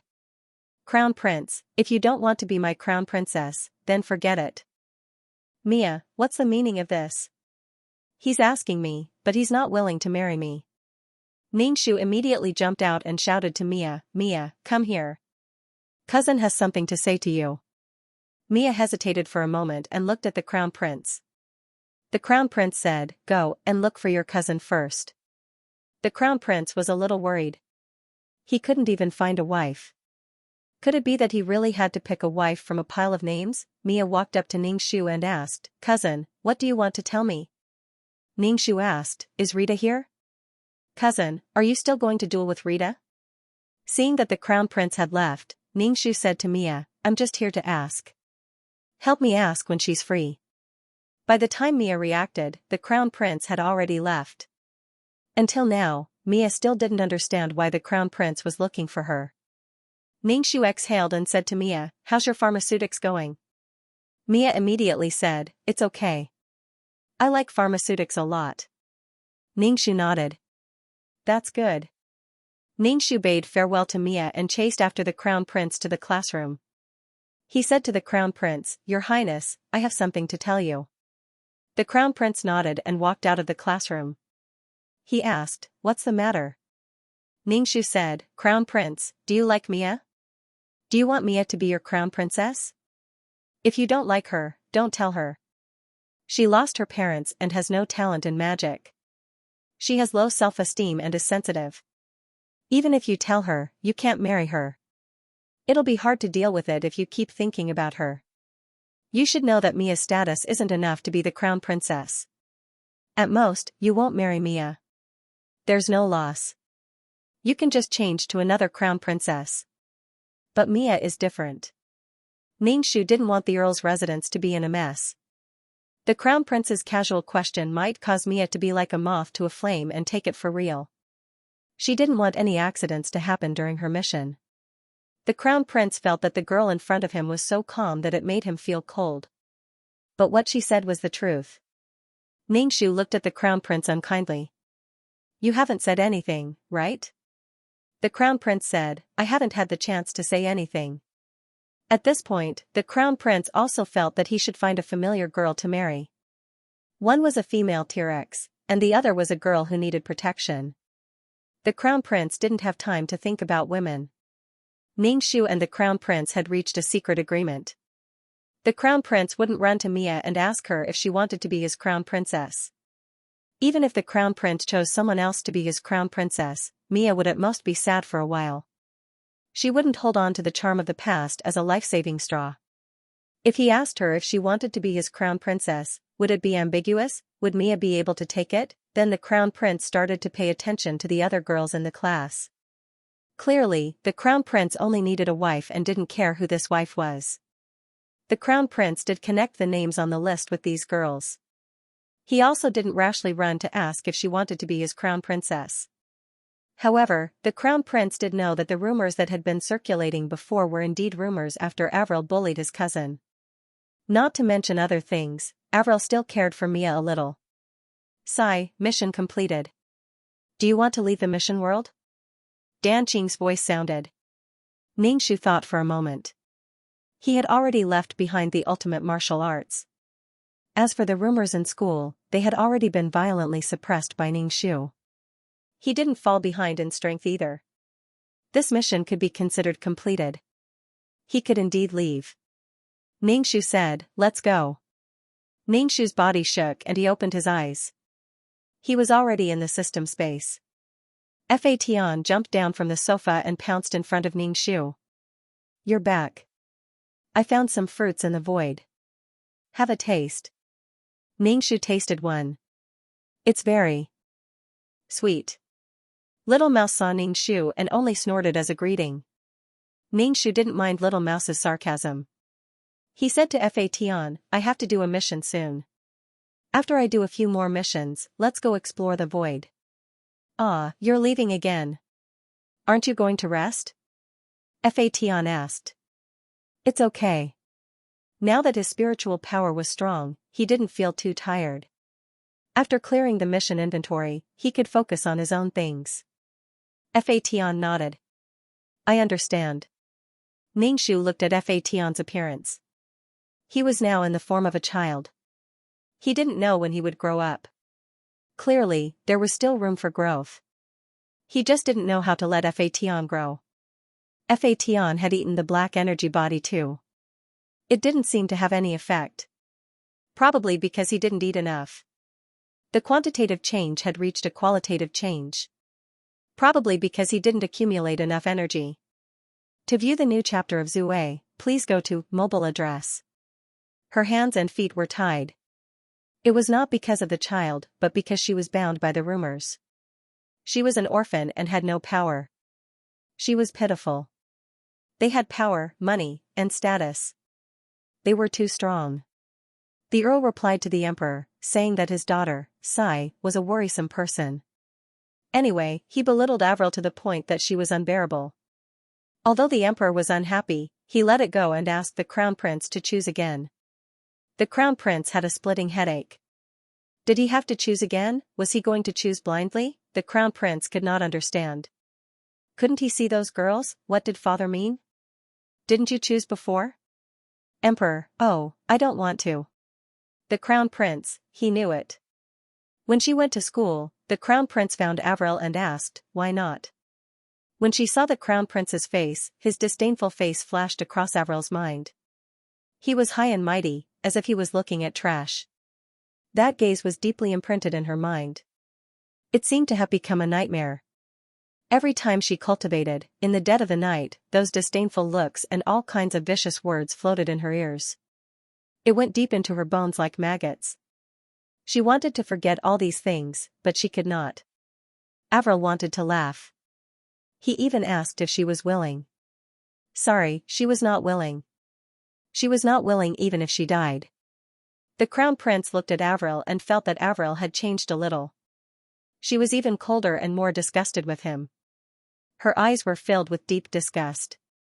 What did he do to make Avril have such a strong opinion of him, other than apologizing? What else could he do? The crown prince said, I'm sorry. I accept it, but it doesn't mean that I forgive you. This time, it was because things were under control. If not, she would have paid a price. No one knew what she had paid to be able to stand here now. She had even sold her soul. The crown prince casually found a crown princess and asked her why she should be the crown princess. She had to reject him. She was afraid that when she looked at the crown prince's face, those nightmares would haunt her forever. It was too scary. Those faces, those looks of disdain. The crown prince took a deep breath. I'm sorry, I'm very sorry. As the crown prince of a country, it was not easy for the crown prince to apologize like this. When Mia saw the crown prince and her cousin, she hesitated for a moment before walking over and greeting them. When Avril saw Mia, she only wanted to avoid her. As long as she stood next to Mia, there would be all kinds of rumors, and they were all directed at her. He didn't need to do anything or say anything, and the dirty water would automatically pour on him. Avril said, you guys talk. She turned around and left. Mia was speechless. She felt that her cousin still didn't like her. Mia looked at the crown prince, bit her lips, and asked, is your highness going to marry cousin? The crown prince shook his head. No, there's no such thing. There was a moment of joy on Mia's face. You don't like cousin? Crown prince was speechless. How should he answer this? Mia asked again, what kind of girl does the crown prince like? Crown prince was speechless. He didn't know. I love magic and dochi. Mia lowered her head and looked at her feet. Your highness. When Mia looked up again, the crown prince's figure was already in front of her, causing the courage that she had worked so hard to muster to dissipate. Looking at the crown prince's back view, Mia was very sad. How could she get close to the crown prince? Did she have to achieve something? But she didn't know magic or dochi. How could she become a great person who was worthy of the crown prince? Did she have to become a great pharmacist? But it was too slow. The crown prince was going to have a crown princess soon. With her identity, if her parents were still around, there was still a chance, but the emperor saw that his son was about to become autistic, so he decided to hold a ball for his son to choose. He heard that the emperor was going to hold a ball, and all the daughters had to attend. Mia also wanted to attend, but she didn't know how to tell her uncle. If she could dance with the crown prince at the ball, it would be good too. She had a wish. The chances of her becoming a princess consort were very small. The earl looked at Mia and said, you should go to His Majesty's banquet too. Someone will send clothes for you and your sister. Mia smiled. Thank you, uncle. Seeing his niece like this, the earl was afraid that she really liked the crown prince. The earl didn't want his daughter to be involved in such a strange thing. His daughter was going to become a grand magus in the future and a mage god. With such talent, she couldn't be involved in such a strange thing. Mia asked again, is cousin going? His Majesty said that all the girls of the right age have to go, the earl said. On the day of the banquet, Ariel and Mia entered the palace, dressed appropriately. There were many beautiful girls at the banquet, whispering to each other. Under the light of the fluorescent stones and candles, it was especially moving. Ariel was in a corner and didn't attract much attention. Mia didn't know anyone and could only follow beside her cousin. The music started, and the crown prince walked down the steps in his splendid attire. He was so handsome that all the girls present looked at him. The emperor said, "Crown Prince, see for yourself." The crown prince had nothing to live for. The crown prince danced with a few girls, then walked to Ariel and Mia, and extended his hand. Mia reached out and put her hand on the crown prince's hand. The crown prince was stunned for a moment, then followed Mia to the dance floor. Ariel drank the dazzling wine and looked at the two expressionlessly. They were probably going to meet each other's eyes. After all, Mia was going to be the crown princess. Under the light, the slightly dressed Mia was dazzling, and people couldn't take their eyes off her. After the dance, the emperor asked for the crown prince's opinion and told him that since it was announced in public, there was no room for negotiation. He had to think carefully. The crown prince's eyes darted between Ariel and Mia, and he hesitated for a while. All the girls present looked at the crown prince nervously, hoping that he would choose them and put in so much effort to perform in front of him. If she became the crown princess, she would be the queen in the future. She would be the mother of the country. Mia was also very nervous. Although she knew it was impossible, she still couldn't help but look forward to it. The crown prince opened his mouth and pointed at Mia. "I choose her to be my crown princess." Mia was stunned. She didn't expect this at all. Ariel's expression showed that she had expected this, and she chuckled. The crown prince's gaze swept across Ariel's face. Seeing her mocking expression, he frowned. The emperor sighed. It was good to have a low status. Otherwise, she would be held hostage in the future. Mia covered her mouth. She was so happy that she almost cried. Ariel was also very happy. This way, Mia would be able to move out of the earl's residence. She believed that her grandfather's family would definitely bring Mia over.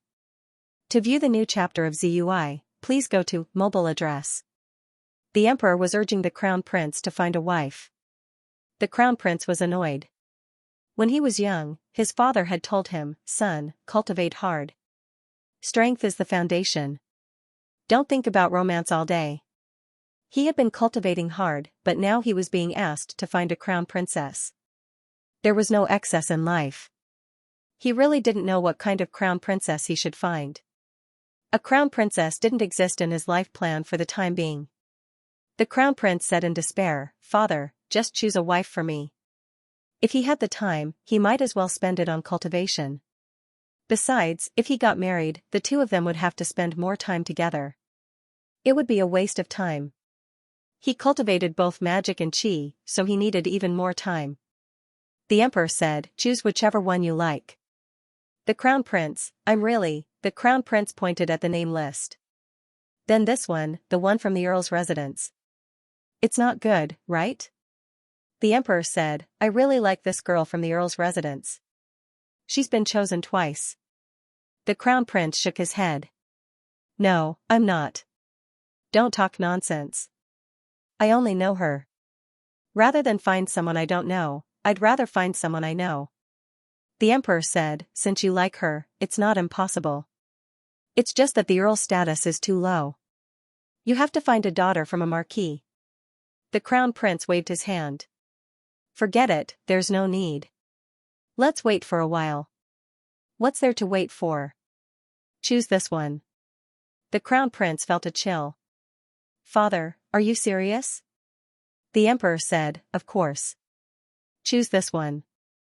The crown prince shrugged. "Father, this girl has some grudges with me. She won't agree." He didn't know why the emperor was in such a hurry. The emperor asked, "Are you sure?" The crown prince asked, "Can I change?" The emperor said, "Sure." "Who do you want?" The crown prince said. "Up to you." At the dinner table, the earl looked at his daughter and sighed. The earl said, "You will be the crown princess." Avril was stunned. "What?" Mia was also stunned. "Cousin is going to be the crown princess?" The earl said, "The emperor told me his intentions, but he didn't say it explicitly." "Do you have such feelings for the crown prince?" Avril, haha. "Not at all." Mia put down her cutlery and said sadly, "Uncle, cousin, I'm full. I'm going back to my room." Avril's heart skipped a beat when she saw Mia's expression. Could it be that her cousin would steal her cousin's lover and become the crown prince's consort by hook or by crook? Avril didn't know why, but as long as it had something to do with Mia, she was like a box for rumors. All kinds of rumors would automatically find their way to her. It was so annoying. She was the one who had bullied Mia previously. Was she going to snatch her lover away from her now? Damn, tsk, he didn't know why. The count asked his daughter, "Do you want to be the crown princess? Do you want to? If you do, I will reply to the emperor." Avril shook her head. "I don't want to be the crown princess. Mia likes the crown prince." "Are you quitting because Mia likes the crown prince, or because you don't?" the count asked. "Avril, firstly, it's because of Mia. I'm the unlucky one when I'm involved with Mia. Secondly, I don't like the crown prince. Previously, when I was framed in school, he also added fuel to the fire. Thirdly, I want to cultivate." There was nothing more frightening than strength. Avril felt the beauty of strength. Now, no one in school dared to say that she bullied Mia. She wasn't afraid of becoming the crown princess, but she didn't want to be involved with the crown prince. Previously, her reputation was in shambles and she was in such a sorry state. The count was silent for a moment. "It's probably because Mia is weak. You said that Mia likes the crown prince." Avril said, "Father, didn't you see her expression just now?" The count frowned. "If you're sure, then I will reply to His Majesty. Don't regret it when the time comes." Avril scoffed. What was there to regret? After suffering so much pain from the rumors, she didn't want to be involved in the matter between Mia and the crown prince. With Mia's sad look, if she walked around the school, she would definitely be called a scheming B*tch the next day. Meddling, third party, shameless. If she had the time to tear her crotch, Avril would rather cultivate and stabilize her state of mind. Otherwise, she would return to how she was before. It wasn't easy to start over. Avril said, "Does Mia have any relatives in her father's family? No grandparents?" It didn't make sense. Even if they were to raise her, it wouldn't be the turn of a sister from her mother's family. That was a bit too distant. Moreover, her grandparents were closer to Mia than they were. Avril roughly understood that as long as they stayed together, she would probably be the one to be compared and crushed into the mud. The only way was to stay away from her. Someone else was probably going to be unlucky. The count said, "I didn't notice that." At that time, the guard came with Mia covered in blood and told her that her parents were dead. The count's wife's heart was filled with pain and was filled with tender love for Mia. The count also realized that Mia and his daughter seemed to be natural enemies. Mia didn't have to do anything. His daughter was just a filth. The kind of filth that couldn't be washed away. Should he just chase her away? When the time came, the count's residence would be the big bad guy. The count said, "I'll think of a way." Avril nodded. Fortunately, her father was on her side this time. Actually, her father had always been on her side.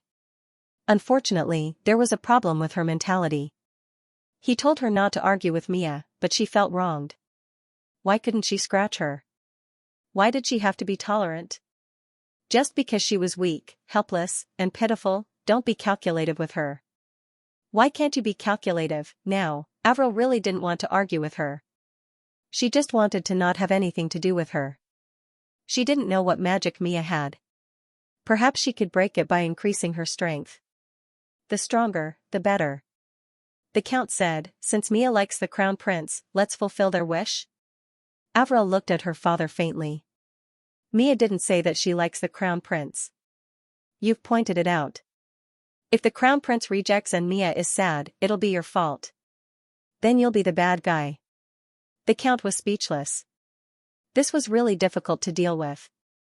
Avril said, "Father, please help me reject him. I don't want to be the crown princess." To be honest, her heart was filled with resentment toward the crown prince.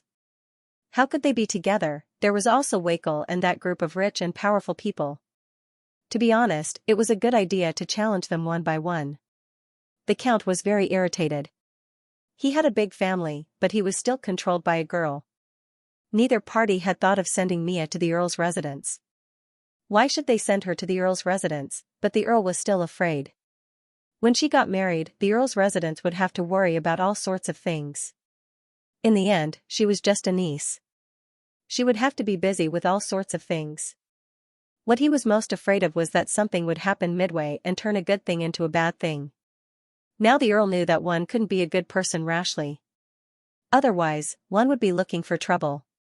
It was best for Mia to stay far away from the Earl's residence. He didn't expect Mia to remember their good deeds. It was fine as long as she didn't miss them.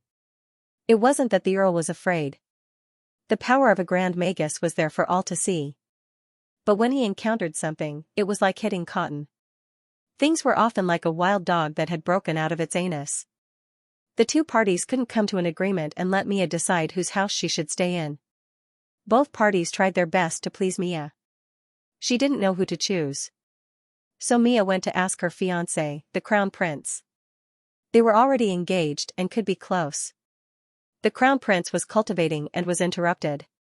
He was told that his fiancé was looking for him. Fiancé? The Crown Prince was confused for a moment. What fiancé? Then he thought of Mia. Yes, Mia was his fiancé. When he went out, he saw Mia's red face. She was very cute. The Crown Prince sighed. The frustration from being interrupted dissipated a little. He asked, "Why are you looking for me?" Mia looked at the Crown Prince and told him about the recent events. Then she looked at the Crown Prince, hoping that he would give her an idea. The main thing was that Mia didn't want both sides to quarrel. Now that both sides saw each other, their faces darkened. If this continued, the peace-loving Mia would be very distressed. The Crown Prince was stunned. Just this? She called him out for this matter.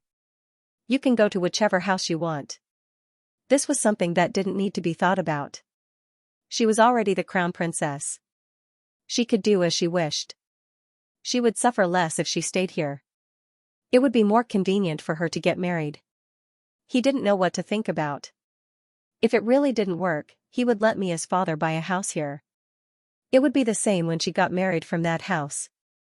What was this big deal? The Crown Prince was very unhappy.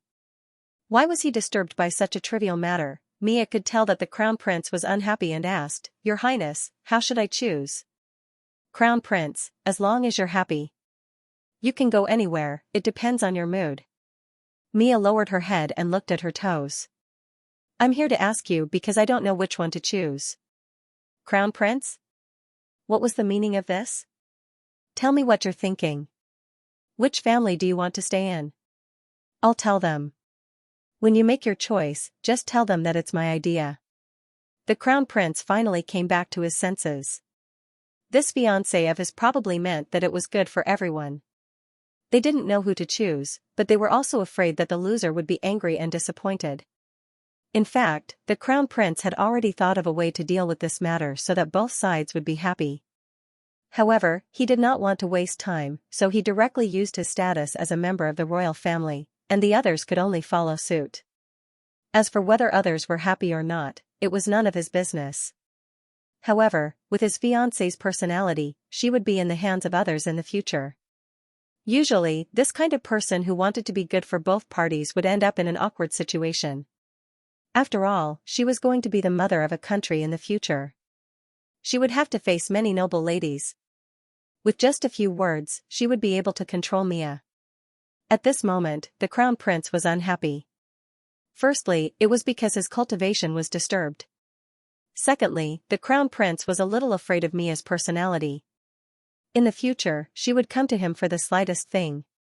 As someone who cultivated both magic and martial arts, his time was very precious. Okay, Mia got the attention of her fiancé and left happily. The Crown Prince returned to his room and continued to meditate. However, he could not get into the state no matter what. He was extremely frustrated and simply went to the courtyard to lift a huge rock. He lifted until he was drenched in sweat. He was still frustrated. On this side, Mia's matter was settled. She stayed at her maternal grandfather's house. The main thing was that her maternal grandfather's house was the Marquis residence. It was more convenient here. When the Crown Prince found out, he was even more frustrated. He felt that this lass was really annoying. Since she already had a choice in her heart, why did she have to use his name to make a choice? She wanted to be good for everyone. Should he be the bad guy for no reason? The crown prince did not care much about this reputation, but he was still a little unhappy. There was a subtle feeling of being used. This was the most annoying thing. The crown prince was clearly someone who was going to get married, but there was a gloomy look on his face. When Avril saw this, she laughed in her heart. Anyone who went against Mia would be asking for trouble. She did not know what was wrong with the crown prince, but his expression was so ugly. He was someone who was going to marry Mia. Perhaps he could get lucky. After that, Mia looked for the crown prince for some trivial matters. Actually, it was also because Mia wanted to see the crown prince. After they became engaged, the crown prince did not look for Mia. In school, the crown prince did not look for her. This way, Mia could not help but think that the crown prince was really too cold. Since the crown prince did not look for Mia, Mia could only look for him. After a few times, the crown prince was simply about to explode. It was all trivial matters. His patience had already reached the limit. Wasting his time made his mentality collapse. Every time he was disturbed, it took even longer for him to meditate again. The crown prince was afraid that he would explode from anger. He endured it and said to Mia, "In the future, if there is nothing important, don't look for me. I want to cultivate and meditate." Mia was about to cry. They were engaged. Couldn't she look for the crown prince for no reason? Every time Mia looked for the crown prince with a young girl's heart thumping, the crown prince's reaction was simply like being struck by lightning. How could it be like this? Mia looked at the crown prince with tears in her eyes. She questioned the crown prince, "Why did you choose me to be the crown princess? If you don't like me, then you might as well not choose me to be the crown princess. Since you chose me, we are engaged. Is it wrong for me to come and see my fiancé?" That's right, but it wasted the crown prince's time and affected his mentality. Mia was angry and did not want to be the crown princess. The crown prince sighed and entered the palace in the blink of an eye. He told his emperor that he was not suitable for Mia and told him everything that had happened recently. The emperor was speechless. He probably felt that he was really anxious and let his son find a random girl.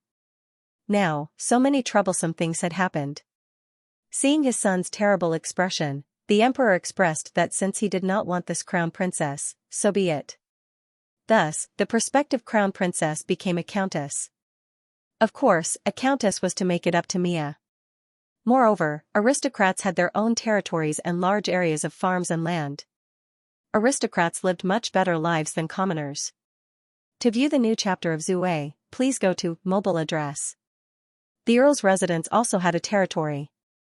As the Earl was a great magician and a respected magician, his territory was especially big and rich. When Mia received the news, she was completely dumbfounded. She was dumbstruck and didn't even move her eyeballs. Everyone in the Marquis residence was astonished. Wasn't she the crown princess? Why did it become an earl? Although an earl was an aristocrat, he couldn't be compared to the queen. Outsiders didn't know how much pain Mia was in. Hearing the sighs of the people around her, she felt extremely cold as if she had been frozen. That year, she fell into an ice cave and was so cold that she almost lost her life. Mia cried and went to look for the crown prince.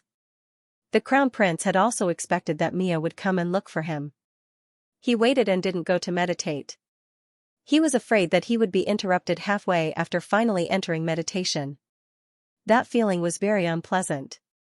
In any case, the crown prince felt as if he had been constipated for a long time. His entire body was a little restless and he was very frustrated. Seeing Mia crying and looking for him, the crown prince wanted to turn and leave. Annoying, annoying, annoying. Faced with Mia's questioning, the crown prince only said that they weren't suitable. In order to make it up to Mia, he made her a countess. A girl without parents suddenly became a countess and even had a territory. She had reached the heavens in a single bound. However, Mia was in pain. Mia insisted, "What exactly is not suitable? What did I do wrong? I'll change." The crown prince said, "Don't come and look for me if there's nothing. Don't disturb my cultivation. I can't accompany you all the time. When I don't call for you, don't come and look for me. Can you do that?" Mia's face was as pale as a sheet. "Are we still husband and wife?" What Mia couldn't accept was that the crown prince didn't like her. If he liked her, he wouldn't be so cold and stiff. In the crown prince's heart, she wasn't as important as Cultivation. If he liked her, he would compromise. The crown prince said, "Leave. Don't make things too ugly." Mia walked away like a zombie. Mia was probably the shortest crown princess to be. Then, all sorts of rumors spread in the school. Some belittled Mia, but more of them felt sorry for her. Mia looked too pitiful. She was thin, weak, and distracted. She was like a pear blossom that had been ravaged by the storm. They said that the crown prince had taken advantage of her and then abandoned her. There were also some people who secretly said that the crown prince was irresponsible. There were all kinds of rumors, and they were all secrets of the royal family. Ordinary people loved to gossip about the rich and powerful. When the crown prince heard these rumors, he was expressionless. What did they mean by him being irresponsible? What the hell? He said that he was a heartless man who had let down Mia, such a good girl. Mia is good, but she's too annoying. The crown prince, who was at the center of the rumors, had a gloomy expression. He didn't expect that he would cut off all ties with Mia. This was also compensation. In this life, Mia wouldn't have to worry about food and drink, and because of the countess, she might even be able to marry into a good family in the future. Even though she was once the future crown princess, this was a world where the strong were respected. There were many powerful magicians who did not care about the country or the emperor. Unless the country had a lot of powerful backing and a lot of powerful magicians. The title of crown princess to be was really nothing much. When Avril heard the news, she rolled around on the bed happily and hammered the bed with laughter. It was really karma. Let the crown prince have a taste of what it felt like to be casually mocked. In other people's mouths, he was really guilty and a bad person. Avril looked at the crown prince's ugly face every day. When she returned home, she could eat half an extra buckwheat bread. Since Mia was no longer the crown princess, Mia's father had returned to the family territory, and the Marquis residents wanted to send Mia back to the Earl's residence. The Earl's mouth twitched. What was the meaning of this? Oh, the Earl's residents deserved to raise this child. When the child was glorious, they took her away. Now that there was a problem with the child, they wanted to send her back. This table manners were too ugly. What the hell was this? Did they think that the Earl's residence was easy to bully? The Earl directly said with a compassionate expression, "Now that the child is sad, you directly sent her to my house. Isn't it obvious that you despise her? You were good to her before because she was the crown princess. Now that she's not the crown princess, you want to chase her away. This child must be very sad. Moreover, the Marquis residence doesn't lack food. Moreover, the child is an earl now." The Earl refused to send Mia back to the Earl's residence, but his words were for Mia's good and to take care of her feelings. In any case, she couldn't return to the Earl's residence. She couldn't disturb the family's cultivation. Their family of 3 were all magicians and needed to meditate to absorb magic elements. Who had the time to deal with this nonsense every day? The people from the Marquis residence. Forget it, let her stay. Indeed, they were going to pick Mia up with great fanfare, but sending her back would take some time. Sigh, the crown prince was playing around. When Avril heard that her father refused to let Mia come back, she gave him a big smile. She couldn't get close to Mia. The best way was to stay away from her. If she argued with her, she would become more and more unlucky in the end, and things would get out of hand. She would also become more and more resentful. The more resentful she was, the more she wanted to get back at her. The more she wanted to get back at her, the more unlucky she would become in the end. The most depressing thing about her was that she didn't do anything to hurt you, but she would make you sink deeper into the mud. As long as you stayed away from Mia, the world was still very beautiful. Avril felt that if these rumors were blown out of proportion, Mia might even lose her position as the Earl. Thunder and rain were the grace of the monarch. The crown prince couldn't let people keep talking about him like this. It was only because she wasn't strong enough in the past that people pointed at her. In the face of absolute power, no one dared to offend the entire world and continue to blabber. Avril challenged many people in the name of promoting improvement. "Avril, I don't like fighting." "So good." Ning Shu talked to Fat on for a while, then asked Dan Qing to send her to do a mission. Danqing said, a large area of the plane is collapsing. All the mission takers who can deal with star stones and plane fragments have to go deal with the collapse. Ningxu, do the mission. There were so many people who could deal with star stones and plane fragments.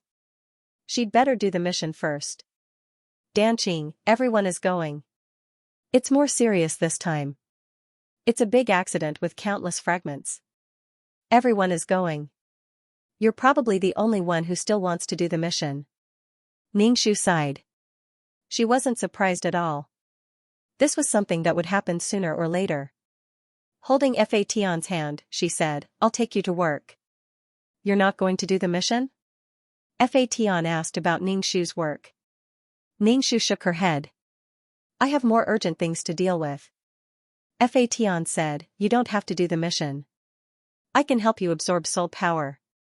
Translator, Endless Fantasy Translation Editor, Endless Fantasy Translation. Fa Tian felt that if he went to the world of reincarnation and swung his whip, he could absorb a lot of soul energy and transfer it to Ningxu. There was no need to stay in a plane for so long just for half of the soul energy. When Ningxu heard Fa Tian's words, he couldn't help but sweat for the souls in the world of reincarnation. He said, don't worry about those souls in the world of reincarnation. I'm not doing this just to get the soul energy, it's also my job. Oh, Heaven Punisher replied. Ningxu brought Fa Tian to the place where the plane had collapsed. The scene was very messy. The air was filled with shards of debris. From afar, those planes looked like a huge cheese with a corner collapsed. It was more like a huge ant nest that had collapsed, and there were many ants trying to save the nest. This was the biggest plane accident that Ningxu had ever seen. He could actually see the missing corner of the plane with his naked eye. To be able to see the missing corner of billions of planes, it could be seen how many planes had collapsed this time. To be more specific, it was like suddenly losing a finger. Some of those floating fragments streaked across the sky and then rushed into the nearby planes. If such fragments were not dealt with quickly and rushed into other planes, it would cause a huge impact on the plane's environment. A huge meteorite fell from the sky. One could imagine how big of an impact it would have on the environment. It could even change the living environment of a plane. There were too many fragments. Even if all the people who could pick them up came, it was still too late. Ningxu stretched out countless vines. These vines spread out with Ningxu as the center and started to pick up the fragments. There were so many fragments. Just seeing the fragments was enough. As for dealing with the star rock, it was probably not that important. Ningxu moved slowly and stretched out more vines. Fa Tian also took out a bag and picked up the fragments and put them into the bag. This time, not only did all the big shots move out, even the army was mobilized. This accident could be considered as a serious injury to his bones. Sea of Laws. Ningxu glanced around and saw Fragrant Wind Guy. Beside him was Mo Ming, who was busy. Uncle Chang and granduncles had all taken action. Dust drifted in the air as everyone busied themselves. Ningxu didn't even know how many fragments he had picked up. He felt like there were so many fragments that he could never finish picking them up. Even if they hurried, there were still many fragments that rushed into the planes that were still intact. It was likely that the surrounding planes would have some residual effects. Ningxu was thinking about making props, so he slowly moved to Uncle Zhang's side. Of course, he didn't forget to use his vines to pick up the fragments. Ningxu greeted his eldest uncle and asked, "What's the reason this time? Why is it so serious?" Eldest uncle said, "There are all kinds of reasons why a plane collapses. I don't know. This time, it was probably because we didn't handle it in time." Ningxu didn't mind, and he wanted to ask about making items. For example, the bag in their hands had a lot of space inside. Ningxu couldn't do it, nor did he know the principle behind it.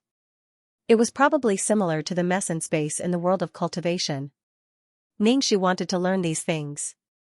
However, it wasn't good to ask such questions. Ningxu decided to buy some materials to learn first.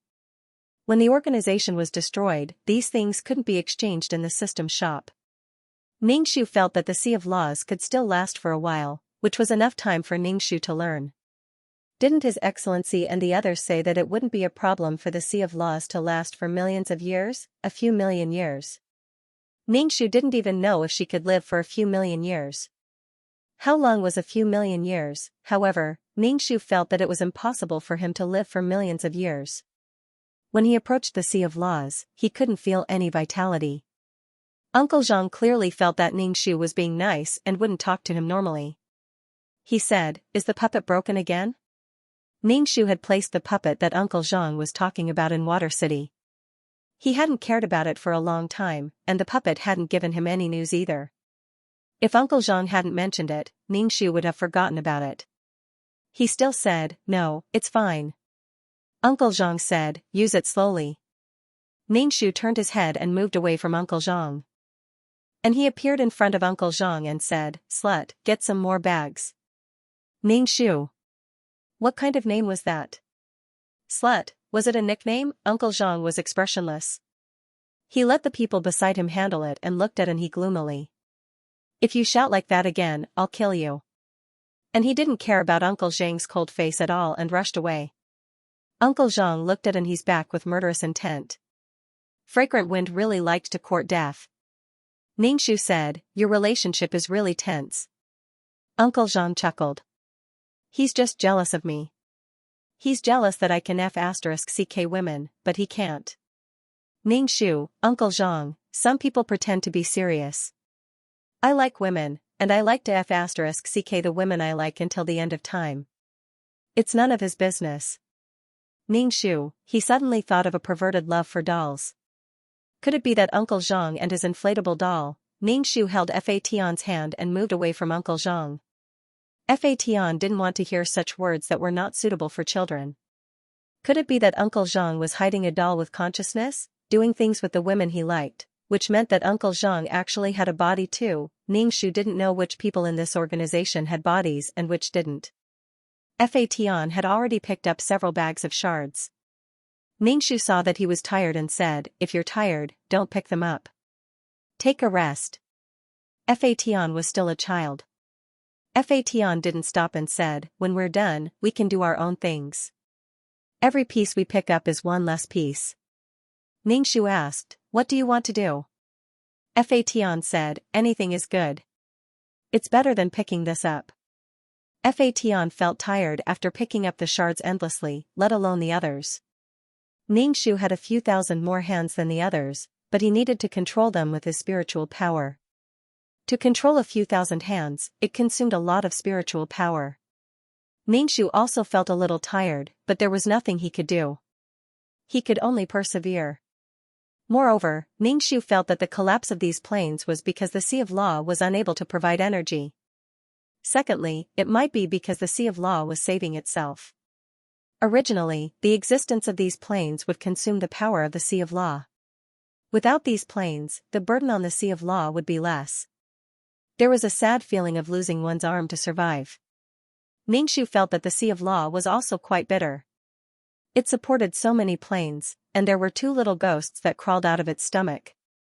The little ghosts still had to absorb power from the Sea of Law. Ningshu felt that the Sea of Law was like an old mother who had her bones and marrow sucked. Ningshu glanced at the busy granduncle. His current situation was very difficult. It was like the terminal stage of cancer. Whether he treated it or not, death was inevitable. End of chapter. Translator, Endless Fantasy Translation Editor, Endless Fantasy Translation. There were simply too many fragments. In the end, even the army of Abyssal Prefect was mobilized. Ningshu looked at these skeletons and wondered if he should let his own skeletons come and earn some merit. Ningshu immediately gave up on this idea. His skeletons were few in number. If they came over, then there would be no one to take care of the world of reincarnation. Ningshu was a little surprised. He did not expect these skeletons to be able to pick up fragments. Was it because of merit? Since Abyssal Prefect came, the little demon naturally followed. When the little demon saw Ningshu and Fa Tian, it hesitated for a moment before informing Abyssal Prefect and coming over. Fa Tian greeted it and continued to pick up fragments. The little demon also held a bag and picked up fragments. Ningshu looked at Fa Tian and the little demon picking up fragments and felt a little sad. Why were these existences picking up fragments as easy as picking up small stones? It was probably talent. Talent was something that made people despair. Ningxu said, you have to protect your world well, I don't want to be homeless. Fatian was startled and asked, what world? Fatian did not know that this person actually had a deep relationship with Ningxu and wanted to go home. Ningxu explained, he was born in the world of reincarnation. Oh, Heaven Punisher replied. Ningxu looked at the little demon. In the past, he had never mentioned the world of reincarnation. After all, it was just a small place in a corner. Now, it actually took the initiative to mention the world of reincarnation and even said that it was home. It seemed like the situation in the Sea of Law was really bad. Ningxu asked, if there is no more plane, what will happen to Abyssal Prefect? The mission of Abyssal Prefect was the same as the little demon.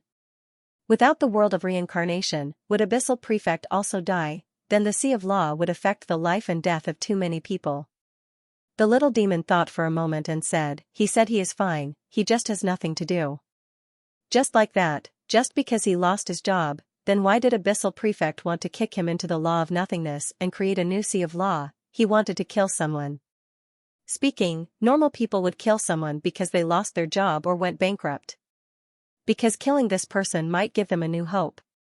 Ningxu felt that even Abyssal Prefect would be affected. Fatian asked the little Abyssal Prefect, Sea of Reincarnation, you will return, world in the future. If you need me, I'll go back once. I won't go back any other time. Ningxu asked Translation, if my reincarnation, my translation, will Abyssal Prefect. The little Abyssal Prefect Translation, I Abyssal Prefect Lord. Ningxu looked at the densely packed mission enforcers and soldiers. There were also so many skeletons.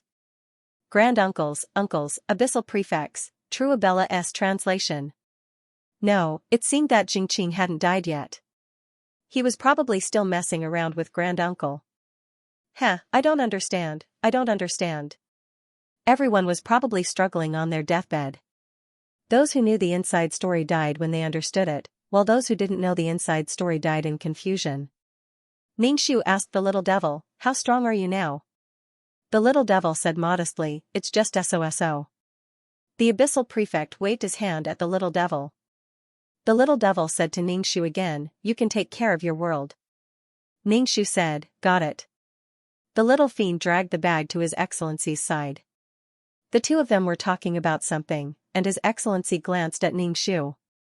Ningxu and the Abyssal Prefect exchanged glances. What were they looking at? His Excellency, Ningxu, walked over. Ningxu held Fatian's hand and walked to the side. His Excellency also turned a corner, and Ningxu came over. Ningxu reflected on what he had done wrong. He had not mistreated the little demon, so why was the Abyssal Prefect looking for him? One never visits a temple without a cause. The Abyssal Prefect walked to Ningxu's side, leaned over Ningxu's head, and sniffed. He narrowed his eyes and got closer. Ningxu quickly avoided him. He looked at him as if he was a pervert. The Abyssal Prefect asked, did you come into contact with something with vitality? Ningxu said, no, I don't know. Get lost. Ningxu certainly knew what the Abyssal Prefect was talking about. After all, the peerless martial arts had absorbed some energy, so there must be vitality. It was not easy to need vitality. Holding the energy, it was full of vitality. The Abyssal Prefect said, think about it. Ningxu pretended to make a sound. No. The Abyssal Prefect did not say anything to Ningxu. He turned and walked away. He ran to the Granduncle and said something. The Granduncle also looked at Ningxu. Fatian asked Ningxu, what's wrong? Ningxu said, it's probably because of the peerless martial arts that my body has vitality. That's why it's like this. She thought about it. Other than coming into contact with the peerless martial arts, she really could not think of anything else. In order to avoid the peerless martial arts or to be thrown into the Sea of Law to increase the power of the Sea of Law, he had to keep a low profile. Ningxu did not rule out this possibility. After all, even a powerful person like Xianxia, who had such a relationship with the Granduncle, was thrown in. Just in case, he had to keep a low profile. No matter what the use of the peerless martial arts was, Ningxu did not intend to hand over the peerless martial arts. Although he did not know if his body was contaminated with vitality or vitality, he did not know, was not clear, and did not understand. Ningxu said to Fa Tian, if anyone asks in the future, just say that you don't know. Fa Tian asked, what are you talking about? Ningxu said, it's about vitality. Just say that you don't know, or say that you have touched the energy. Fa Tian nodded and said, I know. Don't worry. Ningxu grinned. Don't worry, not at all. If she did not sink into the pool, it would be the peerless martial arts that sank into the pool. Now that the peerless martial arts were beyond cure, they were treating a dead horse as if it were still alive. They would try any kind of crazy method. Even the corpses of the little mouse's clansmen would be thrown in, causing pollution and purification. It was a dead end. Any method would be tried. Although she might be thinking too much. On the other side, the Grand Uncle and His Excellency were whispering in each other's ears. Ningxu also warned Fa Tian, afraid that Fa Tian would answer whatever others asked. Now, Ningxu could be sure that the peerless martial arts had really absorbed the energy. Perhaps it was because it was developing toward the world of living beings, so it was full of vitality. Moreover, it was an energy of a higher level than the origin of the world, so it was so full of vitality. Seeing that Ningxu was so serious, Fa Tian immediately nodded and said, I know. Ningxu forced a smile and felt that he should seal the peerless martial arts. Otherwise, such wanton energy would even touch her body. What if others found out? Ningxu had the world of samsara, but there was no world of living beings. It was very rare. Especially the world of living beings that had absorbed the energy. End of chapter. Translator, Endless Fantasy Translation Editor, Endless Fantasy Translation. The leaves of the world tree were forming a space, but there was still a long time before it could form a world of living beings. Maybe the world tree wouldn't even react when the peerless martial arts formed a world. Ningxu was alarmed when she saw the senior uncle and His Excellency colluding with each other. When the two of them were together, there was an indescribable sense of horror and cruelty. Ningxu had reasonable reasons to suspect that Jingqing had been tricked by His Excellency. Jingqing himself had bumps, and he had also tricked her. In the face of the big picture, everything was insignificant. After His Excellency came, the senior uncle also came and approached Ningxu. Although he didn't sniff, Ningxu still felt that he was like a lapdog. Ningxu pinched his nose. Stay away from me. You stink. Stay away from me, a fragrant fairy. Especially since he might be coveting her things. Ningxu wanted him to spiral into the sky and die early. The senior uncle frowned and asked, what did you come into contact with? Ningxu still said, no, I don't know. Get lost. How many times did he have to say that he didn't come into contact with her? The senior uncle said, yes. Ningxu said, no. The senior uncle said, definitely. Ningxu said, definitely. Fa Tian said, really? The senior uncle said coldly, your smell can't lie. Ningxu shrugged. What's that smell? Feminine? Ningxu smiled. I know I'm beautiful. Fa Tian showed a puzzled expression. What was feminine? Senior grand uncle's patience had clearly run out. When his eyebrows were knitted, they formed the character Chuan, which made his expression serious and carried a daunting irritation. He was afraid that he would kill him. Ningxu said, I don't even know what I've come into contact with, but you insist on asking me what I've come into contact with. How should I know? What are you looking for? Can you just tell me? What's the use of it? Ningxu asked tentatively. Most likely because he wanted to know the news from Ningxu, the Grand Elder tightly knitted his brows and said with a bit of patience, looking for energy, sea of laws. Ningxu was startled. As expected, he asked, don't you already have an energy body? Why are you still looking for an energy body? One is life force, the other is energy. There is a difference between them. For example, pork and a pig. Pork is one type of energy, while a pig is a living creature with life force. A piece of dead meat, a living being that was alive and kicking, had a soul, and this soul was the key. Ningxu's heart was in a panic, but on the surface, he was as calm as an old dog. In other words, they were taking pieces of dead meat and trying to piece them together to create a living thing. F*ck, how is this possible? Without a beating heart, it's useless no matter how you put it together. So if the Sea of Law's heart stopped beating, he would change the Sea of Law's heart to a new one. Ningxu cursed crazily in his heart, but his face was filled with worry. He asked, then how do you deal with the life force that you found? The Grand Elder glanced at Ningxu condescendingly and didn't answer. Instead, he asked, you mean you know? Ningxu quickly shook his head. I don't know. I'm just asking. Maybe I can look for it next time when I go to the void. The Grand Elder hesitated for a moment and said, throw it into the Sea of Law. Or the Law of Nothingness. Ningxu laughed in his heart. As expected, he wanted to throw her peerless martial art into the Sea of Law. Should he be glad that he didn't throw her in? Ningxu said, I don't know what life force is. Maybe it's because I touched a lot of energy bodies and got the smell. The Grand Elder obviously didn't believe him and said, pick it up quickly. He turned and left. Ningxu rolled his eyes. F*ck, you were the one who came over to talk to her, and now you're saying she's slacking off. As Ningxu picked up the fragments, he felt that his peerless martial art was really pitiful. Even the slightest bit of life force was being targeted. When he returned, he would seal the peerless martial art to prevent its life force from dissipating. Ningxu thought that the silver-haired man seemed to know about the peerless martial art. However, at that time, the peerless martial art didn't have the so-called life force, only the dissipated energy. Ningxu stretched out more vines and sped up, striving to return as soon as possible. There was another system in the system space.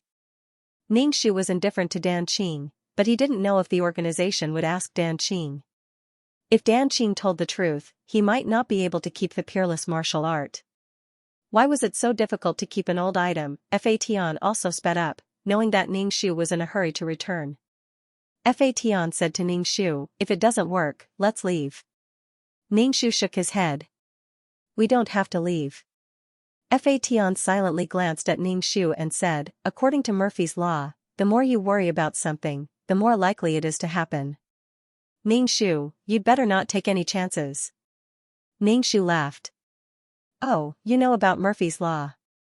Fatian was speechless. Don't I know how to learn? Ningxu immediately released a strong spiritual power and controlled the vines. He picked up the fragments quickly, but it was a little tiring. Fatian looked at Ningxu. You're a little silly. If you pick up more, others will pick less. If I keep dragging it out, I might lose something important. It's just a small loss. Besides, picking up more fragments meant more merit. It wasn't a loss. Fatian blinked and didn't say anything. After picking up the fragments, Ningxu looked very tired. It was really tiring to concentrate on controlling so many vines. In the end, he was told that the reward this time was only 1 million per person. Because there were too many fragments, everyone would be given 1 million. Because of the sudden accident and disaster, everyone was involved, so the reward was not necessary. Fatian looked at Ningxu quietly. His eyes were self-evident. Ningxu shrugged. At least there's 1 million. If the organization didn't give them the reward, no one could do anything. Fatian sighed. This organization has worn you down. Obviously, the effort and the reward were not equal. After a long time, he would be tired. Ningxu listened to Fatian's old-fashioned words and pulled the corner of his mouth. He dragged Fatian back to the system space. Wait, I want to go back too. The little devil ran over and said to Ningxu. Ningxu raised his eyebrows. You want to go back to the world of reincarnation? The little devil nodded. Yes, I want to go back and take a look. Is everything okay in the world of reincarnation? Ningxu asked the little devil, are you scared? Are you afraid that you will be homeless? The little devil said, yes and no. His Excellency agreed to go back. He said that you have something that everyone needs. Ningxu was melancholy. End of chapter. Ningxu felt that His Excellency was really asking a child to ask about this. What did the little demon know? Ningxu said, no. Get lost, the little demon said, no means no. He didn't seem to care at all. He just asked me to ask. He didn't ask you to give it to me. Xianxia was silent for a while and asked the little demon, if a person is about to die, and the thing in your hand might be able to save him, but it might not be. You don't even know the probability of success. Do you think you should take it out? That thing is very important to you. What would you do? From a macroscopic perspective, the Sea of Laws was extremely huge. There were trillions of planes, and also a huge organization. There were so many lives, blah blah blah blah. In fact, from a micro perspective, whether it was the creation of the organization or the reconstruction of the Sea of Laws, it was the self-saving behavior of the Grand Uncle. This was completely in line with the logic of benefits. Otherwise, why would he create such a big organization and make himself suffer? Was it because the things in the void were not delicious or the scenery was not good? If not for the Sea of Laws, Xianxia and the Grand Uncle would not have turned against each other. They would even comb each other's hair and catch lice leisurely. It was all for survival. The existence of the organization was to protect the Sea of Laws and prevent it from being ruined by existences like the little mouse. The power of the Sea of Laws was related to the power of the Grand Uncle and Xianxia. There would only be employees when there was a company. A company was not created for employees. The essence of a company was to make money. Now that the company was going bankrupt, she had to take out the thing in her hand to save the company. For everyone's benefit, if she didn't take it out, she didn't see the big picture. This was because the cards were very big. If it collapsed, everyone's lives and benefits would be damaged. Sacrificing a small part to help a large part was the best choice. Xianxia looked at the little demon. That thing is very important to you. It has extraordinary meaning. Will you take it out? The little demon tilted her head and asked, can it be saved? Of course, life is more important than that thing. Xianxia nodded. You're right. There's nothing more important than life. However, this is a very uncertain thing. There's no way to know the success rate. Moreover, the other party is terminally ill. Death is a very certain thing. The little demon frowned. Isn't that crazy?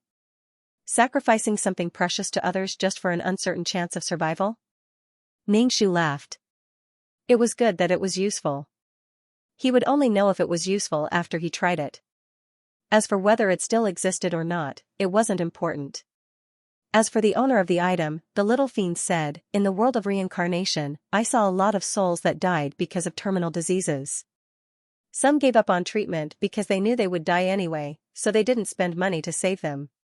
The resources they saved could let their families live better. Of course, there are also people who are afraid of death and cherish their lives.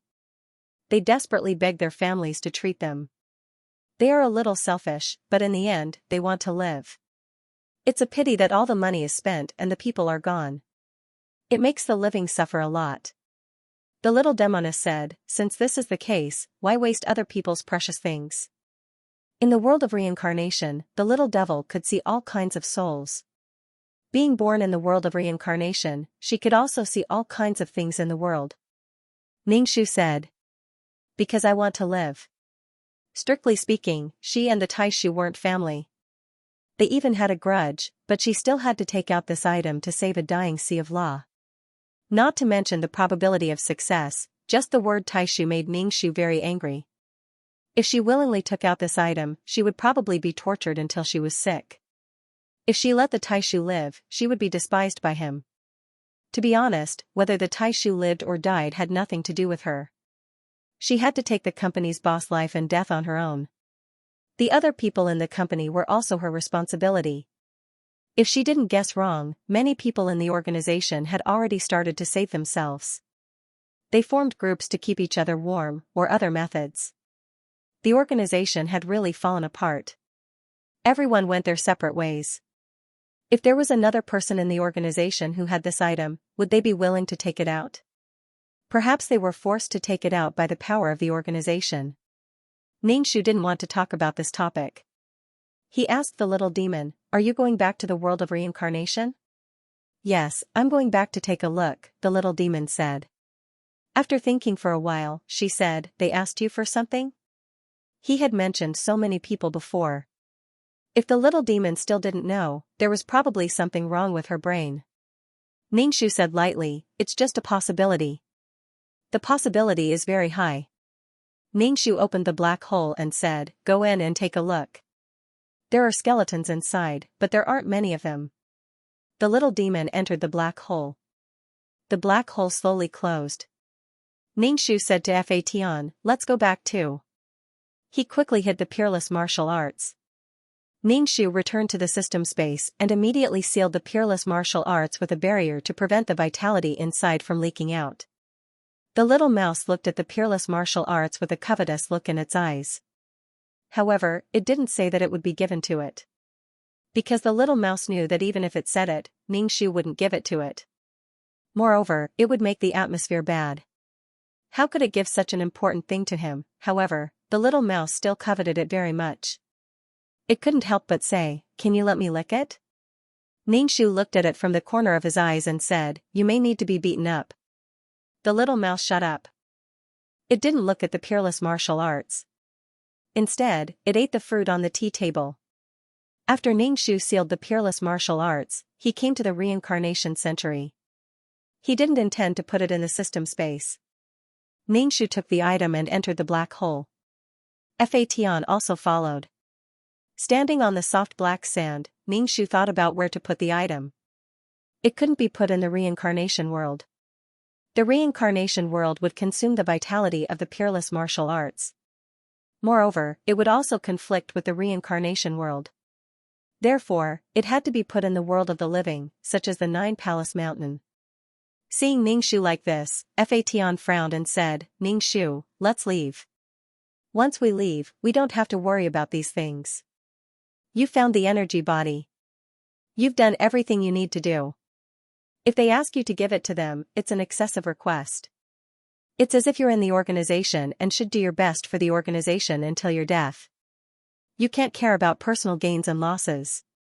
I don't like you being like this." Ningxu smiled. "Do my best for the organization until my death? You might as well say that I'm doing this out of a humanitarian spirit. After all, I'm a dying man. I won't care about a dying man." There was a kind of superior pity. With a little less merit, Ningxu wouldn't be poor, but Ningxu wouldn't be rich either. To view the new chapter of Zue, please go to mobile address. Since you can't bear to part with it, you can keep it for yourself as funeral expenses. As for this thing, I don't plan to hand it over," Ningxu said. It didn't make sense for her to hand over her things just because they were useful to a certain someone. Fa Tian said, "It's good that you know." "I'm afraid of you." "I'm afraid of you," Ningxu asked, "What's wrong with being afraid of me?" "Being oppressed has become a habit. Then, you feel that it's natural and want to protect it with your life." "You have Stockholm's disease," Fa Tian said. Ningxu was speechless. "What are you looking at every day?" Fa Tian was either a law or a disease. Fa Tian looked at Ningxu. In her heart, he had always been a very ignorant person. Ningxu brought Fa Tian to the second level of Nine Palace Mountain. At least there were few acquaintances in this world. However, Ningxu did not look for Earthworm and the others. Instead, he found a deserted place with a harsh environment. He planned to set up a formation here to store the peerless martial arts. Ningxu placed the peerless martial arts in the formation. However, he was worried that someone would break into this place, so he fused some consciousness into the peerless martial arts. This way, even if someone broke into the formation silently. However, she would sense it when she encountered the peerless martial arts. Moreover, she would also sense it if they touched her formation. However, this was double insurance. Ningxu patted the peerless martial arts. He felt that this peerless martial arts had the same fate as her. It was always on the verge of collapse due to various reasons. Fa Tian wanted to roll her eyes. She asked, "Ningxu, when are we leaving?" Ningxu said, "We can leave whenever you want. However, the foundation is not stable yet." Fa Tian asked, "When is the foundation stable?" Ningxu said, "I have to find something to change your physique. Otherwise, I won't be able to protect you in the void." Fa Tian pouted. "I don't need you to protect me. I'll protect you." Ningxu smiled and said, "Okay, then let's protect each other. So, while I'm in the organization, I have to work. It can't be helped. Fation snorted. I don't think the welfare of your organization is good at all. Ningxu was very melancholic. What's welfare? He had never heard of it. There was a saying that went, the greater the ability, the greater the strength. It was only natural for one to do things because one was strong. As for benefits, it's fine as long as you're alive. There's no need to have any expectations. Fation said, you are slaves who have signed an irrevocable contract. Whether you live or die depends on others. If someone is tired of this job or doesn't want to do it anymore, you won't have a chance to start over. Go to the afterlife. Actually, I can let some souls go to the afterlife. If I don't let them go to the afterlife, do I have to take the last bit of soul power of slaves like you for my own use? Ningxu looked at Fation. How did you think of all this? Fation said, I read the books and asked your system a lot of things. Your organization will even screen the mission takers. Those who don't meet the requirements will be killed. Why don't you let these souls go to the afterlife? You don't have a choice from the beginning to the end. If you are chosen, you don't have a choice. You can't refuse. Otherwise, you will be killed. You don't have a choice even if you die. Fation was probably in the process of forming his values in life. He had a lot of doubts. Ningxu was silent. She didn't know how to explain to Fation that they were just ants. Was there a need to care about the feelings of ants? If the animals in the circle didn't meet the requirements and couldn't be fattened, they would be killed in advance. If the company fired the employees who couldn't create value, the price they had to pay was even greater. They would be killed and never be able to reincarnate. There was only one path.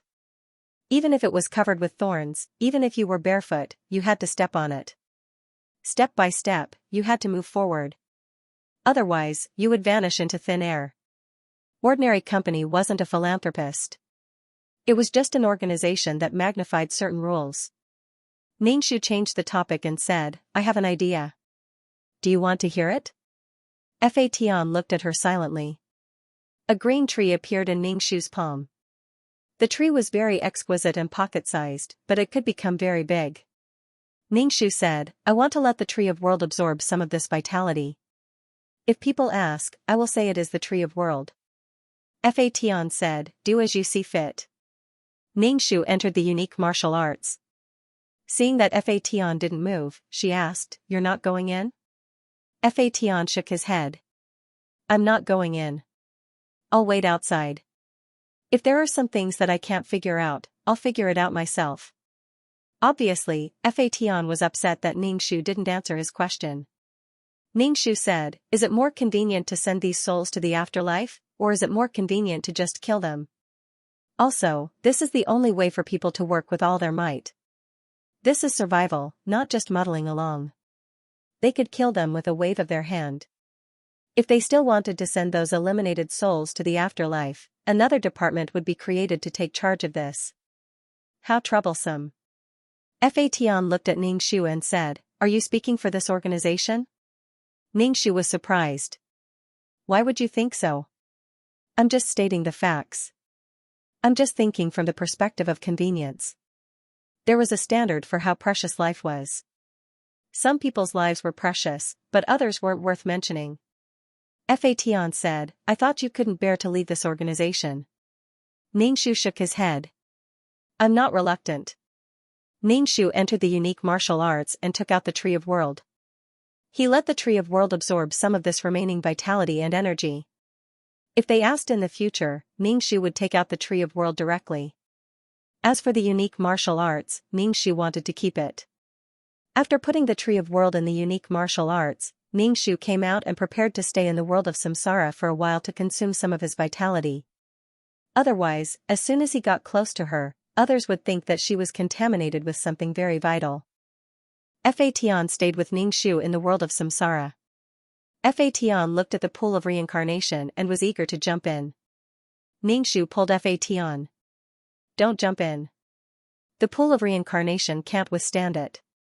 Fation was a creature in the hollow, while the pool of reincarnation was only a part of the world of samsara. Fation stretched his neck and looked at all kinds of mirages. He said, these pictures are so beautiful. The pool of reincarnation was dedicated to creating happy and beautiful pictures. It could lure souls to jump in. Fa Tian said to Ningxu, "There are all the happy pictures in my mind." Ningxu nodded and glanced at the thunder beast sleeping beside the pool of reincarnation. Its body was flashing with thunder and lightning.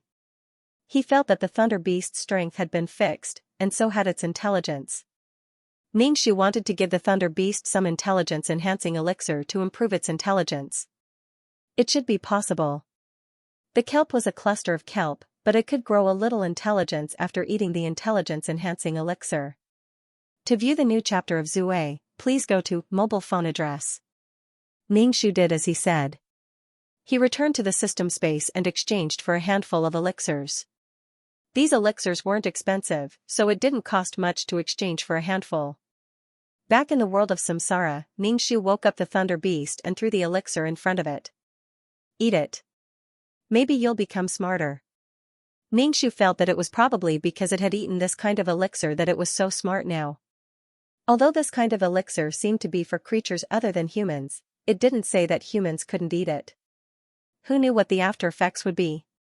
Anyway, she didn't think there would be any after effects. Did imagining things count as after effects? The thunder beast opened its eyes and looked at the elixir in front of it. It stuck out its tongue and swallowed the elixir. Then it closed its eyes and went back to sleep. Ningxu looked at the thunder beast. He didn't know when the thunder beast would be able to digest the elixir and gain some intelligence. Fa Tian asked, "What did you eat?" Ningxu said, "Elixir. It can increase intelligence." Hearing that it could increase intelligence, Fa Tian said, "I want to eat it too." Ningxu shook his head.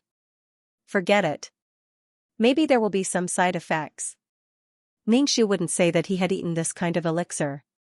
Fa Tian didn't insist on eating it. He was already very smart. He said to Ningxu, "If someone else eats it, you should eat more." Ningxu squinted at him. "What do you mean? Are you saying that I'm stupid?" Fa Tian shook his head. "I don't think so." Ningxu. "That's what you think." This kind of elixir could increase intelligence, but it probably didn't have much effect on creatures that already had intelligence. Ningxu felt that Fa Tian especially didn't like her in this organization. To sum it up, it was probably a kind of sadness for her misfortune and anger for her incompetence. Rise up, people who don't want to be slaves.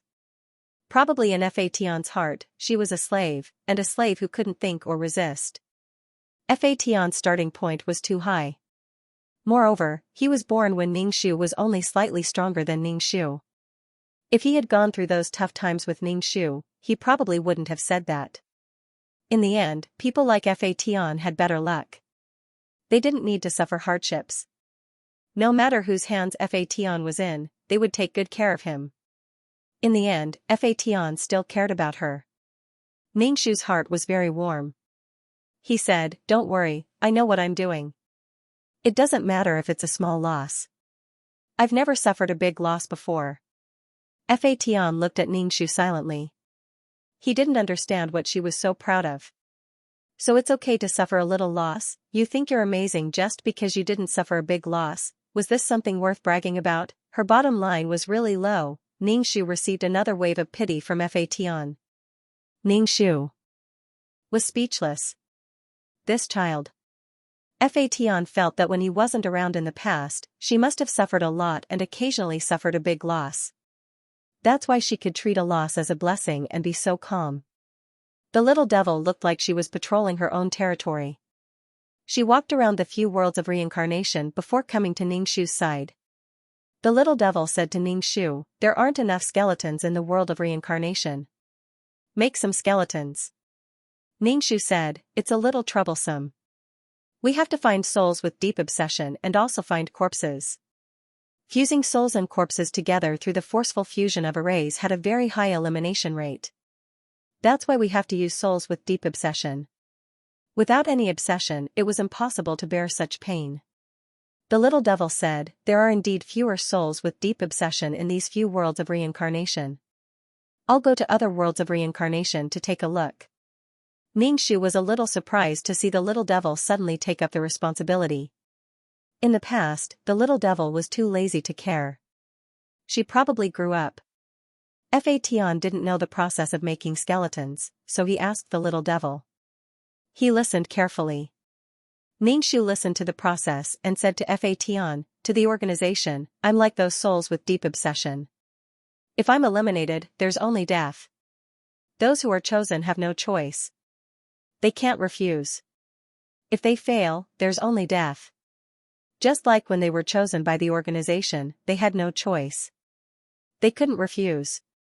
That's because the Sea of Law needed existences like them to complete missions and do some trivial things.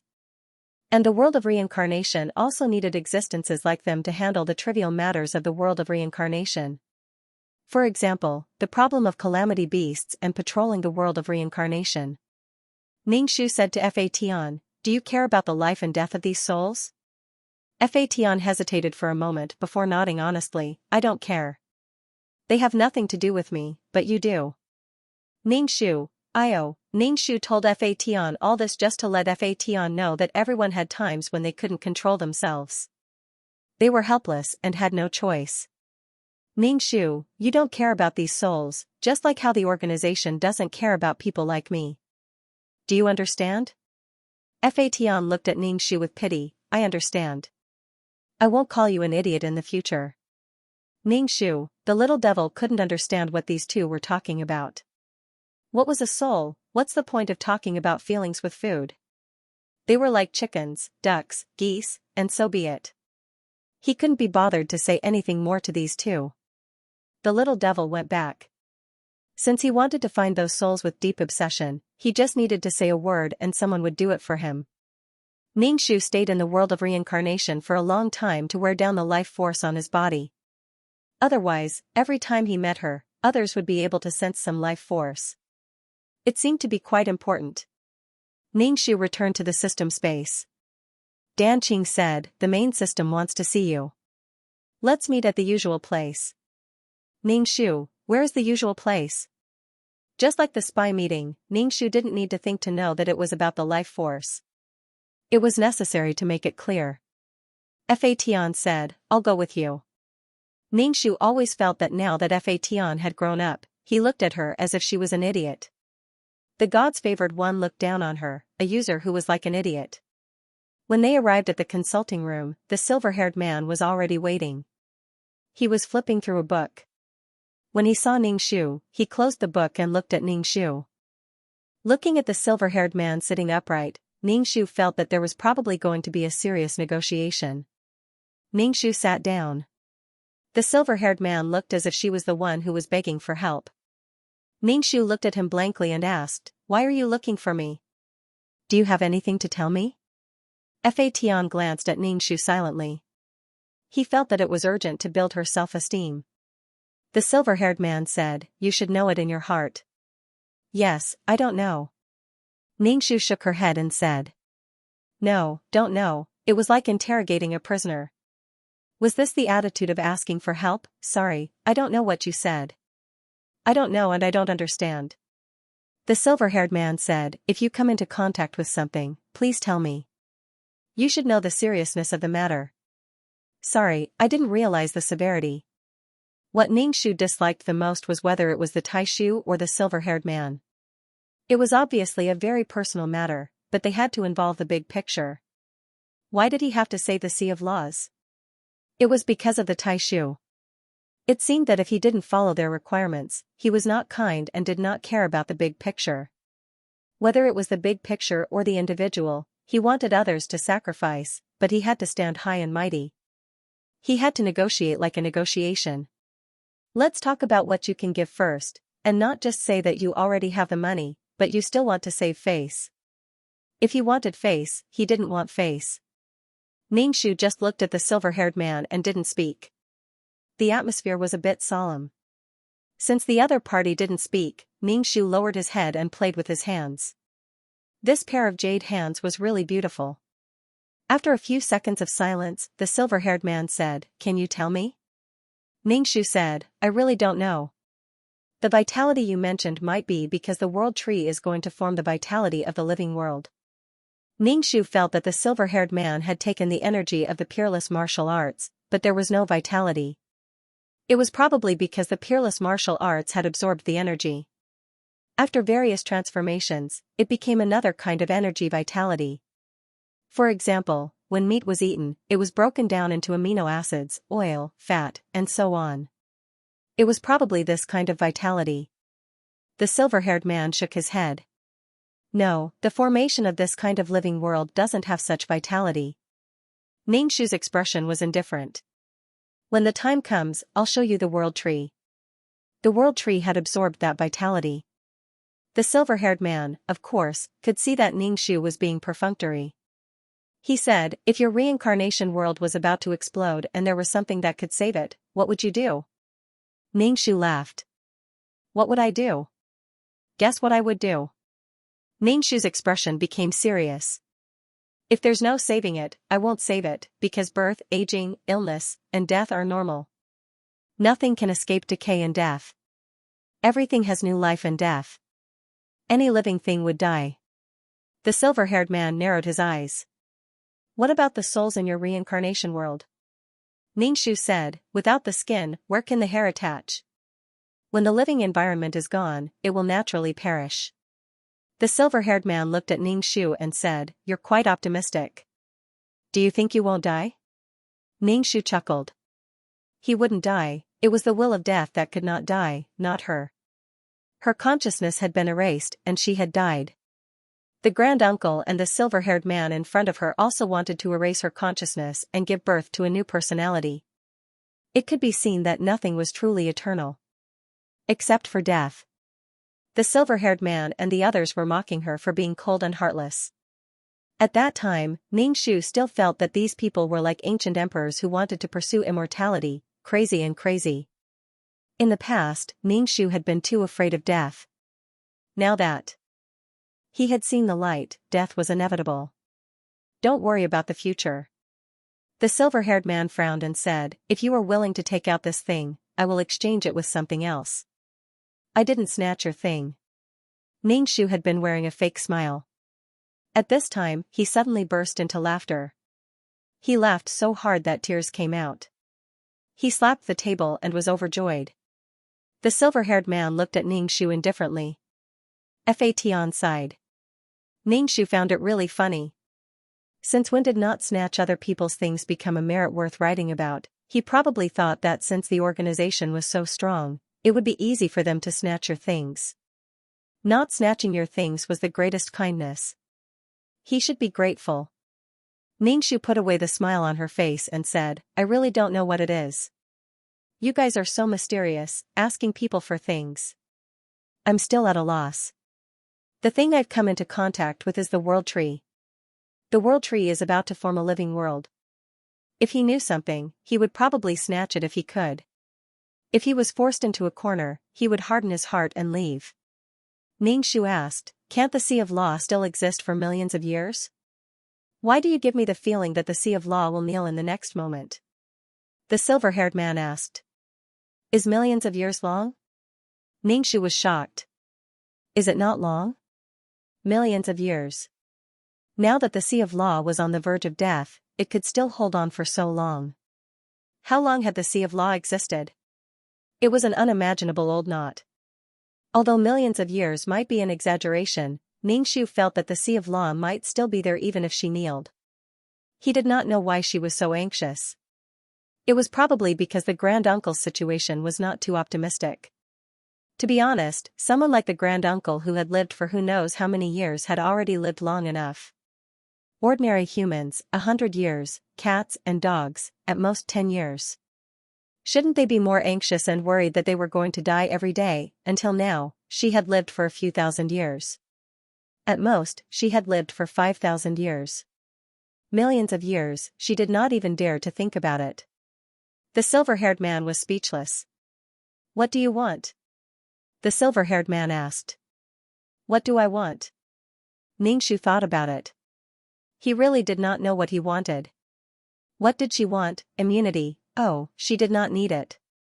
She did not need anything else. The only thing she needed was probably something that could change her physique. Ningxu asked, something that can change my physique. It's best if the side effects are lower. Diwu was too fluctuating. Heaven and earth, it was unbearable. The silver-haired man narrowed his eyes. So, you have such a thing in your hands? Ningxu shook his head. No, I can help you find it. The void is so big, miracles exist. Ningxu asked with some doubt, in the void, there are other birth points of other planes. Why don't you go and collect the life force of these? The silver-haired man said, a mature birth point of a plane cannot be extracted. Ningxu said, can't you draw it? The way it exists is different. How do you draw it?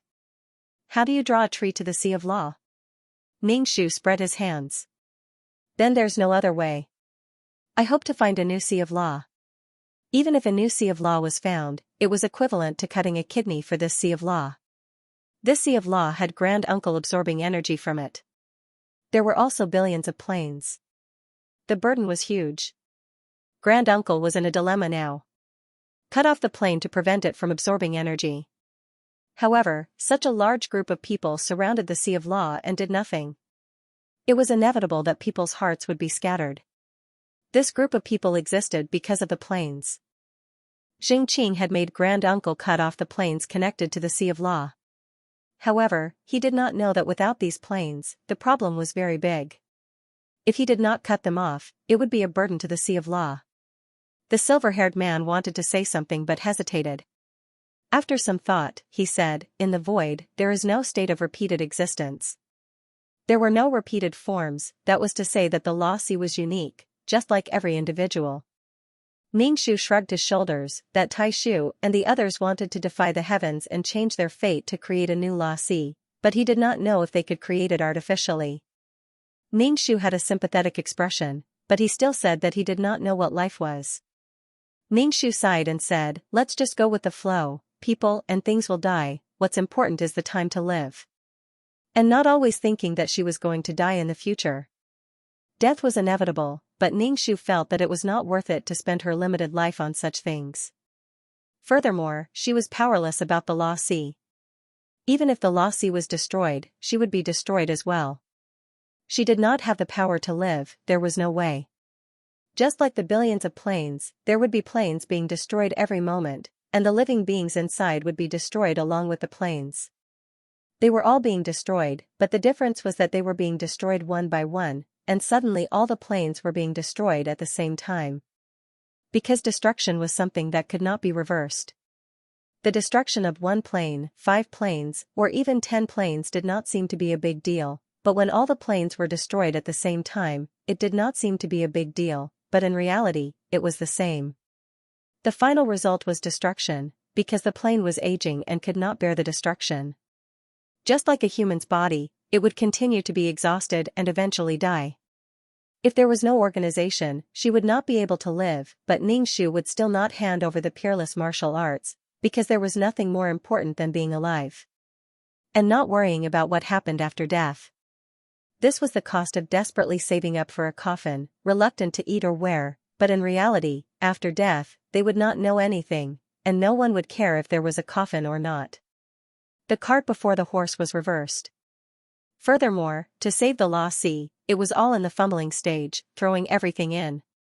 Although the silver-haired man did not sigh, his eyebrows softened a little, and he said, man proposes, God disposes, otherwise, we will be indifferent and watch it wither away. If it was straightforward, it could still be saved. He couldn't just do nothing, right? Ningxu asked, how much life force is needed to make the law sea better? The silver-haired man said, very large. Ningxu was speechless. Her peerless martial art was so small, like a notebook. Even if she threw it down, it wouldn't make a splash. And the thing she treasured was just an experiment. Ningxu's mood was very clear when she was asked to hand over the peerless martial art. She was unwilling, conflicted, and unhappy.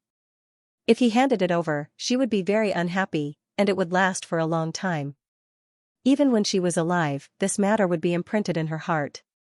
This feeling of unhappiness might last until she perished. If he were to make himself so unhappy for the sake of an illusory possibility, he might as well live happily until he died. At least he was happy. Ningxu said calmly, I'll keep an eye out for such life forms in the void. I'll inform you when I find them. The silver-haired man nodded. Thank you. Ningxu held Fa Tian's hand and walked out of the consultation room. The silver-haired man looked at their backs and frowned. Fa Tian looked up at Ningxu and said, Ningxu, you should be a self-respecting girl. Don't you think that when you face this organization, it's very, Fa Tian's expression was a little twisted. Ningxu said, just say it. I won't blame you. Very cheap. They asked you for something and you didn't give it to them.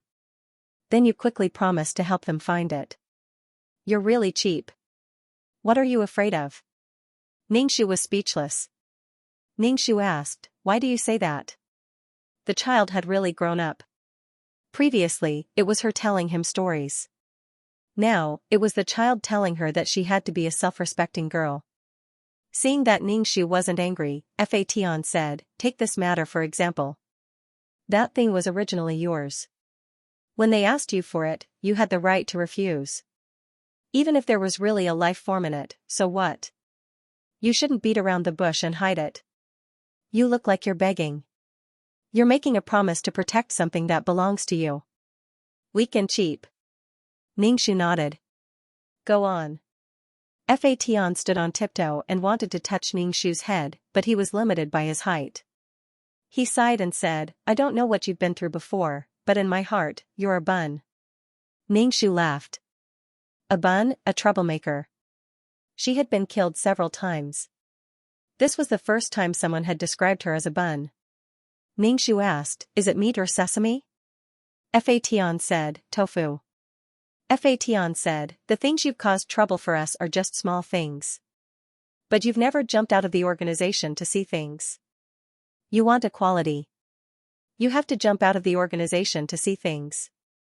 Fa Tian looked at Ningxu with watery eyes. Actually, you still haven't achieved spiritual freedom. Ningxu looked at Fa Tian in shock. This child's mind was developing at the speed of light. Ningxu asked, how do you think about these things? Fa Tian said, when you're not around, I'll think about things on my own. When I'm by your side, I've seen more and more of it. Ningxu said, oh. Perhaps there really were differences in intelligence. Ningxu felt that he was truly at a loss, so he asked, why do you think my spirit isn't free? Fa Tian thought for a bit. His expression was a bit conflicted. After a while, he organized his words and said, think of this sea of laws, this organization as a family. Because the sea of laws gave birth to this plane, and you were born from this plane, it's like a parent giving birth to a child. A filial piety is pressing down on you. If you want to break through, or if you want to have your own personality, or if you want to cause problems that are not beneficial to this family, then with this filial piety, for the sea of laws, for the plane, for this family, you should give in. Since you want to break free, but can't break free, you're just a bun being exploited by others. Since you want freedom, but can't break free from this worldly reputation, you care too much about some things. What's the difference between you and those foolishly filial people? Ningxu sighed.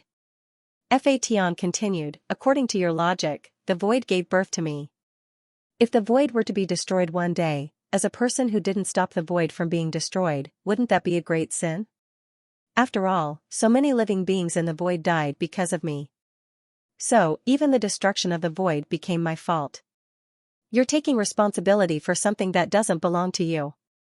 When it's time for the sea of laws to be destroyed, isn't this a natural phenomenon? Why do you have to talk about endless emotions? Fa Tian furrowed his brows. It was obvious that he really wanted to say these words. Ningxu, don't you think too highly of yourself? Please don't put on such an act and pretend to be good. I don't like it, and it makes me feel disgusted. You think too highly of yourself.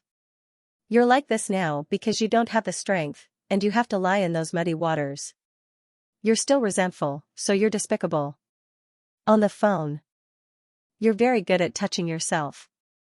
You're shouldering the responsibilities of the organization and the plane.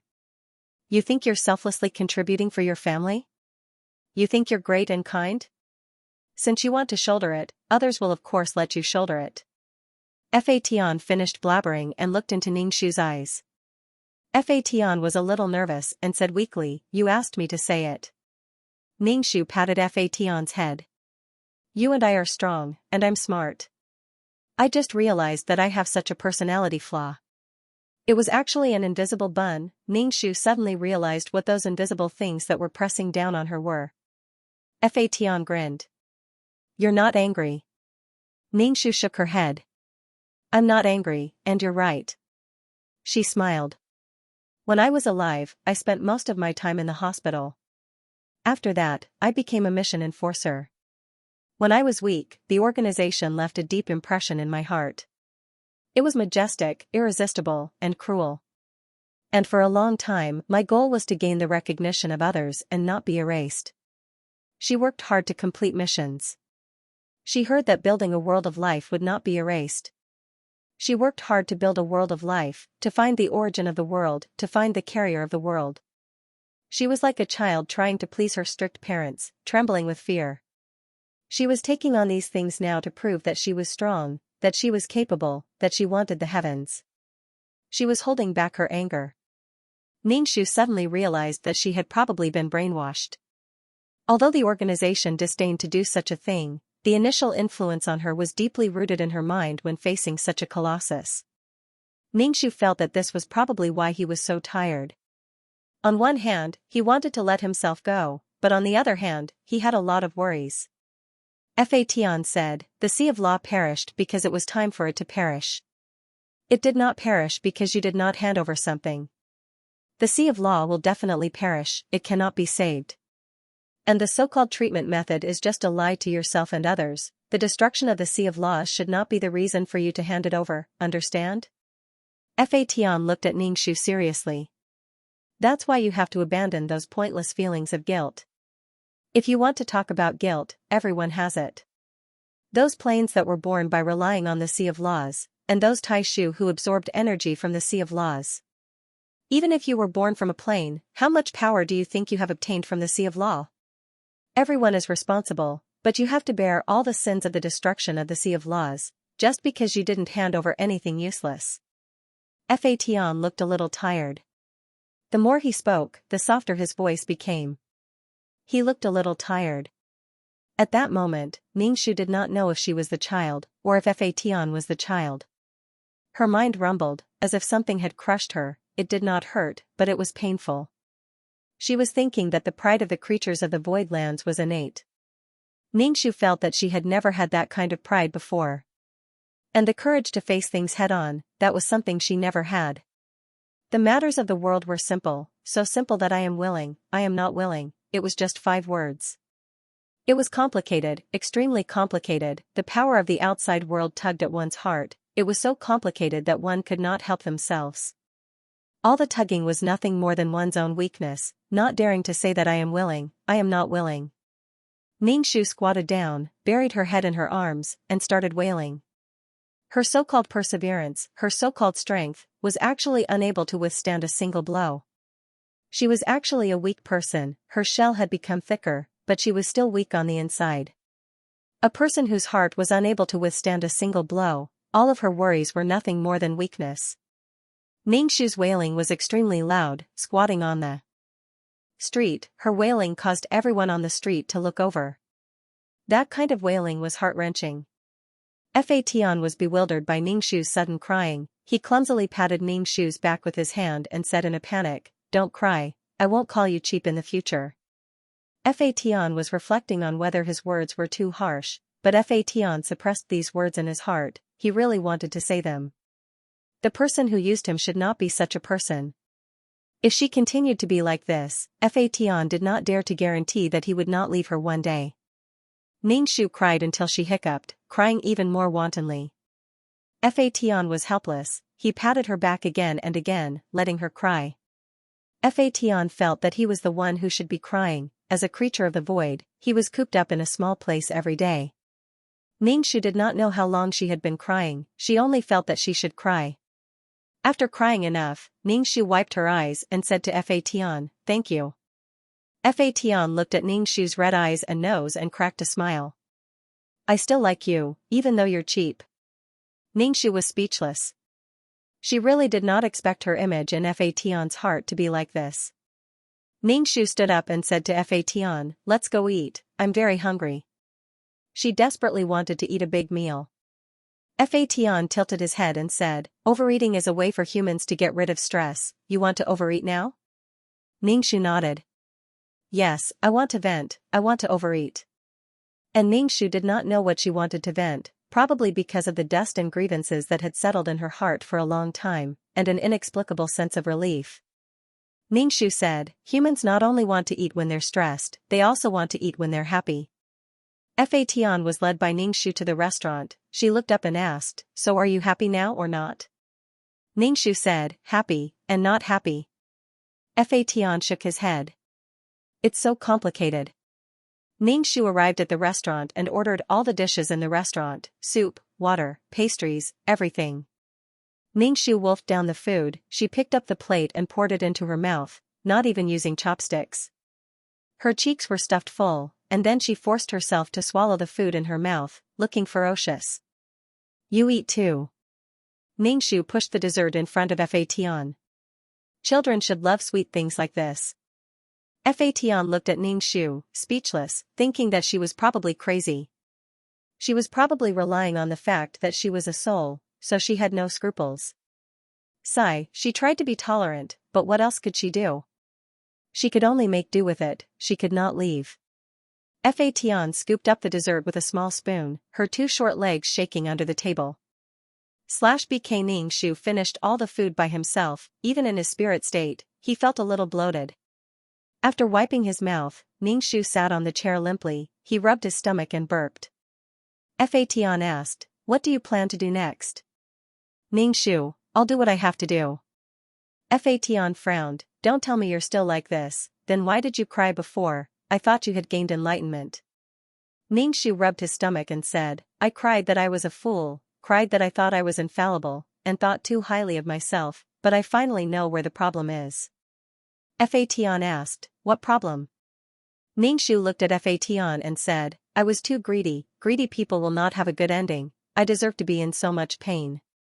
I am a person with no ability, and I still have to care about everything. I want a good reputation, like being the savior of the world, but I can't bear to lose it. I want good things, but I can't bear the pressure and responsibility brought about by the responsibility. I want to protect what I have, but I also want to obtain what I can't. I still care about everything, but when I was really entrusted with a heavy responsibility, and couldn't do it well, the feeling of powerlessness and failure is the source of my pain. Strength was not worthy of ambition." Ningxu looked at Fa Tian and said, "You are right, sometimes I am really cheap, and still complaining, it will only make things worse." For this matter, Ningxu's heart wanted to protect the peerless martial arts, but she was afraid that she would bear the responsibility of the destruction of the Sea of Laws because of her. She was afraid in her heart. In the end, she was afraid of bearing a bad reputation, like being an ingrate, like being the main culprit. In truth, she was also controlled by her reputation, by the outside world. At the same time, she probably felt that she was inferior to the organization, and was very humble, and felt that the organization had done her a great favor. She felt that she owed them a lot, but when she thought about it, she was brought onto a path of no return, and could not turn back. And her strength was also obtained through her own struggles. The feeling of inferiority in her heart might be due to the difference in strength. Fa Tian said, "Since you've realized it, why haven't you left yet?" Ningxu shook his head and said, "You probably haven't experienced the great terror of being crushed to death with one finger. You're very lucky. As for me, I climbed up from the bottom. The cautiousness in my bones probably can't be eliminated. Being a coward has become a habit." Fa Tian was very lucky. He was born with great strength and stood at the peak, allowing him to live with pride and dignity. In the mortal world, it was said that those with money and power could do whatever they wanted. In such a world, those who were strong could do whatever they wanted. The Heaven Punisher could do whatever he wanted. It was very easy for the Heaven Punisher, but for her, it was difficult to move forward. She had exhausted all of her strength. Who didn't want to live happily and wantonly? Ningxu envied Fa Tian's confidence, courage, and pride. While she was weak, she matched herself with an incomparably great ambition, increasing the pain on her path. The difference between her ideals and reality was the source of her pain. Xianxia felt that she was really stupid. She didn't know what she should do and what she shouldn't do. She was really stupid, she wanted to care, but she didn't have the ability or the responsibility. She endured the pain and cried, sob sob sob. She overestimated herself and was unbelievably stupid. Speaking of which, Xianxia wanted to cry again. How shameful. Fation's powerful confidence came from his strength, while Xianxia felt that her ambition was higher than the heavens, but she had the life of a servant. She gritted her teeth and pretended to be arrogant. In the end, she was a lowly person, lowly and sensitive. Because of the lowly and unwillingness in her heart, she was forced to take on something that was beyond her own responsibility. In the end, she couldn't do it well and couldn't make the sacrifice. No wonder Fation said that she was pretending to be kind and was very cheap. She was flustered and stumbled, afraid that her contribution was too little, so she tried her best to make her existence known. Haha, she was really stupid. Fation stuck the spoon into the dessert and asked, "What do you plan to do next?" "Next, I will be more down-to-earth and keep a low profile," Xianxia said. Seeing that Fation was unhappy, she said, "My strength is my weakness." Xianxia also felt that it was a waste to let a powerful void being accompany him to waste his time. Although Xianxia didn't feel that the process of him becoming stronger was a waste of time, but to Fation, it might be a waste of time. Fation frowned deeply, his small face was serious, and said to Xianxia, "Don't you feel it? You are actually being coerced. They are pulling an organization, pulling billions of planes to coerce you. These mountains are pressing down on you. First, it's an organization, and then it's a plane. The essence of this is just the death of something." Fation took a sip of tea, the dessert was too greasy. "You see these planes as cells, the sea of law as a person, but it is actually a person's birth, aging, illness, and death. Do you see it from a macroscopic perspective? Strength in numbers, so what's so great about having more people?" Xianxia nodded. "So what's so great about having more people? History has proven that going against the people will not end well." Fation was speechless. Xianxia saw that Fation was really angry, and said, "I am just teasing you, you don't have to worry about me, the time I am in the organization, just treat it as your childhood, don't worry so much." Fation sighed. "Do as you see fit, first you have to stand up, don't think that suffering is a good thing. Suffering a loss, and still comforting yourself, this is something that must be experienced in life, such an unpleasant thing is still something that must be experienced in life. Suffering a loss is suffering is suffering, and still treating these things as something that must be experienced in life. Life is already so bitter, and you still think so. Don't think that these hardships have helped you, suffering will only cause pain, without suffering, you will be better." Xianxia, sometimes if you don't think so, you might not be able to endure, self-comforting has some effect. No one was willing to suffer, no one was willing to suffer. Xianxia said, "Are you done eating? If you are, let's go back." Fation jumped off the stool and said, "Then let's go back." Xianxia paid the bill, left the restaurant, opened the black hole, and led Fation into the world of samsara. She had a thought in her mind. It was impossible to hand over the peerless martial arts, it was impossible in this life. She decided not to take on the responsibilities that she could not bear, she already did not want those empty things, such as a good reputation. Kindness, she was probably very hypocritical, she was still a half-baked person with no strength. In fact, doing the most basic things well, guarding the bottom line was enough. Regarding the problem of the sea of laws, she was powerless. Most people were powerless in the face of death, just like the current situation. To view the new chapter of Zue, please go to mobile address. In the past, she was probably like, "Io, the sea of law is going to be destroyed, what should I do if it is destroyed? I want to help, but when the other party really wants me to help, I am not willing to take out the thing." A proper hypocrite. Pretending to be kind.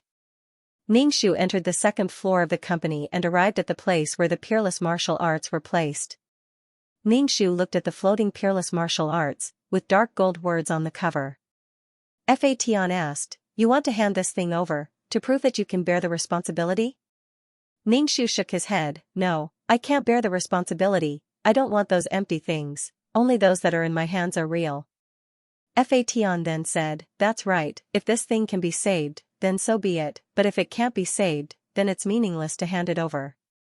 You have lost something that you cherish, and there is no improvement on the other side." Ningxu said to Fation, "You can go out, I will stay inside for a while." Fation asked suspiciously, "What are you going to do?" "I'll accompany you, you can't be taking things too hard, right?" Ningxu, "Taking things too hard, trying to live on, this life is too precious." Ningxu said, "I want to fuse with the peerless martial arts, even if I don't fuse with my mind, I want to fuse with half of my soul." This kind of peerless martial arts was stained with the will of death. If the other party forcefully snatched it, even if it was thrown down, it could still speed up the destruction of the sea of law. She was gauging the heart of a gentleman with her own mean measure, to prevent the future from happening. Now that Ningxu had openly admitted the darkness in his heart, he would not feel pain because of the injustice that he had encountered, because that was the truth. It was human nature for the Taishu and the others to want to live, whether it was by unscrupulous means, trickery, or exchange with courtesy. It was also human nature for her to not hand over her own things. She had the ownership of this thing. Fation did not say anything, he did not agree or stop it. Ningxu forcefully split half of his soul, and fused it with the peerless martial arts. When he was splitting her soul, Ningxu felt as if there was a blunt axe, chopping her soul again and again. She was in so much pain that she wished she was dead. Furthermore, to forcibly integrate one's soul into a peerless martial art was probably as difficult as forcibly squeezing water into a rock. However, he had to fuse them bit by bit. The longer it took, the longer the pain he had to endure. Dripping water could penetrate a stone. Fation watched silently for a while and then left. He probably didn't want to see Ningxu in pain. Ningxu had cut off half of her soul power and had to expend energy to fuse with it. This caused her soul to become more and more transparent. She could only grit her teeth and persevere. In the future, the peerless martial arts would be equivalent to an arm of hers. She could return to her side with just a thought. It was no longer a simple mental imprint. Mental imprints could be erased, but they were a part of Ningxu's body. When Fation was still a whip, he already had a mental imprint. Now, in Fation's mind, Ningxu didn't feel that his imprint was still there. It was only a matter of time before the Heaven Destroyer decided to erase it on its own. However, Fation was no longer a simple weapon. Whether he stayed or left, it was no longer up to her to decide. The most important thing was still herself. Ningxu was determined not to let external things affect her mind. She worked hard to maintain this belief in her heart. Trembling with fear and worrying about personal gains and losses would only make her weaker. Ningxu hoped that in the end, she would walk together with Fation, not because of some imprint, but because of her own ability, strength, and the feelings they had for each other. If Fation wanted to leave her, Ningxu wouldn't say anything. In fact, humans were creatures that couldn't be together for long periods of time. This was because a devil lived in a human's heart. After passion, it would be dull. After boredom, it would be picky. After dispute, it would be cold. In the end, they arrived at the gate that they had to pass through. Some hesitated, some straightforwardly parted ways. Only a few people resolutely walked through. When the devil's song enveloped them, as long as they covered their ears, looked straight at the vast horizon, and walked, they would welcome the dawn. Ningxu MP, it hurts. Ningxu numbly integrated the peerless martial arts. Day and night, when he came out again, his soul was already transparent. Only a faint outline could be seen. Fation asked, "Ningxu, where are you? I can't see you." Ningxu was speechless. Fation took out a few bottles of soul fluid. "I went to get it from your skeleton." Ningxu took a few bottles of soul fluid and gulped it down. After removing the impurities inside, Ningxu became a little more substantial. At least he wasn't so transparent anymore. However, it couldn't be compared to before. Ningxu was already indifferent to the fact that his soul was sometimes strong and sometimes weak. He was very calm. Probably because of the integration of the peerless martial arts, although Ningxu's soul was weak, the vitality it touched was much stronger than before. Fation said, "It was faintly hidden before, but now with this vitality, it's clearly shaking." It was probably like a bright lighthouse in the dark night. Ningxu shrugged and returned to the system space. Dan Qing said somewhat weakly, a plane has collapsed. Someone needs to deal with it. Ningxu nodded and asked Fa Tian, are you going? Fa Tian nodded. Yes. Little Mouse on the sofa was very unhappy. What do you mean by this? Are you isolating me? Ningxu, then are you going? Little Mouse turned its head. No. Ningxu. Then why did I ask you? Ningxu and Fa Tian came to the broken plane and immediately stretched out vines to pick up the debris. Fa Tian held the bag and followed Ningxu. Ningxu said, when this is over, let's go to the void to find something delicious to eat. Fa Tian, I want to eat meat. Ningxu asked, what meat? Fa Tian looked at Ningxu. It's the creatures of the void. Ningxu, there's also a food chain in the void. I'm not asking you to find the existence at the top of the food chain. Find something like a reptile to satisfy your cravings. Ningxu wanted to kneel. It wasn't easy to raise a child. While the two were talking, the granduncle came over. Ningxu was very calm. He was definitely going to ask about the vitality. Ningxu sat down and patted the seat next to him. Sit down. Let's talk clearly. The granduncle hesitated for a moment and sat down next to him. Ningxu said, I do have that thing in my hand, but as for vitality, it's not much. It's just that a world is about to form a life plane. The granduncle nodded. Can you hand it over? Ningxu said, let's not talk about whether I hand it over or not. I have a few questions to ask you. First, is it useful for the Sea of Laws if I hand it over? Second, how long can it last in the Sea of Laws? Third, what are the chances of this thing being useful in the Sea of Laws? The granduncle narrowed his eyes, and there was a slight light refraction in his lenses. He said, everything is unknown. Ningxu sighed. Together with the unknown, I have to sacrifice the thing I cherish the most, and the thing I cherish has no value at all. This was really not convincing. Ningxu said, sorry, I can't help you. Ningxu refused. To be honest, he was very nervous, afraid that he would suddenly snatch it. Fa Tian turned into a whip and appeared in Ningxu's hand. The situation was on the verge of breaking out. Ningxu held the whip and said calmly, since the Sea of Laws needs this kind of life force, then can the world that is about to form a living space be thrown into the Sea of Laws? Since this kind of thing was useful, then gather all the big shots in the organization who had constructed the living space and offer up their living space. Since everyone was a member of the organization, it was better to contribute to the organization and the billions of living beings in the world. Some of the leaves of her world tree had already formed a space and absorbed a lot of energy, probably forming a living space. Not to mention a leaf, when the time came, the organization could get as much as they wanted. However, when the time came, all kinds of trash would pile up in the Sea of Laws, and all kinds of world carriers would float in the Sea of Laws. They would pollute the Sea of Laws and then purify it. Ningxu felt that the Sea of Laws was really King pitiful, tossing and turning. Who knew, it might even cause a short life. Now, the granduncle and the others were experimenting with all kinds of folk remedies, and it was completely unknown whether the folk remedies would be beneficial or harmful. To be able to throw the corpses of the little mouse clansmen into the Sea of Laws, it could be seen how crazy they were. Maybe it was to obtain that clan's unlimited reproduction ability. In short, Ningxu was suspicious of all kinds of folk remedies. They might prolong the time, but they might also shorten the life. The granduncle glanced at Fa Tian and coldly turned to leave. Ningxu exhaled, and Fa Tian also turned into a human. Ningxu said, continue picking up the fragments. Fa Tian looked a little puzzled.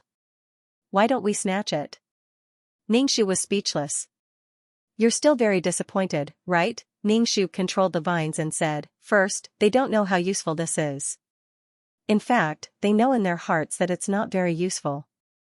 This thing of mine is of little value, it has no meat when eaten, but it has a taste when discarded, it has a bit of life force, it might be useful for the Sea of Laws, but how much use can it have? Secondly, it's probably because of something of little value. If you take it away, you'll have to face my deep-seated hatred and resentment every day. It'll probably be very vexing. Thirdly, I actually threatened you. Since you're going to hand it over, then everyone should hand it over. It's impossible for me to be the only one to hand it over. How could those big shots who constructed the living worlds be willing to hand over their living worlds? If the organization wantonly collects the worlds of these big shots for some insignificant or even useless folk remedies, these big shots will not react at all. The impact cost will not be worth it at all.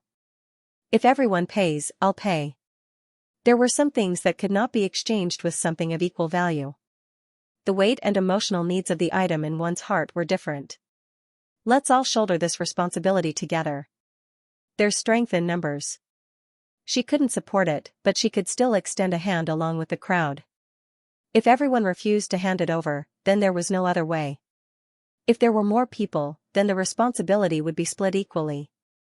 Otherwise, if the responsibility was too big, then everyone would have to shoulder it together. Fatian said, "See, it's not that difficult to refuse." Ningshu didn't speak. She just shook her head. It wasn't that it was difficult to refuse, but that it was a matter of confidence. If she were a beginner or intermediate task taker now, Fatian was still young. She was too proud to understand people like them who were struggling in the mire. Fatian said, "Oh, you've said so much. In fact, you just won't hand over this thing. You've made it so complicated." Ningshu shook her head. "It's not complicated. Think about it carefully. Instead of doing it alone, it was better to pull everyone out. After all, they were all members of this organization. Everyone had to bear this responsibility for the billions of worlds." Fatian asked, "What if this thing is useful?" Ningshu said, "So what if it's useful? So what if it's useless? I'm not familiar with Senior Uncle. If there's nothing between us, I won't give it to him. The money in your pocket is useful to me, so you have to give me the money in your pocket," Ningshu said. "Closeness determines the degree of dedication. If you were in such a situation, I would consider giving this thing to you." Fatian suddenly became shy. "Why did you suddenly say something like that?"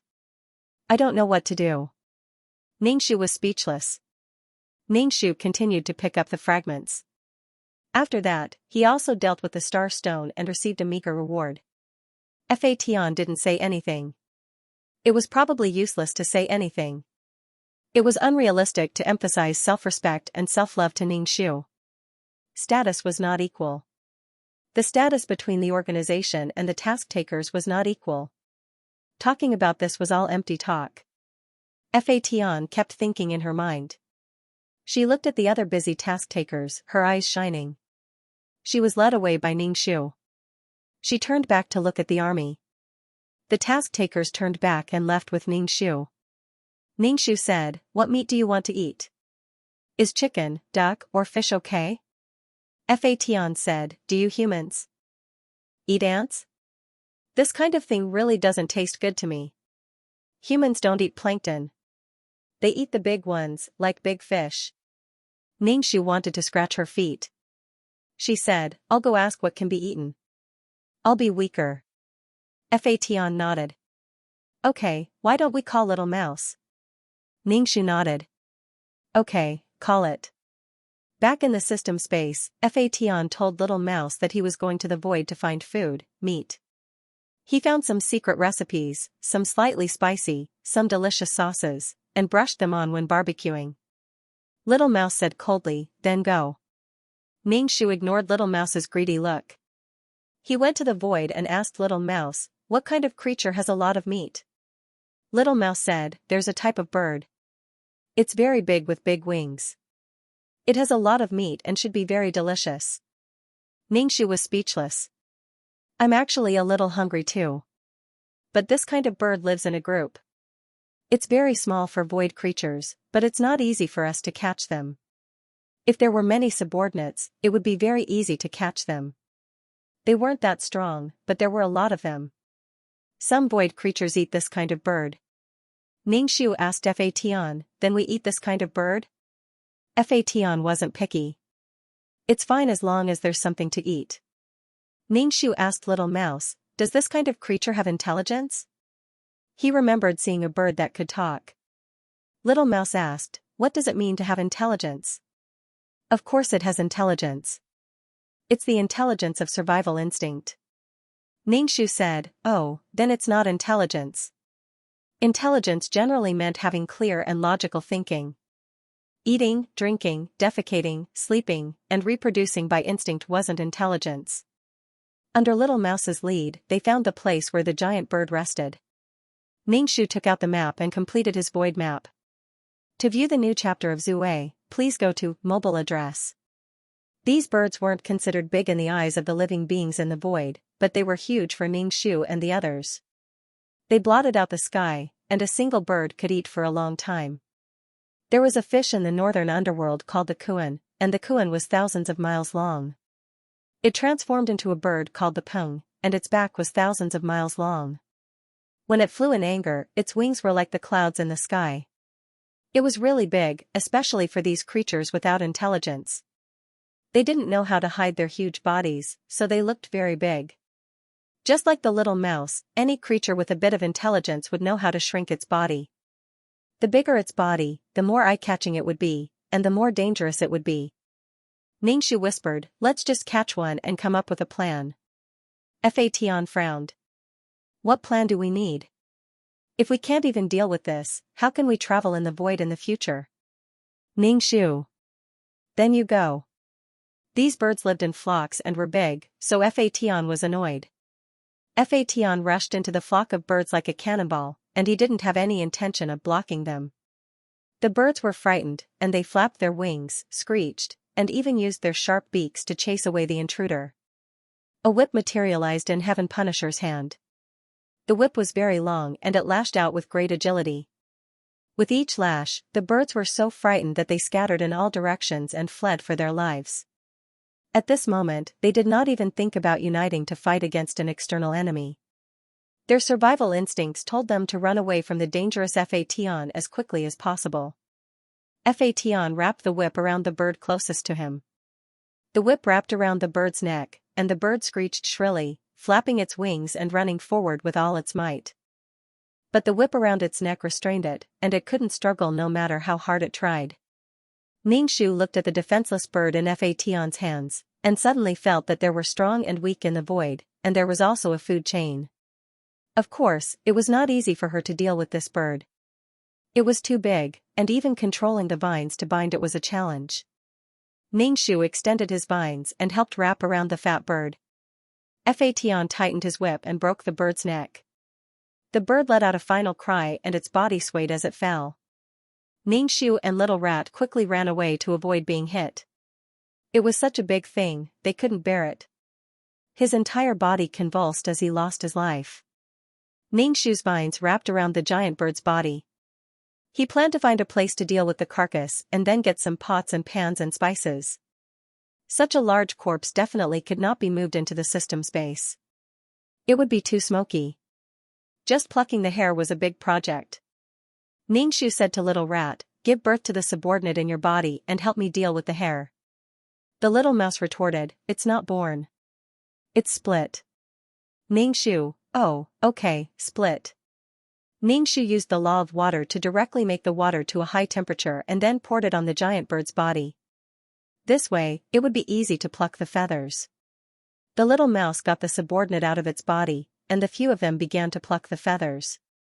Xianxia still had to help get the water. Such a big bird, how long would it take to pluck the feathers? It was really not easy to get a bite of food. After dealing with the feathers, he cut open the bird's stomach and took out the huge internal organs to deal with. This kind of internal organs definitely could not be eaten.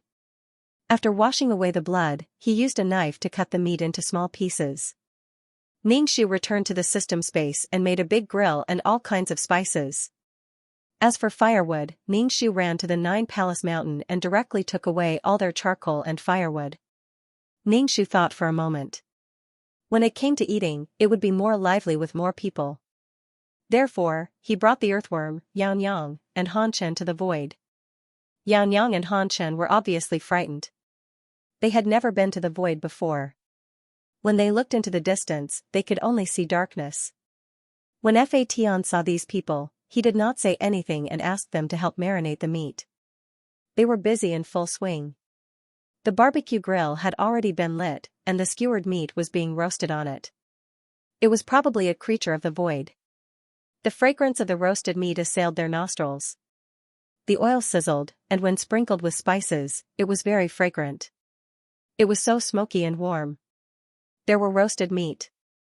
Ningshu gave a few skewers to Fation. As the project leader, you're the first to eat. Fation ate the hot meat, his mouth full of oil. Ningshu asked, is it delicious? Fation nodded. Delicious, delicious. Ningshu took a skewer and tasted it. The taste was indeed quite good. It was more chewy than ordinary meat, more fragrant, and faintly had some strength. Ningshu felt that this strength was nothing, but for Han Chen and Xianxia, it was too much. Ordinary mortals couldn't stand eating dragon meat because it was too nutritious. Both of their faces were flushed red. Ningshu said, if you can't eat that much, don't eat too much. Wait for that piece to go back. Eat a little occasionally. It's good for your body. Xianxia nodded, licked the oil on her lips, and said with a smile, thank you, Auntie.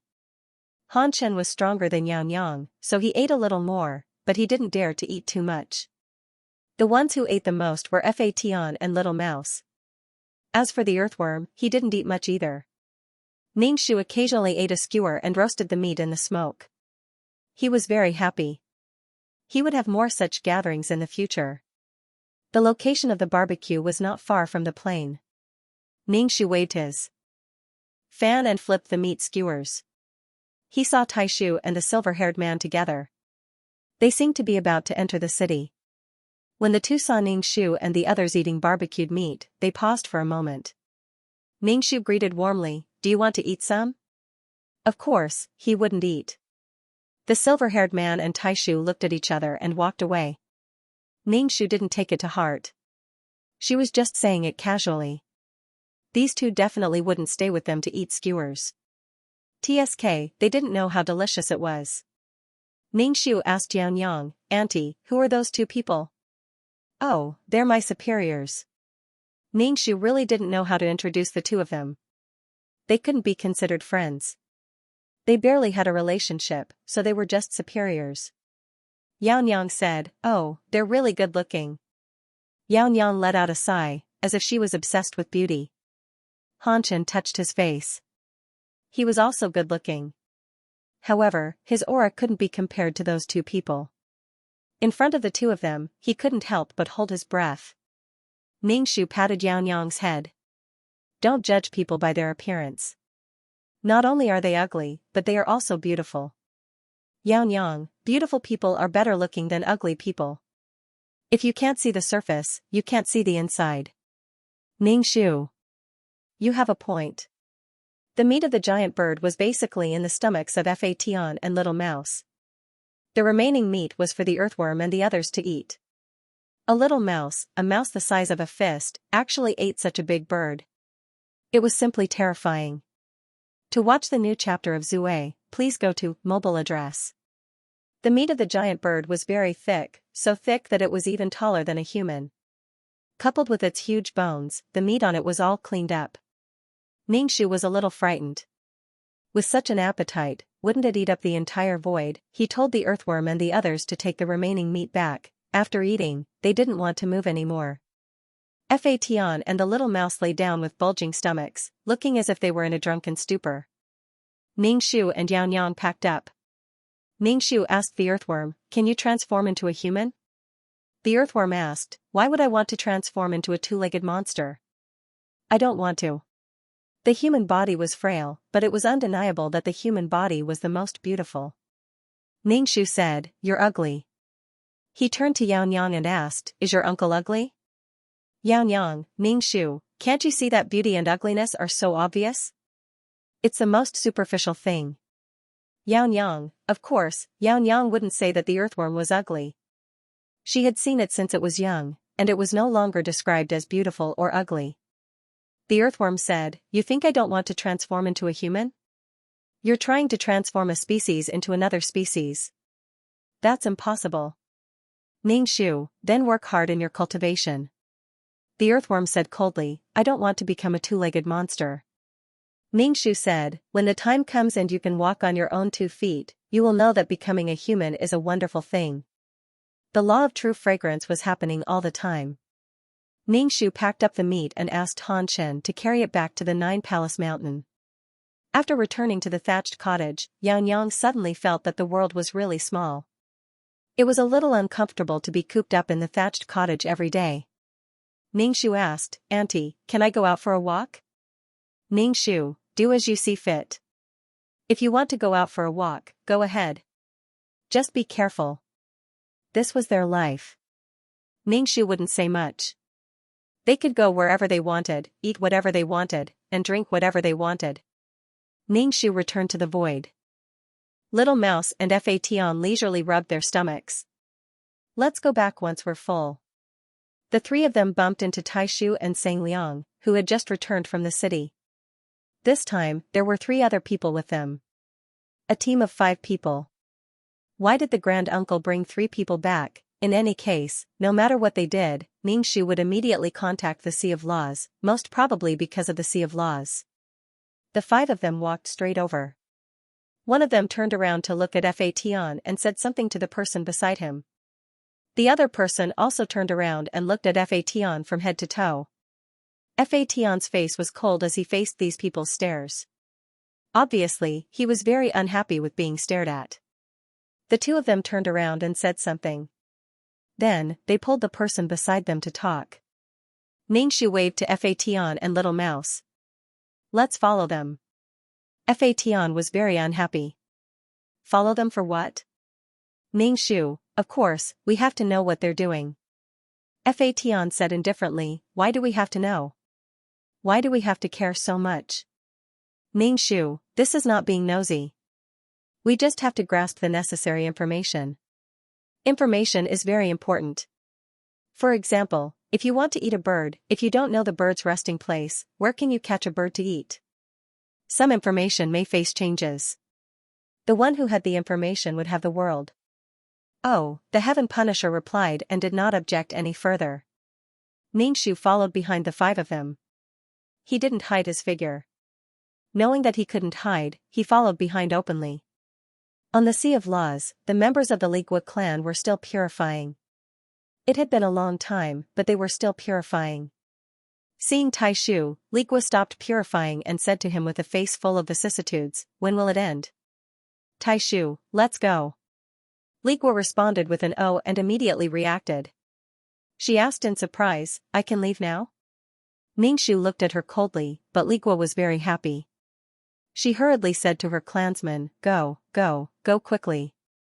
Then, at a fast speed, as if there was a ghost chasing after them, they disappeared in a flash. Ning-Shu clicked his tongue and didn't go over. He looked at Taishu and the others from a distance. Ning-Shu perked up his ears and couldn't hear what they were talking about. Then, 2 people suddenly turned into fish. The fish weren't big, but their bodies were golden and there were red spots on them. They looked like koi, yes, that's right. The more he looked at them, the more they looked like koi. The 2 koi jumped into the Sea of Laws and swam in the Sea of Laws. Occasionally, they would jump up and splash water. They swam really happily. They must have some use. Otherwise, they wouldn't swim in the dark Sea of Laws. Ning-Shu's Little Mouse asked, do you know these people? The little mouse rolled its eyes. There are so many races in the void. I can't know all of them. It didn't want to admit its ignorance. Fation didn't say anything and frowned. Ning-Shu asked, are you full? Fation shook his head. No, let's go back. There's nothing to see. Another man who didn't turn into a koi walked up to Fation and said, you little guy, you should go and study outside. Fation didn't say anything and just looked at him. Ning-Shu asked, where to study? Study in the city? Go to a fixed cub to study and learn how to use your abilities. Ning-Shu still wanted to ask something, but Fation directly refused and said, I'm not going, and I don't want to go. Ning-Shu said to the man, wait a minute, I have something to say to him. Ning-Shu pulled Fation to the side and asked, Fation, do you want to enter the city? Fation shook his head. I don't want to. Then he tilted his head and looked at Ning-Shu. Do you want to know the way to the city? Don't you want to go all the way to the city? Let me in first. Ningxu. Why are you so narrow-minded? If you didn't mention it, I would have forgotten. I still want you to learn. You're wasting time by following me. Go to other places and see the powerful void creatures. Ningxu also felt that Fa Tian didn't make any progress by following him. It was purely a waste of time. Ningxu also felt that he and Fa Tian had differences in views. This was a difference brought about by strength, and he wouldn't be happy by following him. It would be good to let him go out and see the world. He needed to see more of the world and grow up if he followed him around in a small space. Heaven Destroyer was no longer a simple weapon. It was normal for people to gather and disperse when they left. Heaven Destroyer was no longer a weapon pinned to one's waist. Ningxu sighed and asked, Fa Tian, are you going? Fa Tian shook his head. I don't know. Ningxu, I suggest you go and see. Even if you don't go to learn, you should go and see. I'm just worried that you won't be able to take care of yourself. Ningxu felt that Fa Tian was too young. He wouldn't be able to take care of himself when he went out, and he would have to face unfamiliar people and things. He would definitely be at a loss. Ningxu was very worried, but he also felt that Fa Tian should go and not follow her. In the organization, Ningxu felt that he wasn't in any danger, and there weren't many times when he needed Fa Tian. Moreover, Ningxu had spent too much time with him, and their differences were getting bigger and bigger. In the end, they didn't have any feelings for each other, and in the end, they separated in a very ugly way. Fa Tian grew much faster than him, and he should spend more time with people of the same level, and not be anxious when he saw his strength crawling like a turtle. A strong and weak relationship couldn't be maintained for long. Fa Tian had his own dignity and pride, but Ningxu also had his own helplessness. Who didn't want to have powerful strength all of a sudden, but it wasn't realistic. If they met occasionally and had their own lives, this kind of relationship might be able to last longer. Ningxu was a little confused and asked the man, You guys aren't going to eat Fa Tian, are you? Ningxu had seen the birth of a race, and there was even a group of void creatures waiting for their meal. Some of the creatures were eaten, and some escaped, but they survived. Fa Tian was a whip. Perhaps he didn't taste good, but it didn't mean that he was safe. Moreover, the so-called cub house might be a pigsty. The man was speechless. They didn't eat everything, and they had to divide the food. Fa Tian tugged at Ningxu's clothes and asked, Do you really want me to go? Ningxu said, It's not that I want you to go, but whether you want to go or not. If you want to go, then go. If you don't want to go, then don't go. It's up to you. Ningxu felt that Fa Tian should go and take a look, but if Fa Tian didn't go, she wouldn't say anything. Ningxu said, If you go, it won't be a big problem. You can come back with a thought. If I encounter something that I can't solve, I can also summon you back with a thought. You don't have to stay by my side all the time. Fa Tian said, I'll think about it. Ningxu's man asked, Do I need to pay tuition?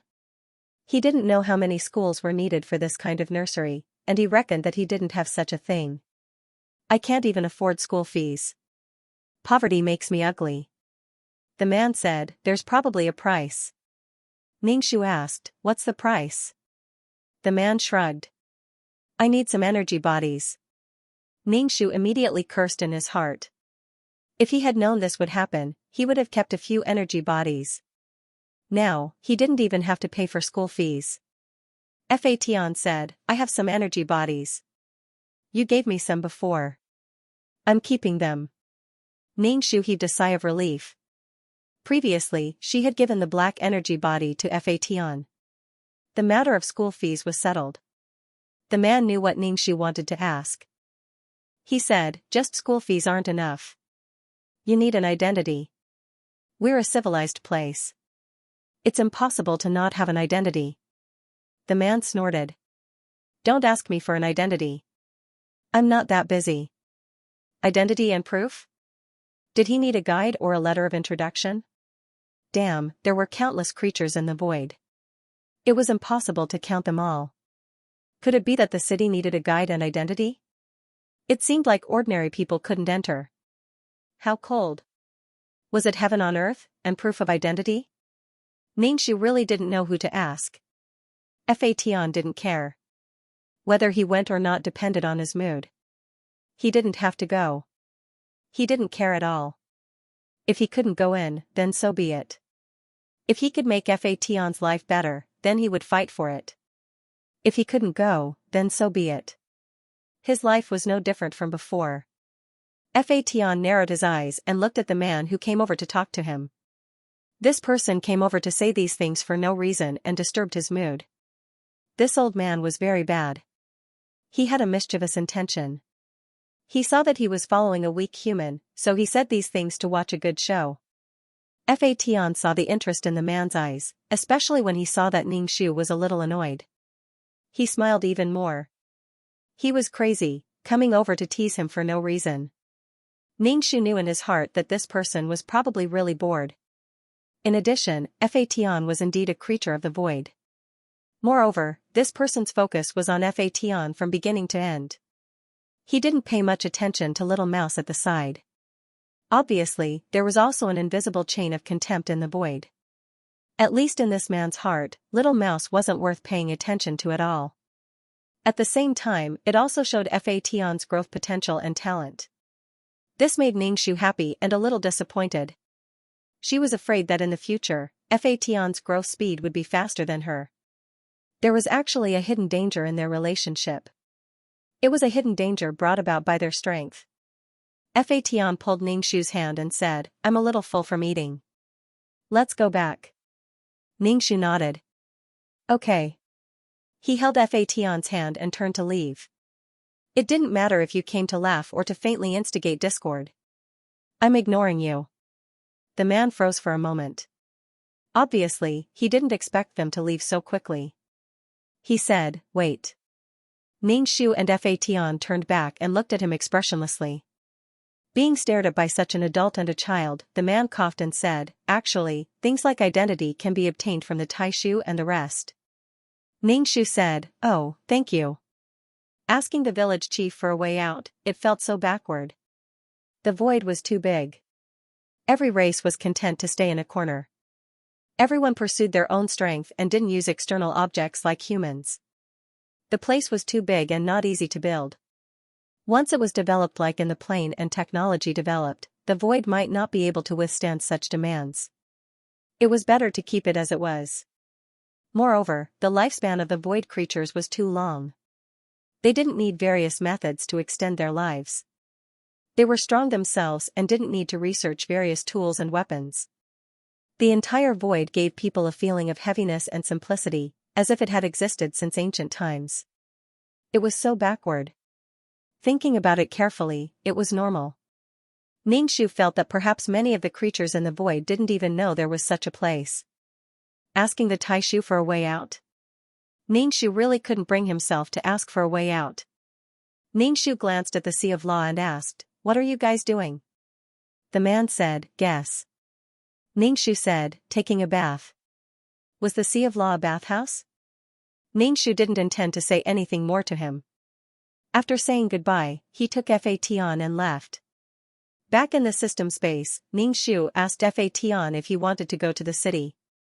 Fation asked, "But the identity certificate isn't good. You don't really want to take it from your organization. They definitely won't give it to you for free. If you take out that peerless martial art in exchange, will you do it?" Fation looked at Xianxia. What if it's this condition? Fation's question was very realistic. The organization would not give her this for no reason. Why do I feel like you want to chase me away? Fation tilted her head and looked at Xianxia suspiciously.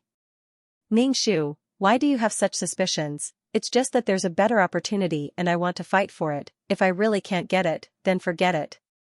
I'll ask the system. If I can buy the travel pass, then it's a good thing. If I can't, then forget it. Fation looked at Xianxia's busy appearance, as if he was packing up his clothes, as if he could leave in the next second. Fation asked again, "Then how are we going to get to the city? We don't even know the way." "So what if we have the travel pass? It's useless if we can't find the place." Xianxia, don't keep pouring cold water on me. There will be a way when the car reaches the mountain. the boat will naturally cross the bridge when the boat reaches the bridge head. Once you get the travel pass, let someone give you a ride. Didn't the three-headed fish come to the Sea of Law? Are they going to stay in the Sea of Law and not go back? Obviously, they are all city dwellers. Of course you have to pay the fare. It's a small matter that can be solved with money. Not having money was a big matter.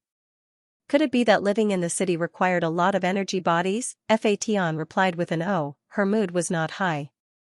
Xianxia saw the situation and asked, "Do you want to go? If you don't want to go, I won't bother with it." She wanted to prevent herself from busying herself and not being able to gain anything in the end, thinking that she was doing it for the other party's good, but in the end, the other party did not feel it at all, and instead developed hostility. It was better to ask clearly. Fation said, "Going to the city is fine, staying is also fine, to me, there's no difference, you don't have to worry so much, of course I know you're planning for me." Xianxia said, "Then I'll take care of it?" Fation nodded, "Okay." As she spoke, she helped to pack up the clothes. These clothes were given by Awan, the colors were quite nice and the workmanship was even better.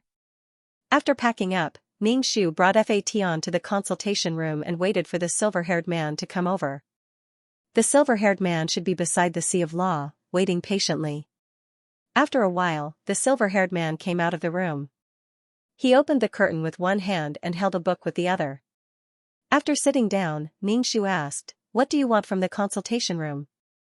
Xianxia said to the silver-haired man, "I want to send Fation to the city. I need a travel permit.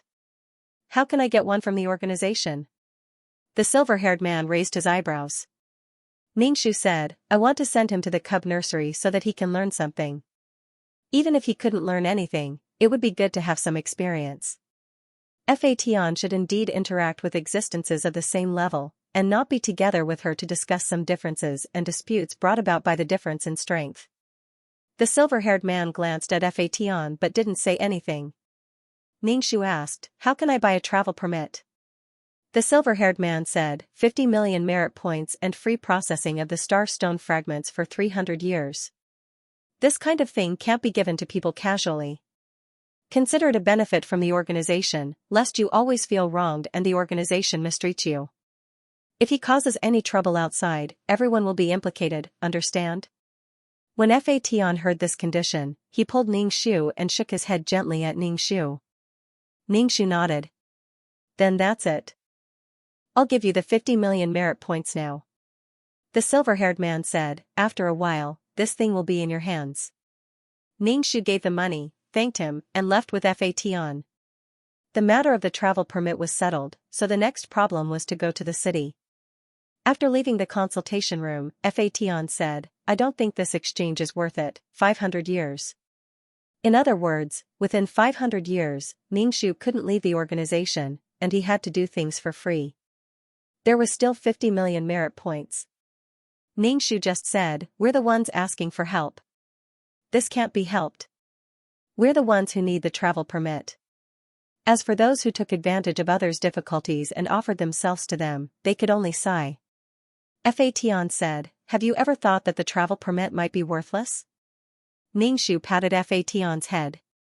"Whether it's worth that much or not, it's not up to us. They can't do anything about it if they don't sell it to us. The value depends on who needs it." This was a deal. Moreover, there was no Bureau of Commodity Prices to determine how much something was worth. "Okay, let's go back and pack up. Then we can set off depending on the situation. When you get there, if you encounter any problems, you have to stay calm. If you encounter any danger, you have to come back to me immediately. Do you understand?" Xianxia asked, "How many energy bodies do you have around you?" He had originally given a portion of the energy bodies to Fation as snacks, but he didn't know how much he had eaten and how much was left. Fation said, "I gave you 2 pieces and kept the rest. It should be enough for the tuition. Don't worry." Xianxia could only say, "It's good that you know. When you're outside, you can only take care of yourself." Fation listened to Xianxia's chatter without interrupting or saying anything.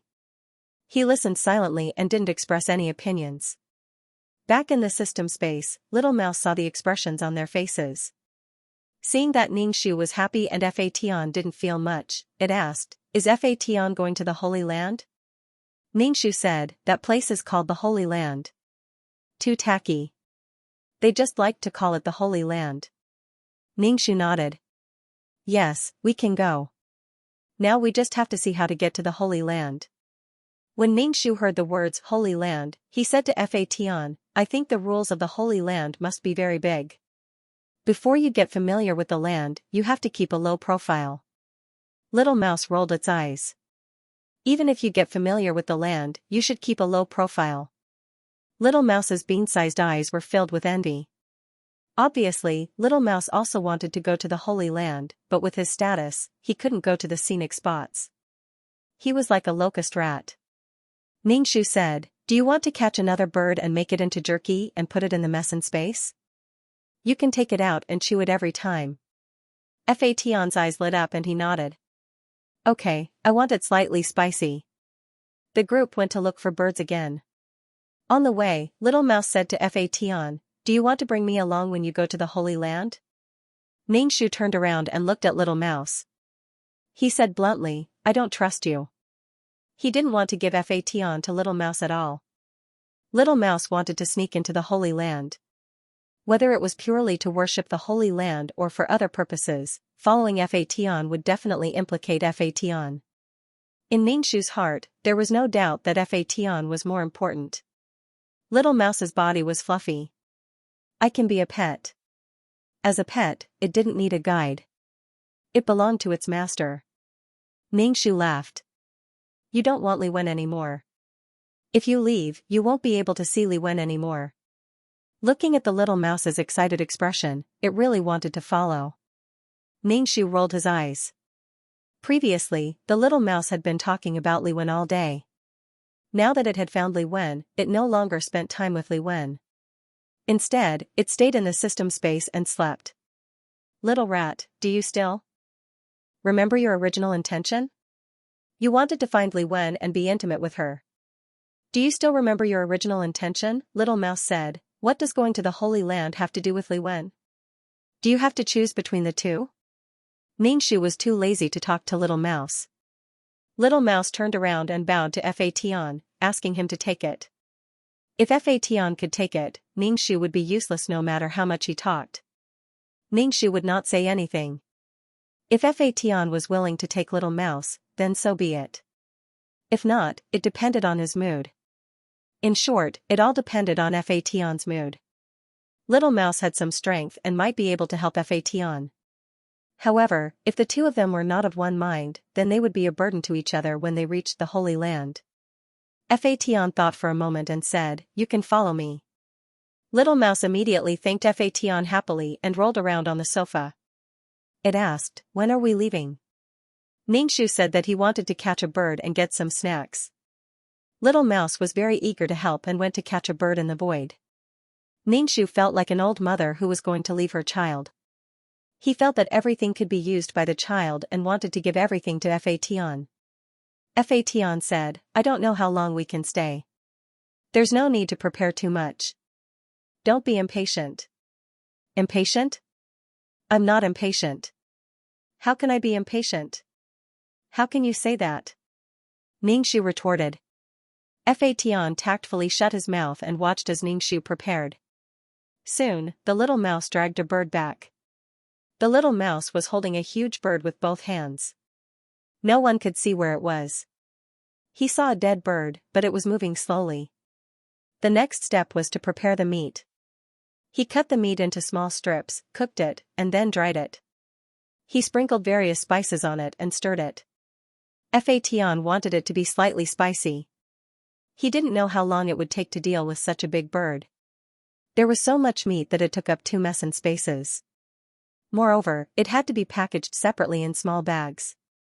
Vacuum packaging would allow the food to be stored for a longer time. Ningxu said, when we reach the cub nursery, we can take out something to share. Sharing snacks was the fastest way to build a friendship.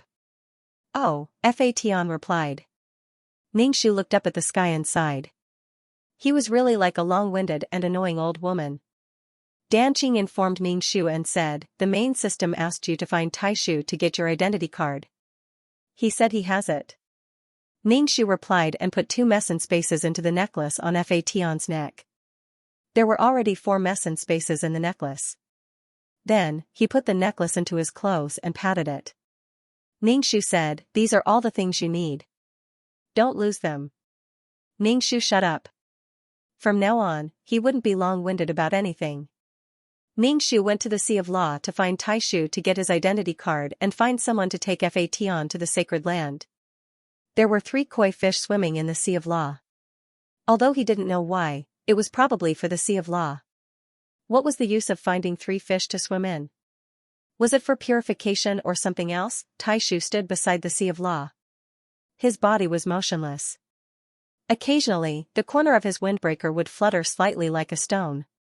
Ningshu led Fation over and said to Taishu, "Judge, the main system asked me to come over and get something." Taishu's somewhat out-of-focus eyes gradually came back to his senses. He looked at Ningshu and took out a wooden object from the pocket of his windbreaker. This object was very rough. Even the surface was uneven. It wasn't exquisite at all, but it gave people a simple and obscure feeling. One could even ignore the rough appearance. This was probably the temperament. Ningshu smiled and reached out his hand. Taishu casually put the object in Ningshu's hand, and his fingertips accidentally touched her palm. Ningshu's face immediately changed. He hurriedly shook his hand. The sharp pain made Ningshu feel as if he had experienced the pain of an axe splitting his soul. The wooden sign was also thrown far away. Fation immediately looked at Ningshu and asked, "What's wrong with you?" Ningshu was still shaking his hand. "I don't know. It hurts." Little Mouse immediately went to pick up the wooden sign. It wouldn't be good if the wooden sign was lost. The wooden sign was very important. Taishu frowned. Then, black lines spread out from his neck. His face was covered with lines, and there was a black fog rising from his body. His whole body was shrouded in the black fog. One could only vaguely see a human figure. The black fog seemed to have consciousness. Or perhaps it was unconsciously flying towards Ningshu and attacking Ningshu. Ningshu pulled Fation and ran quickly. Although he didn't know what the black fog was, it wouldn't be good if he got involved. Ningshu ran very fast. The black fog gathered into a dense black object and flew towards Ningshu with a swoosh. "Fation," Ningshu shouted. Fation immediately turned into a black whip and appeared in her hand. Ningshu waved her whip and split the black fog into 2 halves.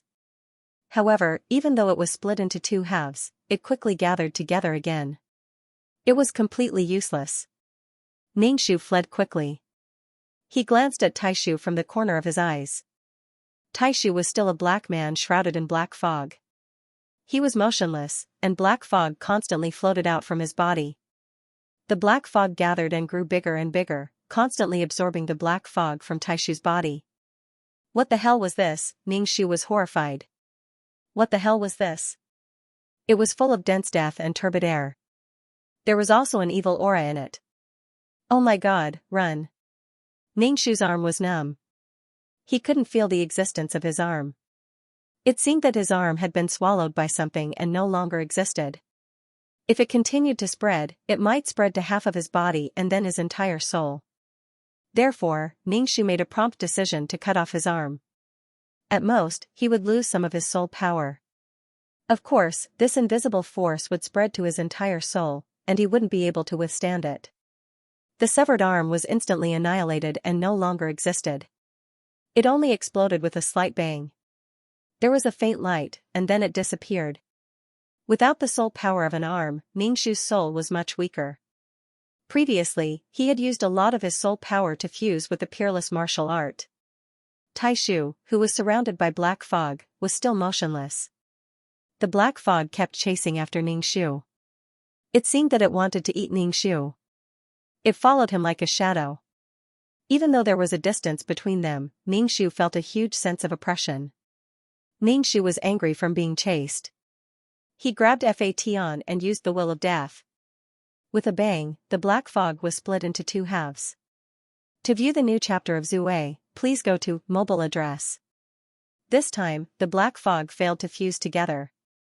There was a gap in the middle, preventing the 2 masses of black fog from fusing together. Seeing that it was effective, Ningshu waved the whip several times in a row, splitting the black fog into several smaller masses of black fog. The power was not as strong as before. If Ningshu continued to wave her whip, she might be able to disperse the black fog. Suddenly, the black fog seemed to be sucked in by some kind of suction force. It kept retreating, like oil and smoke being sucked away by a range hood. The black fog was absorbed back into the Grand Elder's body. The black fog struggled. Ningshu could feel the unwillingness of the black fog. It let out a silent roar and was unwillingly absorbed into the Grand Elder's body. Ningshu was speechless. This body really can take in hundreds of rivers into the sea. It can get all kinds of messy things into my body. Fatian saw that the matter was resolved and turned back into a child. As for the little mouse, it had been holding the wooden sign. It stood on Ningshu's shoulder, holding the wooden sign tightly. Ningshu moved over and asked the Grand Elder, "What is that?" The two were at least 2 meters apart. Ningshu didn't dare to get close to him. The Grand Elder didn't say anything, but his body swayed and fell down with a plop. Ningshu patted his chest. Fortunately, he was standing far away. Otherwise, he would have been hit. As soon as Ningshu came into contact with the Grand Elder, he didn't know if the black fog would stick to him like maggots. How delicate. Ningshu saw the Grand Elder faint and was tempted. Fatian tilted his head. Ningshu asked, "Do you want to whip him?" Ningshu showed a big smile. Why not? He obviously can't suppress the violent black fog in his body. I'm a soft-hearted person, so I'll help him suppress it. I'm being kind this time, so I won't absorb his power. Is Fatian ready? Ningshu asked. She could roughly guess that the power in the Grand Uncle's body was fighting. If she absorbed the Grand Uncle's power, the black fog might run out again, and she would be the one to suffer. The Fatian turned into a whip. Ningshu swung the whip, and it hit the Grand Elder's body with a snap.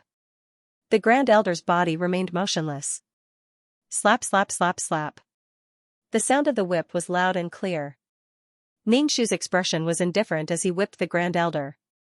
The tail of the whip swept across the Grand Elder's cheek, leaving a bloody mark on his pale face. When the silver-haired man rushed over, Ningshu stopped. The silver-haired man looked at Ningshu. Ningshu said, "There seems to be that black fog in his body. He couldn't suppress it. I used the will of death to help suppress it. There's no need to thank me." The silver-haired man helped the Grand Elder up and wiped the blood on the Grand Elder's face with his hand. He asked faintly, "Why did you use a whip?" Ningshu asked, "If I don't use a whip, what should I do? Touch him directly? If I touch him, the black fog in his body will run out again. I'm afraid it'll be even worse for him." Previously, he had only touched the Grand Elder slightly. Perhaps he hadn't even touched the Grand Elder's skin, but the black fog had already broken out of his body. Besides, ordinary weapons can't carry the will of death. I'm doing this for the Grand Elder's good. This is a necessary means to achieve my goal, Ningshu said, looking at the silver-haired man. Ningshu glanced at the unconscious Grand Elder and said, "Let's take him back and rescue him. Maybe he can be saved." The silver-haired man was speechless. The silver-haired man carried the Grand Elder away. Ningshu touched Fatian, who was in the form of a whip. "It's a pity that I didn't absorb any power this time." Fatian turned into his human form and said doubtfully, "When you whipped him just now, I didn't feel the will of death on me." Ningshu said, "I didn't use it." Fatian said, "Then you said you used the will of death to help suppress it?" "I've already dispersed the black fog before, and the power of the black fog dissipated a lot. That's for sure. They can't deny that I used the will of death to help suppress it." Fatian looked at Ningshu for a while. Ningshu touched his face and asked, "Is my face messed up?" Fatian shook his head. "As long as you're happy. In fact, it's meaningless to make such a small fuss. If you have the ability, just kill him directly." Ningshu spread his hands and said, "It's because I don't have the ability that I'm making such a small fuss. If you have the ability, why are you still standing here? It's good that you can vent your anger." Fatian said, "Sometimes, I really feel that you're pitiful and infuriating." Even at such a time, you still have to find a way out before you dare to make a move, so that others can't find trouble with you. Ningxu said, of course, we have to be righteous. We have to be in the right. Ningxu deeply felt that Fa Tian should really spend more time with existences of the same level, so that he could understand some things. Clearly, Heaven Punisher saw her and the organization as equals. Was she on equal footing with the organization? Obviously not. Fa Tian sighed and said, I didn't let go before, but now that something like this has happened, I'm relieved. Ningxu understood after thinking for a while and said, you think that my will of death can suppress the black fog, so the organization might not want to kill me for the time being. I'm safer? Fa Tian nodded. Ningxu smiled and did not say anything. Fa Tian was still a little naive. The organization could take his life at any time. Even if the will of death could really suppress that thing, if the carrier of the will of death was not obedient, it would erase a consciousness and give birth to a new body. Wouldn't that be better? Last time, his consciousness was almost erased. Of course, Ningxu would not tell Fa Tian this. There was no need to let Fa Tian know this, so that he would not be worried when he left. Little Mouse asked, we've got the identity token, when are we leaving? It was eager to go and could not wait to go to the sacred land. Fa Tian said, let's wait a little longer. Ningxu said, I haven't found anyone who can go to the sacred land with me.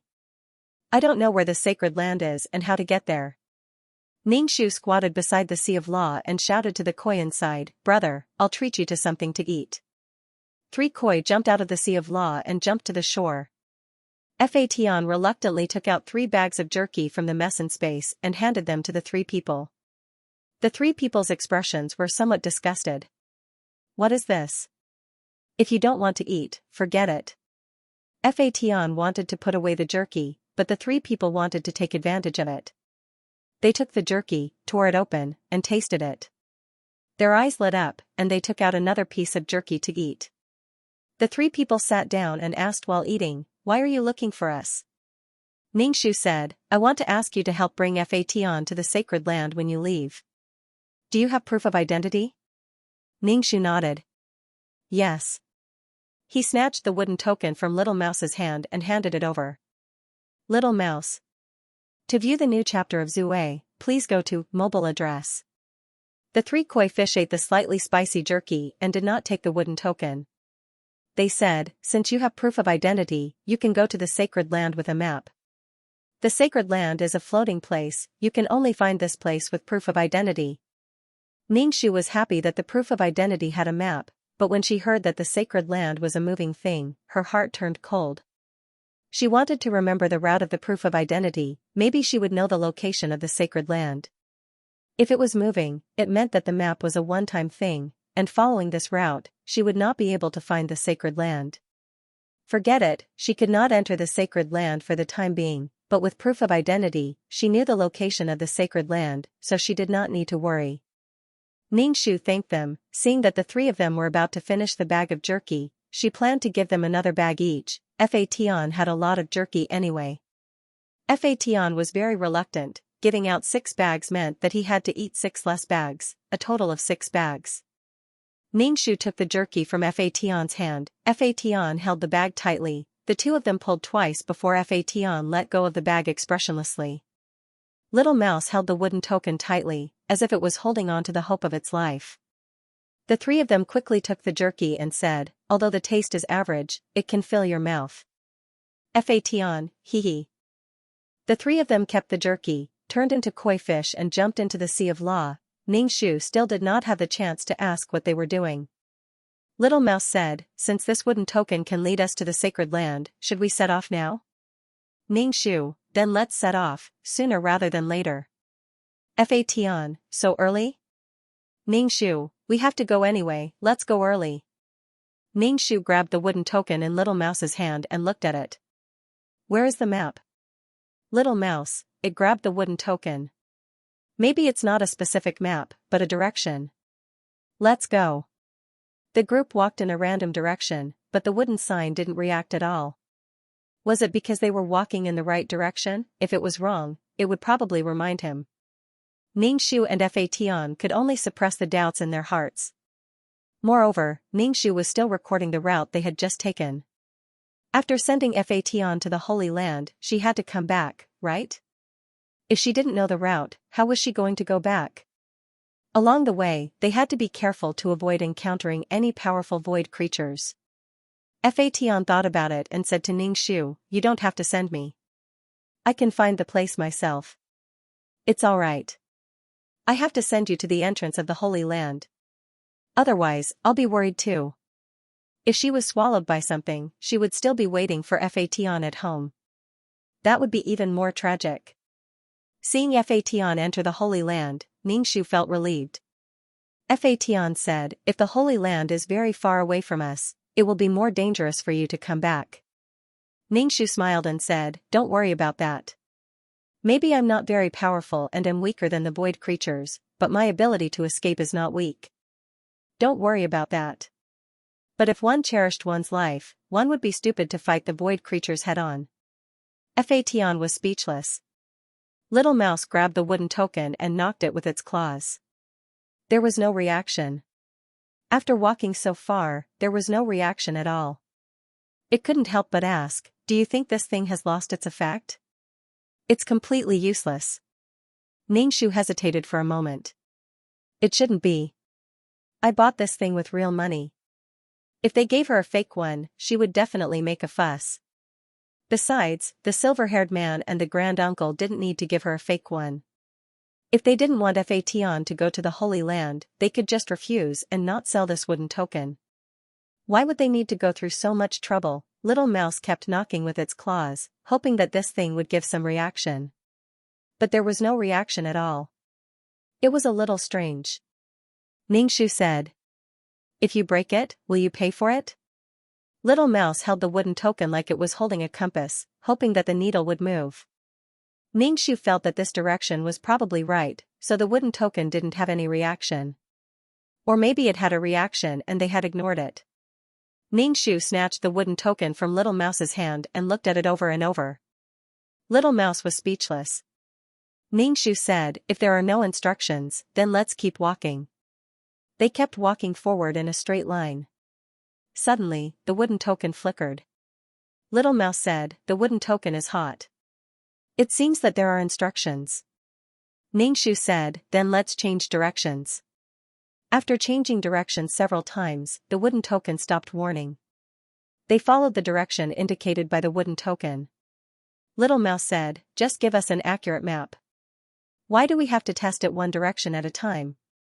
Fatan said, "This thing can probably sense the location of the Holy Land. How can it give you an accurate map?" Ningxu was a little numb to trying to remember directions with the wooden token in hand. He was a little worried that he wouldn't be able to find the way back. Ningxu thought that the Holy Land was a very magnificent and sacred place, but he was wrong. The Holy Land looked like a mirage. The scenery inside was simple and unadorned stone houses. There were people coming and going on the streets. The streets didn't look very wide either. Without the wooden token, this was just a mirage. But with the wooden token, they could enter. Little Mouse looked at the quaint streets and the primitive stone houses, dumbfounded. This was the Holy Land. There definitely wasn't a soft and elastic sofa. Although it reflected a strong and simple aura, it was too backward. Fatan's expression was also a little disdainful. He said directly, "Let's go back." Ningxu said, "Don't. We're already at the door. Why don't you go in and take a look? Maybe what you see now isn't real?" Technology couldn't be developed in the void. Everything was in its original state. This kind of stone house or wooden house was not impossible. Ningxu felt that these stones and wood contained powerful energy. They were obviously not ordinary. Ningxu pushed Fatan and said, "Let's go in. If we go in later, the location of the Holy Land will change. The map I recorded before will be wrong. In short, she might not be able to find the way back." While she was hesitating, the direction of the Holy Land changed from the front to the right. Fatan stuffed Little Mouse into the mess in space. The little mouse didn't even have time to say a word. Fatan was also worried. If the Holy Land excluded the little mouse and put it in the mess in space, it would be his possession. With proof of identity, the Holy Land wouldn't stop him. Fa Tian glanced at Ning Shu and stepped into the mirage with a wooden token. Ripples appeared, and half of Fa Tian's body seemed to be immersed in water. To view the new chapter of Zue, please go to mobile address. Under the interference of the ripples, the scene inside the mirage was distorted and could not be seen clearly. Fa Tian looked back at Ning Shu and said, "I'm going in." Ning Shu waved his hand. "Go in. Study hard and improve every day." The corners of Fa Tian's mouth twitched as he turned around and went inside.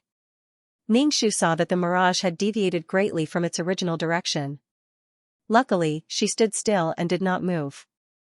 After many twists and turns, she returned to the system space. The system space, which used to be very lively, was now cold and empty. Ning Shu cleaned up the messy system space. Under the sofa, there were either fruit peels or bags. Under the cushions on the sofa, there were also nut shells and some hidden nuts.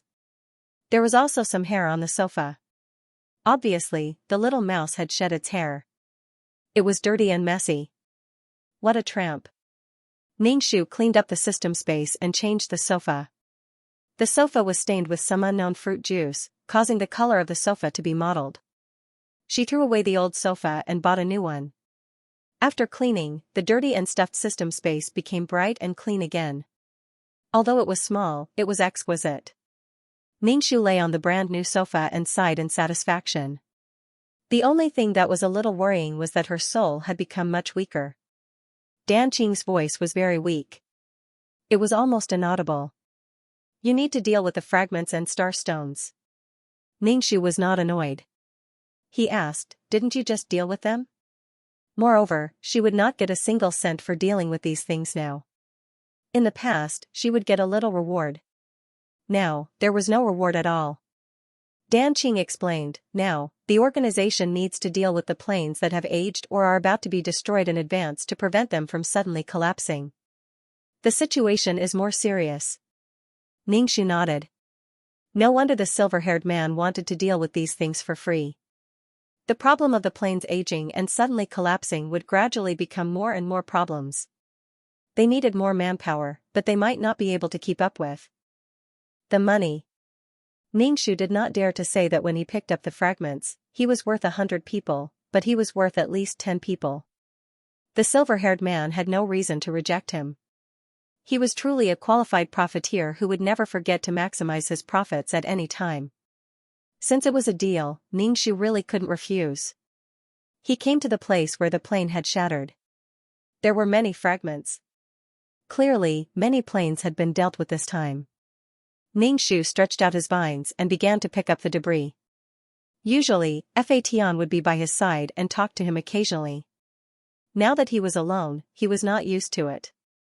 Obviously, he had to get used to this kind of coldness. Ning Shu roughly knew what the organization was going to do next. Although they were not going to wipe out all the planes, they were going to slowly deal with some of them. It was not appropriate to say that they were removing rotten flesh. These planes were originally considered normal flesh and blood. They needed to obtain power and nourish from the Sea of Laws, and now that they had dealt with some, they could save a portion of the Sea of Laws' power. He didn't know if new planes were still being born, but it was clear that there would be fewer and fewer planes. Even if they were not cleaned up, they would perish together with the Law Sea in the end. Everyone would be finished together. He wondered what Fa Tian and Little Mouse were doing. Did they enter the cub nursery? He couldn't stop worrying. The silver-haired man flipped through the book, and when he turned the pages, there was a slight sound. The grand-uncle, who was sleeping on the long stone, moved his eyelashes slightly. He opened his eyes and sat up, one leg bent, his arm resting on his knee, and the other hand rubbing his forehead. After rubbing for a while, his hand touched the bloodstain on his cheek, and he frowned. The silver-haired man closed the book. This time, he woke up longer than last time. You turned him into a monster. Give him a clean break and let him go. The grand-uncle didn't speak. Instead, he lay down with his hands behind his head. The silver-haired man sighed. Up to you. Actually, if you do this and suffer, he won't be grateful to you. The grand-uncle said coldly, it doesn't matter. The silver-haired man said, the pollution in the Law Sea is too serious. Your body is affected, and so is he. However, he can use this kind of thing. Sooner or later, he won't be able to suppress it. The Lassie was connected to the Grand Uncle. He could obtain endless power from the Lassie, but if there was any problem with the Lassie, he would have to bear it. He could only accept the good and get rid of the bad. There was no such good thing in the world. The silver-haired man said, "If you can't suppress it, you might as well let him out." The Grand Uncle shook his head. "So, why did you leave a strand of his consciousness behind? Why did you let him live and not let him see the light of day? Why did you suppress him in your body?" The silver-haired man wouldn't say anything important to the Grand Uncle. If it were Ningxu, he would directly use the word sick to describe the Grand Uncle. The silver-haired man was silent for a while before saying, "Do you want to use him as a carrier of pollution?" "That's a good idea." The decline of the Lassie would inevitably affect the Grand Uncle, and it would be a direct impact. The Grand Uncle said, "I'll sleep for a while." The silver-haired man got up from the stone stool and disappeared from the stone bed without saying a word. When Fatian entered the Holy Land, he thought that the stone bricks and tiles he saw outside were not real and were just a mirage. When he walked in to take a look, it turned out that what he saw outside was real. The little mouse climbed onto Fatian's shoulder and felt the surging power. It exclaimed, "This is the Holy Land. I've come to the Holy Land." Fatian really couldn't see what was worth yearning for in this place. It was like a primitive tribe. Although these stones and wood contained powerful power, so what? Fatian stuffed the little mouse into his arms. Otherwise, it would stay on his shoulder. Next, he had to go to the cub house. Where was the cub house? Fatian planned to find someone to ask. In this place, all the creatures were in human form. It was probably because the human form was smaller. If they were in their original form, the Holy Land might not be able to accommodate a few void creatures. If they went on a rampage, they would destroy a lot of things. Fatian took out the jerky and went to a shop by the roadside. The shop was so simple that it made one's hair stand up. It was just a random wooden board used as a product display table. Some things were placed on it in a mess. They were all void specialties. Fatian didn't recognize many of them. Fatian used a bag of jerky to get the address of the cub house. Standing in front of the door of the cub house, Fatian's hope was shattered. He thought that the conditions of the cub house might be better. After all, no matter how hard it was, it couldn't be hard on the children. No matter how poor it was, it couldn't be poor in education. At the low door, there was a wooden plaque with words that Fatian didn't recognize. It was probably the words cub house. There were many cracks on the wooden plaque, causing the words to be incoherent. Fatian wanted to turn around and leave. This was the city world that Ningxu was looking forward to. To view the new chapter of Zue, please go to mobile address. Taishu looked at Ningxu coldly and silently. Ningxu coughed and asked, "Why did you take out the whip?" Taishu said, "Try again." "Oh," Ningxu said. "Then lie down." "Taishu?" Ningxu reacted. "I'm not asking you to lie down. I mean, tell me what you need me to do first. Since you want me to help, you have to tell me the inside story so that I can know what to do. What if I hit you too hard?" This is too hardcore. Just thinking about it makes me excited." Taishu thought for a moment and said, "That thing is a trace of Xianxia's will. It's suppressing my body, but because of the Lassie, it became like this." Ningxu, as expected. When the silver-haired man said that Xianxia had the Lassie, he knew it. If that black fog was Xianxia, that black fog would want to kill her. Xianxia's obsession was really deep. He had become like that, but he still wanted to kill her. Ningxu asked, "Why is he chasing me?" "Why? I'm not a syrup."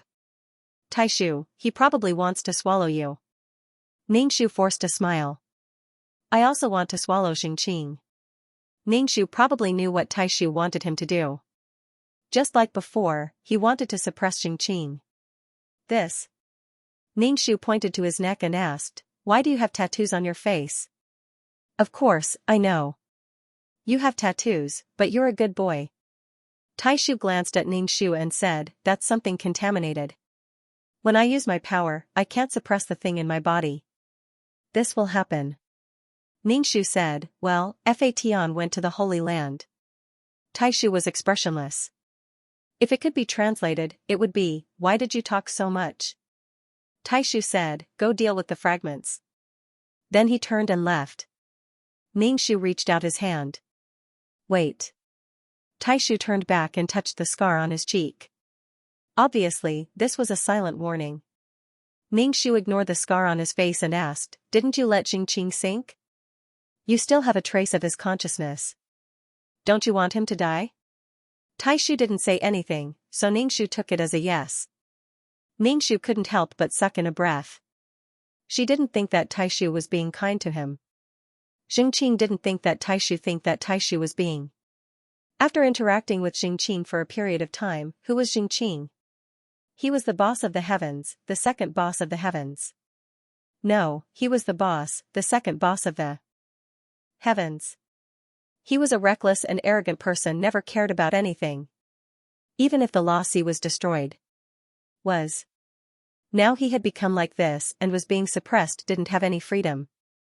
With only a sliver of consciousness, it was clear that it did not possess a strong mind. At most, it was muddle-headed. Perhaps in Xianxia's Taishu wanted to torture too. Ningxu made a sound of surprise.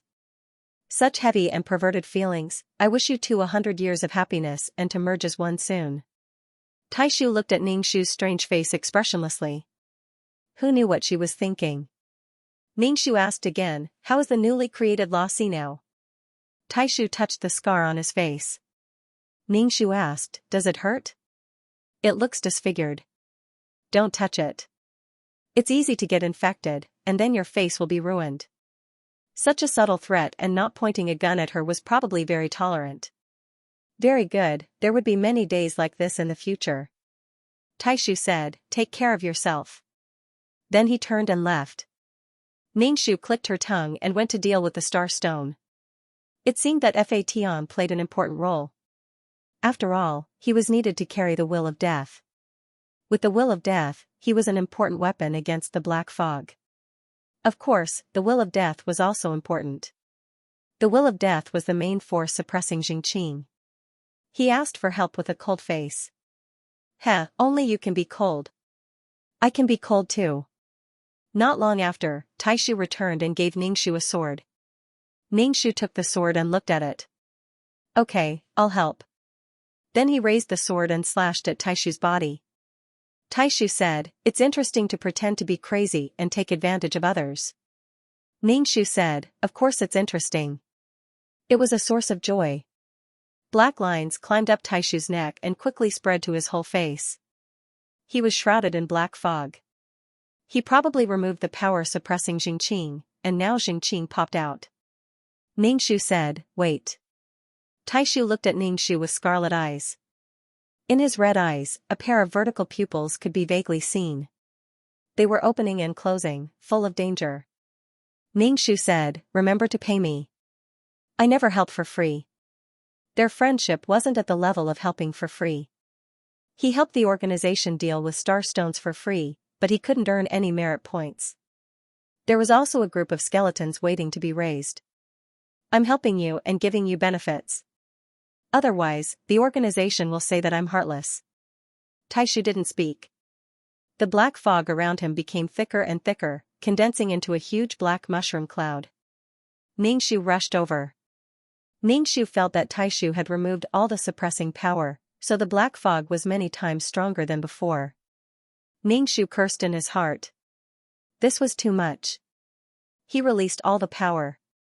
What if she couldn't withstand it? Moreover, things like swords had to be cut at close range. Whips could be extended. Once close, it was easy to be contaminated by the black fog. Once touched, he might be swallowed up. Looking at the black fog, Ningxu clicked his tongue. Xianxia was so ugly now, like the evil beast in the world of samsara. He felt like Xianxia, but to some extent, he wasn't. Ningxu pointed his middle finger at the black fog and said word by word, Xianxia, you're so ugly. You're so ugly. So ugly. Ugly. There were several echoes. The black mushroom cloud paused for a moment, and then quickly rushed over to Ningxu. Ningxu held the sword with both hands and summoned the will of death. This sword was probably a primordial treasure, which was why it could carry the will of death. But if he slashed with this sword, even if he cut the black fog in half, he might be surrounded by the black fog because he was close to it. He would definitely be swallowed up. If he helped, he would lose his life. Therefore, Ningxu didn't immediately rush up and slash at the black fog. Instead, he was chased by the black fog and didn't act rashly. He didn't know if this sword could be made bigger like a whip, or at least a long-range attack weapon. Attacking at close range? Sorry, I can't do that.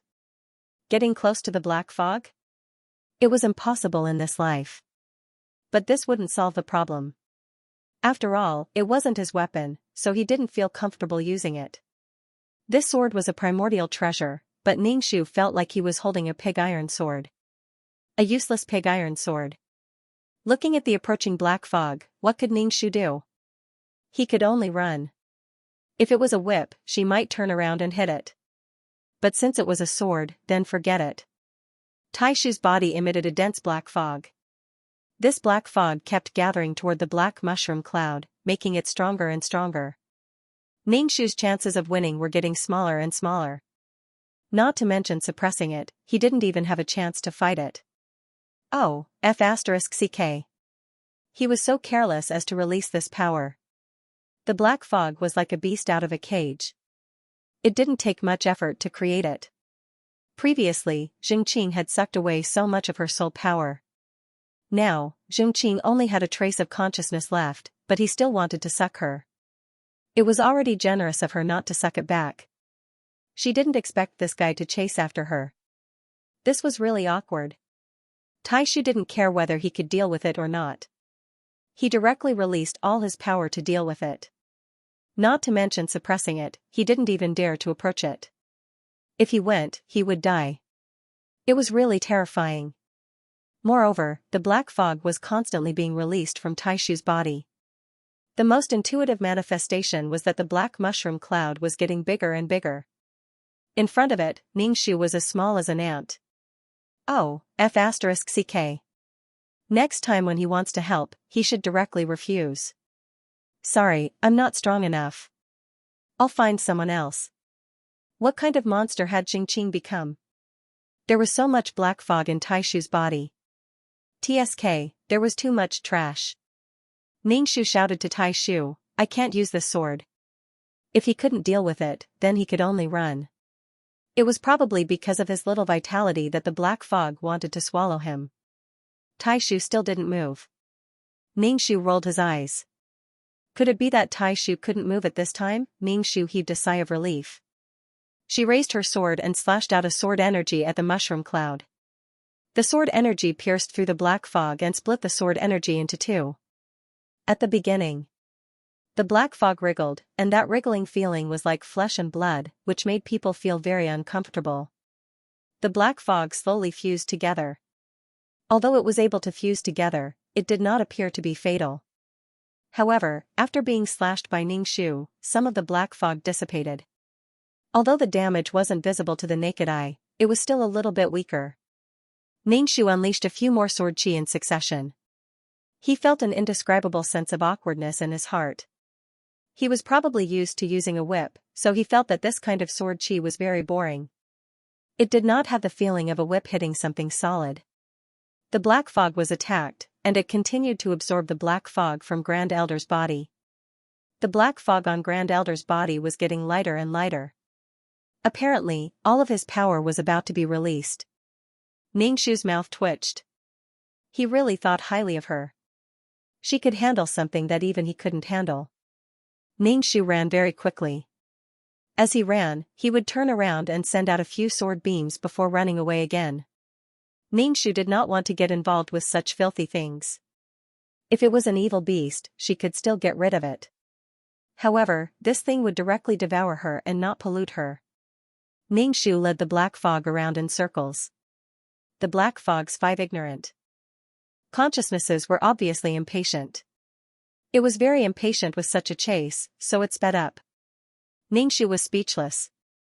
F***ck, mama, there's a pervert chasing me, moreover, the black fog also stretched out its black tentacles to catch Xianxia. Xianxia said, "Move, move. Don't touch me." To avoid these black fog tentacles, Xianxia jumped down and twisted her waist left and right. If a tentacle was about to catch her, she would immediately send out a sword chi to cut off the tentacle. If there was really no other way, they would chase each other like this. She would slowly give it a knife and then a sword. If she fought it head-on, she would definitely lose. Xianxia put her hands behind her back and pointed at the black mushroom cloud. "Xingqing, you ugly bee *****. The angrier the other party was, the better. She hoped that Xingqing could still understand her. "I've become so beautiful, and you've become so ugly. You're a monster." Xianxia put her hands around her mouth and shouted, "I'm so beautiful, and you're so ugly. You still have the nerve to live in this world. You still have the nerve to live in this world. Live in this world. In this world, in this world, in this world." The mushroom cloud opened its mouth and directly spat out clouds of black fog. These sticky, asphalt-like things rained down on Xianxia. Xianxia was speechless. He probably understood what he said. How exciting. Xianxia made a thick water curtain in front of her to prevent the dirty things from touching her. However, these things directly penetrated the water curtain and smashed towards Xianxia without slowing down. The water curtain didn't work. She used an ice curtain. She condensed a very tall and thick ice curtain above her head. In the end, cracks appeared one after another. It was still effective. Xianxia thickened the ice layer. Staring at the thick ice, she had to move left and right. She kept probing at the edge of death. Xingqing must be very angry now. He had become like this and was being mocked by the person he had always looked down on. How angry must he be? The angrier, the better. It was also because Fatan wasn't by her side and it wasn't convenient for her to use this sword. Otherwise, she would have already drawn it. As for Xingqing, new and old hatred arose. It was a pity that Fatan wasn't here. Xianxia dodged while thinking. He felt that his hand was empty. The sword in his hand had disappeared. He turned his head and saw that the senior granduncle was holding the sword flying towards him. Was the senior granduncle awake? If he was awake, then he would deal with it himself. Without the black fog in his body, his figure became more vigorous. He held the sword, and the blade kept growing. Xianxia sighed. Why couldn't this thing change in his hand? The senior granduncle raised his sword and faced the black fog. He stood still and calmly slashed down. The huge black fog mushroom cloud was directly split into two. The black fog emitted an inaudible sound wave, but it made people feel very uncomfortable. It was as if their souls were vibrating along with the sound wave. This was probably the black fog's painful wail. Xianxia watched from the side as the senior granduncle slashed the black fog again and again. Before the black fog could gather, it was split apart again. It was so painful just by looking at it. Xianxia felt a chill all over his body. He really didn't understand why the senior granduncle was doing this. If it was for brotherly love, then by suppressing him in his body, the contamination of the law sea would affect Xingqing. Now, he was neither human nor ghost. He couldn't suppress him anymore, but he still wanted to suppress him. He even started to deprive him of his strength. He just wanted him to stay in his body steadily. How painful would it be to have those swords slashing on his body? Xingqing was Xianxia's enemy. Xianxia didn't expect this at all. /BK She wanted to kill Xingqing one day, but she didn't come up with such a law. Maybe it was because of love or enmity that she used such a method to torture him. If this was a mushroom cloud, Xianxia would rather die than end up like this. He believed that with Xingqing's character, he wouldn't be grateful to granduncle. He would be suppressed like a prisoner. Xianxia took a deep breath. Damn, Xingqing, your brother is a pervert. If granduncle didn't want his brother to die in the name of love, this situation would be even more perverted. Xianxia retreated far away and looked at granduncle from afar to avoid being affected by the sound waves. Affected by the sound waves, Xianxia felt that his soul power had weakened. It formed a resonance. If it continued like this, his soul would be shaken apart. It was as if he was expressionlessly stabbing people with his sword. After being slashed countless times, the black fog was obviously thinner. It was scattered into several clumps and couldn't condense together for a long time. Its power was greatly reduced. Granduncle didn't stop. He split the black fog into smaller clumps.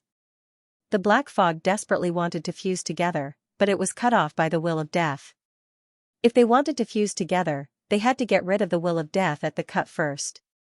Moreover, the will of death would eat away at her. Ningxu thought about it again. If Xingqing swallowed her in one gulp, she didn't know who would be able to eat who. Was the will of death more powerful or the black fog more powerful? In fact, Granduncle needed a weapon with the will of death. As long as there was the aura of the will of death, it would weaken the black fog. That was good.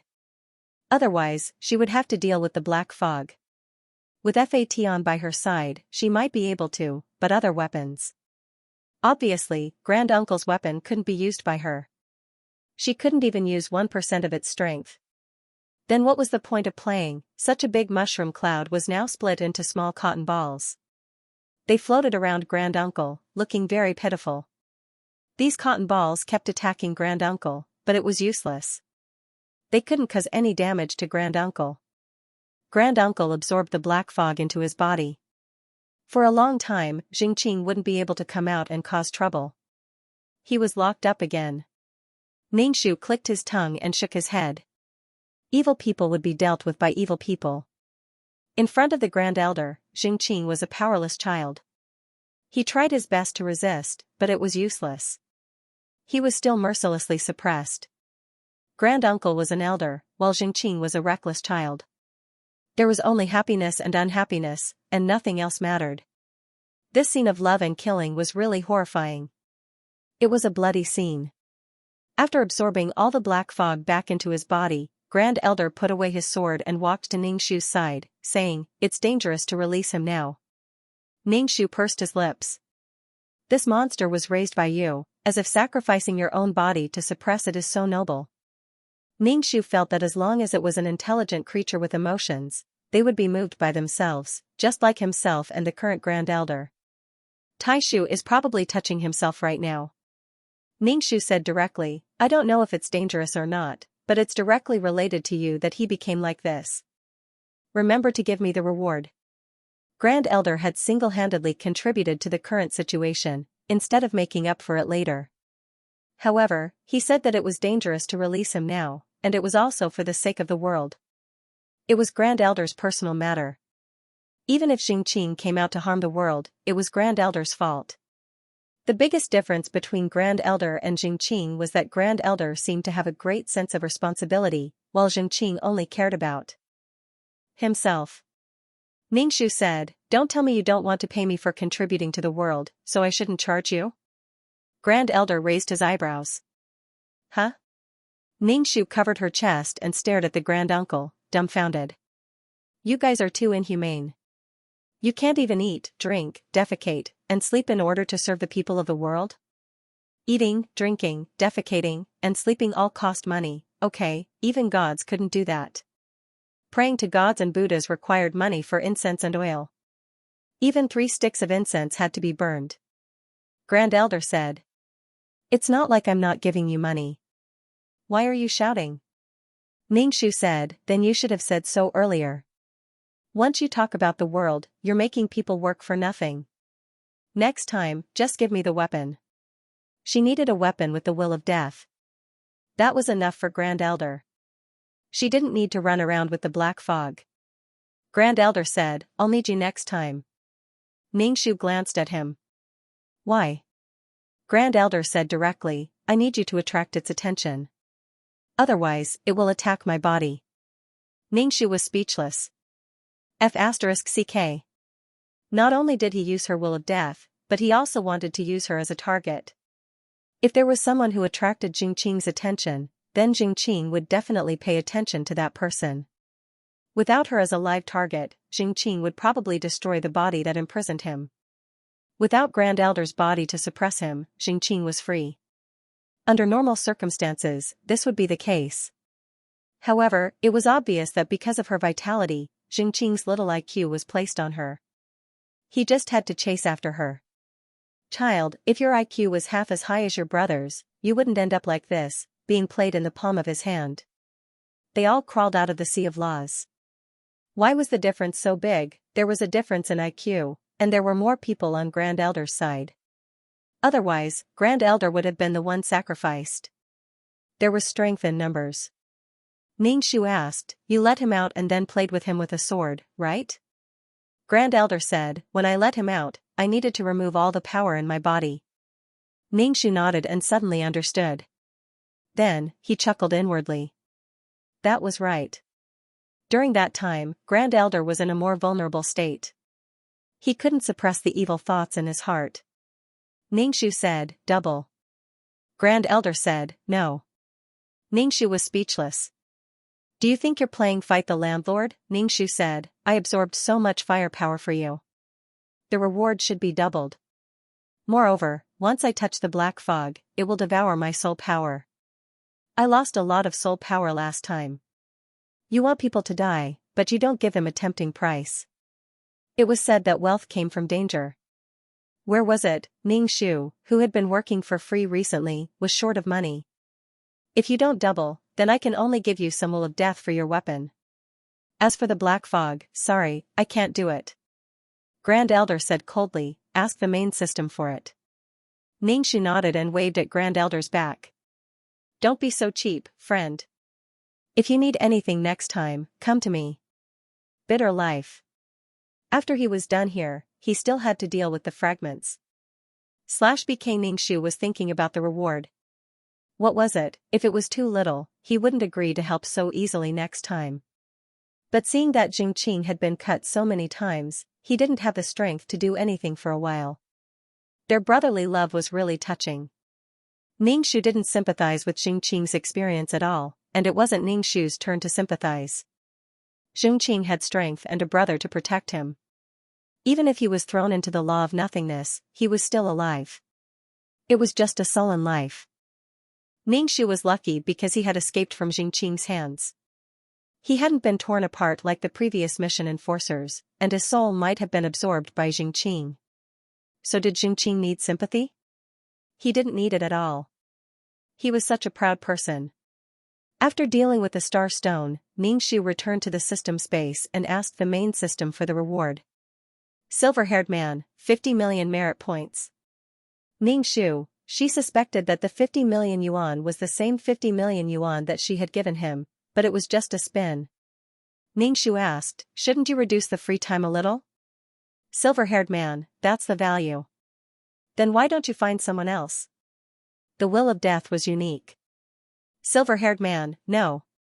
Ningxu, "If you don't, then don't. Why are you so loud?"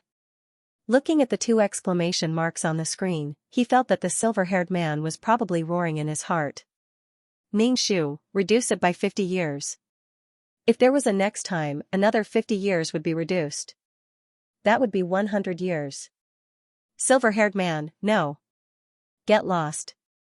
Ningxu sighed. It was easy to give merit points. Free time for 5,000 years, she had created more value than 50 million. It was just a negotiation.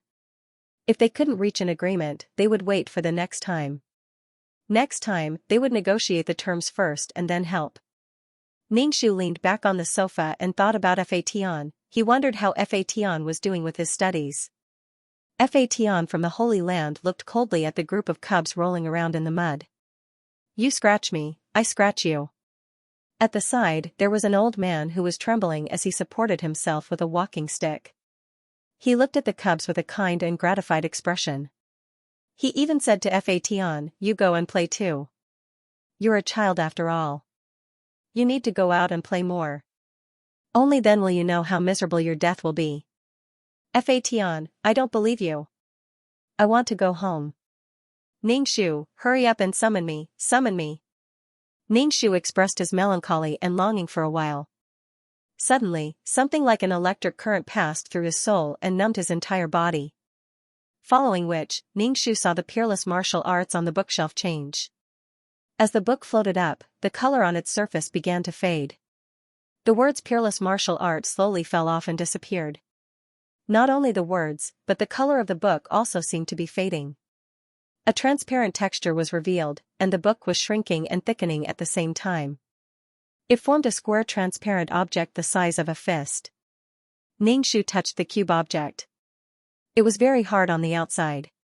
Ningxu held the Peerless Martial Arts book with both hands and observed it.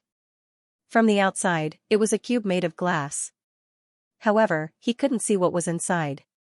With such a change, it was impossible to tell that it was a book before. Ningxu took a deep breath. He still wanted his Peerless Martial Arts book to form a world carrier. Flipping a page would be a world. That would be so cool. Now that it had become like this, it definitely wasn't a book. From a book to a glass object, this didn't seem scientific at all. The difference between glass and paper was huge. Ningxu wanted to enter and see what was inside, but he was bounced back. He couldn't enter at all. This wasn't the first time he was rejected by the Peerless Martial Arts book. He felt helpless. Ningxu didn't know whether this change was good or bad. Whether it was good or bad, Ningxu couldn't interfere. It would depend on the natural evolution of the Peerless Martial Arts book. As for what it could evolve, Ningxu didn't care so much. He didn't have much obsession with building a living space now. He didn't have such worries, so he naturally saw through it. After absorbing so much energy, he hoped that the Peerless Martial Arts book would have a good result. It was good that there were changes, but he was afraid that there wouldn't be any changes. It was that the dream in his heart was shattered. Ningxu thought about it. Xianxia gave up attacking the Grand Uncle's body. At that time, the Grand Uncle was really weak. It could be said that it was a once-in-a-lifetime opportunity. Xianxia gave up and chose to attack and devour him. It was probably because of the fusion with the Peerless Martial Arts book that his body was stained with vitality. Now that the Sea of Law needed it, the Grand Uncle who was directly connected to the Sea of Law also needed it. Although Xianxia was just a wisp of consciousness now and might have been separated from the Sea of Law, she was bound to be affected in the Grand Uncle's body. So, she attacked and devoured her. She probably wanted to devour the Peerless Martial Arts book even more. Ningxu could only rejoice now. The previous Peerless Martial Arts book was just a low-level martial arts book. Otherwise, it would have been devoured by Xianxia, who was still called 2333 at that time. Xianxia left earlier, or this Peerless Martial Arts book would have been in Xianxia's mouth. Xianxia was probably impatient. She sent some merits to the skeletons and the others. She had just received 50 million merits. Now, she wanted to earn money. After all, the world of reincarnation was expanding, and the skeletons needed were increasing. After making new skeletons, she would need a large amount of merits to nurture the new skeletons. Now, other than the function she could earn from picking up fragments and processing star stones, she didn't get many merits from doing missions. It wasn't enough to nurture the skeletons. But now, she was doing free work. If she couldn't get any merits, where could she find them? As for the 2 restaurants, it was good enough that they could break even and didn't ask her for money. Lack of money. Where could she go to earn some extra money? Ningxu came to the world of reincarnation. There were a few more world of reincarnation that had the outline of the world of reincarnation. Moreover, they were slowly forming the reincarnation pool. There were also a few empty world of reincarnation. They already had the world of reincarnation, but they didn't have souls. If he could attract souls into these world of reincarnation, wouldn't he be able to earn a large amount of merits? There were definitely people whose living worlds needed to be connected to the world of reincarnation. If the souls couldn't enter the world of reincarnation and go through the cycle of life and death, they would form a deformed world. For example, 9 Palace Mountain. In order to digest the souls in the world, it formed a grotesque world. Ningxu gave the merits to Zhu Jun and said, "Help me look out for some souls without intelligence. Collect them. My soul is weak." Zhu Jun said, "If you need soul power so much, there are plenty of souls in the world of reincarnation." Ningxu waved his hand, "Just look for souls without intelligence. Don't bother with them if they have intelligence." It was good enough to get some extra soul power if the soul power was weak. Big Head soul power was still needed to complete the mission. Also, Ningxu felt that the soul power from the mission was a little different. As for what was different, there was a faint trace of faith power. After all, when helping to change someone's life and offering their soul, their feelings would definitely be complicated. These souls were a little different. Zhu Jun nodded.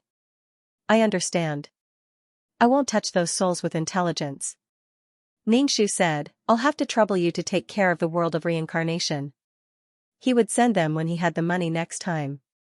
Ningxu asked, how many empty worlds of reincarnation are there? I want to connect a few living worlds. Are there enough people in the world of reincarnation?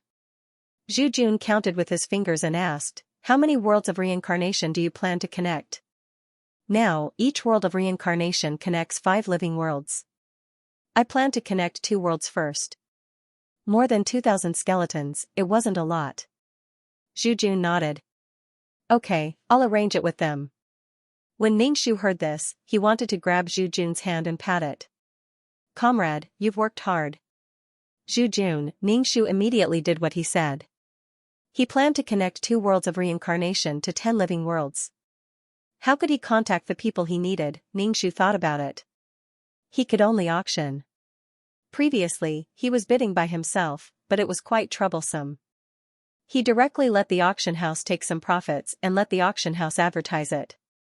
Ningxu came to the auction house and found Xianxia to auction something. Xianxia saw Ningxu and said, long time no see. I thought you were gone. These words were ordinary. After all, the mission enforcers came and went. No one knew when they would die. Ningxu said, I want to auction the world of reincarnation, Xianxia. World of reincarnation? Ningxu, the quota to connect to the world of reincarnation. Xianxia sighed. I thought it was a world of reincarnation. Who could afford this thing? It would only be unsold. A living world was easy to construct. It needed a world carrier. Throw in all kinds of world origin and see if it could form a living world.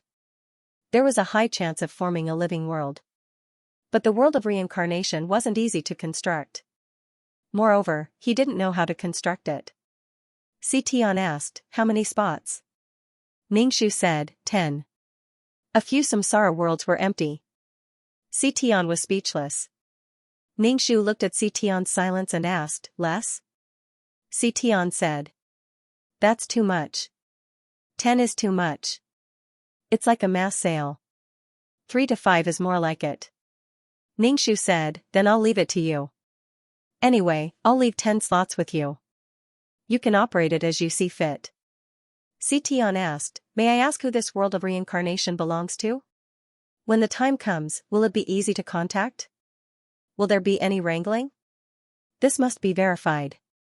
If someone came and said that he wanted to auction the quota of the world of samsara, but the buyer couldn't contact the seller, it would ruin his reputation. Ningxu opened the black hole. You will be in the world of reincarnation once you enter. This is my world, so there's no need to worry. Xianxia asked, can I go in and take a look? Ningxu said, please. Xianxia entered the world of reincarnation. Ningxu ate snacks and drank tea. After a while, Xianxia came out. Ningxu placed the teacup down and asked, can I? Xianxia nodded, it is indeed the world of reincarnation. I didn't expect you to build it. If there's a tutorial, it would definitely sell well. Ningxu. I don't know either. But. Xianxia's expression was a little hesitant. I've checked your world. There seems to be quite a number of souls. I'm afraid it won't work to put in another 10 souls from the living world. The world of samsara will explode. Ningxu explained, not that. There are 2 empty slots. Xianxia's face was numb, there are 2 more. Ningxu nodded, right, so it will be fine. Don't worry about the auction. Do you want to take a look at the empty world of reincarnation? Xianxia said. Then let's take a look. Ningxu brought Xianxia into the empty world of reincarnation. Usually, this black hole could only connect to the first world of reincarnation. Xianxia couldn't enter the other worlds of reincarnation. Xianxia looked at the 2 empty worlds of reincarnation. She even held a video recorder in her hand. She was probably going to record what she saw. She especially focused on the pool of reincarnation. She even recorded the dreamy and beautiful scenes in the pool of reincarnation. Ningxu didn't have any objections. Tian did all this for the sake of the auction. It was beneficial for her. Back at the auction house, Tian sincerely suggested to Ningxu again, "You can really write a guide for building a world of reincarnation. I guarantee it will sell well." Actually, building a world of reincarnation is a trap. The early stage requires a world carrier. The middle stage requires the origin of the world. Later on, when living beings are born, they need to connect to the world of reincarnation. It was really a waste of money. The organization used a lot of effort to build a world of reincarnation. It could be used to store living beings from broken worlds. The organization agreed, but there wouldn't be any subsidies. Whether it was good or bad depended on oneself. Of course, one could choose not to build a world of reincarnation. But in general, building a world of reincarnation was a losing business. To a certain extent, it was built for the organization. If the organization wanted to use your world of reincarnation, you had to use the world of reincarnation to store living beings that didn't belong to your world. A beautiful lie was born. Many people embarked on the path of building a world of reincarnation. If there were too many worlds of reincarnation, it would be a little overcrowded. It would be more difficult to connect to the world of reincarnation at the same time. The world of reincarnation of His Excellency didn't have to connect to the world of reincarnation. But the world of reincarnation would also collapse like the world of reincarnation. If a world of reincarnation collapsed, the world of reincarnation would need to accept the souls in the collapsed world of reincarnation. It also needed to connect to the collapsed world of reincarnation. The burden wasn't light either.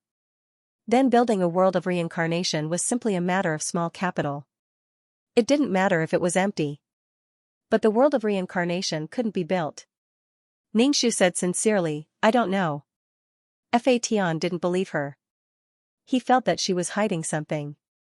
But there was nothing wrong with her not being willing to say. "Ningxu, I really don't know. Believe me. Forget it, let's not talk about it."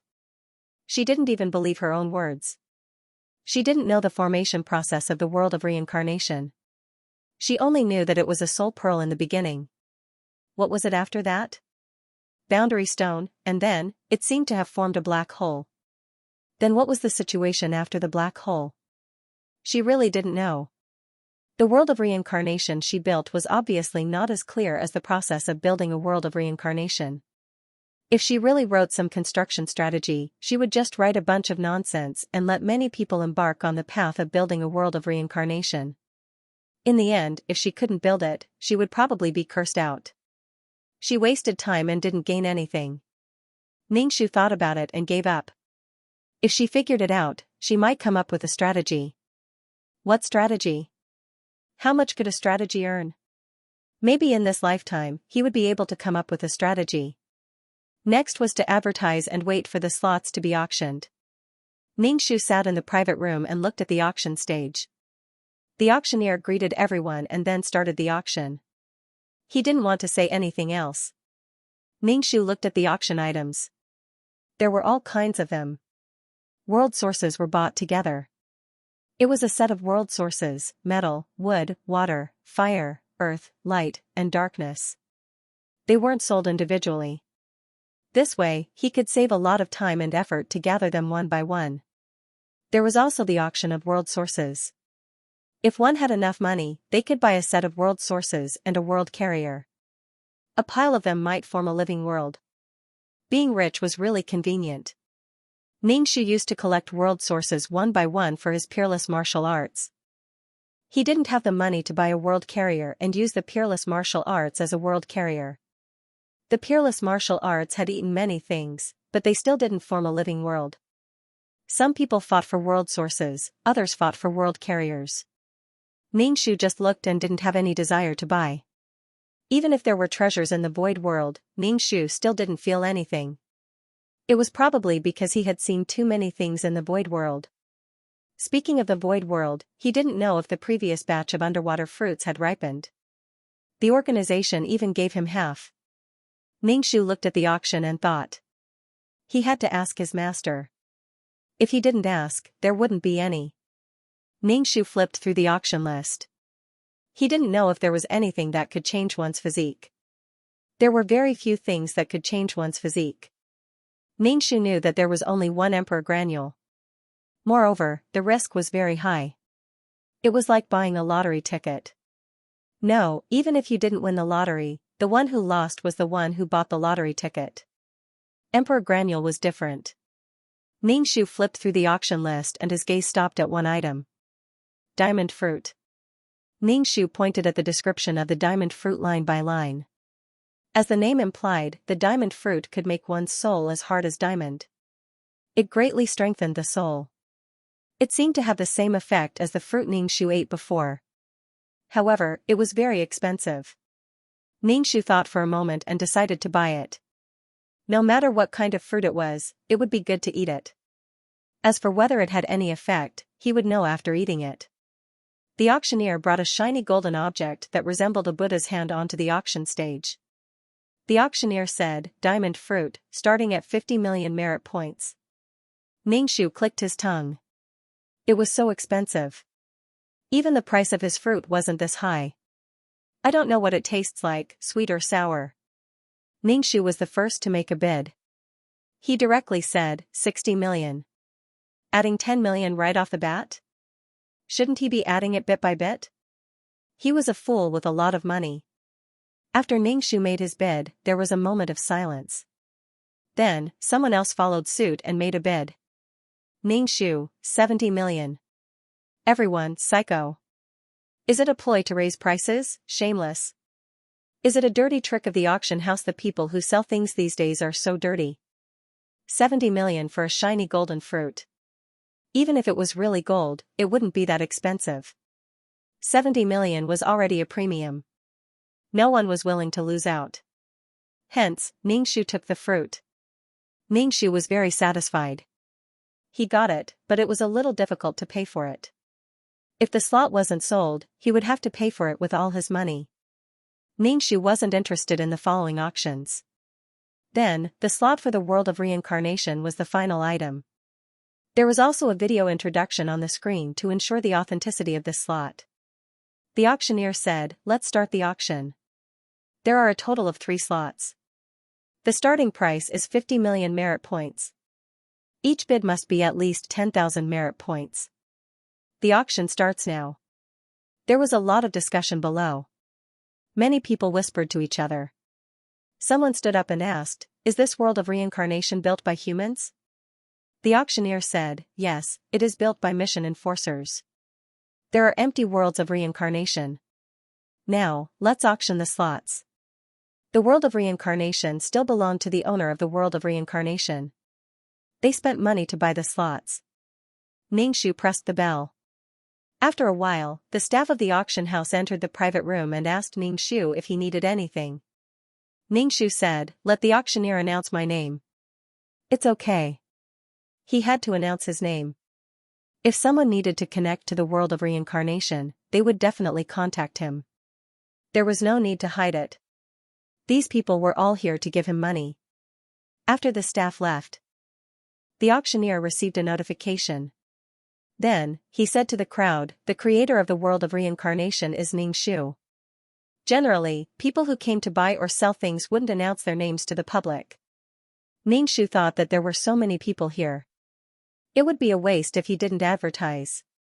When his name was spread, he wouldn't have to worry about people looking for him. Someone had already started to bid. 51 million, 55 million. The price was gradually rising. It had already exceeded 70 million. Some people had already given up. It was obvious that the price was a little high. Maybe it was because the living world didn't need to connect to the world of reincarnation. It was still okay. He could earn back the money he spent on the fruit. The first spot was sold for 75 million merit points. The price of the second spot was slightly lower. It was 70 million merit points. However, the price of the third spot exceeded 80 million merit points. Xianxia listened to these numbers happily. He had money to raise skeletons. He also made a wave of advertisements. After the auction, Xianxia got the diamond fruit. At the same time, the people who got the spots came to him. Ningshu took the money and said to the three of them, "Take out your living world and connect it to the world of reincarnation." The two of them took out their worlds. One of them said that he didn't have a living world. Ningshu, you don't have a living world. Why are you auctioning a spot?" That person laughed, giving off a type of golden radiance. He said, "Even though I don't have a world of life, I can auction off a slot in advance. This slot has always been there, right?" Ningshu, this was what it meant to be rich. It was also very awesome to spend tens of millions to buy something that he didn't need for the time being. It was very rare to see such a rich person in a world without a living world. Even now, Ningshu was sometimes short of money. "Ningshu, the spot has always been there. Don't worry about it. Okay, I'll come to you later." He connected the other two to the world of reincarnation and said to them, "You guys pay more attention to your own worlds. If there's any problem with the channel, inform me immediately. I can deal with it." The two of them nodded and talked to Ningshu for a while. They would be in a cooperative relationship in the future. They had to get to know each other. To watch the new chapter of Zue, please go to mobile address. End of chapter 3626. Don't forget to subscribe, like, and share the video to support the channel.